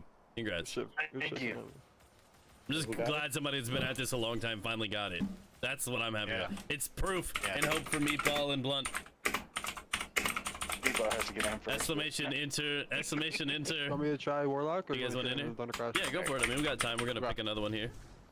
Congrats, Thank Tsunami. you. It is done, my dude. Amazing. Other people's grenades too, so. Okay, yeah. So I go on Warlock. Yeah, my grenades are hitting over 200k. I can only throw one though. So I mean, honestly, Starfire is probably the way. We've always known that fusion grenade, even with the old Titans and shit, fusion grenades have been nasty against this guy. Yeah, no problem. I'll try it. So I guess maybe. Alright, you guys can Wither stop hordes, selling and blaming it on me now. Wither, stop what? No, I'm Stop still blaming selling you. and blaming it on me. Nope, it's you, dude. All of a sudden I leave and now y'all are like half the time. We're gonna fuck up. I'm gonna be like, Tsunami's on a call again, dude. Oh man. Okay, we got 7 entries. Come on, y'all. There was like 14 a minute ago. That must have been Meatball on 14 different accounts or something. He's gonna make like 8 different accounts. Shut up. I don't think you need tractor cannon, but you could do that at the ankles. Let me but get my 7 people. it's all good. He moves around a lot. Okay. For real, thank you guys so much. You are very welcome, dude. GG's. Yep. I'll enter for Meatball. Oh, I'll allow it now. After he's gone. Yeah, why not?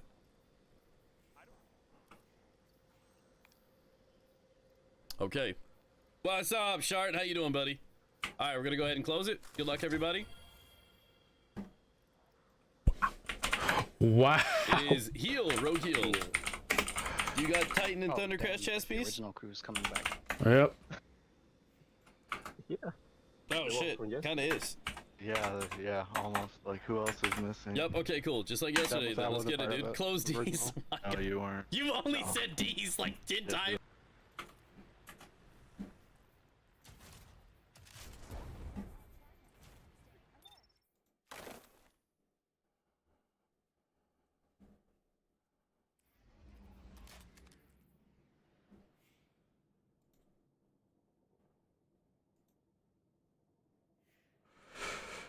What's up, gents? Hello. Hey, round 2. Yeah, round 2, man. Let's get it.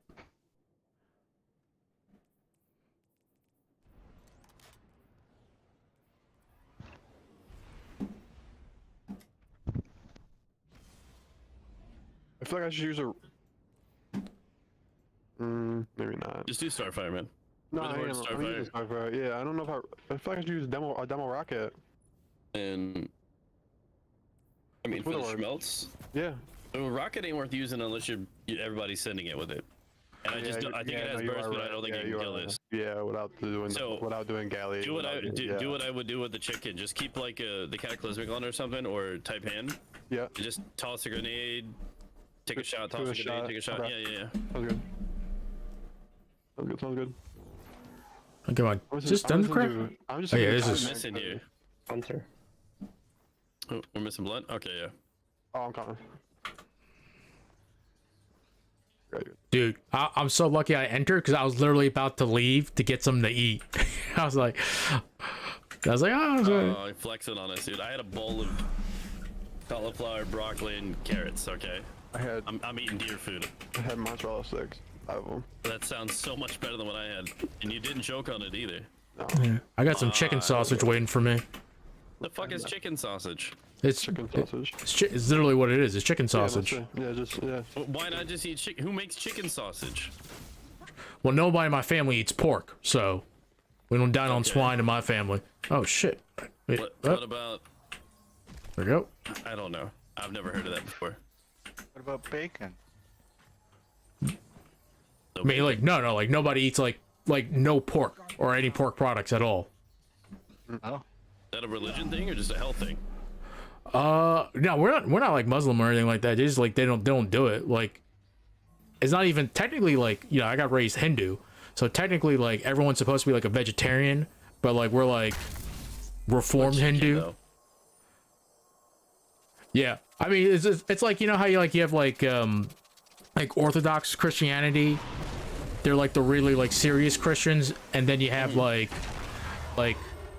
more like modern Christians and shit like that. Same thing with like Hindus and like Muslims and everything too. So like we're like Reformed Hindus. So like we eat certain meat, but not like other types of meat. I don't know, man. That's weird. So what do they do? Because like when you make sausage, right? It's normally like inside the intestines or something. Oh, I don't make like the sausage. Right? It's like pre-made too. Also like the sausage. It's pre-made. So what do they put it in? Or is it there's like a casing, but it's not like traditional sausage casing. Yeah, that's edible. Yeah. You know they add like spices to it, so it's more like a sausage or something. Like it does taste exactly like sausage, though. It really does. You can't tell the difference. I'm curious. I mean, it doesn't surprise me that they have something that exists for different reasons. You know what I mean? I just never heard of it. 3, 5. I'm just kind of like, if I want chicken, I just eat chicken. I didn't know they did like chicken sausage, but it makes sense. You can use lamb casing too. Oh, interesting. Yep. Traditional sausage, I think, uses like lamb casing. Is really good. Like I eat pork, but like not with my family though. 6, 3.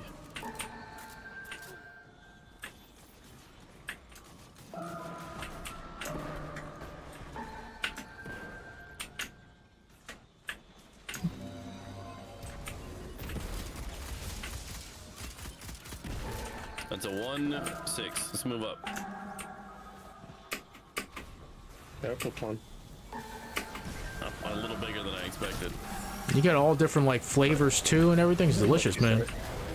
Okay, and there's damage.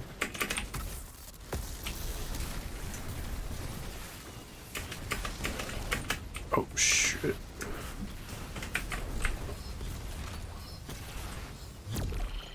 I'm doing good damage. Keep pushing it. And detain, move up. Okay. Going back up here, Andre. We got it. It's in one phase. Go on, gamers. Nice. Let's get it. With like 4 seconds to spare. Way better on Starfire.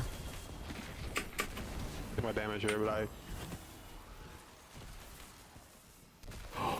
Oh, I got it. Holy shit. I hate this guy. I fucking hate this guy. He just came bad. I legitimately got it. Get him out. Get him the fuck out. Get him out. Wow. Get him out.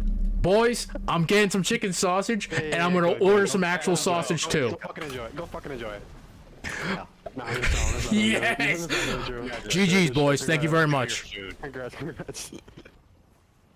Yo, that is wild. I'm sorry. Yeah, I'm gonna leave. I know. You're good, man. It's all not that bad. Yo, that's some wild shit. Yo.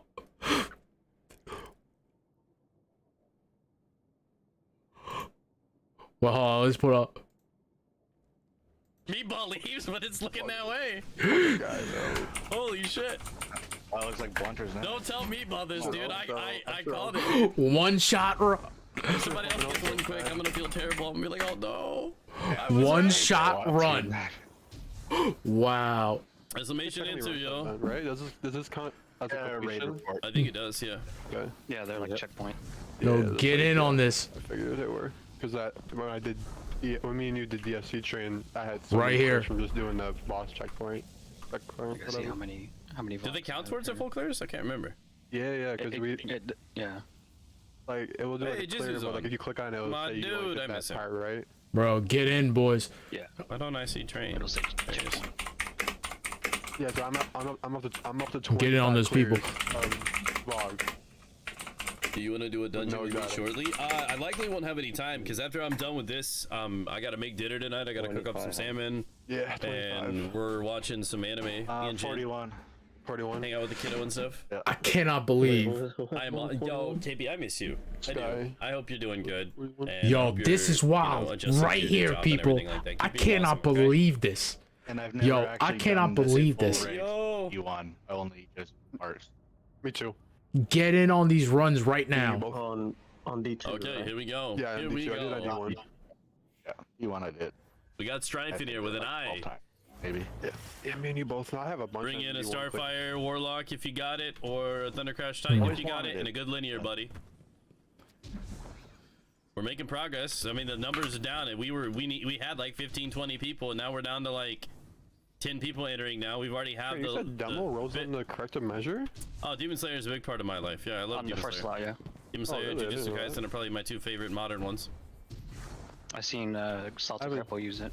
Yeah, I haven't seen that, and I've got a bunch of them. I haven't seen demo in the first slot, but I haven't. I think I have one with Firefly, but I want like a damage perk. Ooh, corrective measure. And I got. Okay, just waiting on Strife to hop in here. Come on in, Strife. No, that'd be nice with demo. I didn't know Demon it Slayer's was phenomenal, honestly, dude. so. Absolutely phenomenal. I love the art style. I love the character build. So they're enjoyable characters all the way through. To that point, I'm like, why didn't I? Yeah, you can get demo. I'll likely end up I plan on getting like a sleeve like on my arm, right, of all kinds of different tattoos from like the games and the shows and stuff like that I like. I got one with demo. So they'll definitely be a tribute to JJK. That'd be like a demo for couple of my favorite anime on there. Probably like one of the Bleach masks and you know, tribute to Demon Slayer, like maybe one of the swords or something. Just something symbolic to like the anime and the video games that I play. I grew up on Yu Yu Hakusho, yeah. So that was like the old Toonami days. Yu Yu and Tenchi and Dragon Ball and all that stuff. Yeah, I grew up on that.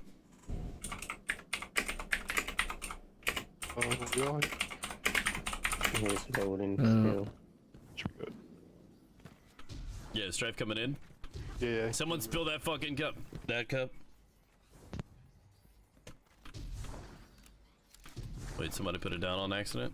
Or is it in here? Oh, okay, I see it now. Yo, I still can't believe I got that on the first run.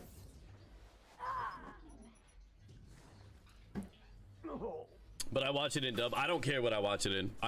Honestly, I'm not one of those guys that gives a shit. You want to watch dub or sub, do whatever you want to do. Just, it's entertainment. People trying to gatekeep that or be silly about, that's the most ridiculous argument ever.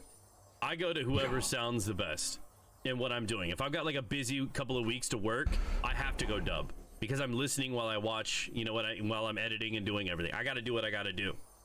And then there's other times where like there's certain people I can't stand the voice actors for. Like for example, Dragon Ball is a perfect example.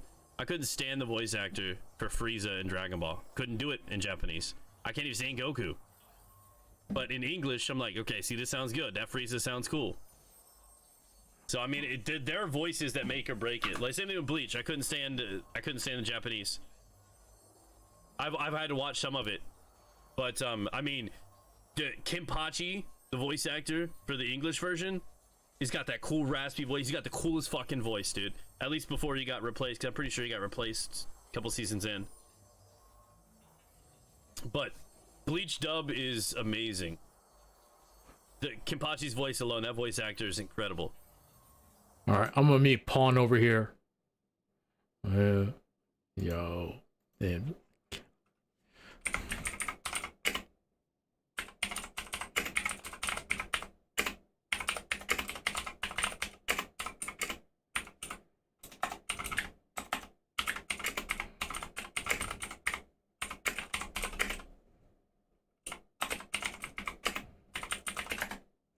Yo, the RNG, I'm telling you, man, the RNG is real.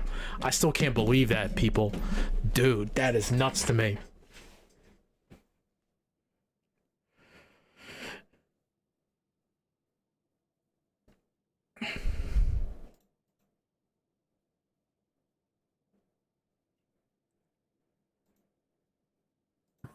Everyone, you gonna hop in comms? I think he was in comms earlier. I think he had feedback, but at least be able to hear the call outs. Pretty sure he was in earlier during the time lost. I know he did a run with us. I just don't know if he I'm so freaking out about this too. I'm about to like test this out too. I've been wanting to like use this in like for like the longest time. Magazine. Vex Mythoclast. Let's see. I'll res him. That's 3, 5. Let me res him. You guys might need the token. He just respawned to go die again. So how do you get this? We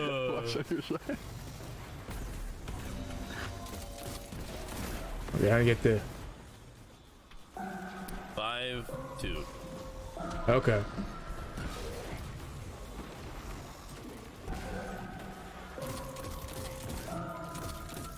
I'm that same way with video games too, on Metal. Like I started Halo on console. I'd rather play it on console. I don't want to play it on PC. I want the controller. 4-2. All right, let's move up. Everybody move up.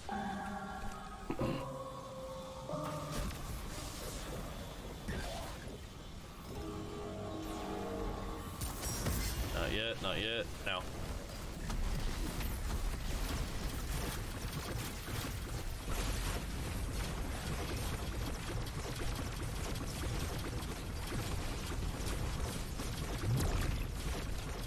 A minute, move up. Okay, so Lucky's got a video up on this too. So for the catalyst. Come on, Okay. 7 seconds, y'all got this. That damage in almost there. 2 seconds. Nice. Chunk, chunk, chunk. I like well. We got Sapphire into this. Well. Pre-nerf. Andre, come on, buddy. Come on. Did you get it? This guy too. I got it. Yeah, of course he got it. Let's go, Andre! At least you got it. He was here last time too, so I can't. Holy fuck, that's like 4 in a row. Don't tell me, Paul. I called the shit out of that. I feel so bad. All this. Yo, I'm glad. Come on, I feel so bad. I've been here so long. I gotta get it. I called that shit. Manifesting it. And on that note. no, stream ending. I'll see you guys tomorrow. No, I'm joking. He said, "Oh no." We're good. Don't worry, Dick. I'll get it. That's fine. I got good luck with the Exclamation enter, yo. Exclamation enter. You guys won in. Congrats, Andre. Thank you. Finally. I'm so happy for you, dude. Good shit. Yeah. That means we're definitely gonna have a catalyst run or two in the future because of everybody that got that today. Don't forget the gun. Sure. The catalyst really opens it up, and I'll help you guys with it. Alright, Hunter. I'll probably do the catalyst. I'll probably do the catalyst runs on Sunday or Monday, just FYI. I believe in you, Hunter. I can take 5 people through at a time, so if you do get the Vex with us, be sure to come around for it. I'm gonna put your positive energy in there. Yeah. Yeah, definitely. The catalyst just gives you more stacks of like Fuck the Vex cat run. Dom, tell me I made you shoot the oracles without telling me I made you shoot the oracles. When we do it, I'm not gonna tell it. Don't look anything up. I'll have you do it. You'll see. Yeah, I don't look anything up. Yeah. Oh, yo, he destroyed the comp. Let's go, Andre. Oh my god, dude. Bless you, man. Thank you so much, Andre. Ooh. Holy balls. Can we get some bombs and some sub-hypes in the chat, please? Yeah. Dude, thank you. I thought I heard 2 Vex. Were there 2? No. Train's probably got his out and he's shooting. Damn. All right, y'all. I'm gonna. Okay. So. Let me just pause this. I'm gonna be right back. I'm gonna leave some like music in the background too, and then we're just gonna like. We're just probably gonna grind out like some plat metals and like finish up the card too. And we're probably just gonna like listen to like iDubbbz and like stuff like that too. And that's about it. I'm probably just gonna mess around like with this a little bit. But I'll be right back too. Let me just pull up Pretzel Rocks here real quick, and then after that we'll get back and we'll watch this iDubbbz vid that Hassan's watching.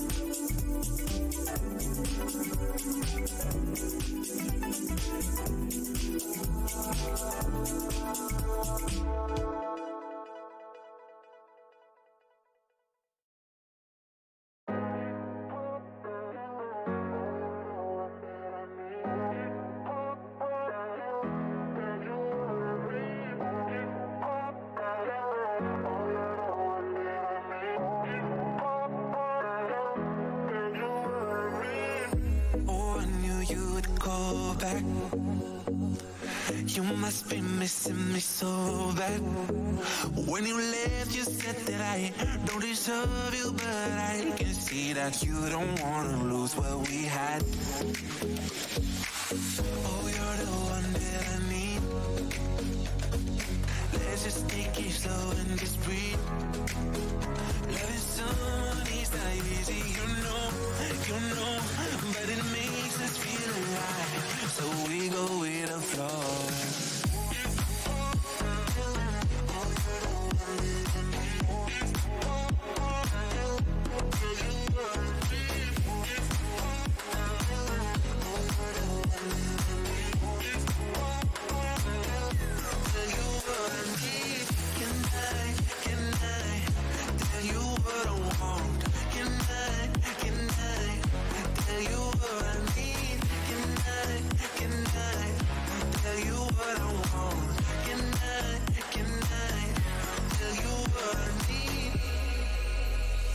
Just love me harder, have no mercy on me, just tell me louder.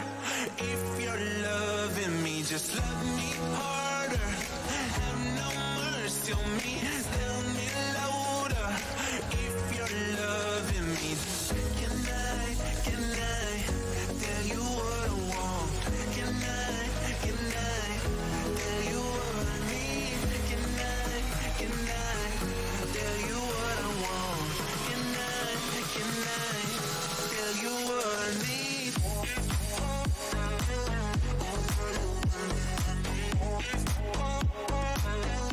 Tell you what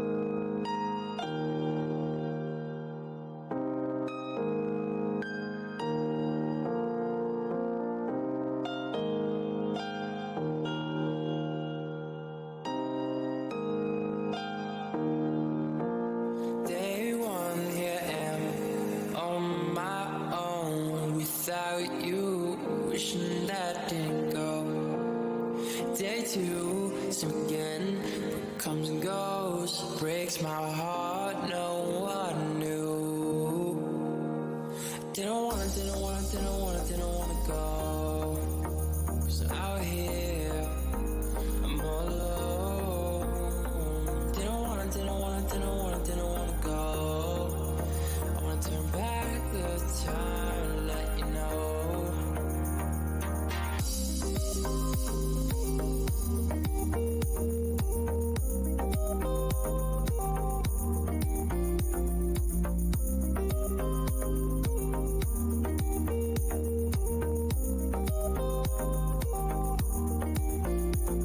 Cause I wanna get away from this dark place, to feel you, hold you. Cause I wanna get away from this dark place, to kiss you, console you.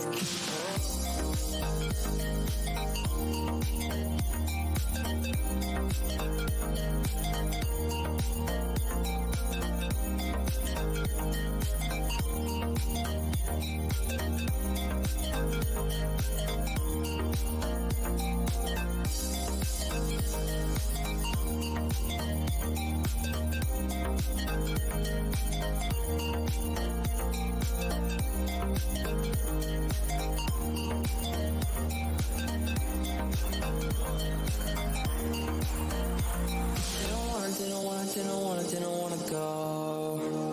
'Cause I'm out here, I'm all alone. Didn't wanna go.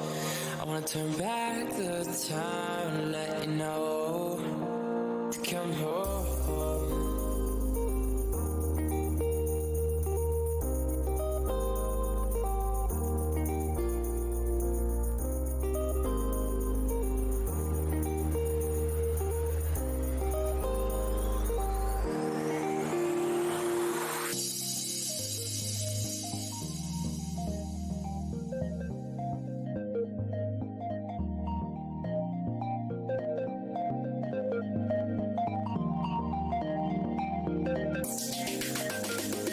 Kiss you, console you.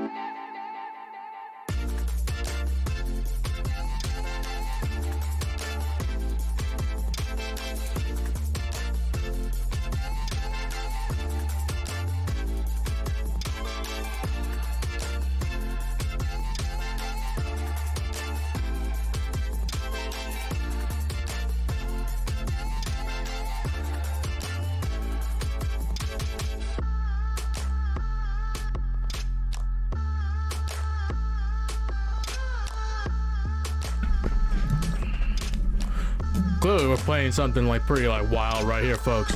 All right, we're getting back to the show. Let's go.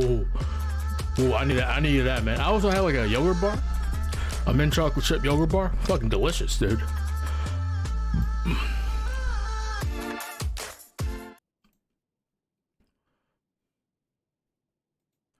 Oh, Pwn ended.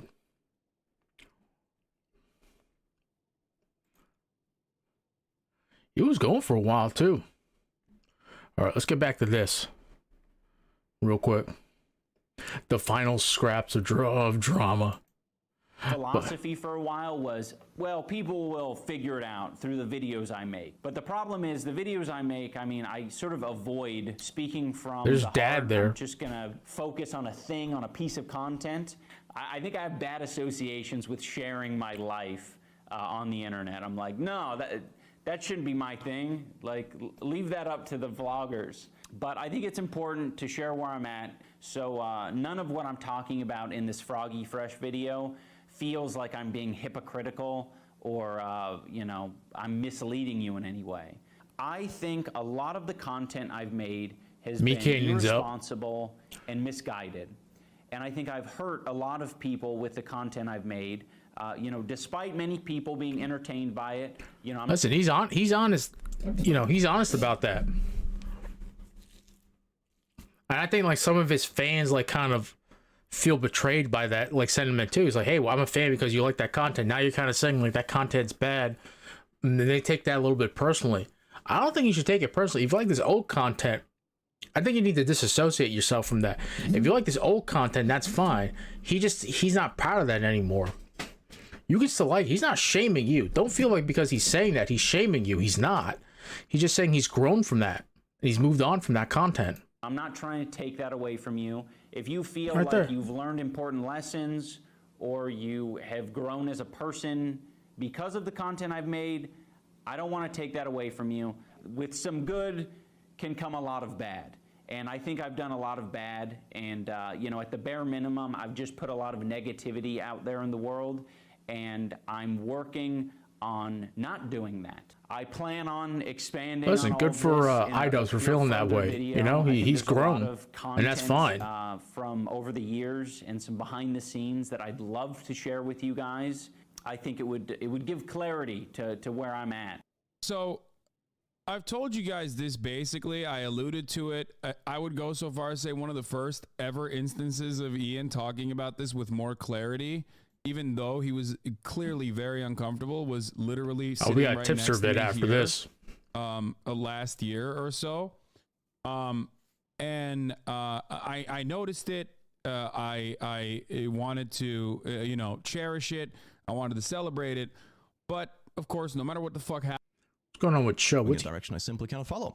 I know this might cause some conflicting interest for the staff that are both here and in Sad Milk, and if you want to talk about it, I'm always open. In my book, you're welcome, independent of what projects are happening. And they're saying, oh yeah, I'm gonna stay here, I'm your friend, blah blah blah. But when I took the screenshots, the names were already white. They left in the middle of the night, and the only context I had to this was a random piece of a no mic VC chat that read like this. What the? Of course, I'm just confused. Understandable. Has everyone left Click already? Okay, I'm gone. Team Blair all the way. F those dudes. Of course not. The Click is gonna be interesting from now on. Good luck with that. It's going to be interesting. And I have no context for like that piece of drama right there.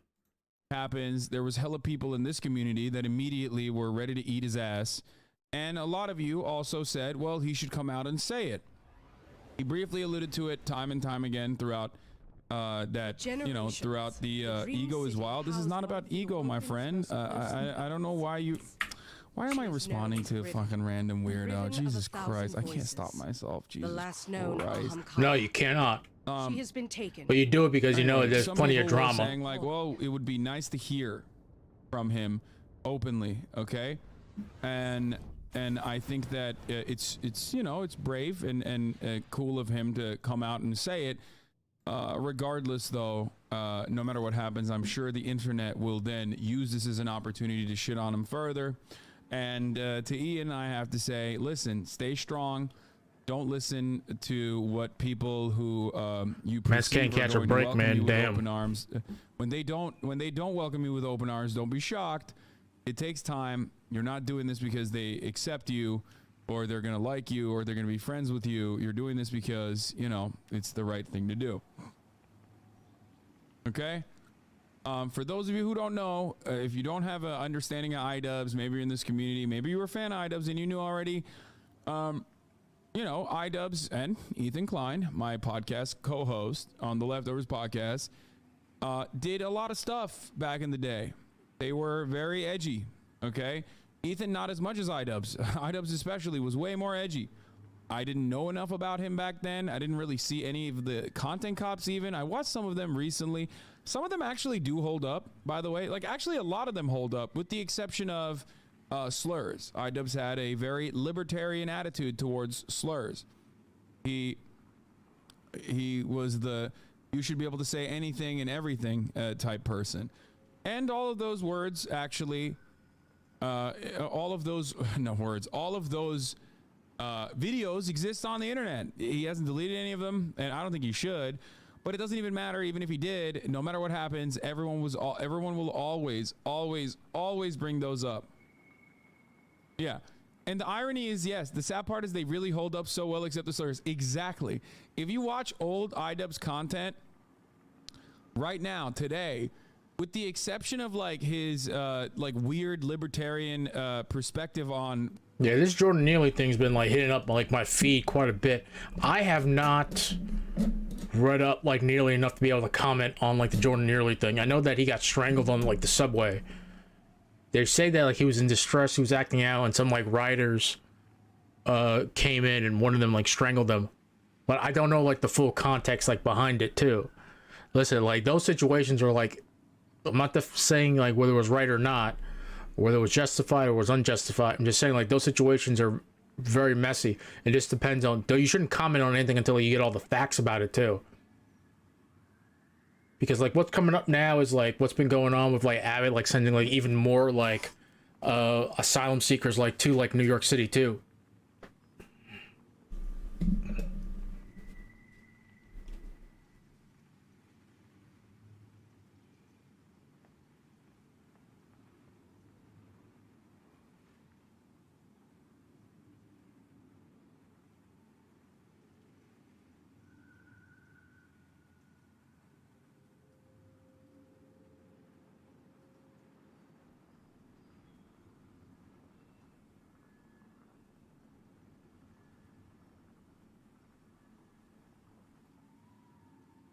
It's the only thing. I would have to like read up on like what happened with, like with Jordan Neely.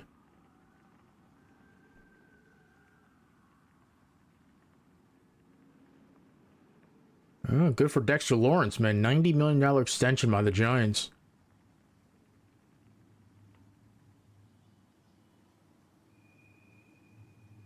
Yeah.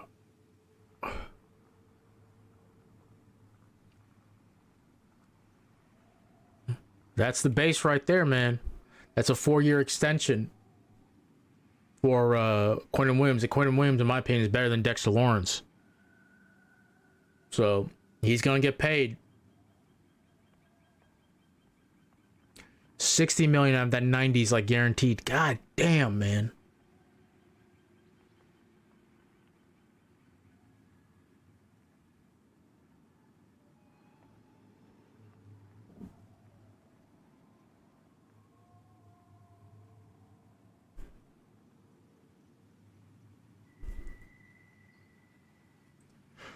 Let's see. Voss retweeted from this guy, Astronaut Marvin. A lot of YouTuber drama revolves around someone saying, hey, this guy's a dick to me, hangs out with people who are dicks to me, so I don't really want to associate with them anymore. And 19-year-olds saying, wow, bro, you're such a pussy that you fell off for real. I kind of agree with that too. That is a lot of YouTube. That is a lot of YouTuber drama too. I don't know what to tell you. That's just the truth. They're pretty fucking solid. Like, they are almost entirely, completely fucking solid, top to bottom. They hold up. They hold up real well. So we always had like a decent fundamental that he worked off of, but then also he did go, he did go buck wild with a lot of his other takes. Okay? Problem is, yeah, it was also Fuber slurs top to bottom. Anyway, so... But for that reason, I know exactly how people operate in leftist spaces. No one is going to welcome him with open arms. They're going to say, oh, white guy, bottom of the barrel. Like, oh, sorry for making millions of dollars saying slurs. Like, I can already see the fucking negative associations that he's going to have and the negative shit that he's going to eat, a shitload. Because unfortunately, leftists are like, no growth. We're in a permanent no growth. You did a no growth. We don't want you to grow. We don't believe that you have the capacity to like genuinely, personally keep growing. even though you could have just been a slur machine and a monster and become even more reactionary and probably made more money by doing so, but instead chose personally through your own growth to not do that, and also, you know, deliver a seismic shift in your own content and have like your entire fan base turn on you and bully you and mercilessly attack you and your family members. So that is true about Phil Yates. I hope that when the Giants traded Odell Beckham Jr. to the Browns, they got the 17th pick in the 2019 draft, and that became Dexter Lawrence. He's been a solid guy for the Giants. So the Jets and Quentin Williams, according to Rich Cimini, still negotiating. He's going to get paid more than Lawrence. People don't do that. I hope that at least people in this community don't do that, because I think we should always be significantly more welcoming to people that, you know, have changed their attitudes, have changed their minds, and are also actively advocating against their past self. Please do not behave like fucking unhinged radlibs. I hate that shit so much. I hate you, I hate you, I hate you when you behave like that. Anyway, let's continue. But in this video, that's probably about all I can say on any of it. I don't want to detract from what the focus is, and the focus is kicking Froggy Fresh from the Creator Clash card. The main reason Froggy was kicked from the card was for collaborating with Sam Hyde. And, you know, for anyone who's been following the story, that's, you know, fairly obvious. Froggy has explained, you know, his side of the story multiple times. And unfortunately, he's been perpetuating a narrative that it's about OnlyFans. White boys don't deserve praise for realizing racism and shit is bad. Once again, I will remind everybody, this is the first and last time I'm going to say this. I think I've decided my policy is going to be, I'm going to like ban people for the duration of the content if they're making derailing remarks on purpose. And then, you know, they can come in and chirp again if they're still bored and want my attention. But white boys, first of all, they do deserve that. Okay? Everyone deserves that. Everyone deserves praise for rehabilitation, no matter in which direction they're coming from and which direction they're going. Okay? 100%. I disagree with you. Okay? Even if their intent is not for, you know, getting praise from you and others like you, and this isn't even the point of the fucking video, by the way. We're going to get to the video in a second. It doesn't matter. You're wrong. I think I have a better perspective on this than you do. You can say that it's because I'm white myself and I'm privileged myself, but it doesn't change the reality. I have a goal to change people's attitudes, change people's minds. I think I've done it successfully for a lot of people in this community as well, and I care about that. No, you're wrong. I do think that I do think that people do deserve praise for changing, and here's why. Okay? Not that it's necessary, but it's a good practice to uphold if you are a progressive person yourself. Why? Because we acknowledge all the time on the left that people are products of their social conditioning. Okay? People are products of their material conditions. They are learning this kind of behavior from every facet of existence, whether it be popular culture, whether it be the school that you go to, whether it be your parents. You're learning attitudes that are adjacent to or accepting of white supremacy. And this is such a pervasive attitude, and it's so strong that even black people growing up in the United States of America that go to schools that have a no CRT policy or a profoundly whitewashed understanding of American history still end up developing certain perspectives that are anti-black. It's just the truth. Okay? Read any black scholar on the matter and you will come to that same conclusion. Don't take my word for it. What the fuck do I know? I'm a white guy. Okay? But if we all recognize that we are a product of our environment, we are a product of our material conditions, then we have to be a little bit more accepting of people who were products of their social conditioning and then overcame it. Okay? It's just how it is. This shit doesn't happen because people are good or bad. This shit, and some might be bad, and some might be good. But ultimately it happens because this is what they learn, okay? No baby is like fucking born as a racist-ass baby, okay? Become an adult and you learn. about certain concepts. I think certain concepts are normal.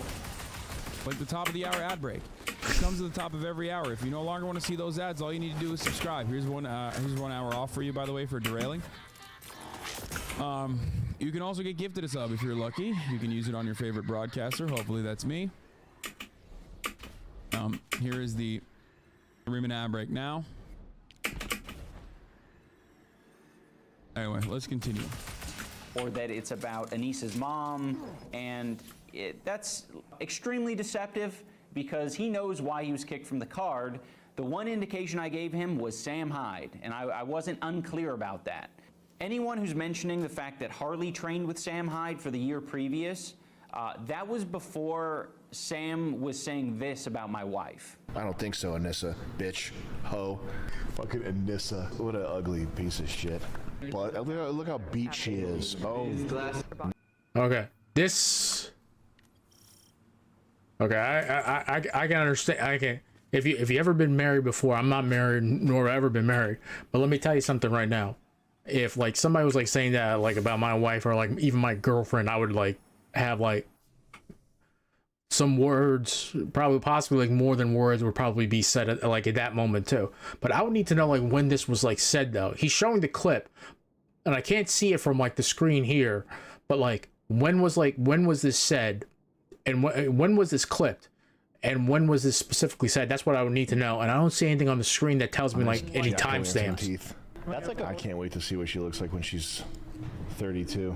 Her teeth look like a pumpkin head. Like it's the Anissa Joma hole stretcher. I'm sending this to Anissa's OnlyFans. It goes directly into charity. Yeah. Everybody hates him and his wife's a slut. So yeah, now that this guy is on the daily insulting my wife, I think it's pretty fair to, you know, not want to associate with him in any way. We did ban Sam. Only problem is the timeline of these clips. Supposedly these are all after Froggy had got an open drop from the card. First and foremost, come on. Look, I didn't know what that fucking dude was. The dude that they showed on screen, Sam Hyde. I don't know who the fuck he was until I learned about it. And everything I learned about it, I didn't really like. Okay? Let's be fucking real. Motherfucker's a Nazi. That's it. Like, he's not a Nazi. Yeah. There's more than the just... He's... I don't know how to like I honestly just don't know how to frame like Sam Hyde, but he's not a Nazi. He is just, he does comedy, but like he sort of stretches you. If you're like Hassan or iDubbbz, he's gonna push you hard, you know, till you break. He pushes you. That's why like it's best to like really not address it, laugh it off, and like move on. Because if he gets a rise out of you, you know, like he has clearly with iDubbbz and like with Hassan, he's going to keep pushing you more and more and more. And then he's possibly, because he's done some things, I can't recall him at the moment, but he's done some things which make some people pause too. But at the same time though, some people don't really know like Sam like that well too. Because there's a line that he won't cross, you know, but clearly, you know, he doesn't like the fact, and I don't really like the fact either, that like Sam was like insulting like iDubbbz' wife.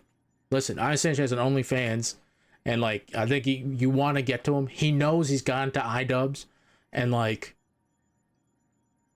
iDubbbz like making this video, and I think like banning Sam and banning Foggy Fresh, it was bad for iDubbbz. I think that if you're confident that Sam Hyde is going to do something. Right? He's going to do something like crazy. He's going to do something out of pocket at the event. You know what you should do? Don't ban the guy. And if you're confident he's going to do something, let him go to the event and do it. To allow everyone to see that like, hey, I didn't ban the guy. I warned you that I think he's going to do something. And look, he did this crazy thing and he jeopardized the event. Right? And then let's say like, I forget, they were down in like I think they were down in Tampa. I forget it's where the Lightning or the Florida Panthers play, the hockey team down there. That stadium, or that rink rather. And I think that they were like, hey, you can never have the event here again. iDubbbz can then say, listen, I told you that Sam was going to do something, but I chose not to ban the guy because I'm such a good guy, whatever. But the event told us we can't have the event here. He just cost me an event space that was very valuable and that everyone really liked the event. So I'm gonna ban him now moving forward because I can't trust him. He got me kicked out. He got us kicked out of like doing this event ever in that space now. And generally speaking, people would understand. You know? He approached this the wrong way. He didn't really sit down and like think about it. He didn't really sit down and think about it. There's a play he could have made and he didn't make that play. He might say, well, you know, Rogue, he made fun of his wife. Yeah, I get it, man. People make fun of Ted Cruz, and Ted Cruz is like sucking off Donald Trump every other day now and like fondling his balls. And Donald Trump, if the clip is out there and people can easily Google it, call his wife fat at the Republican primary debate all those years ago back in 2016, and Ted Cruz is still fondling Donald Trump's balls after that debate. So I don't know what to tell you. You know, what iDubbbz is stating here. Okay?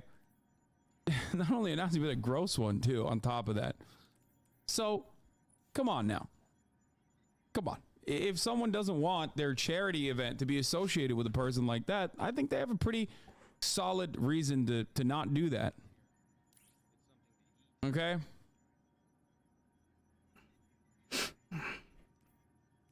That's it. Everything I've learned about him has been against my will. Yeah, 100%. Washed, you know, completely irrelevant, desperate for clout and attention. It is what it is, okay? What are you gonna do? There's a lot of motherfuckers out here that do this kind of thing. I wish everyone of his fan base, you know, I wish they will better themselves, hit the gym, you know, maybe learn grooming, like figure out how to groom their face and get a better haircut, you know, shower a little bit. And then maybe they can be like normal, civilized, adult, productive members of society. That's it. Yeah. See this one more time. From the first event, so it's not as if he's confused about where he stands in all this. I don't like him. There's a video of Sam defending pedophilia. Yeah, I don't care. I don't even want to get into it. I've seen it. I've seen some of the stuff. Like I said, it's not even you know, worth addressing. Okay, it's just like there are certain people that I regularly refuse to talk about, and the reason why I don't talk about it is because like they're in the muck. You know what I mean? They're in such a fucking low point that like any kind of mention of these people basically ends up you know, giving them an opportunity to have more prominence, right? It's like the I'm going to use this term now, the Nicolas Fuentes paradigm. For a very long time, I refused to talk about Nicolas Fuentes because he's a fucking Nazi. You know what I mean? Unironically, he is a Nazi. He's not a very relevant one. And until the Kanye West thing, like, basically skyrocketed him back into like mainstream public consciousness, I didn't want to give him any clout whatsoever, right? You don't need to know about every fucking Nazi that's like in every goddamn corner of the internet. They're just, you know, they're just trying to make a name for themselves regardless. Okay? That's it. Those were the reasons. And I think it's perfectly valid to not want to give them any additional clout. And Froggy knows that. Froggy knows that I don't like him. Of course. That's why he was banned. You know, none of this is like news to Froggy. Froggy knew all of this going into it. For anyone who's under the impression that Froggy has been like reasonable and chill and respectful through this whole process, he hasn't been. He's been a piece of shit. I'm not happy with how he's behaved. He's talked mad shit about me. Ian doesn't want people who are bigger and more talented than him upstaging him. That's what it is. Anissa. Ian's masculinity had been completely removed via Anissa. participants of the event. This is really a lot of weird, tender, soft people. Creator Clash people are real, like, these type of people. You know what I mean? The event itself. This is really like the patty cake league. Why was Froggy allowed on the card in the first place? I don't know anything about this motherfucker at all. He's old school YouTube. So old school YouTube rapper. I don't even know anything about him still to this day. I think he did music or something. I think Austinox tried to reach out to him when he like tweeted about me out of nowhere. Like I said, I have no fucking idea who this guy is, like at all. He went by Krispy Kreme before. Okay, well I don't know what that is either. I'm sure he was probably fine. I hope he's fine now. I hope he'll continue to be fine. These losers are exactly people who they think they're making fun of. Yeah, I mean, pretty much. There's two different avenues here. There are some who are like, oh, you guys are like ugly and gay or whatever.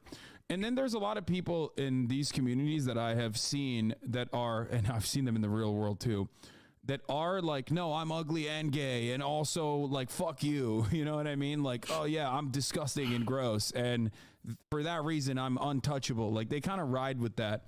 It's weird. They're like crusty anarchists. You know what I mean? Like, by the way, some if you don't already know, I haven't picked it up. Hassan's like, gonna be like, where they're like, yeah, I'm untouchable in support of like iDubbbz here, uncritically. Yeah, I'm dirty. Showers are unjustifiable hierarchies. Because he does not like Sam Hyde. Similar thing, but on the right side, like not on the anarchist side, but on the right wing side, where they're like, yeah, I fucking don't shower. I'm a miserable incel. What the fuck are you gonna do about it? I hate myself.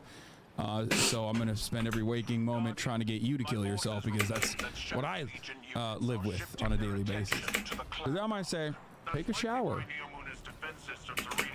You know what I mean? Take a shower. Seriously. For like social media boxing. He doesn't like the culture of Creator Clash, and he mentioned that. And Chris Ray Gun and all these people, it's like some big ethot worshiping party at these things. And I don't. Damn, man, Chris Ray Gun taking a fucking like, taking a swipe there. Worship ethos or fucking ethot or like touching ethot's titty or pussy. To be honest, I thought it was quite the gift to you that we kick you off the card. You have no more obligations, and you can immediately just pivot into boxing for misfits. It's like that's the culture that you want. You want the non-sissy, you want the macho dude traditional boxing culture. So go over there and box for them. You don't even have to miss that many months of training. You've been training. So hop on one of those cards. But unfortunately, Froggy doesn't want to hop on one of those cards because he thinks the skill level is too high.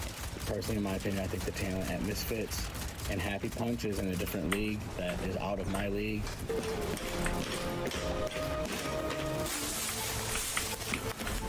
Footwork is amazing.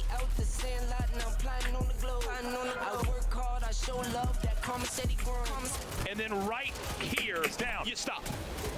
I mean, come on. It turns quickly from boxing to assault. Just fight someone who's weaker than you. So I'm done with boxing. I can fulfill my current obligations. If for some reason Creator Clash changed their mind, I could fulfill my current obligations. I'm not interested in going further in any other boxing.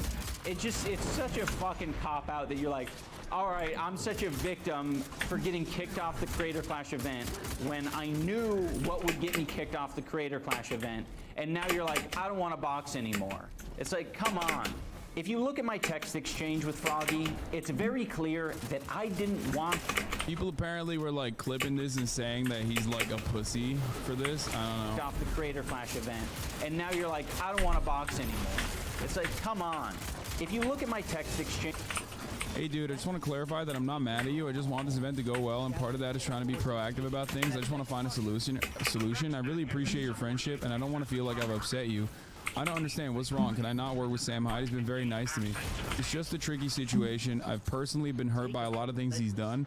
If he's your friend, that's totally understandable. I just don't get along with him, and I'm afraid of having him associated with the event. There are others involved with the event that I'm also aren't comfortable with. Yeah, he's my friend. I don't understand. Well, me going to Rhode Island to work with Sam has to do with anyone who's uncomfortable with him. They don't have to see or work with him. I agree. Privately, what you do is absolutely your business, but because we're running a public charity event, we have to be careful about these things because you do represent the event in some ways. I had similar issues last year. I thought, no problem, Harley. You can work with Sam Hyde, but it would but it ended up attracting a bad crowd, and I got harassed online about it a lot. But it was a public display. That's nice of you to give Harley permission to work with Sam Hyde. I didn't know I needed your permission as well. So, look, I think he's. I mean, like I said, I fucking everyone is so passive. And so passive aggressive. It's like you're talking about fucking working out with a Nazi, man. Just fucking, just tell him the reason why he has to conduct himself. I got something to say about this too. Listen, not about like the Nazi thing, but listen, if you got to be direct with them. Hassan's right. You got to be like direct with them, not about the Nazi thing. I'm gonna tell you right now, Sam's not a Nazi. So listen, if I'm proven wrong about that, I'll eat my fucking shoe. But Sam isn't a Nazi, okay?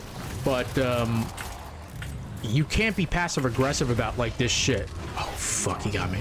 You can't be passive aggressive about it too. You need to like straight up like tell him, hey, listen, I just don't like the fact that you're working with the guy. He's been taking shots at my wife. You taking some shots at my wife at this point too. Like I just don't feel comfortable with this too. You putting me in a very awkward situation like with my wife and shit too. I think he would have like understood that.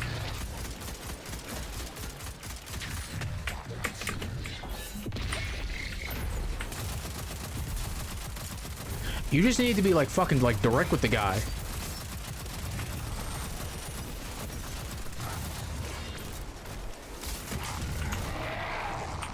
You just need to be direct with the guy. You just need to tell him, hey, listen, I don't like Sam Hyde. He's taking like all these shots against my wife. It's making me feel like very uncomfortable. And I feel like he's gonna do something. Don't give him like all this other shit too. Just be honest with the guy too. Like, you can, like, you're giving him like mixed messages. And you're making him think like it's fine to like work with Sam Hyde. If it's not fine to work with Sam Hyde, just tell him that. And just tell him like, listen, if you continue a relationship with Sam Hyde, I'm gonna take you off the card. Because Sam is like such a bane of my existence at this point.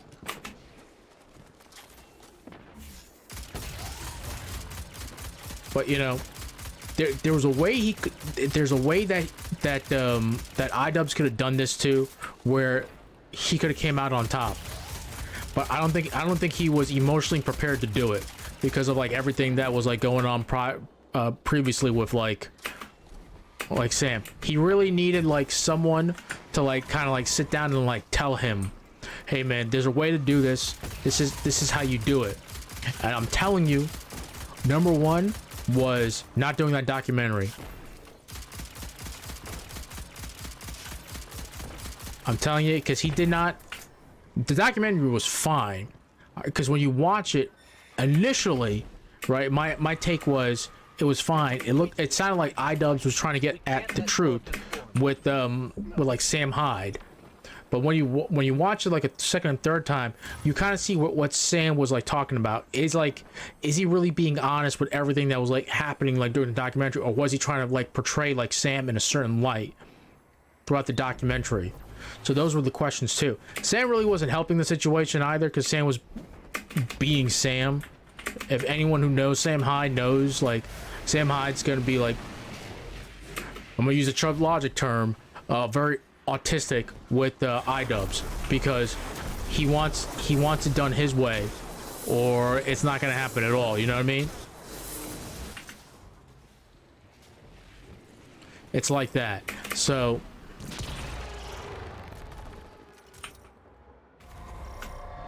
if it's not done that way, then Sam's gonna make sure it gets done that way.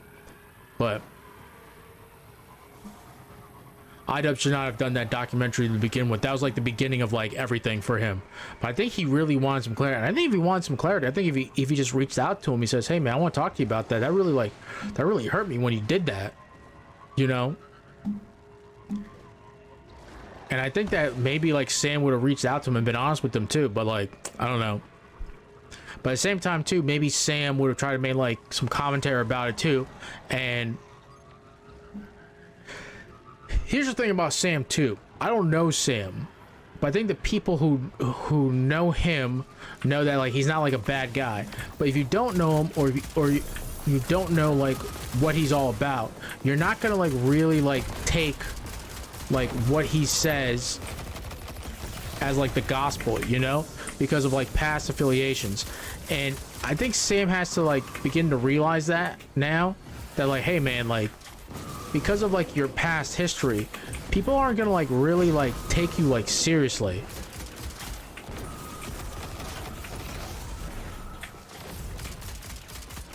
So some people are not gonna trust you because of like some of the things that you've done too. So if you're like just kind of like, if you sit down and like you're honest with them, they'll come around to you. But the whole situation now is kind of fucked. iDubbbz kind of like fucked up like how he could have like done this too, where he could have gone like a dub, and like a lot of people would have like been on his side. But that time's passed now. That's like the only thing.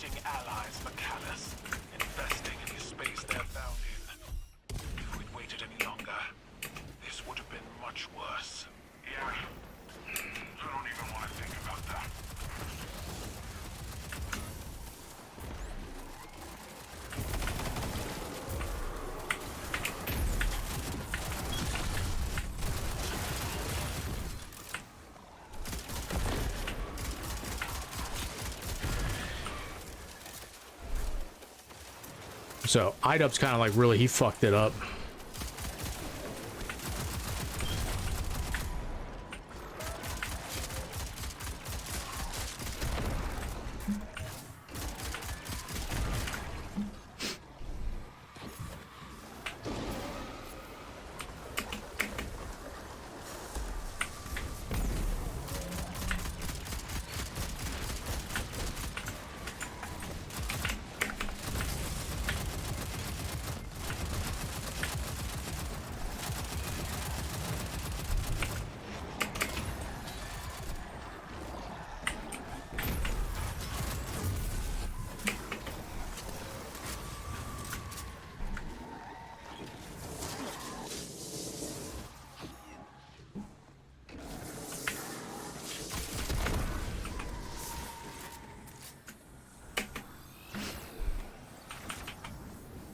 Okay, we can do that.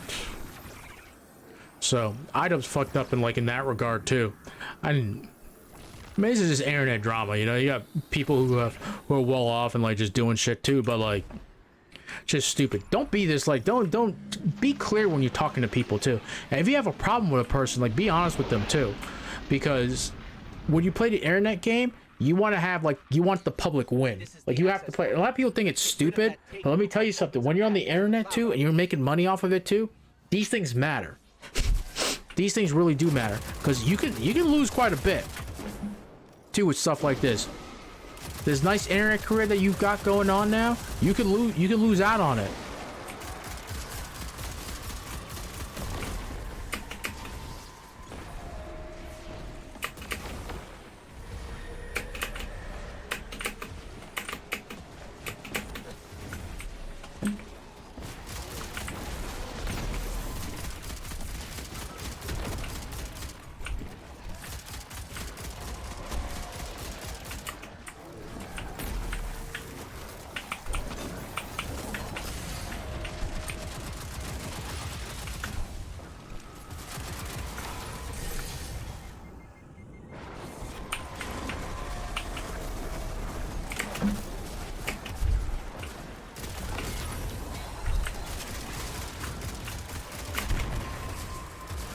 Oh my god. Jesus Christ. I cannot fucking... Thank you.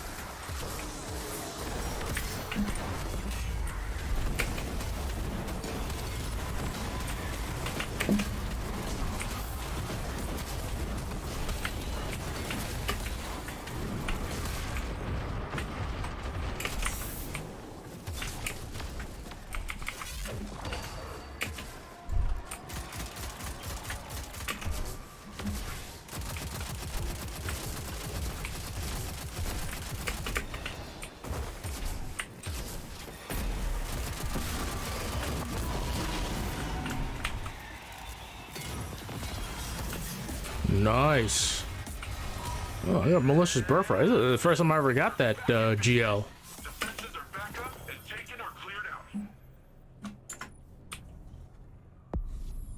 Me and the other guy. Telesto, the unfathomable. Alright, so back to this. In this manner is because no one ever does anything about this. Okay, you just get doxxed, you get swatted, you get fucking harassed, you get people coming up to you, you know what I mean? And there's not really too much you can do about it. So he's just like, sometimes like people's fans like go a little bit too far. Sometimes like really they want to go like really far. Like this shit gets out there. This actually isn't bad too. But like that's it. You could just like be like, nah, man. It's just, you know, I don't want you working with a fucking dude who's like a pedophile Nazi. You know, that's like a fucking weird and gross thing, which I think is valid. Am I wrong about this? I know a lot of people will go, oh, dude, you call everybody a Nazi or whatever. But like, this is one instance where like, it's not like this person is hiding that. You know what I mean? They seem to be proud of it. So I don't get why everyone is constantly going, no, that's just comedy. Like, I don't think it's comedy. You know what I mean? This motherfucker's like donated to Nazis. Like, all right, we're done. What is there to do after that point? It's like, oh no, I gotta have like the Richard Spencer, the mutated Richard Spencer with heart disease on the board here. Like, we gotta have him. We gotta have the pedophile guy on. It's just, no, you don't have to. It's weird. Like, they want debates. Yeah, exactly. It's like, no, there's no debate. I don't know. Anyway, let's continue. It's not about permission. He just called and asked if I was cool with it because he was making content around it. So what are we discussing right now? If I work with Sam Hyde, are you going to prevent me from fighting in the end? He actively makes content about wanting my marriage to end, that my wife is evil and hasn't respected my boundaries. I don't feel comfortable having him associated with the event. I'm wondering if you can understand where I'm coming from that. I can understand the way you feel. I'm sorry about that. But you also have to understand that he's my friend. Okay. Well, good luck. You know. Tim Heidecker has had to deal with this Nazi fuck before. It doesn't go away. It's like, yeah, he sent money to Andrew Anglin, dude. Like, every moron pretending it's just an edgy comedy act is either naive or intentionally obfuscating his BS views. Oh, 100%. It's a bit of both, really. It's a bit of both.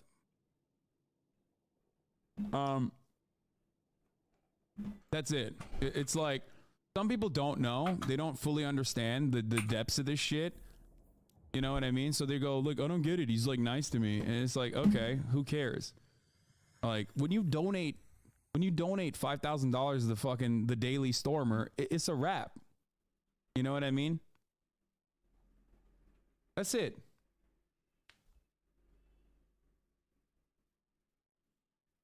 Why the fuck would you want your charity event to be associated with that? Totally valid. Totally reasonable. Okay?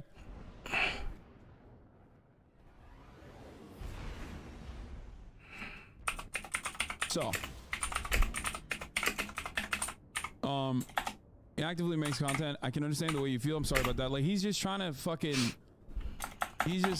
dude, you know what the worst part is, other than like the Nazi shit, which is pretty bad in and of itself? It's just hacky. Like, it's just so fucking lame and hacky. Okay, I'll speak on terms that his fan base will maybe understand. It's like, lol, I'm stalking my fucking my prey online. Like, that's funny, man. Good job. You know what I mean? I'm really bothered by it. Oh my god. It's just like, okay, like, move on to the next bit if you're doing a bit. You know what I mean? Are you a fucking comedian, or are you like a gross weirdo? Seems like you're more of a gross weirdo that's hiding behind comedy. And that's it. You know? It's nothing, but also it's just hacky as shit. Anyway, says, I can understand the way you feel. He's my friend. That's why I'm asking if I work with him. Are you going to prevent me from fighting in Creator Clash 2? It's not a reflection on... Yeah, we all knew this was coming when that Democratic lawmaker switched and became a Republican. North Carolina now has a veto-proof supermajority in the legislature that's Republican. The governor's still going to veto it, but they have a veto-proof supermajority, so they've passed the 12. So North Carolina lawmakers have passed a 12-week abortion ban. Bro, they have to know that this is gonna. I don't know why they're going so extreme in North Carolina too. It's not like a deep red state either. There's like large pockets of like blue areas, and even like in the rural parts of North Carolina. I don't really understand that. I think they're gonna pass some like even stricter like gerrymandering in like North Carolina. We'll see what happens.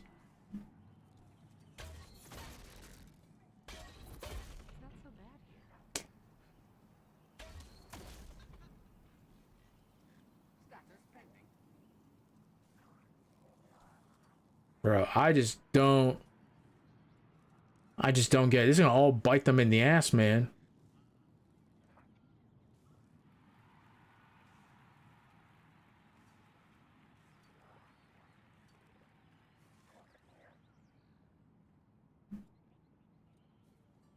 So apparently E.G., this is from 13 minutes ago from Adam Glassfeld. E.G. and Carroll rests her case. Let's go through the whole thread.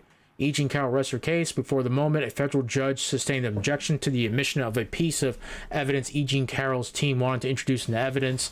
The judge says Carroll can try introducing again in the event that Mr. Trump for any reason testifies in this case, which is the correct decision. From that remark, it would seem that door appears to be open. Tacopina says the defense rests, but the door doesn't yet appear to be closed. Tacopina informed the judge that Trump waived his right to testify. Judge Kaplan gave Trump a deadline of 5 p.m. Eastern Standard Time on Sunday to ask to reopen the case for the purpose of testifying. Kaplan won't say he'll grant such a request. Kaplan said, not in these words, he has made that allowance in light of reports of Trump's remarks at the press conference in Ireland.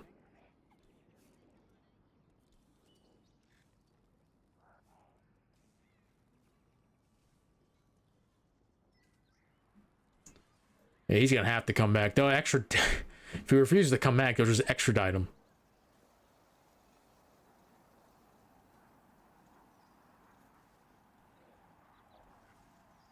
Bro, this is like so nuts, dude. You're picking on like an even more like an extremely tiny marginalized community. There's a slate of bills in front that the Florida legislature just passed. It's nuts.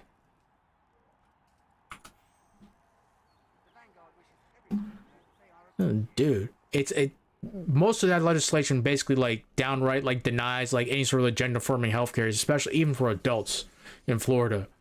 Jesus Christ, man. Arizona Supreme Court sanctions Kari Lake attorney for making false statements to the court. I gotta like trim like my mustache a little bit and my beard too. It's getting kind of like unruly.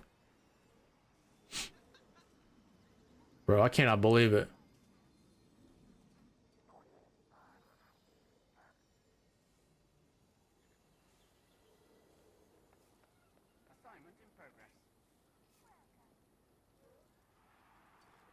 I just cannot believe it.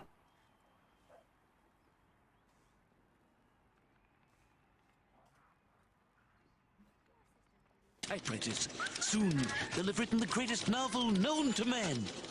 Let's see. It was the best of times. It was the blurst of times. You stupid monkey. Oh, shut up. No, that's hilarious. Multiple studios are exploring using AI to generate scripts based on books and other public domain IP. The studios will probably plan to hire writers to write those AI scripts when the writers strike. Oh my god, that is fucking hilarious.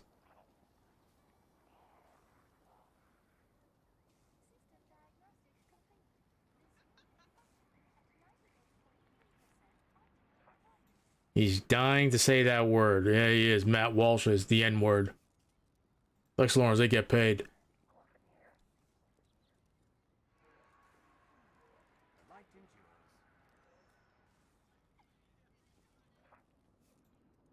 Dude, this is gonna be...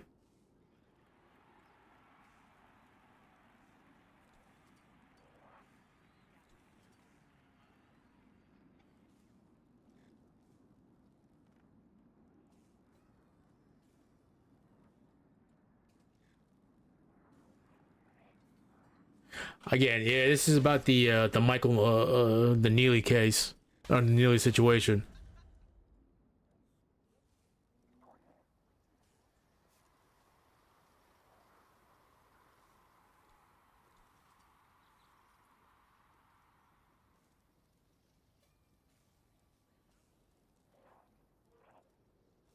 Like, no offense to, like, this guy's right here on Twitter. I'm not gonna show the tweet, but he's you know, I'll just fucking share a tweet via the copy link to tweet here. I'll put it here in chat. You can take a look at it. But he's right. Like, you know, you can't fucking, in civilized society, you can't have like fucking vigilante murder, vigilante justice like going wild.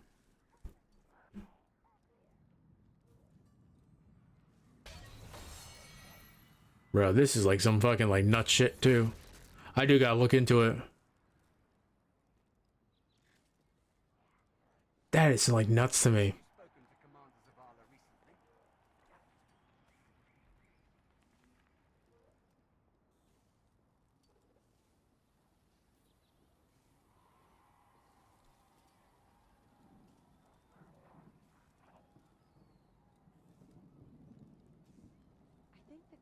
Used to be a different shape.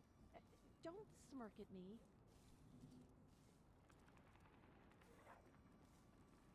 Oh, the Slayer. That's the female berserker.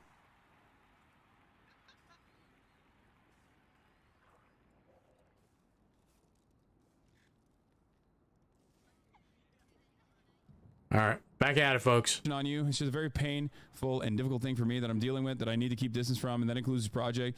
I would just appreciate. Might just like stop the gameplay, just go on full on videos. Boxing practice tomorrow or not. It kind of depends on what your plan is, because Sam Hyde is banned from our event. If you want him to be there, we cannot accommodate that. My plan is to go to Rhode Island to hang out with him. So again, I ask, if I go work with him, are you going to prevent me from fighting in Creator Clash 2? I would appreciate a yes or no answer. I have to talk to my coach about practice this week. Wait, I'm not sure I understand. Does that mean you aren't expecting him to be at the event? Aren't you? Are you going to make content very together? Clear.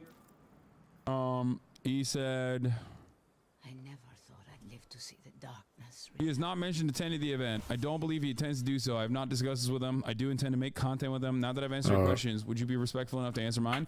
This event is really important to me. I'm just trying to understand everything so I can make the best decision for everyone involved. I needed time to rethink this. I don't want to be rash, so I'm going to schedule practice this week, not knowing whether or not you're allowing me to fight in the event because I'm going to hang out with someone you don't like. Okay. No, man. He should have just been like, I don't understand why you're talking to me like this. I'm not trying to be a jerk. I explained to you the awful experience I've had with him. It potentially leads to another year of harassment for me and Anissa. I can't take this stuff lightly. Can you guarantee that it's not going to end up affecting? I don't know what the rest of it is. This is just some I don't like. This is someone who is dedicated to disrupting an event. We're running for charity, harassing the two main organizers, and sending his fan base to do his bidding. I want you to fight. I just want you to know the pain he's caused me and Nissa in our event. Dude, because you're trying to tell me who I can and can't be friends with, I'm going to Rhode Island to work with Sam, and I'm scheduling my practice for this week. If I'm being removed from the event, please let me know. It's like, why is he being so fucking obtuse? Like, what do you mean? Why are you being so obtuse? Like, again, like I said, I don't know anything about Froggy Fresh. I don't know what his deal is, but these text messages, in my opinion, look fucking ridiculous. Like, he's trying to be as nice as possible. He's like, dude, what are you doing? Like, this guy who is like, you know, dedicated himself to like trolling this fucking charity event that takes a lot of fucking, you know, that takes a significant amount of work to put together. Okay, and you're over there.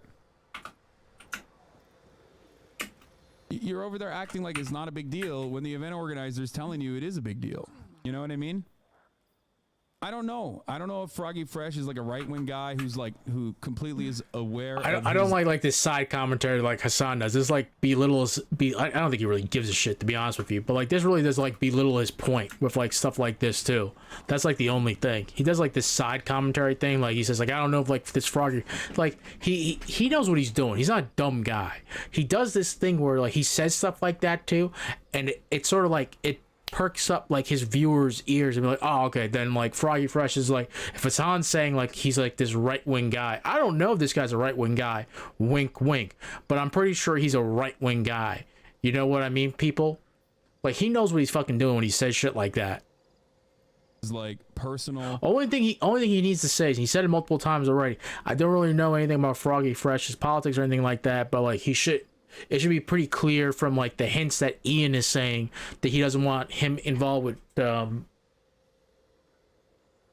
like Froggy Fresh's training, because he's had these bad experiences with Sam Hyde. He doesn't want to deal with Sam Hyde or his people.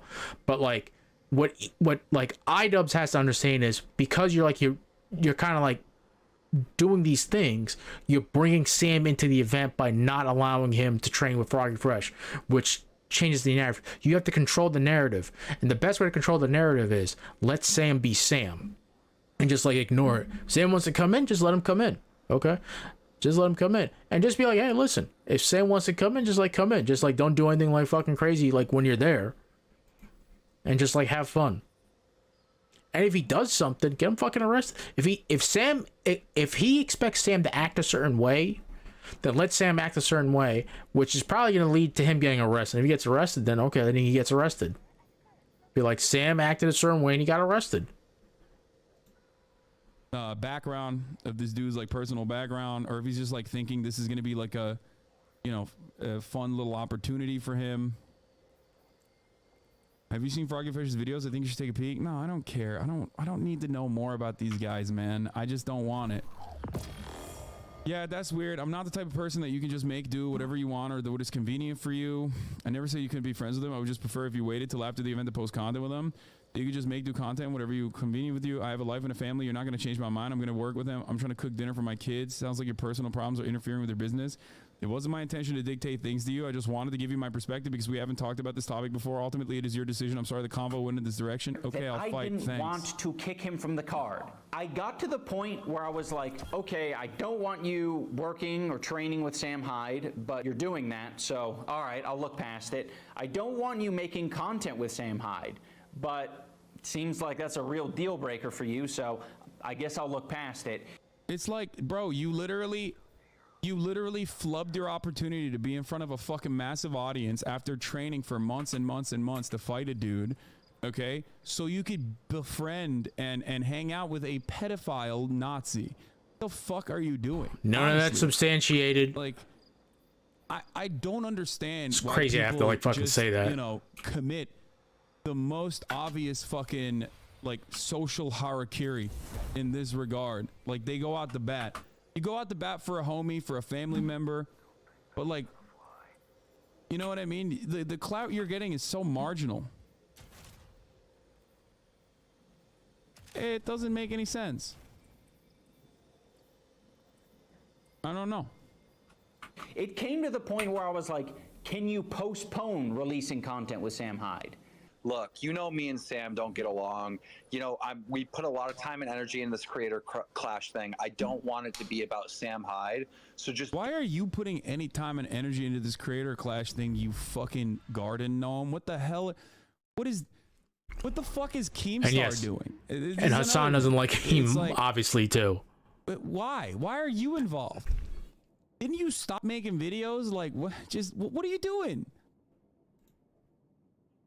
Don't let it hurt the event. All right, go train with him, have fun, but don't let it hurt the event. Don't make it about Sam Hyde. That's what I would have said to you if I was iDubbbz. Right, and guess what? Like, I didn't even plan on releasing none of the Sam Hyde content until after the event. If you don't know who Sam Hyde is, he's, whether or not you love him or hate him, you have to recognize him as he's the most talented comedian alive. He's the most talented comedian of our generation. God damn, Froggy. Did he pay you? Did he pay you for that shit? Bro, this even I had to CTE before he fought in the event, dude. Never mind. Okay, maybe it was good that he wasn't. I don't know if he'd be medically cleared to fight in this event, dude. That was funny. Okay, I take it back. He is a funny guy.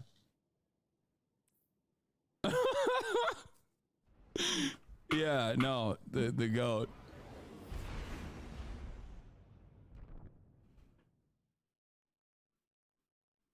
He's gonna probably be the greatest comedian of all time. He's a genius. I got a chance to go out there and train with him. He welcomed me into his environment. He paid people to train me. Won't be able to do that much anymore. None of the Sam Hyde content until after the event. Didn't you tell them that? I thought you told them that. Ian requested it through text. He requested that I did that. What I didn't like that he requested that. You just missed a tweet adding me. Why was I? Well, oh, I was added. I was mentioned. Nice. Again, it's like, bro, I don't think about you at all. I don't know who the fuck you are. Why the fuck am I involved in this? You know what I mean? Oh, brother, stop being hysterical. Hassan the Hun. I just want to change the way you look. I want to experiment on you and make you uglier. I want to get you in a shipping container, and maybe I'll have some bolts in your neck like Frankenstein when I'm done. Relax. I saw crying about the subreddit. Elsa posting Sam Hyde post boxing match speech. What?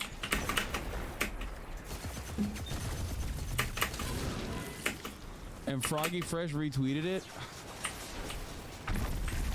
Bro, I mean, that's pretty good.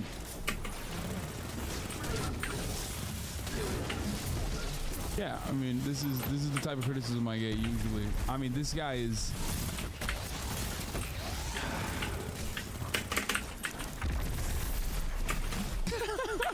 What the fuck is this?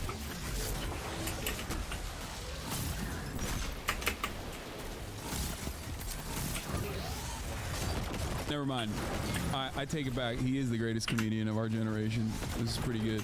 This is a good bit. He paid people to train me. I didn't even plan on releasing none of the Sam Hyde content until after the event. Didn't you tell them that? I thought you. Wait, does Froggy like still do like content though? Text. He requested that I did that. What I didn't like that he requested that, because that's not. I don't think that's appropriate. I was like, he didn't think it was appropriate. I do not think that that is appropriate. Do you think it's appropriate that I don't know, 30-something-year-old man is publicly calling my wife a whore and a slut? This would be a funny bit if it went on for like months top. Coming on 3 years is just sad now. Yeah. Yeah. Don't you like? Don't comedians move on to new material when they realize that like their old material is like kind of shitty? Perhaps that's the reason why he's so fucking washed. That is a good point.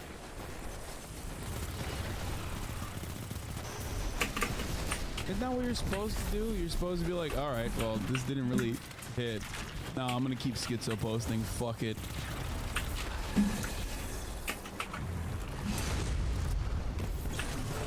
Motherfucker's worse than Dane Cook, dude.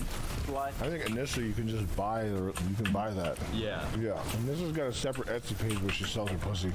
Yoko Ono was too concussed to fight in Creator Clash for the 2nd year in a row. Life is so easy for a certain gender. All you have to do is say that my uterus hurts. What'd she say this time? Her uterus hurts? Her uterus fell out? Had another fucking banger. That's, dude, man. I see this, I go, gotta get a load of this guy. Need more of that. That's good stuff, dude. What are you, Jim Brewer? What the fuck is this? He's like one step removed from going, I got a vaccine injury. The big goat. The goat. Okay. I don't know anything about this dude, like I said, but I'm assuming that he's got like more talented people around him, right? Because there's no fucking shot. Like, he's got to have like funnier dudes around him. Something's gotta be like, you know, motivating this, because I can't, like, no one has a fandom just on being fucking this much of a loser, hell-bent on getting upset at everybody because, like, what did he had an Adult Swim show or something, right? And then he did, then he lost it. He just hasn't, like, he's just been mad about it ever since. Like, he just he just decided like the entire output is gonna be just the reason why I lost the Adult Swim show. Is that what it is? Let me tell you something, that really like fucked him up from what like a lot of people like reported. Article about it. Sam Hyde lashed out at Tim Heidecker over $1 million streams cancellation. Didn't you campaign against our show? Didn't you talk to people and tell them you didn't like the show? Nope, you didn't. Sam, I've talked about this for the past 3 weeks on the show. I've been very honest and forthright about my experience with the show with your audience, and that's really all I have to say about it. I've been pretty straightforward about it. I'm sorry that impression exists from a bunch of Reddit posts and fantasies. You've been pretty supportive of the effort to get the show pulled down. Because why? Because it's racist? Because I wore blackface, which Sarah Silverman does 10 times a year? But there's no evidence of me doing anything. What have I been doing? It's all innuendo and hearsay. I've heard reliable people say that you were instrumental, that Judd Apatow went to talk to Adult Swim to ask for it to be pulled down. Yeah, I mean, it's pretty funny when you just can't let go. You know what I mean? And that's like...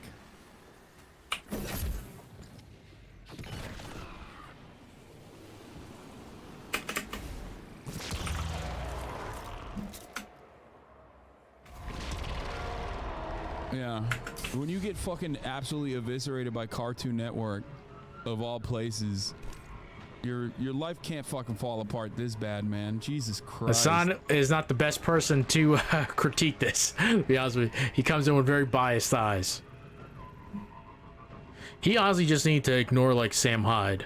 Like, then was like that TwitchCon thing. He says he should have just said, "Listen, I'm not a fighter, and I don't want to fight Sam Hyde." That's it.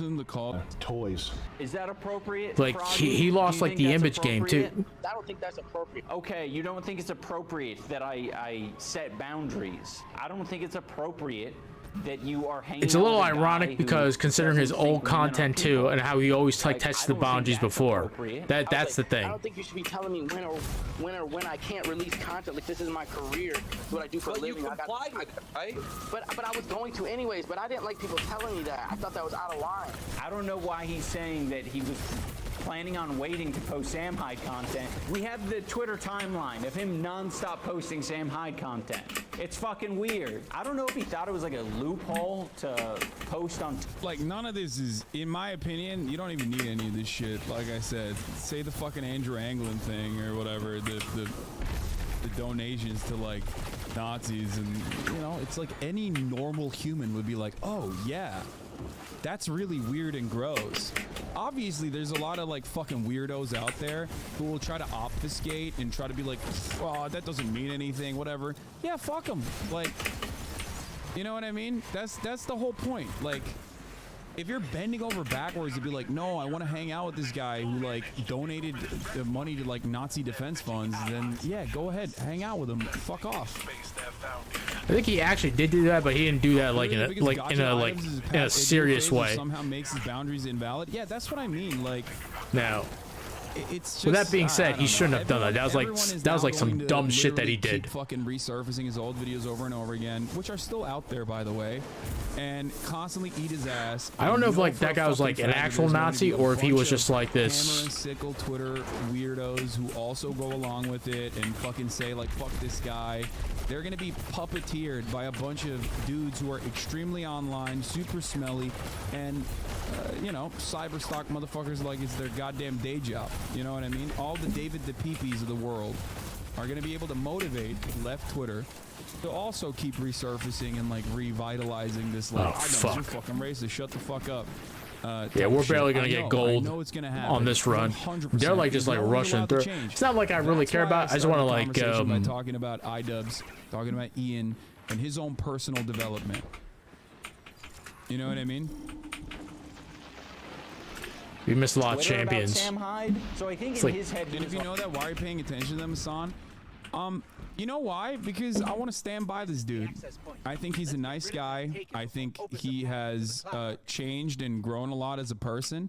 And even if it like also increases the amount of harassment that I face, which you know, it's noise ultimately. I get it all day, every day. I want to fucking stand by him and Anissa. Yeah, I think it's fucking ridiculous because I know no one else is going to fucking do that shit. Maybe Ethan.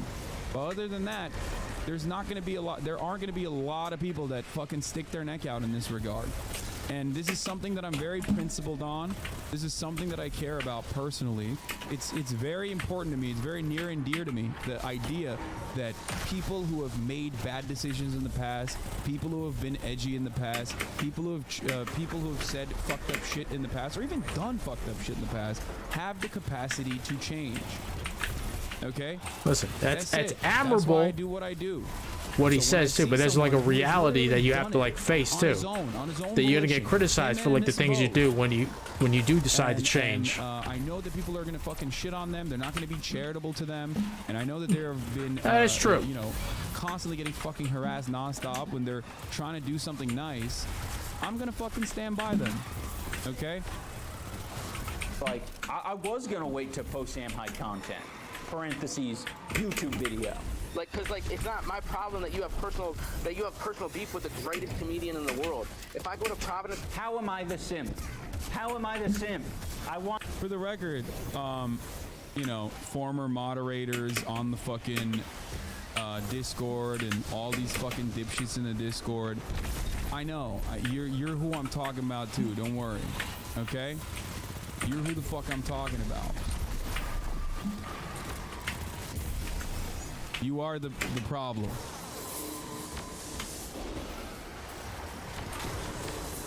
Okay?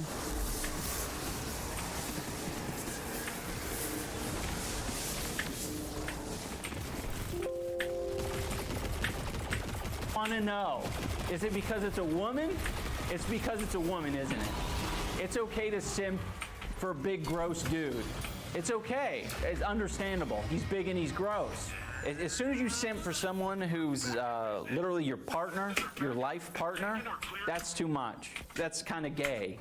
If I go to Providence, Rhode Island and get an opportunity to work with him, that should be my option when I release that content. And it's got nothing to do with you. Not everything that people do with Sam Hyde involves iDubbbz, and I think that he misinterprets that. We're not talking about people. We're talking about what you do with Sam Hyde, because you're in my event. I wish there were many layers of separation so I really could be that disconnected. Unfortunately, I have to be around you. You have to fight at my event. I have to share the same space as you know, in the parties, at the event itself, and I don't want to do that. I have no interest in sharing that space with you. So for him to tell me, hey, could you wait until after the event to release that? In my mind, I'm thinking, I mean, I could, but it's weird for you to tell me to do that because it's got nothing to do with you. Another thing that contributed to Froggy getting kicked was that he tweeted at Nathan Barnett, aka Dad. He said, "Dude, I tried hyping you up at Denny's when we ate dinner, and they said they weren't fucking with you and that you were going to lose to AB. They don't even like you."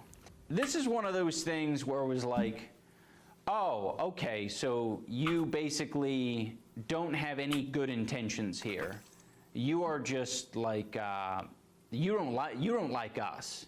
Like, I'm not here. Ian had no reason to change. His content was immensely popular. He could have easily put out the edgelord bullshit forever and raked in money hand over fist. He did it genuinely without provocation. This is why I support iDubbbz still. Exactly.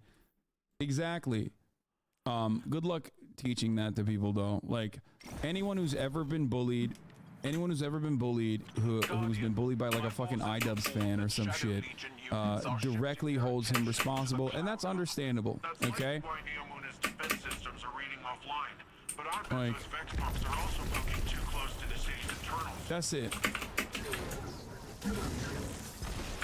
Here to play with people and give them warnings. Like, we're all adults on the card. I'm not gonna give you a warning. Actually, no, I will give you a warning if you— Hold on. What the fuck is wrong with my fucking Discord?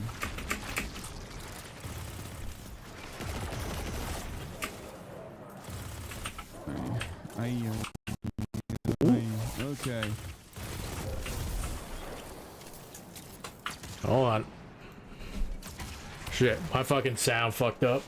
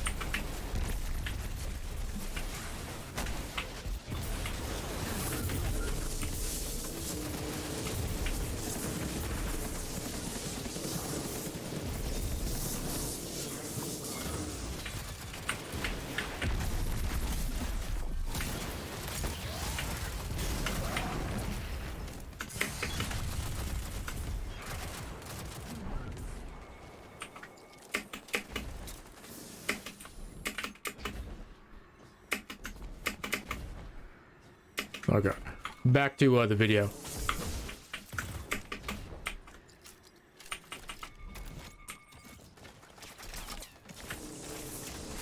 All right.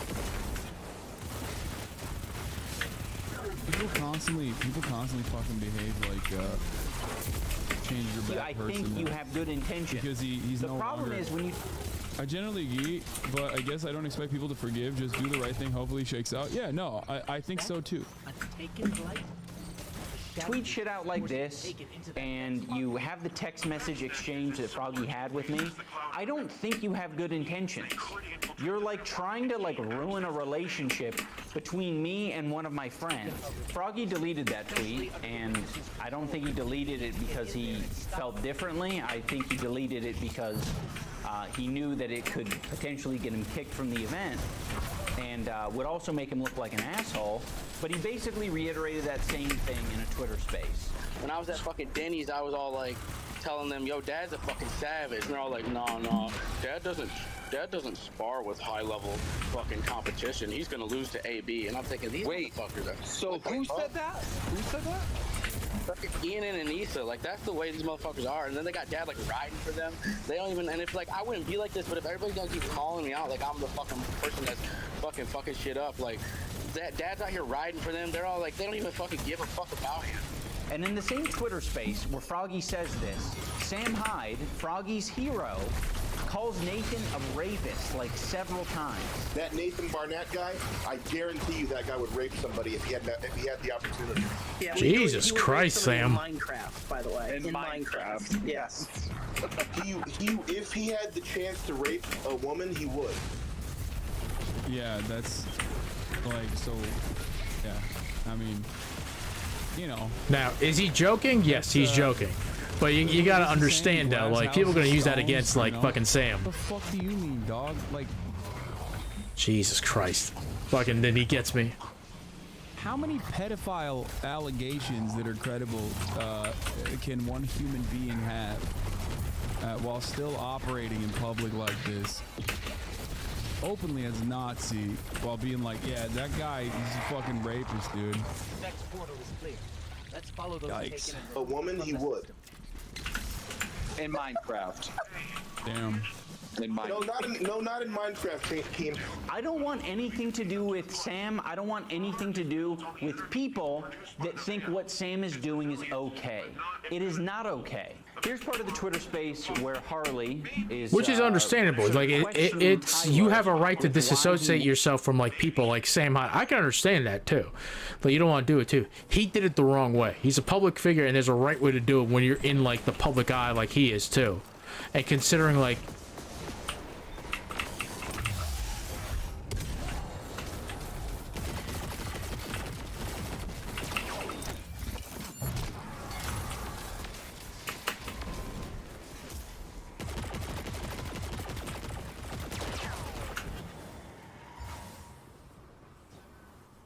There's a way to do it, and like he didn't do it correctly.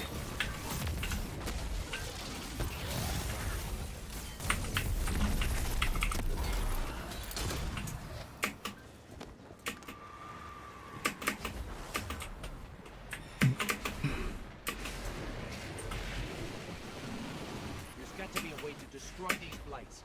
We can't let more of them forth.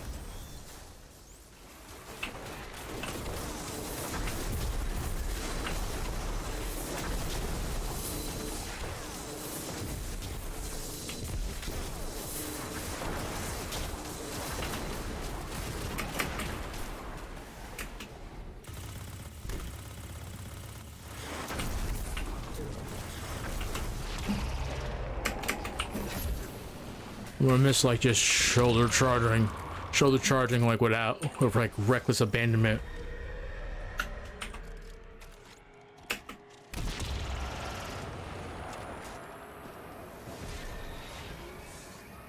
There's a way to like skip all this too. I don't know how to do it though. That's the only thing.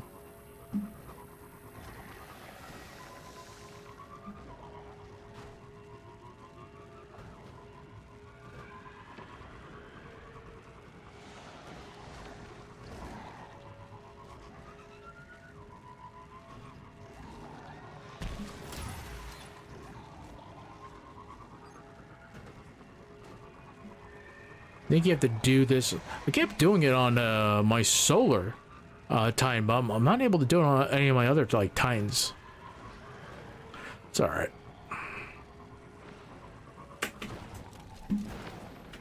Ooh, we got a brick.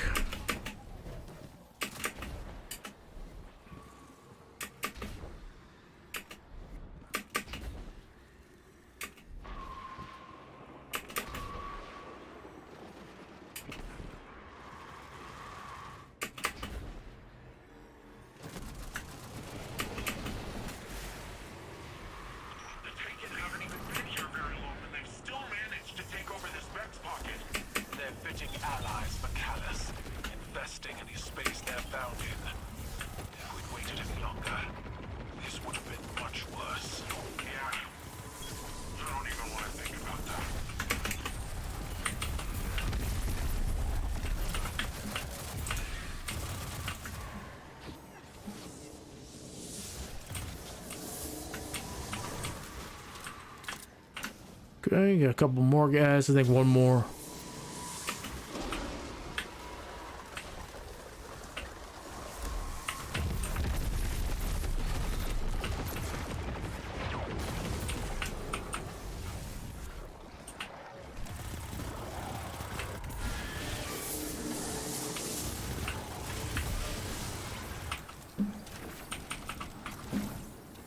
Wouldn't respond to Anissa, and I think that's a very valid question, because you ask any of our fighters and it's like, yeah, Anissa was the one who like solves problems. She is more communicative than me, and she's better at communicating than I am.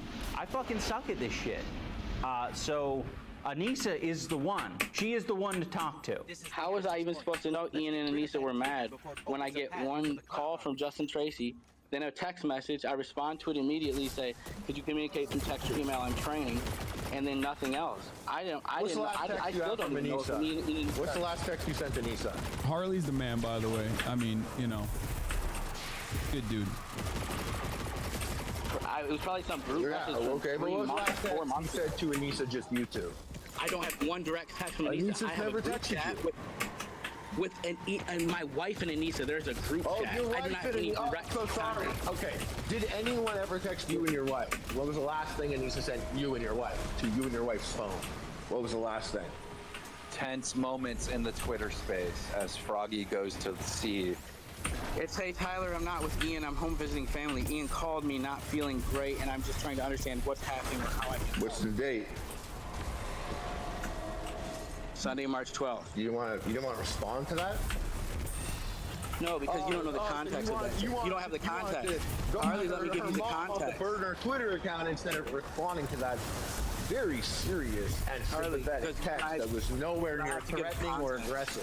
Froggy wasn't able to give context for why he didn't respond to Anissa's call and text message in the Twitter space. Harley ended up leaving. The conversation went elsewhere. So he uploaded a Twitter video to explain the context for why he didn't respond to Anissa. Anissa's last text. I gotta pee, I'll be back. Checking on me. Anissa's concern text of hope everything's going okay was a way for her to try to manipulate the situation, to try to do further investigation into my friendship with Sam Hyde. That was not an "Are you okay?" text. That was a Ian is not able to break your shell. Maybe a vague, concerned, manipulative text from me will be able to. He thinks this text message is manipulation.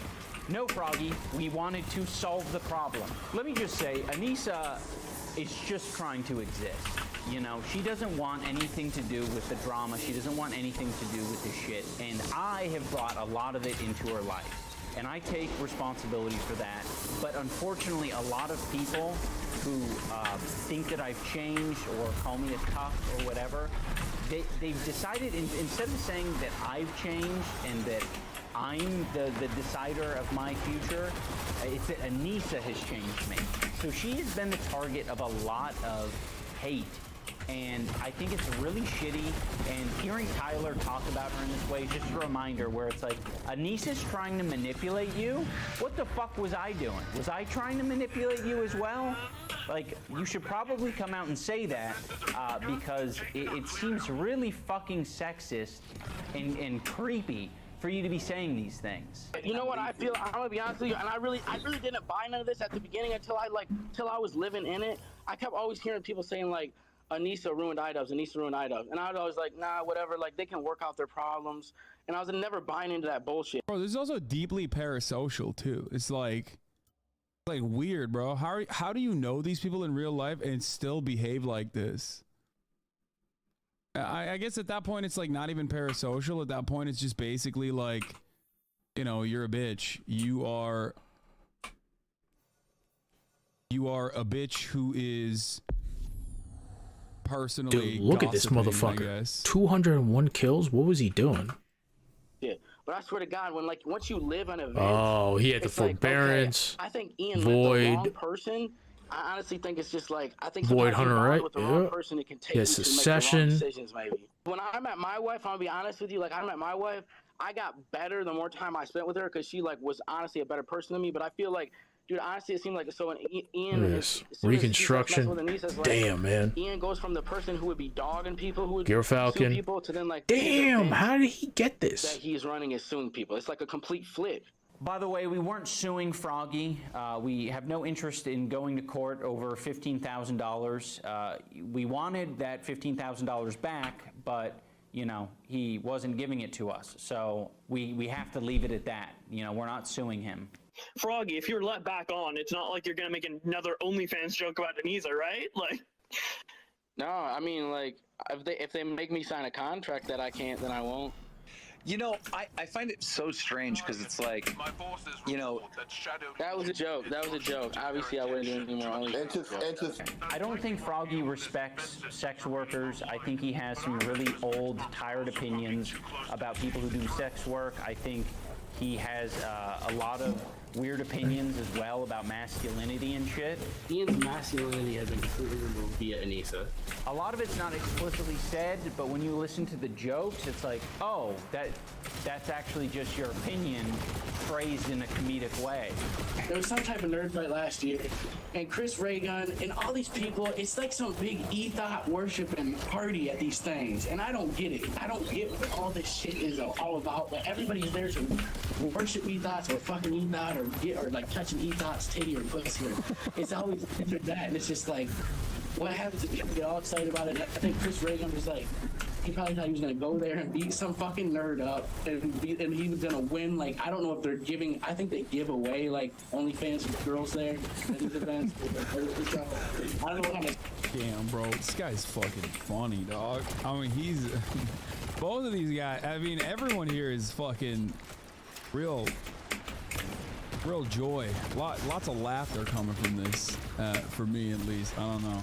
Bro, this is when you're so fucking extremely permanently Reddit, okay, that you just this is how it manifests. This is Reddit as a human out and about.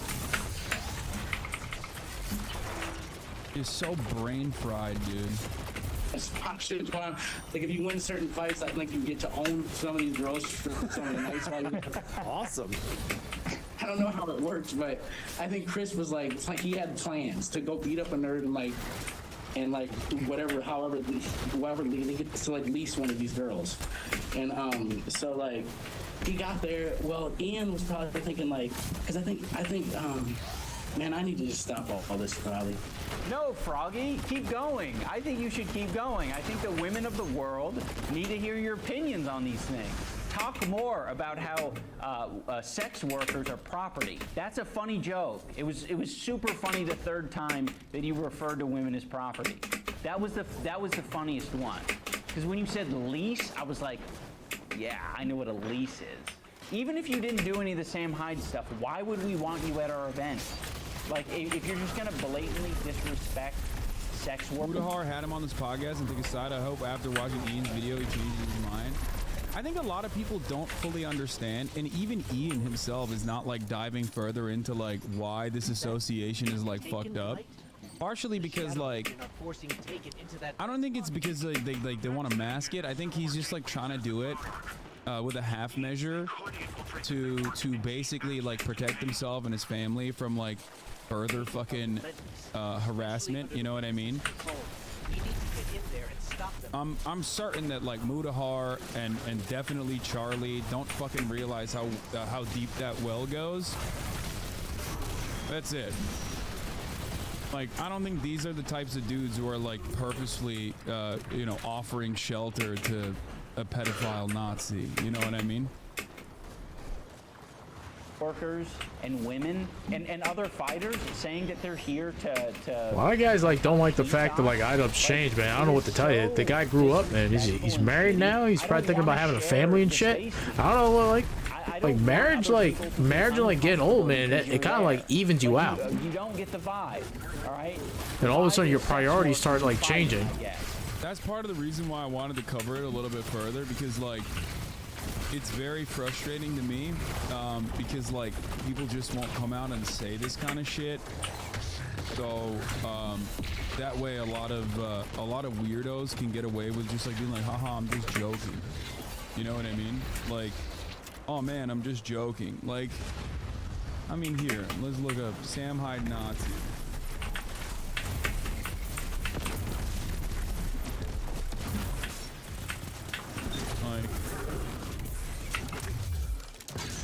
I mean, this is it. Neo-Nazi website raises $150,000 to fight Southern Poverty Law Center. I do remember that. That wasn't a good look on Sam Hyde. Researcher or anonymous, with the exception of the comedian Sam Hyde, who pledged $5,000. When contacted for comment, Hyde asked the reporter if he was Jewish, and then boasted that $5,000 was nothing to him. Hyde's TV show on Cartoon Network's Adult Swim programming block was canceled last year, but not before Hyde amassed the following among the loosely knit movement of white nationalists, misogynists, and anti-Semites that have come to be known as the alt-right. Don't worry so much about money. Worry about if people start deciding to kill part of like reporters. Sam's That's like a comedy, quote. quote unquote comedy, is like he likes like that level of conflict where he's pushing the envelope and like making you feel incredibly uncomfortable, right? But at the same time though, that ostracizes him from like a lot of people though. Do I think he's an actual Nazi? No. Would I think that he would like donate to like an actual like known Nazis like bail? Yes, because he would think that it's fucking funny. You show this to a motherfucker, and if they're still defending them, I'll write off the other dudes that are defending them too. I don't give a fuck if it's Charlie. I don't think he would defend this shit anyway, and I don't think Mudahar would defend this shit either. That was like one of the dumbest things like Sam would have done, but that's like classic Sam Hyde shit too. Like from their perspective, I think it was like from the outside looking in, especially considering that Charlie himself was literally directly involved with the event. He said that on stream after the event. Didn't Charlie also think he should have been removed? Yeah. Like, you're gonna tell me that Charlie, a person who was literally providing color commentary on Ian's event, still maintains that same position? No shot.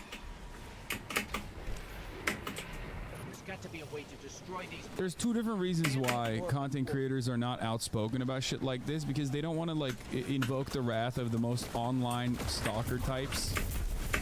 Okay?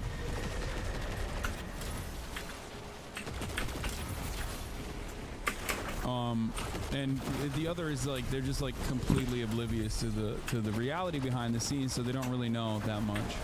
And you don't like it. I don't think Froggy is doing Sam Hyde's dirty making sure he work maintains that relationship with Moist. I think it's just pretty clear that he holds similar opinions to Sam Hyde and similar opinions to Sam Hyde fans, which is like you're just gonna repeat the shit that your hero is saying. You have to ditch Yoko Ono. Drop Yoko Ono, bro. It's gotta be over. It's gotta be over.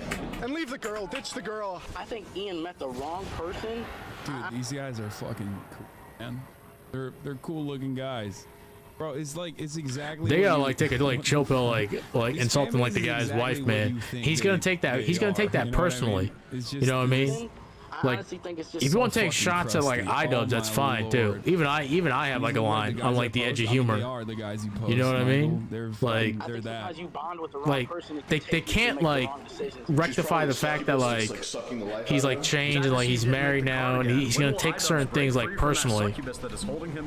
Ian's masculinity had been completely removed via. And this isn't like a full throw defense. Like I said, like I'm critical of like the way like iDubbbz handled it. Like he could have handled it like in a much better way too, which was let like Sam Hyde there, and if he did something, then you can remove him from the program. It was $100 to look at pictures of her with anal beads. I think they give away like OnlyFans with girls there. Like you get to own some of these girls. They get to like lease one of these girls. So Ian really embarrassed himself. And so he didn't want Sam at his event because Ian doesn't want people who are bigger and more talented than him upstaging him. That's what it is. Tyler is eating all of these narratives about how. Yeah, that's what it is, dude. Yeah.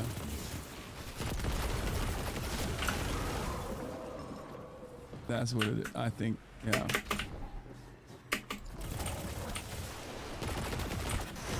I've changed for the worst. The person responsible for my change in a bad way is Anissa. Anissa is a manipulative person. Oh yeah, that I'm like concerned about getting upstaged by Sam or people who are more talented than me, which is insane to me because I've put on this event twice.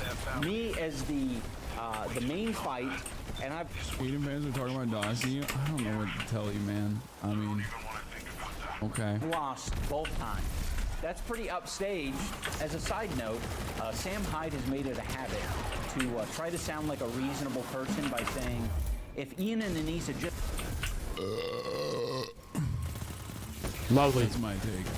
Just ask, I'll stop harassing them. Yeah, if you never hit me up and was like, hey man, can you leave me alone? Fuck it, I would stop talking about him. Whatever, I don't care that much. If you ask me to stop, I'll stop. Wait, is that easy? Please. There you go. Get a new bit, please. Leave me alone. Get a new bit. It's so bad.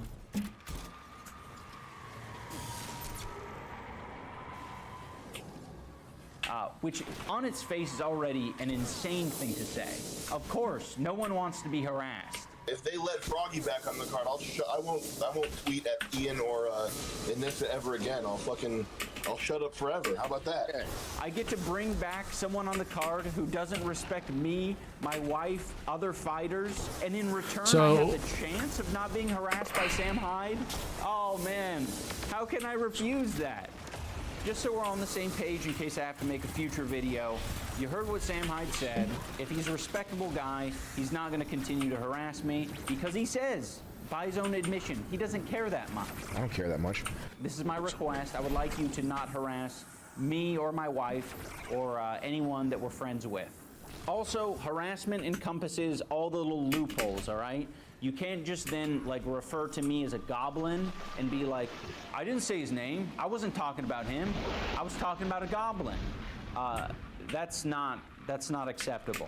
Another thing I want to make clear is that the decision to kick Froggy from the card isn't just for like me and Anissa's comfort. There are a lot of people who don't want anything to do with Sam Hyde who are fighting on our card. There are a lot of people who are our fans who... Yeah, which is so valid. Like, why the fuck would is that you true? Want to be associated with like a fucking pedophile Nazi, man? Like, I don't get it. My God, you gotta hope that like people like when they're asked about that like later on, like that's the only thing too. I'll take his word for it. I'll take his word for it, but people better like, because remember, shit, like that, I think it was like Dr. like Mike or something like that, like somebody asked him about like the Sam Hyde situation, but then he said like he had like no problem with like Sam being there, and like he didn't really know who Sam Hyde was. Which I wouldn't expect him because he's an actual doctor, by the way. Like he's not like. I think this will work. I won't stop even after asked. I think it's more so to set the record straight because like Ian has a lot of old fans that are also fans of him. I think he might have even done a documentary on him or some shit, which is, you know, really fucking not a great idea. But I'm pretty sure he recognizes that more than anyone else now. But.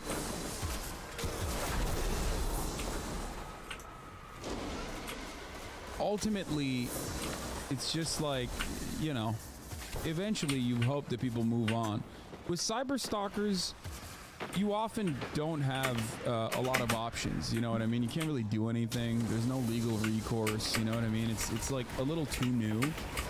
So he's probably doing this to specifically address oh my God, is that really not like the event, you know, give a little bit of clarity to people.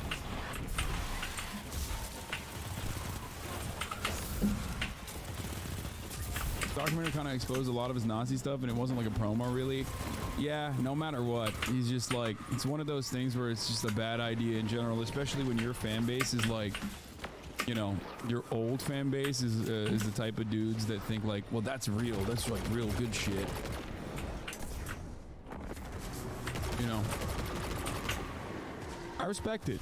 I think that going out to bat and defending sex work, defending your wife, like, I respect that, especially when the internet will make it so uninhabitable, you know? Uninhabitable? Inhabitable? I don't fucking know. God damn it. Anyway, you can tell how much like Hassan cares about this. Want nothing to do with Sam Hyde.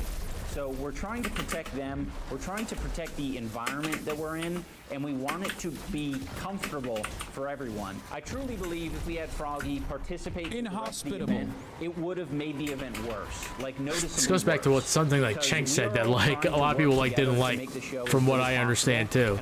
That like a lot of like left-wing organizations, they tend to be like a little bit more softer and less like tolerable of like certain like behaviors and like certain people's like comments and things like that, versus like right-wing organizations, which they're like almost like completely okay with like whatever, and they'll like not say anything until it gets to the point where it's just like completely insane. You know what I mean?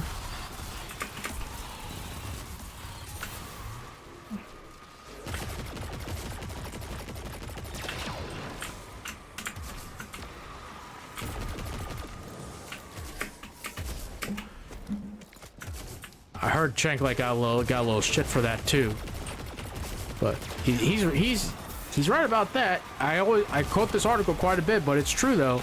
Like a lot of like left-wing organizations, they fall apart to infighting because like people on the left tend to be not as tolerable as like as other people are.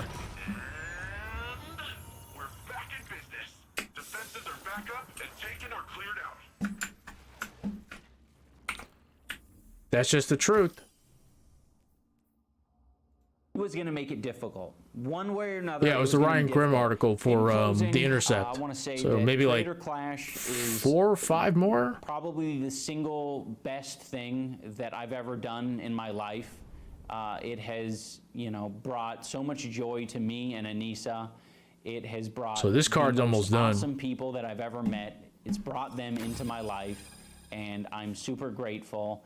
And I want to keep doing it, and this event means so much to me, and I'm going to protect it, and I'm going to protect the fighters and the people involved in the event. And you know, I'm not, when it comes to people God, that looks so good, wanting to fuck around and mess with the vibes, I'm not going to tolerate it. You know, you're going to get kicked from the card if you're being a piece of shit, and if you're not communicating and if you're not cooperating. And I want nothing new with Sam Hyde as well. So fuck that guy. And thank you so much for watching. Goodbye. Now let's take a look at the totally reasonable comments, especially at the top of the hour. So chat, at the start of the stream, I was getting ready, I was prepping, I was looking in the Discord server to see if there were any like last minute topics there you go, that I could add onto this, right? And so when I was looking into this, we're gonna pause this because I actually want to like see what else, like if there's anything that's been added that I can watch. Guardian, my forces report that Shadow Legion units are shifting their attention. Streamer TV, and first up in the news, we have former NoPixel developer DW suing Coil and GTRP server for $150,000, and NoPixel has racked up millions in revenue owing to its immense popularity. It's no small operation, and as a result, various developers have been recruited to help improve the server and keep it all afloat. Among the hires made by the founder Coil was Danny Tracy, best known to the community as WD, though following the partnership, one which saw DW working on internal features and components, both in plain view and under the hood, the software developer is now taking his former business partner to court. Over on Reddit, RP Clips GTRP subreddit, a username of KDOS-Knows55 shared an 8-page of the legal documents. Now, over the course of nearly 3 years, from early 2020 to the end of 2022, the lawsuit outlines DW's contributions to the NoPixel server. While working on a range of the key features to keep the popular site thriving at its peak, DW also allegedly developed perhaps the most important aspects of all, its funding pipeline. If you guys want to see the full court documents, the link is in the description, and share your thoughts in the comments. Pender finds out that DW's lawsuit dropped. Oh damn, that came out? Yo! I'm telling you guys, get the out! I told you I was not playing! Bruh, I told you I was not playing! Get the out! Get out of NoPixel! I told y'all I was not playing! I was not lying! Pentron Changgang is trying to manipulate people into not leaving NoPixel. Dude, if you are Changgang associate at all, you're just not a good person. It's as simple as that. You cannot sit by and watch people do this and consider yourself a good person. You just can't, man. You cannot. This is actually off the rails. All right? And the only reason I'm saying anything is because they're already trying to make people feel bad for leaving NoPixel. And I want people to know you do not have to feel bad for leaving a toxic environment ever. You should not feel bad. Ever. Don't let them do that to you. Don't. And again, I really want to reiterate, NoPixel admins, you're going to see this. I know you're going to see it. if you keep facilitating Coil's abuse, and if you keep giving him a resource to continue this abuse, you are also a bad God person. damn, man, this is all Bad from a people fucking do video not game sit too, by man. And let God bad damn. people do not sit by and let bad people continue to do bad shit. It is as simple as that. XQC's take on Penta and No Pixels situation. Same thing with the whole Blizzard thing. Oh, guys, Blizzard is bad. Everybody that is an Overwatch streamer, quit the game, quit your job, quit your teams, leave your life behind, leave your family behind, your livelihood. Everybody, it's like, dude, settle the f down. It's not because you're in a place where you can afford to drop shit and to leave it behind, right? Because you're comfortable. Everybody that is involved is like that. A lot of people have built a lot of stuff on the server, okay? And their lives really depend on it. And they can't just drop it. They can't just drop it. Because there's problems with the servers and the ownership, doesn't mean that they can just move on automatically. And if they don't, they're weird. That's not a good take. I'm sorry, it's just not. It is not a good take. Because then it puts a lot of pressure on the people, because their viewers are going to act certain ways, and we're going to say, yo, dude, you still playing that server that gives me the Coil, which is like a really weird like guy and shit like that? Is it like, dude, come on, man, it's not really like that. Like, don't make it like that. Kyle reacts to Rolling Stone's article about him. Mary Prankster. What? Anyways, it's hard to pin down exactly why people love this streamer so much. Maybe because he's done so many things, from prank videos to just chatting sessions to live streaming games. While Sanat21 recently dethroned gaming heavyweight Ludwig as Twitch most subscribed creator and won 2022 Streamer of the Year, his rise hasn't been without controversy. During his 30-day subathon in February, in which he streamed 24 hours a day, viewers claimed that they saw a woman stealthily pleasuring him. Oh, they put what the? Oh, why would they put that? You didn't even have to include that. Oh, what the? During his 30-day subathon in February, in which he streamed 24 hours a day, viewers claimed they saw a woman stealthily pleasuring him while on camera. He said she was merely rubbing his thigh. Most recently, was also recently. You gonna put what the? Those taken and removed. Oh, what does this have to do with me? Oh, This reads like this is like an AI generated article, which some of these places do use, by the way. Fulton asking a rhetorical question. Fuck. Am we retarded? Yes. Shit.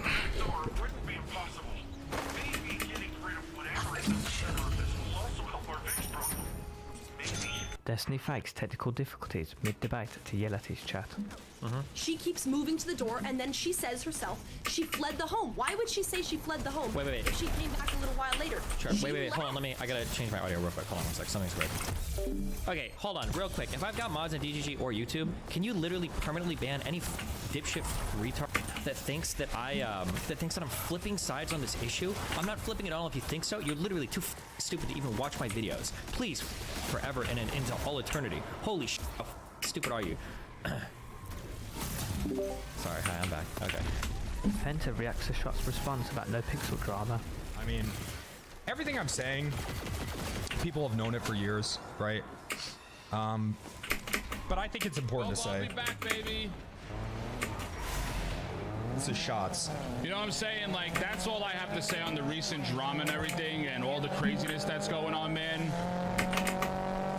99.6% of people that stream on No Pixel would not be where they are today if it wasn't for somebody like Kenny. That is, you need mental health, Shots. That is vile, dude. That is some vile shit. That is actually up. That is vile. Who's Kenny? That's Blue. Hassan is closer to Taylor Swift than QT. Should I ask Maddie personally if he's actually dating Taylor Swift? I would like that, yeah. No, Hassan, don't this up. Don't bother him. Because what if they are dating? I need you to keep that connection. Wait, no, he's I don't think that would ruin the connection. I feel like he's got like homies? No, but he's like he's got very thick skin. No, he's gonna think you're weird and Snoopy. No. If anything, he probably knows he's weirder than me. Okay, well don't fuck it up. Because if they are dating, this could be huge for us. Okay. As in me. This could be huge for me. I will use your relationships for my benefit. I don't know. This is the second time, not the first, but the second time I've been closer to Taylor Swift than you, it seems. Okay, well, you are famous and I am not. What do you want me to I'm just saying. How does that make you feel? You're gonna say you're more rich than me. Is that what you're gonna say? No, I'm not gonna say that because you're definitely richer than me. Everyone has seen alphas and betas. Anime is for betas? Bro, imagine thinking the world can be divided into two groups, alpha and beta. There's no such thing as a beta. there's no such thing as a beta. Listen, my job is to deliver the cargo. All right, it doesn't matter. What's her? So let's play some new ones instead. You're Hi. You seem a little distracted right now, Chris. What's wrong? Rest in peace!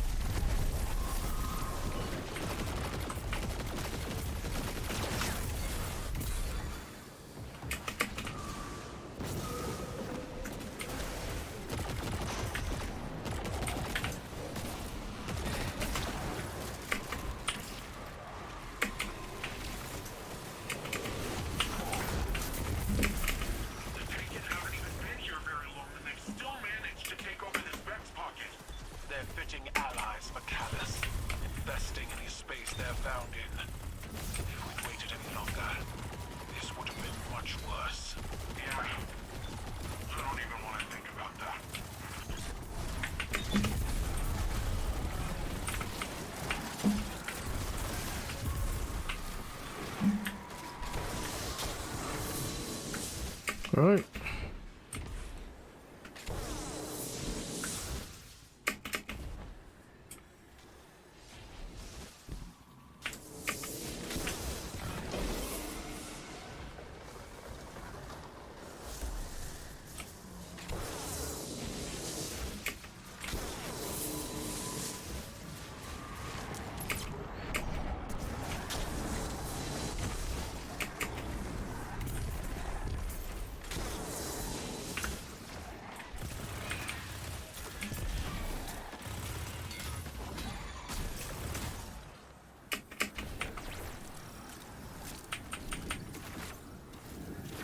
We might save that tipster video for like tomorrow and just like move on to like something else. I do just want to like complete like these like challenges. Yeah, I'm gonna miss being able to spam these shoulder charges.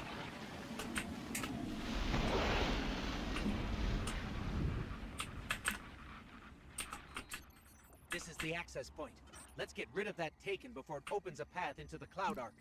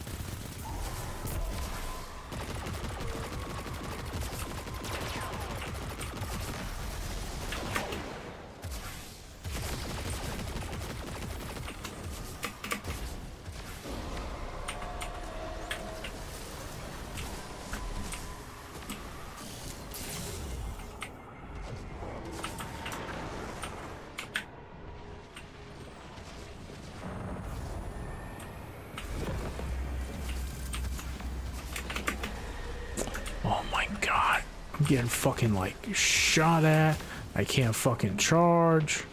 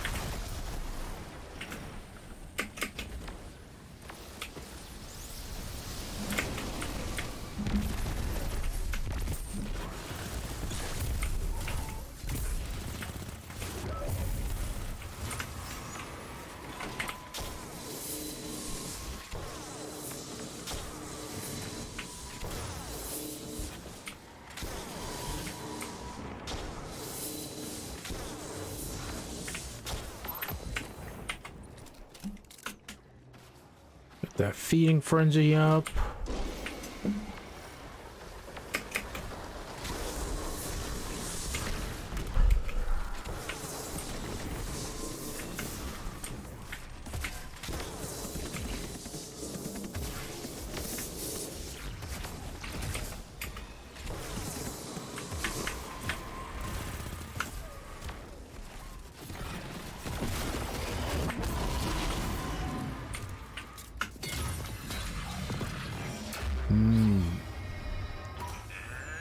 I wish it was something that I actually,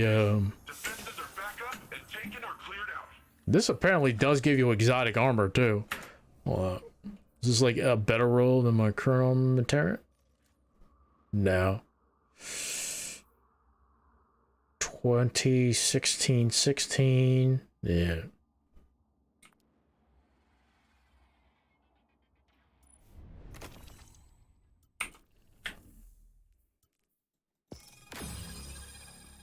Thank you very much, gentlemen. 87. So this gives me 7% every single time. So 3 more times, I think. Yeah. And the next time. So almost done here.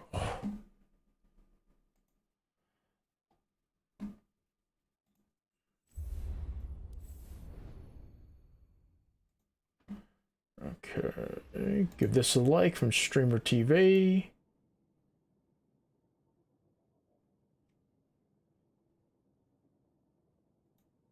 Another week, boys, and another twab. This week at Bungie, we're getting ready to dive into the deep with some new art while also peeping some fresh rewards on the horizon for those Guardians that have a soft spot for Trials of Osiris. Now, before jumping into this week's twab, let's take a look back at last week. Trials community map vote, Rusted Lands, Convergence, and Disjunction, Strand updates for Season 21, Artist Reference Collection updates, Heads Up cosplayers, Community Artist Exotic Ornament winner, GG's Witherhoard players, and Adopt a Pet bundle time. Now for this week, Guardian Games and Guardian Games Cup are live. Season the Deep first look, which includes key art and launch dates and time reveal, details on our 3 new strand aspects, recapping big changes coming with abilities, new exotic armor focusing and stat roll details, upcoming economy and crafting updates, a note on upcoming season passes, Trials of Osiris updates, a sneak peek at new rewards and weapon changes, learnings from Trials Labs, updated Trials intro quests, changes to Passage of Wealth and Mercy, Dominion as the new core mode, flawless gilding updates, new emblem reward, and Trials map voting results. Also new prime gear, and getting our Oprah on again with more wallpapers. All set? Let's get started with Guardian Games 2023. Everybody gets a wallpaper.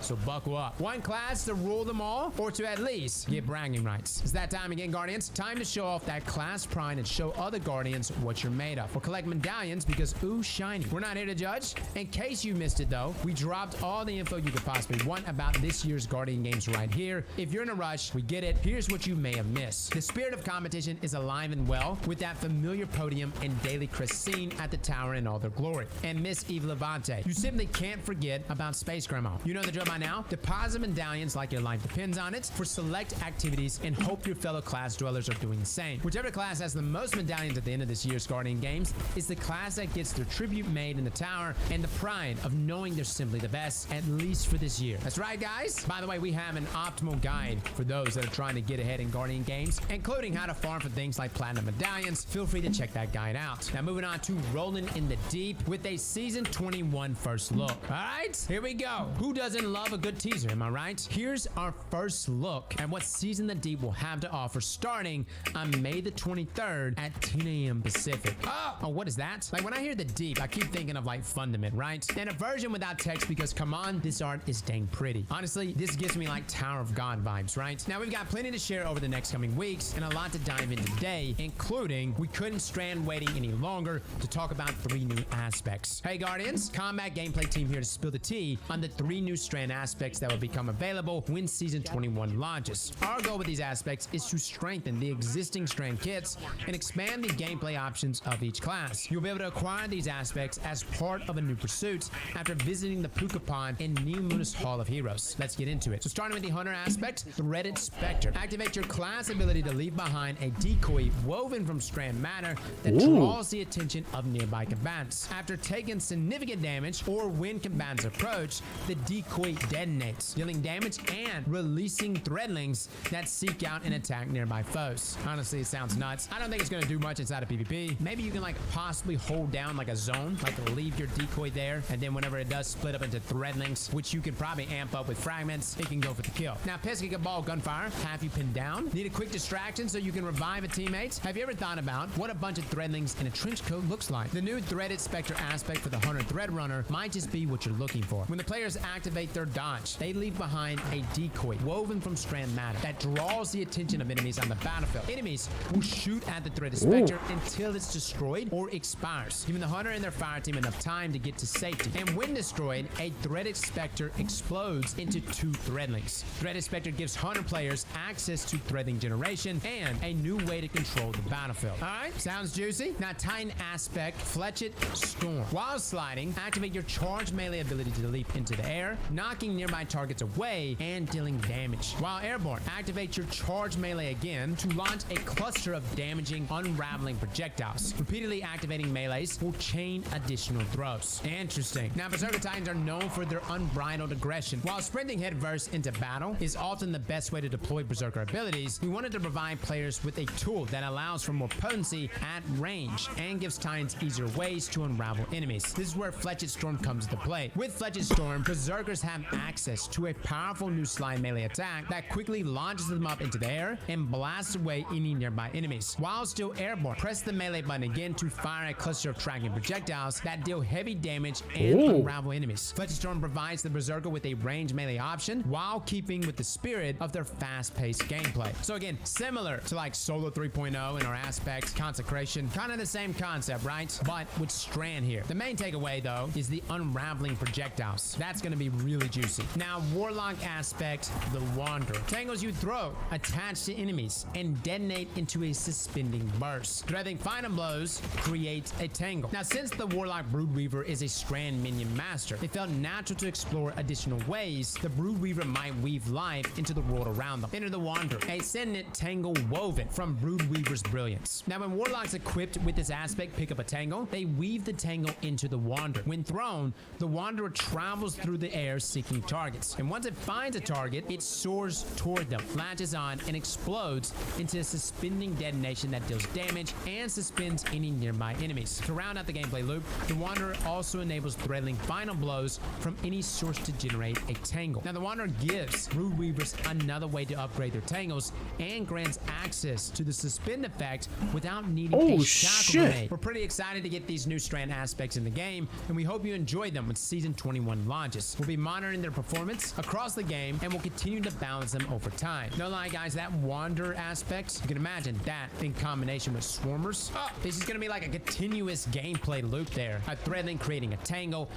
creating a threadling. It's going to be nasty. Now, next we have Stasis Strand and light subclasses get their glow-ups for Season 21. Earlier this week, you may have seen a new blog post from our friendly combat gameplay team. The team dove into ability tuning changes that Guardians can look forward to with Season 21, including changes to roaming supers that we think are pretty spiffy. From fragment budget to a breakdown of both Stasis and Strand changes on the horizon, here's the handy TLDR for your viewing pleasure. Tuning changes to supers, including a nice buff to damage resistance and damage dealt in PvE. A class-by-class breakdown in Season 21 changes. What we're doing to beef up Stasis and how subclass keywords are evolving for Arc and Solo players. Yeah, guys, if you haven't checked out our video already, it is a long one, but we went through every single piece of that article, diving into all of those changes. So feel free to check that out. A link to that video will be in the description below. Now, economy changes. In this economy, wait, let's talk about the in-game economy, shall we? We've got a few things to go over, including changes to our power band, crafting economy changes, exotic armor focusing, and even more. For the first time, we will not be increasing the power bands in Destiny 2 in Season 21. Power floor 1600, soft cap 1750, powerful cap 1800, and pinnacle caps 1810 will not change over the course of Season 21. If players hit the pinnacle cap during Season 20, they will remain at the pinnacle cap in Season 21. Guys, this is huge. Now, what this means is that the very first week, Trials of Osiris is going to be launching. And the idea here is that the power grind really just needs to occur occur annually instead of seasonally. That way everyone can actually jump into the content day one versus going through this power grind to then get to that point. Curious to know what y'all's thoughts are on that. Now, exotic armor focusing and decryption. We touched on this in the past, but it's worth repeating regarding exotic armor focusing and decryption coming to Raoh at the start of season 21. That's right, guys. We're going to be able to focus exotic armor pieces. Now, focusing options. You have the standard decryption, which allows players to decrypt Ingrams for free. Players receive random drops from standard exotic Ingram loot pools, and there is no additional cost. Now, exotic focusing tier 1. Focusing an Ingram to receive a random roll of an exotic from an associated expansion. Red War exotic helmets, Red War exotic arms, Red War exotic chest, Red War exotic legs, Forsaken exotic armor, Shadowkeep exotic armor, Beyond Light exotic armor, and the Witch Queen exotic armor. Now, Lightfall exotic armor focusing will be coming in a future season, so we'll not be able to focus anything for Lightfall. Now, this requires ownership of the associated expansion as well as having previously acquired all armor pieces within the Ingram for your class. Oh, so not specifically. You literally have to acquire all exotic armor pieces within the Ingram for your class. So there's still definitely going to be a grind out there for my new players at least. Now, this will cost one exotic Ingram, 30,000 Glimmer, and one Ascendant Shard. It's quite a bit. Now, exotic focusing tier 2. It's not bad, actually. Specific exotic armor for high costs requires ownership of the associated expansion as well as having previously acquired that piece of armor. It has a higher cost here though. One exotic Ingram, 60,000 Glimmer, 3 Ascendant Shards, and 1 exotic Cipher. My god, this better be like a 69 stat roll piece every time. Now, we've also taken a pass at the exotic armor stat packages, so your exotics should roll consistently higher stats. And with more frequent individual stat spikes starting in season 21, you can expect the average stats to be in the mid-60s. All right, that's good. Granted, it says the average stats. That should be like the minimum, because that is a hefty cost. Just saying. Now, lastly, since we're not raising the pinnacle cap in season 21, the need for many pinnacle legendary rewards has dropped significantly. To help make playing in our evergreen ritual playlist more worthwhile, we're changing the rewards for the basic complete activities challenges to a focusable, powerful exotic Ingram. This gives most players 3 to 9 free, achievable, and deterministic weekly exotic Ingrams ready for focusing. Okay, so again, yeah, we're not gonna need pinnacles, so what's the purpose of even doing our current pinnacle grind? Bungie's just gonna give us exotic Ingrams. But yes, you will be losing some pinnacle drops, so reaching the pinnacle cap will be a bit slower for everyone. We're hoping the need for less pinnacle drops continues in future seasons, but we will be looking at feedback and analytics and are ready to adjust as necessary. Other sources of focusable exotic Ingrams include random roll drops, season pass paid and free tracks, 6 paid, 2 free per season, and vendor reputation tracks, 1 each reset after the first. You can expect additional focusable exotic Ingram sources in future seasons. Now, let's set our sights on deep sight activation and other crafting changes on the way. Oh my, this is the big one. Deep sight activation and crafting economy changes. In season 21, we will be adding the ability to electively activate deep sight on weapon instances to obtain pattern progress. This capability will be accessible through a new mod slot in the weapon detail screen for eligible weapons. Now, to perform a deep sight activation on a weapon, you will need a new deep sight harmonizer currency. Non-raid weapons will cost 1 harmonizer, while raid weapons will require 15 spools of conquest in addition to the 1 harmonizer cost. Now, this deep sight harmonizer currency can be obtained from season pass rank rewards, 3 in the free ranks and another 3 in the pay. This will be the sole source of this currency for the initial rollout of the feature. Additionally, only 1 harmonizer can be stored in the inventory at any time. This currency does not stack. Not all weapon instances will be compatible with deep sight activation. You will be prevented from activating deep sight for a weapon that has already had its pattern unlocked. Weapons that previously had deep sight will be ineligible. You cannot activate deep sight on a weapon instance which had originally been acquired with deep sight, nor can you activate deep sight multiple times on a single weapon instance. Weapon instances purchased from raid vendors will be ineligible. However, weapons purchased from Xur and the gunsmith will support deep sight activation. Okay, so a couple things here, guys. For those that are wondering what the hell this even is, this is a way in which you can acquire weapon patterns without actually having to get a red border to drop for you. So for instance, if you have 5 Ikelos SMGs, but none of them were red borders, you can actually apply this deep sight activation to them, proceed with the attunement, and obtain progress toward the weapon pattern. Now, the issue here is the deep sight harmonizer currency that they just mentioned. This can only be obtained from the season pass rank rewards. And notice they said 3 in the free rank ranks and 3 in the paid. That's a problem because currencies are not character-based. Normally, they're account-based. So that means per season, you're only going to get 6 of these Harmonizer deep side currencies, which if I'm understanding this correctly, you can only apply deep side activation to 6 weapons per season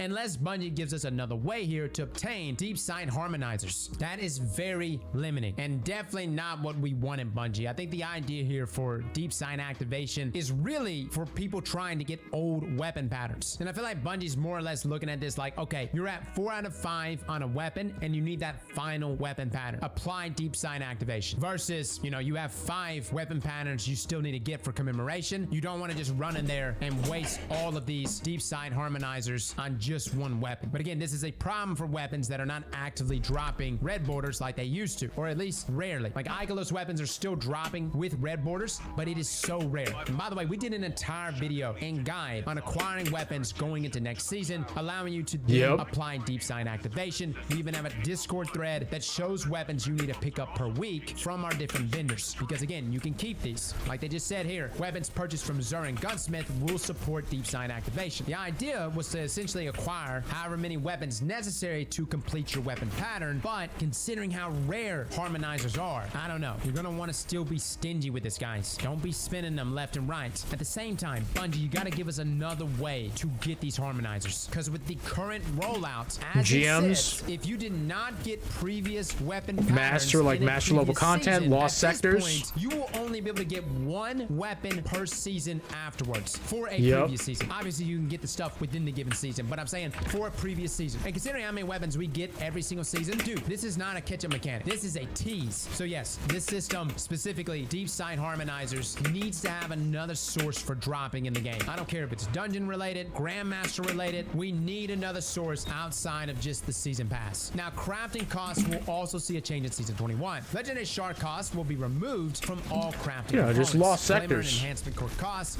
will remain untouched. Enhanced weapon costs are based on weapon masterwork costs and thus will still require legendary shards as we are not yet modifying the weapon masterwork economy in season 21. All right, that's a good change. You'll be able to save some resources, guys. And by the way, if you were to do the math right now, and I know I'm still stuck on this whole deep side Harmonizer thing, but if you were to do the math right now, it would take you 24 seasons to acquire all previous weapon patterns under the current system. Good God. Now, quality of life updates that we think you'll enjoy. Coming in season 21, we have a number of quality of life updates we are excited to share with you. First up, let's take a look at raid triumphs. Over the last year, the raid and dungeon team has added triumphs to new raids. So you have to really pick and choose right now. The Watcher and Root of Nightmares, which gives you a boosted chance to receive the exotic weapon drop for that raid or dungeon once completed. No lie, it's a fantastic change. In season 21, we're adding boosted triumphs to legacy content with randomly dropped exotic weapons to bring them up to our standard for raids and dungeons. We added them to existing triumphs and are retroactive. So if you already have done the requisite triumphs, you immediately start getting a boost. Let's go! So for Last Wish, 1000 Voices, Petra's Run, +3, the new meta +2, Thunderstruck +1, Sunburn +1, Night Owl +1, and Habitual Wisher +1. You also have these challenges right here for a 5 total. Deep Stone Crypt for Eyes of the Morrow, Survival of the Fittest +3, Freezing Point +1, Control Group +2. The challenges also equaling 4, with complications adding another 4. Again, guys, you can retroactively do these. So if you've not gotten an exotic, but you've already completed these triumphs, or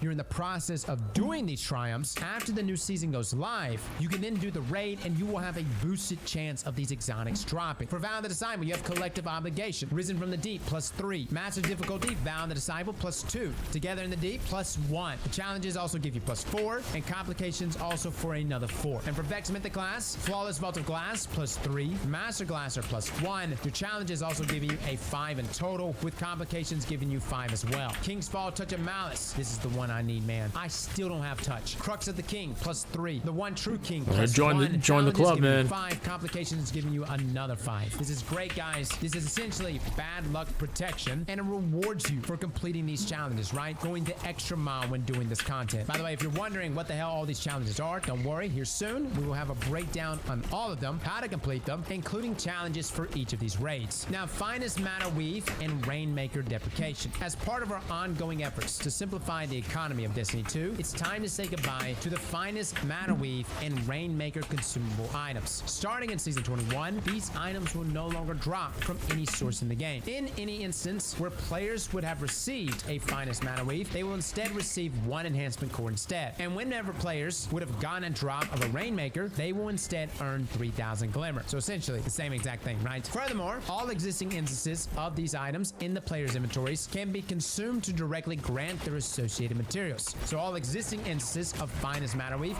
can be dismantled for one enhancement core each. All existing instances of Rainmaker can be dismantled for 3,000 Glimmer. All right, good. More consolidation. Now just raise the cap for everything and we're cooking. Now, Vanguard bounty updates. We haven't made wide-ranging updates to Vanguard bounties in a while, so we took a pass and make them friendlier. So for daily bounties, existing daily bounties requiring you to get a specific type of kill, grenade, headshot, or any of the special or heavy weapons now require twice as many kills to complete, but can be done anywhere in the game with increased progress in Vanguard Ops or Nightfalls. If you only plan on doing these in Vanguard activities, you should see no change in behavior. We also added a number of new bounties, killing elites, mini bosses, and champions, kills with elemental abilities, with bonuses for killing with a subclass verb, and complete 2 Vanguard activities. Now regarding repeatable bounties, all enemy type kill bounties, High Vex, Taking, Cabal, Fallen, and Scorn, have significantly increased requirements, but can be advanced by killing any combatant in a Vanguard activity. All right, that's good. That's a fantastic change. With significantly increased progress for killing the correct type of combatant though. We also added 1 new repeatable bounty, 1 for getting fireteam kills in a Vanguard activity. Now, Good Boy Protocol. Archie is returning in Season 21.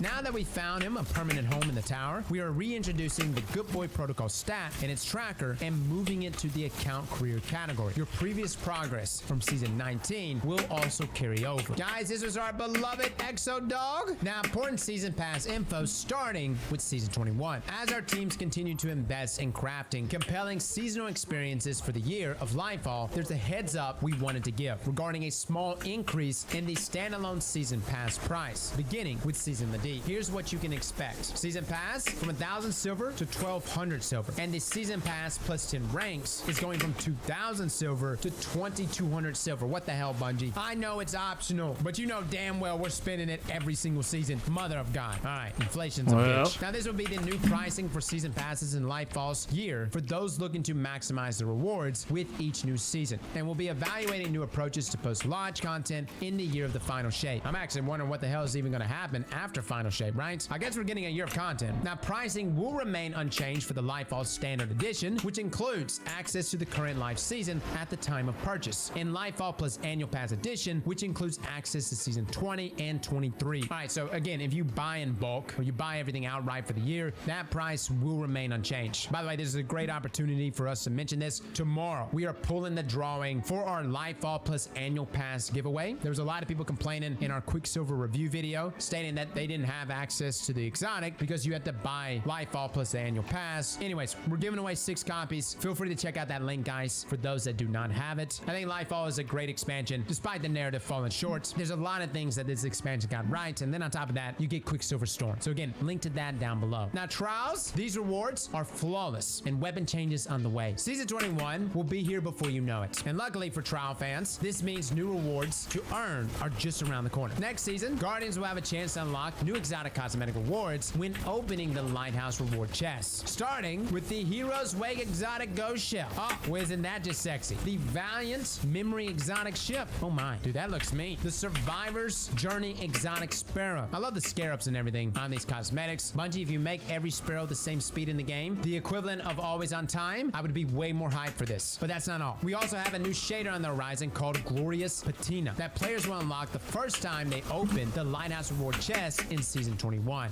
Look at that. Dripped in gold. Now this shader, and any shaders released in the future of Trials of Osiris, will be permanently unlocked once acquired. Transmog to your heart's content. This beauty can be applied to any piece of equipment. And just a heads up, Glorious Patina will only be available to players who go flawless during Season 21. Future seasons will see the return of older trial shaders that were previously exclusive to Adept weapons as rewards for completing the first seasonal flawless ticket. And they will now be fully accessible and usable as on all of your Transmog Hungry gear. Oh, that is very nice. We have some beautiful shaders on our Adept weapons. I would love this as shader options. Now, shader name for Season 21, we have the Glorious Patina. Season 22, the Bloodline Feud. And Season 23, the Vizier Regalia. Ah, you can actually look these up, by the way, on LightGG, guys. I'm pretty sure they're all kind of like gold, right? Like goldish, which is pretty much in line with everything for Trials. Now, for Season 21, here's what's being added to the Trials loot pool, starting with the Messenger High Impact Kinetic Pulse Rifle.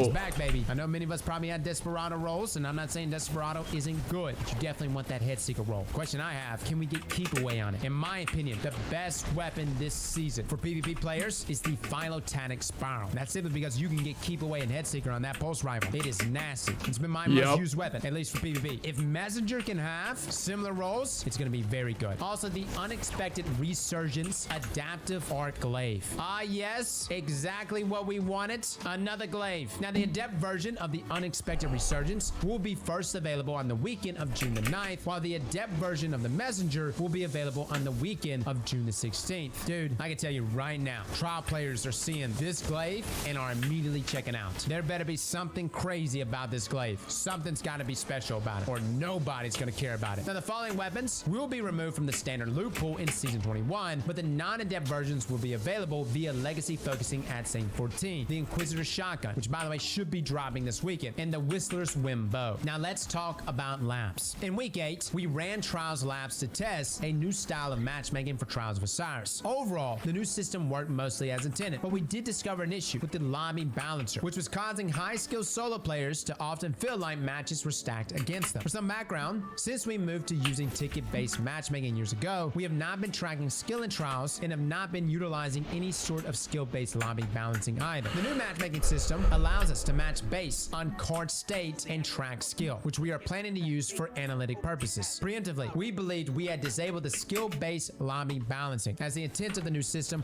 was to maintain the randomized nature of the lobbies present in previous iterations of Trials. Unfortunately, this turned out to not be the case, and the previously latent lobby balancer came back online as soon as players' skill values started to solidify over the weekend. We were able to identify this issue through player reports in a timely manner, and we have implemented a fix for Season 21, which will overwrite everyone in the Challenger pool's skill with the same value, effectively randomizing the lobby balancing for all players pursuing Flawless. Now, this fix will not be present in the Week 11 labs during Season 20, but we will continue to monitor player feedback on the new system to make sure everything else is working as intended. Now, a second issue that came to our attention with the Week 8 labs was that we did not communicate properly that starting Sunday at reset, players who had already been Flawless could still farm adept rewards on any 7-win card, even flawed cards, like they could when Flawless pool was active. For the Week 11 labs, we will be activating this feature starting as soon as Trials goes live on Friday. Wow! So you won't even have to wait until Sunday. Now, what this means is that once you go Flawless, you can continue playing on the same 7-win card for the rest of the weekend, even if it's flawed, and any win has a chance to grant you the adept weapon for that week. Wow!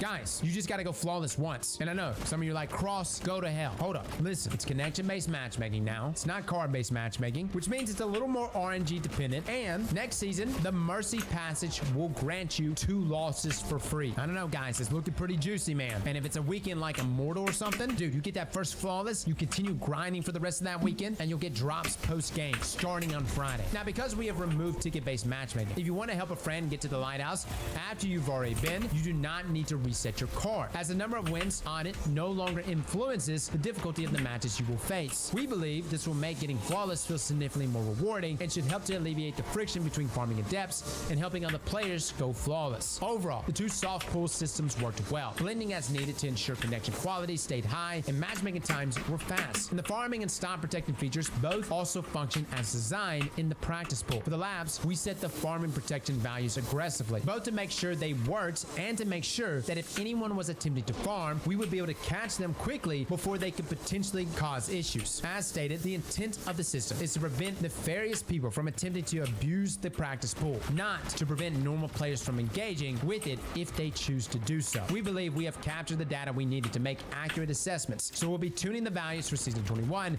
to make it far less likely that any standard players get caught up by farming protection. We estimate less than 1% of the Trials population will even be eligible to trigger it moving forward, compared to approximately 5% during the first labs weekend. This should allow the performance-based matchmaking used in the practice pool to provide a high-quality experience for all players who choose to participate. Anyway, enough about that. The real question is, what is changing in Season 21 for Trials? Glad you asked. Big big moves, guys. Big moves. Trials. If Bungie continues to do this stuff, continues to hone it, and gives us good rewards, and continue to make our anti-cheat the best it could possibly be, we've got a thriving in-game PvP experience. Now, Trials of Osiris, intro quests, Dominion, and more. We want to make the Trials introductory quests more of an actual introduction to Trials and less of a time-consuming thing before you can play Trials. In Season 20, new players are currently asked to get 50 Crucible kills, raise their power level, and reset their Valor rank once. The last step is asking a lot and serves more as a barrier to entry for the mode we'd like. It was also like another wall for cheaters, right? Now, in addition to not really preparing a player for the type of experience that Trials offers, new players are also not given any real rewards for completing the quest outside of Trials access, which can feel bad given the time commitment required to complete it. As such, we have made the following changes to the introductory quests for Trials. Step 1, complete your competitive placement matches. Helps to get players introduced to the 3v3 and revive game modes in an environment where they'll be matched against similarly skilled opponents. That's actually really good. Get 50 kills in competitive, okay, and raise I need your like a power nose level. trimmer. Step 2, Manscaped, pick up a sponsor me Trials so I can passage, promote your play a nose game of trimmer. Trials, win 1 round of Trials, get 1 elimination in Trials. Reward, a roll of the Astral Horizon Trials shotgun.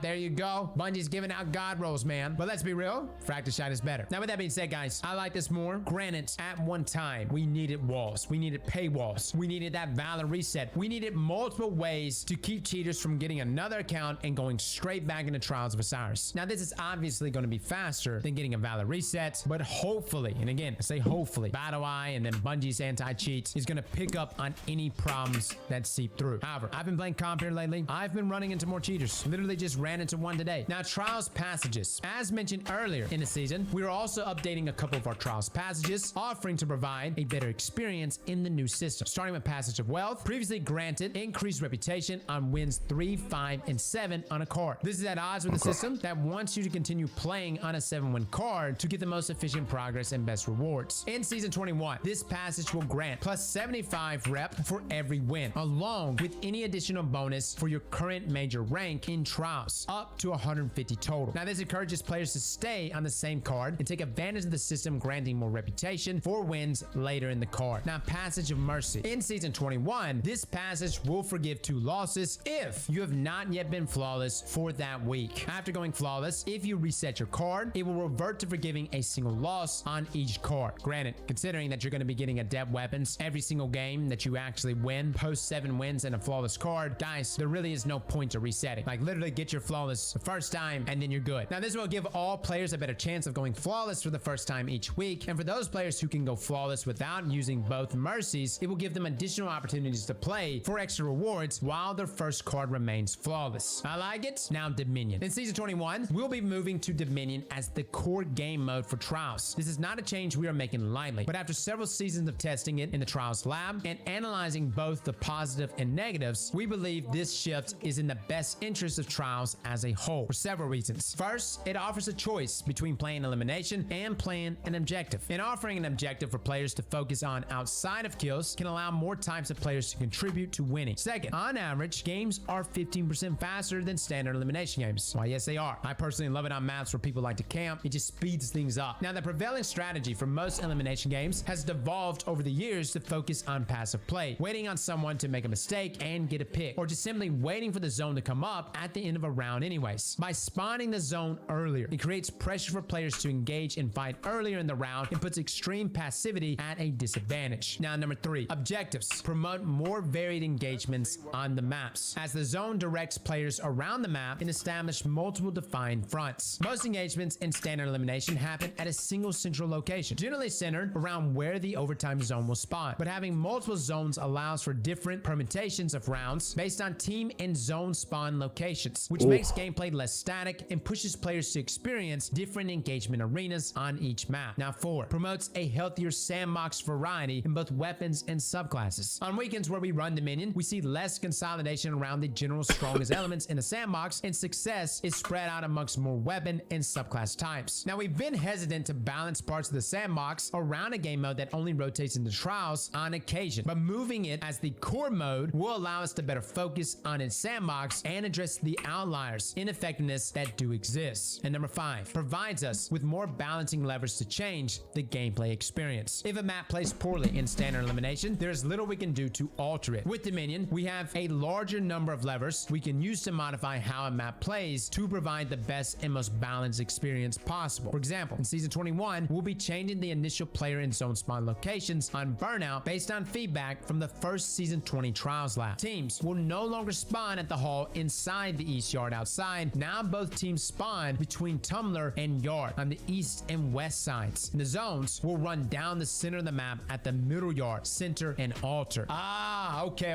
So you gotta meet in the middle. So you're not gonna have that same inside-outside spawn. Now, having multiple zones means we can make changes to maps more quickly to address concerns about flow or balance, allowing us to better manage asymmetrical maps. Again, I know some of my Trials players right now are like, Cross, that's terrible. Elimination, that's been the game mode for Trials since the very beginning. But let's be real. What they're talking about, that passive play is what tends to happen with elimination. Folks just wait for the zone and then finally push. It's been happening since Destiny 1, and I hated it. I hated it during the scoring meta. People used to just sit and spawn and camp for each other's supers. It was miserable. So again, this to me is a good change. I like Dominion. Granted, it really comes down to how Bungie places those zones and of course where they place their spawns. So they're gonna have to pay special attention to the maps they give us and which maps stay in rotation. Now Bungie continues, we understand that switching to Dominion may make carrying other players to the Lighthouse a more difficult challenge due to the increased premium place on solid teamwork. But it's important to note that these experiences must be weighted against the bulk of all player experiences in the playlist when we make decisions on what changes to implement. Honestly, as someone who does trial carries, the game mode should never be balanced around us. It should be balanced organically around 3v3 teams. Now, Gilded Flawless. We wanted to make some changes to Gilding Flawless to better align it with the difficulty of gilding the glorious title and to focus more on rewarding players for their dedication and individual and team skill in the game mode. The Gilded Flawless requirements in Season 20 were as follows. Get 180 kills, collect 100 rewards, go flawless with one of the seasonal exotic weapons equipped, carry 2 players to flawless, win 7 games on a 7-win ticket. In Season 21 though, the requirements will change to the below. Get 500 kills, earn 16 trial ranks, so essentially reset Trial's reputation once, go flawless, and get 50 kills with one of the seasonal exotic weapons equipped. You do not need to get 50 kills with the weapon itself, you just need to have it equipped while you get 50 kills. Skill of the 1, while on a ticket with 0 losses, with the Life for the Lost emblem equipped, win 20 games. Acquire the following medals: double kill, rapidly eliminate 2 opponents, 10x, skull breaker, deal the most total damage to opponents in a match, 5x, in the beginning, land the first elimination of a match, 5x. Again, my only complaint about these is I gotta wear an emblem, right? Bungie, these emblems do not mean what you want them to mean. When I see trial emblems, I immediately think the team that I'm playing against are cheaters, because cheaters would go out of their way and equip the Trials emblem, and that was their way of communicating that they're cheaters. They literally like to rub it in. Now, Strength of the Many. While on a ticket with 0 losses, with the flawless Empyrean emblem equipped, win 20 games, acquire the following medals: Flight of the Pigeon, win a match in which your team never trailed, 10x, Paradoxically Perfect, as a team, win a round in which each player eliminates a different opponent and no opponent is revived, 10x, and Time Trials, as a team, win a round within 20 seconds. Dude, you gotta be cooking. Now, we believe these changes will better reflect the spirit of the game mode and core competency that is worthy of gilding the flawless title. Alright, so it's gonna be more difficult, guys, therefore making it more prestigious. Yo, dog, got any more of those emblems? For this new iteration of Trials, we wanted to provide a special deterministic reward to allow players to prove their skill above and beyond simply going flawless. This emblem will be rewarded to players when they open the flawless chest at the Lighthouse if they did not trail during any of their wins on their flawless run, meaning you must get a Flight of the Pigeon medal for every win. Highly skilled players may be able to achieve this feat on their first Lighthouse run, but for others, it may be a significantly more challenging achievement, and we hope the emblem will be something players are proud to show off that they have earned. Oh, that is a sexy emblem. All right, guys, again, to get this one, you cannot go down a single round. You literally never trail in any game, and you have to go flawless on top of that, but I must say, it looks fire. Now, speaking of Trials, map voting results here. Too soon to call now, but Rusted is in the lead. Yes, thank God. Some of you assholes were actually voting for Disjunction. What is wrong with y'all? Guardians voted, and the results are in. Go out there and make old Saint 14 proud with Rusted lands. Now, for those personally invested in the results of this, which we get it, here's how Convergence and Disjunction fared in the voting polls. All right, so 30% for Disjunction. Convergence is at 29%. Rusted lands, 41%. All right, guys, we got Rusted lands this week. It's been a while, right? Now, free Prime gaming gear.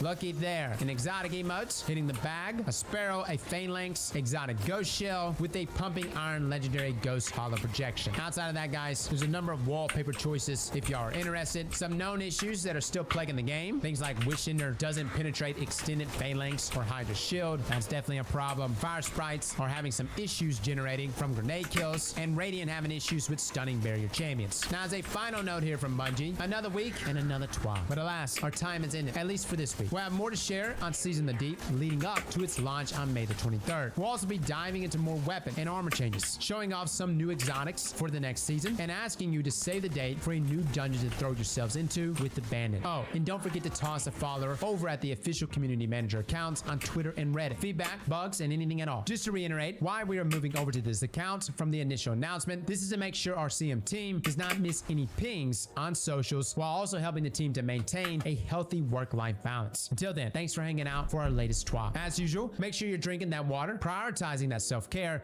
and always leading with your kindest foot forward. Until next time, friends, I should go love hippie. Well, fellas, this was a thick one. Considering we literally just came off of yesterday's blog post, I was not expecting to be hit with something this thick so quickly, but I'm glad we did. Season the Deep is literally right around the corner, guys. We're 2.5 weeks away. I hope you like these changes. There was definitely some good ones in here, especially on the trials front. Again, as far as deep sign attunements go, I hope Bungie looks into this. Well, fellas and ladies, thank you all. That's like the big thing. Everything else like sounds like really good. Like your mama told you right.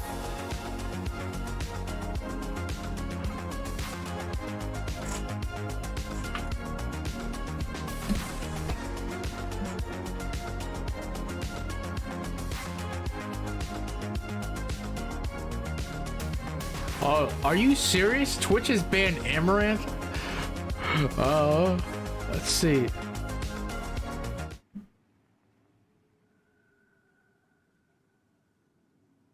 Okay, so they have not spoken about that too. Could that be one of the OnlyFans thing? No, that would, because they banned OnlyFans. Like, you can't link OnlyFans on the platform for like whatever reason, right? Even though like Fansly's promoted. It's a fucking mess they got over there at Twitch. I don't think they really give a shit, to be honest with you.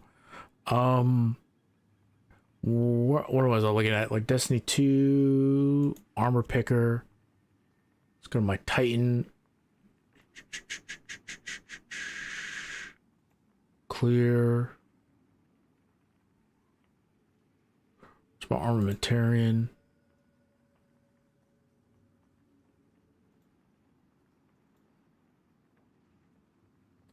Oh, okay. I cannot.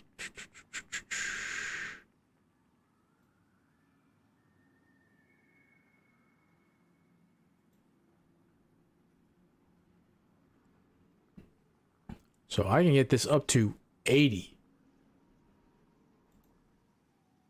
Okay.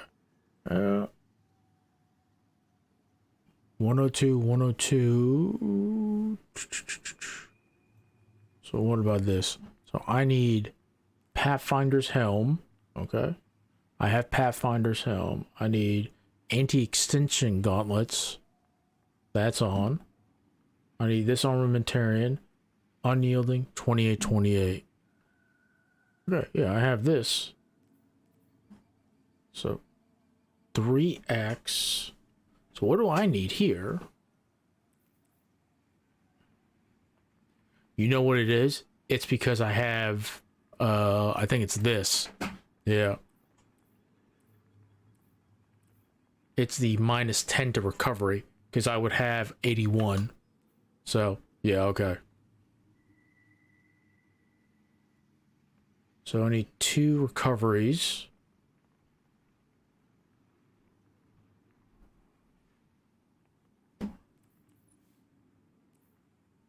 Echo of Starvation.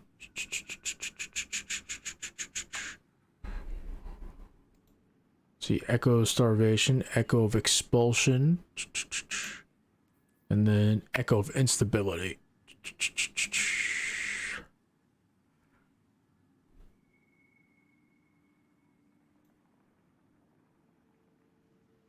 That's what I thought. Yeah. Okay.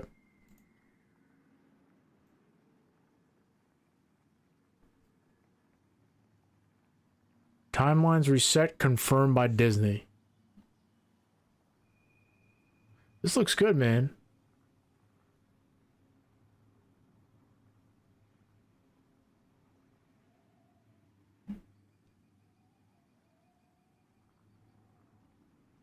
Jesus.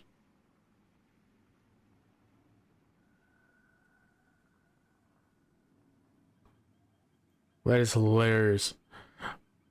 We can do a little bit more coverage on that too. Another Mike Zero video. Let's see here. I don't care about that.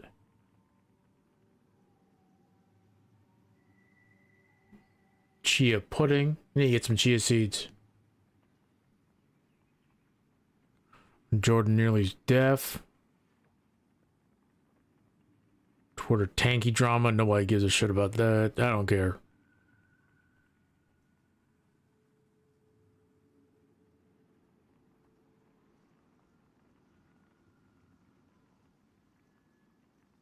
Does the title take the best SMG crown? I don't really know.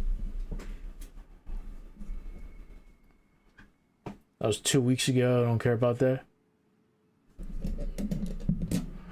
How bad the Bengals facilities used to be.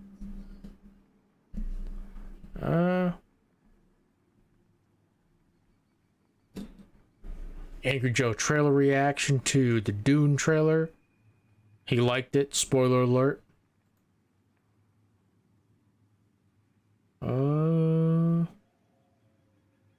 Discussing the TWA. We just saw the Zeta Cross video on that too. I gotta do my own like less polished version of like me reading the TWAB out. I think I got a career as another.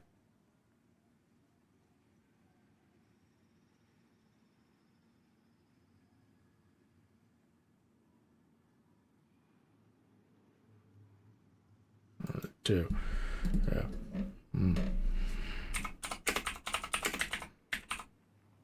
We're up.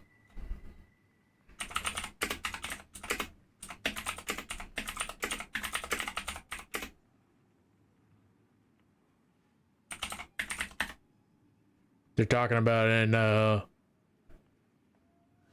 they're talking about like the shoulder charge thing. Yeah. Not like a fan of the shoulder charge thing too. If the issue was just like in PvP, that's like I wouldn't mind like them making the change in like just for like PvP, but like you should let us like have the shoulder charge in PvE. It's gonna make it. It's gonna make movement for us like so much harder.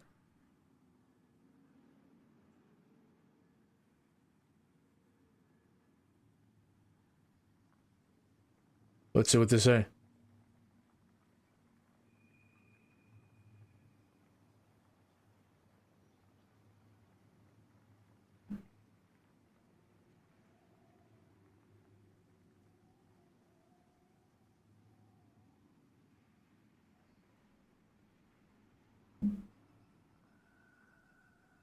Oh, this at 654. Does he still need some help with that?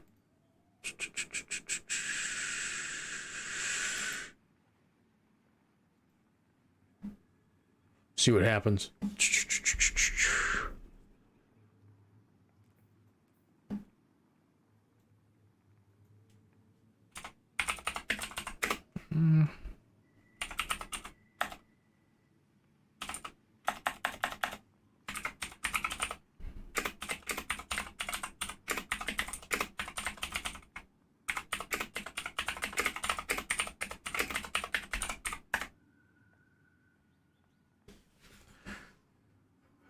The shoulder charge thing kind of like still bothers me as like, believe it or not, I am like a Titan main. I know I've been playing like Warlock and like Hunter like quite a bit. It's just like for utility purposes, you should have like all characters in this game, which I hate.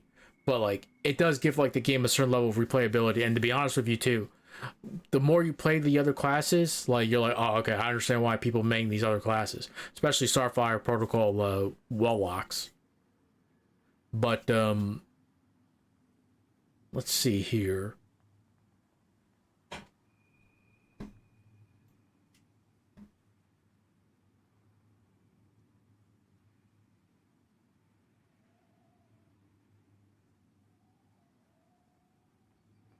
On the PlayStation Network.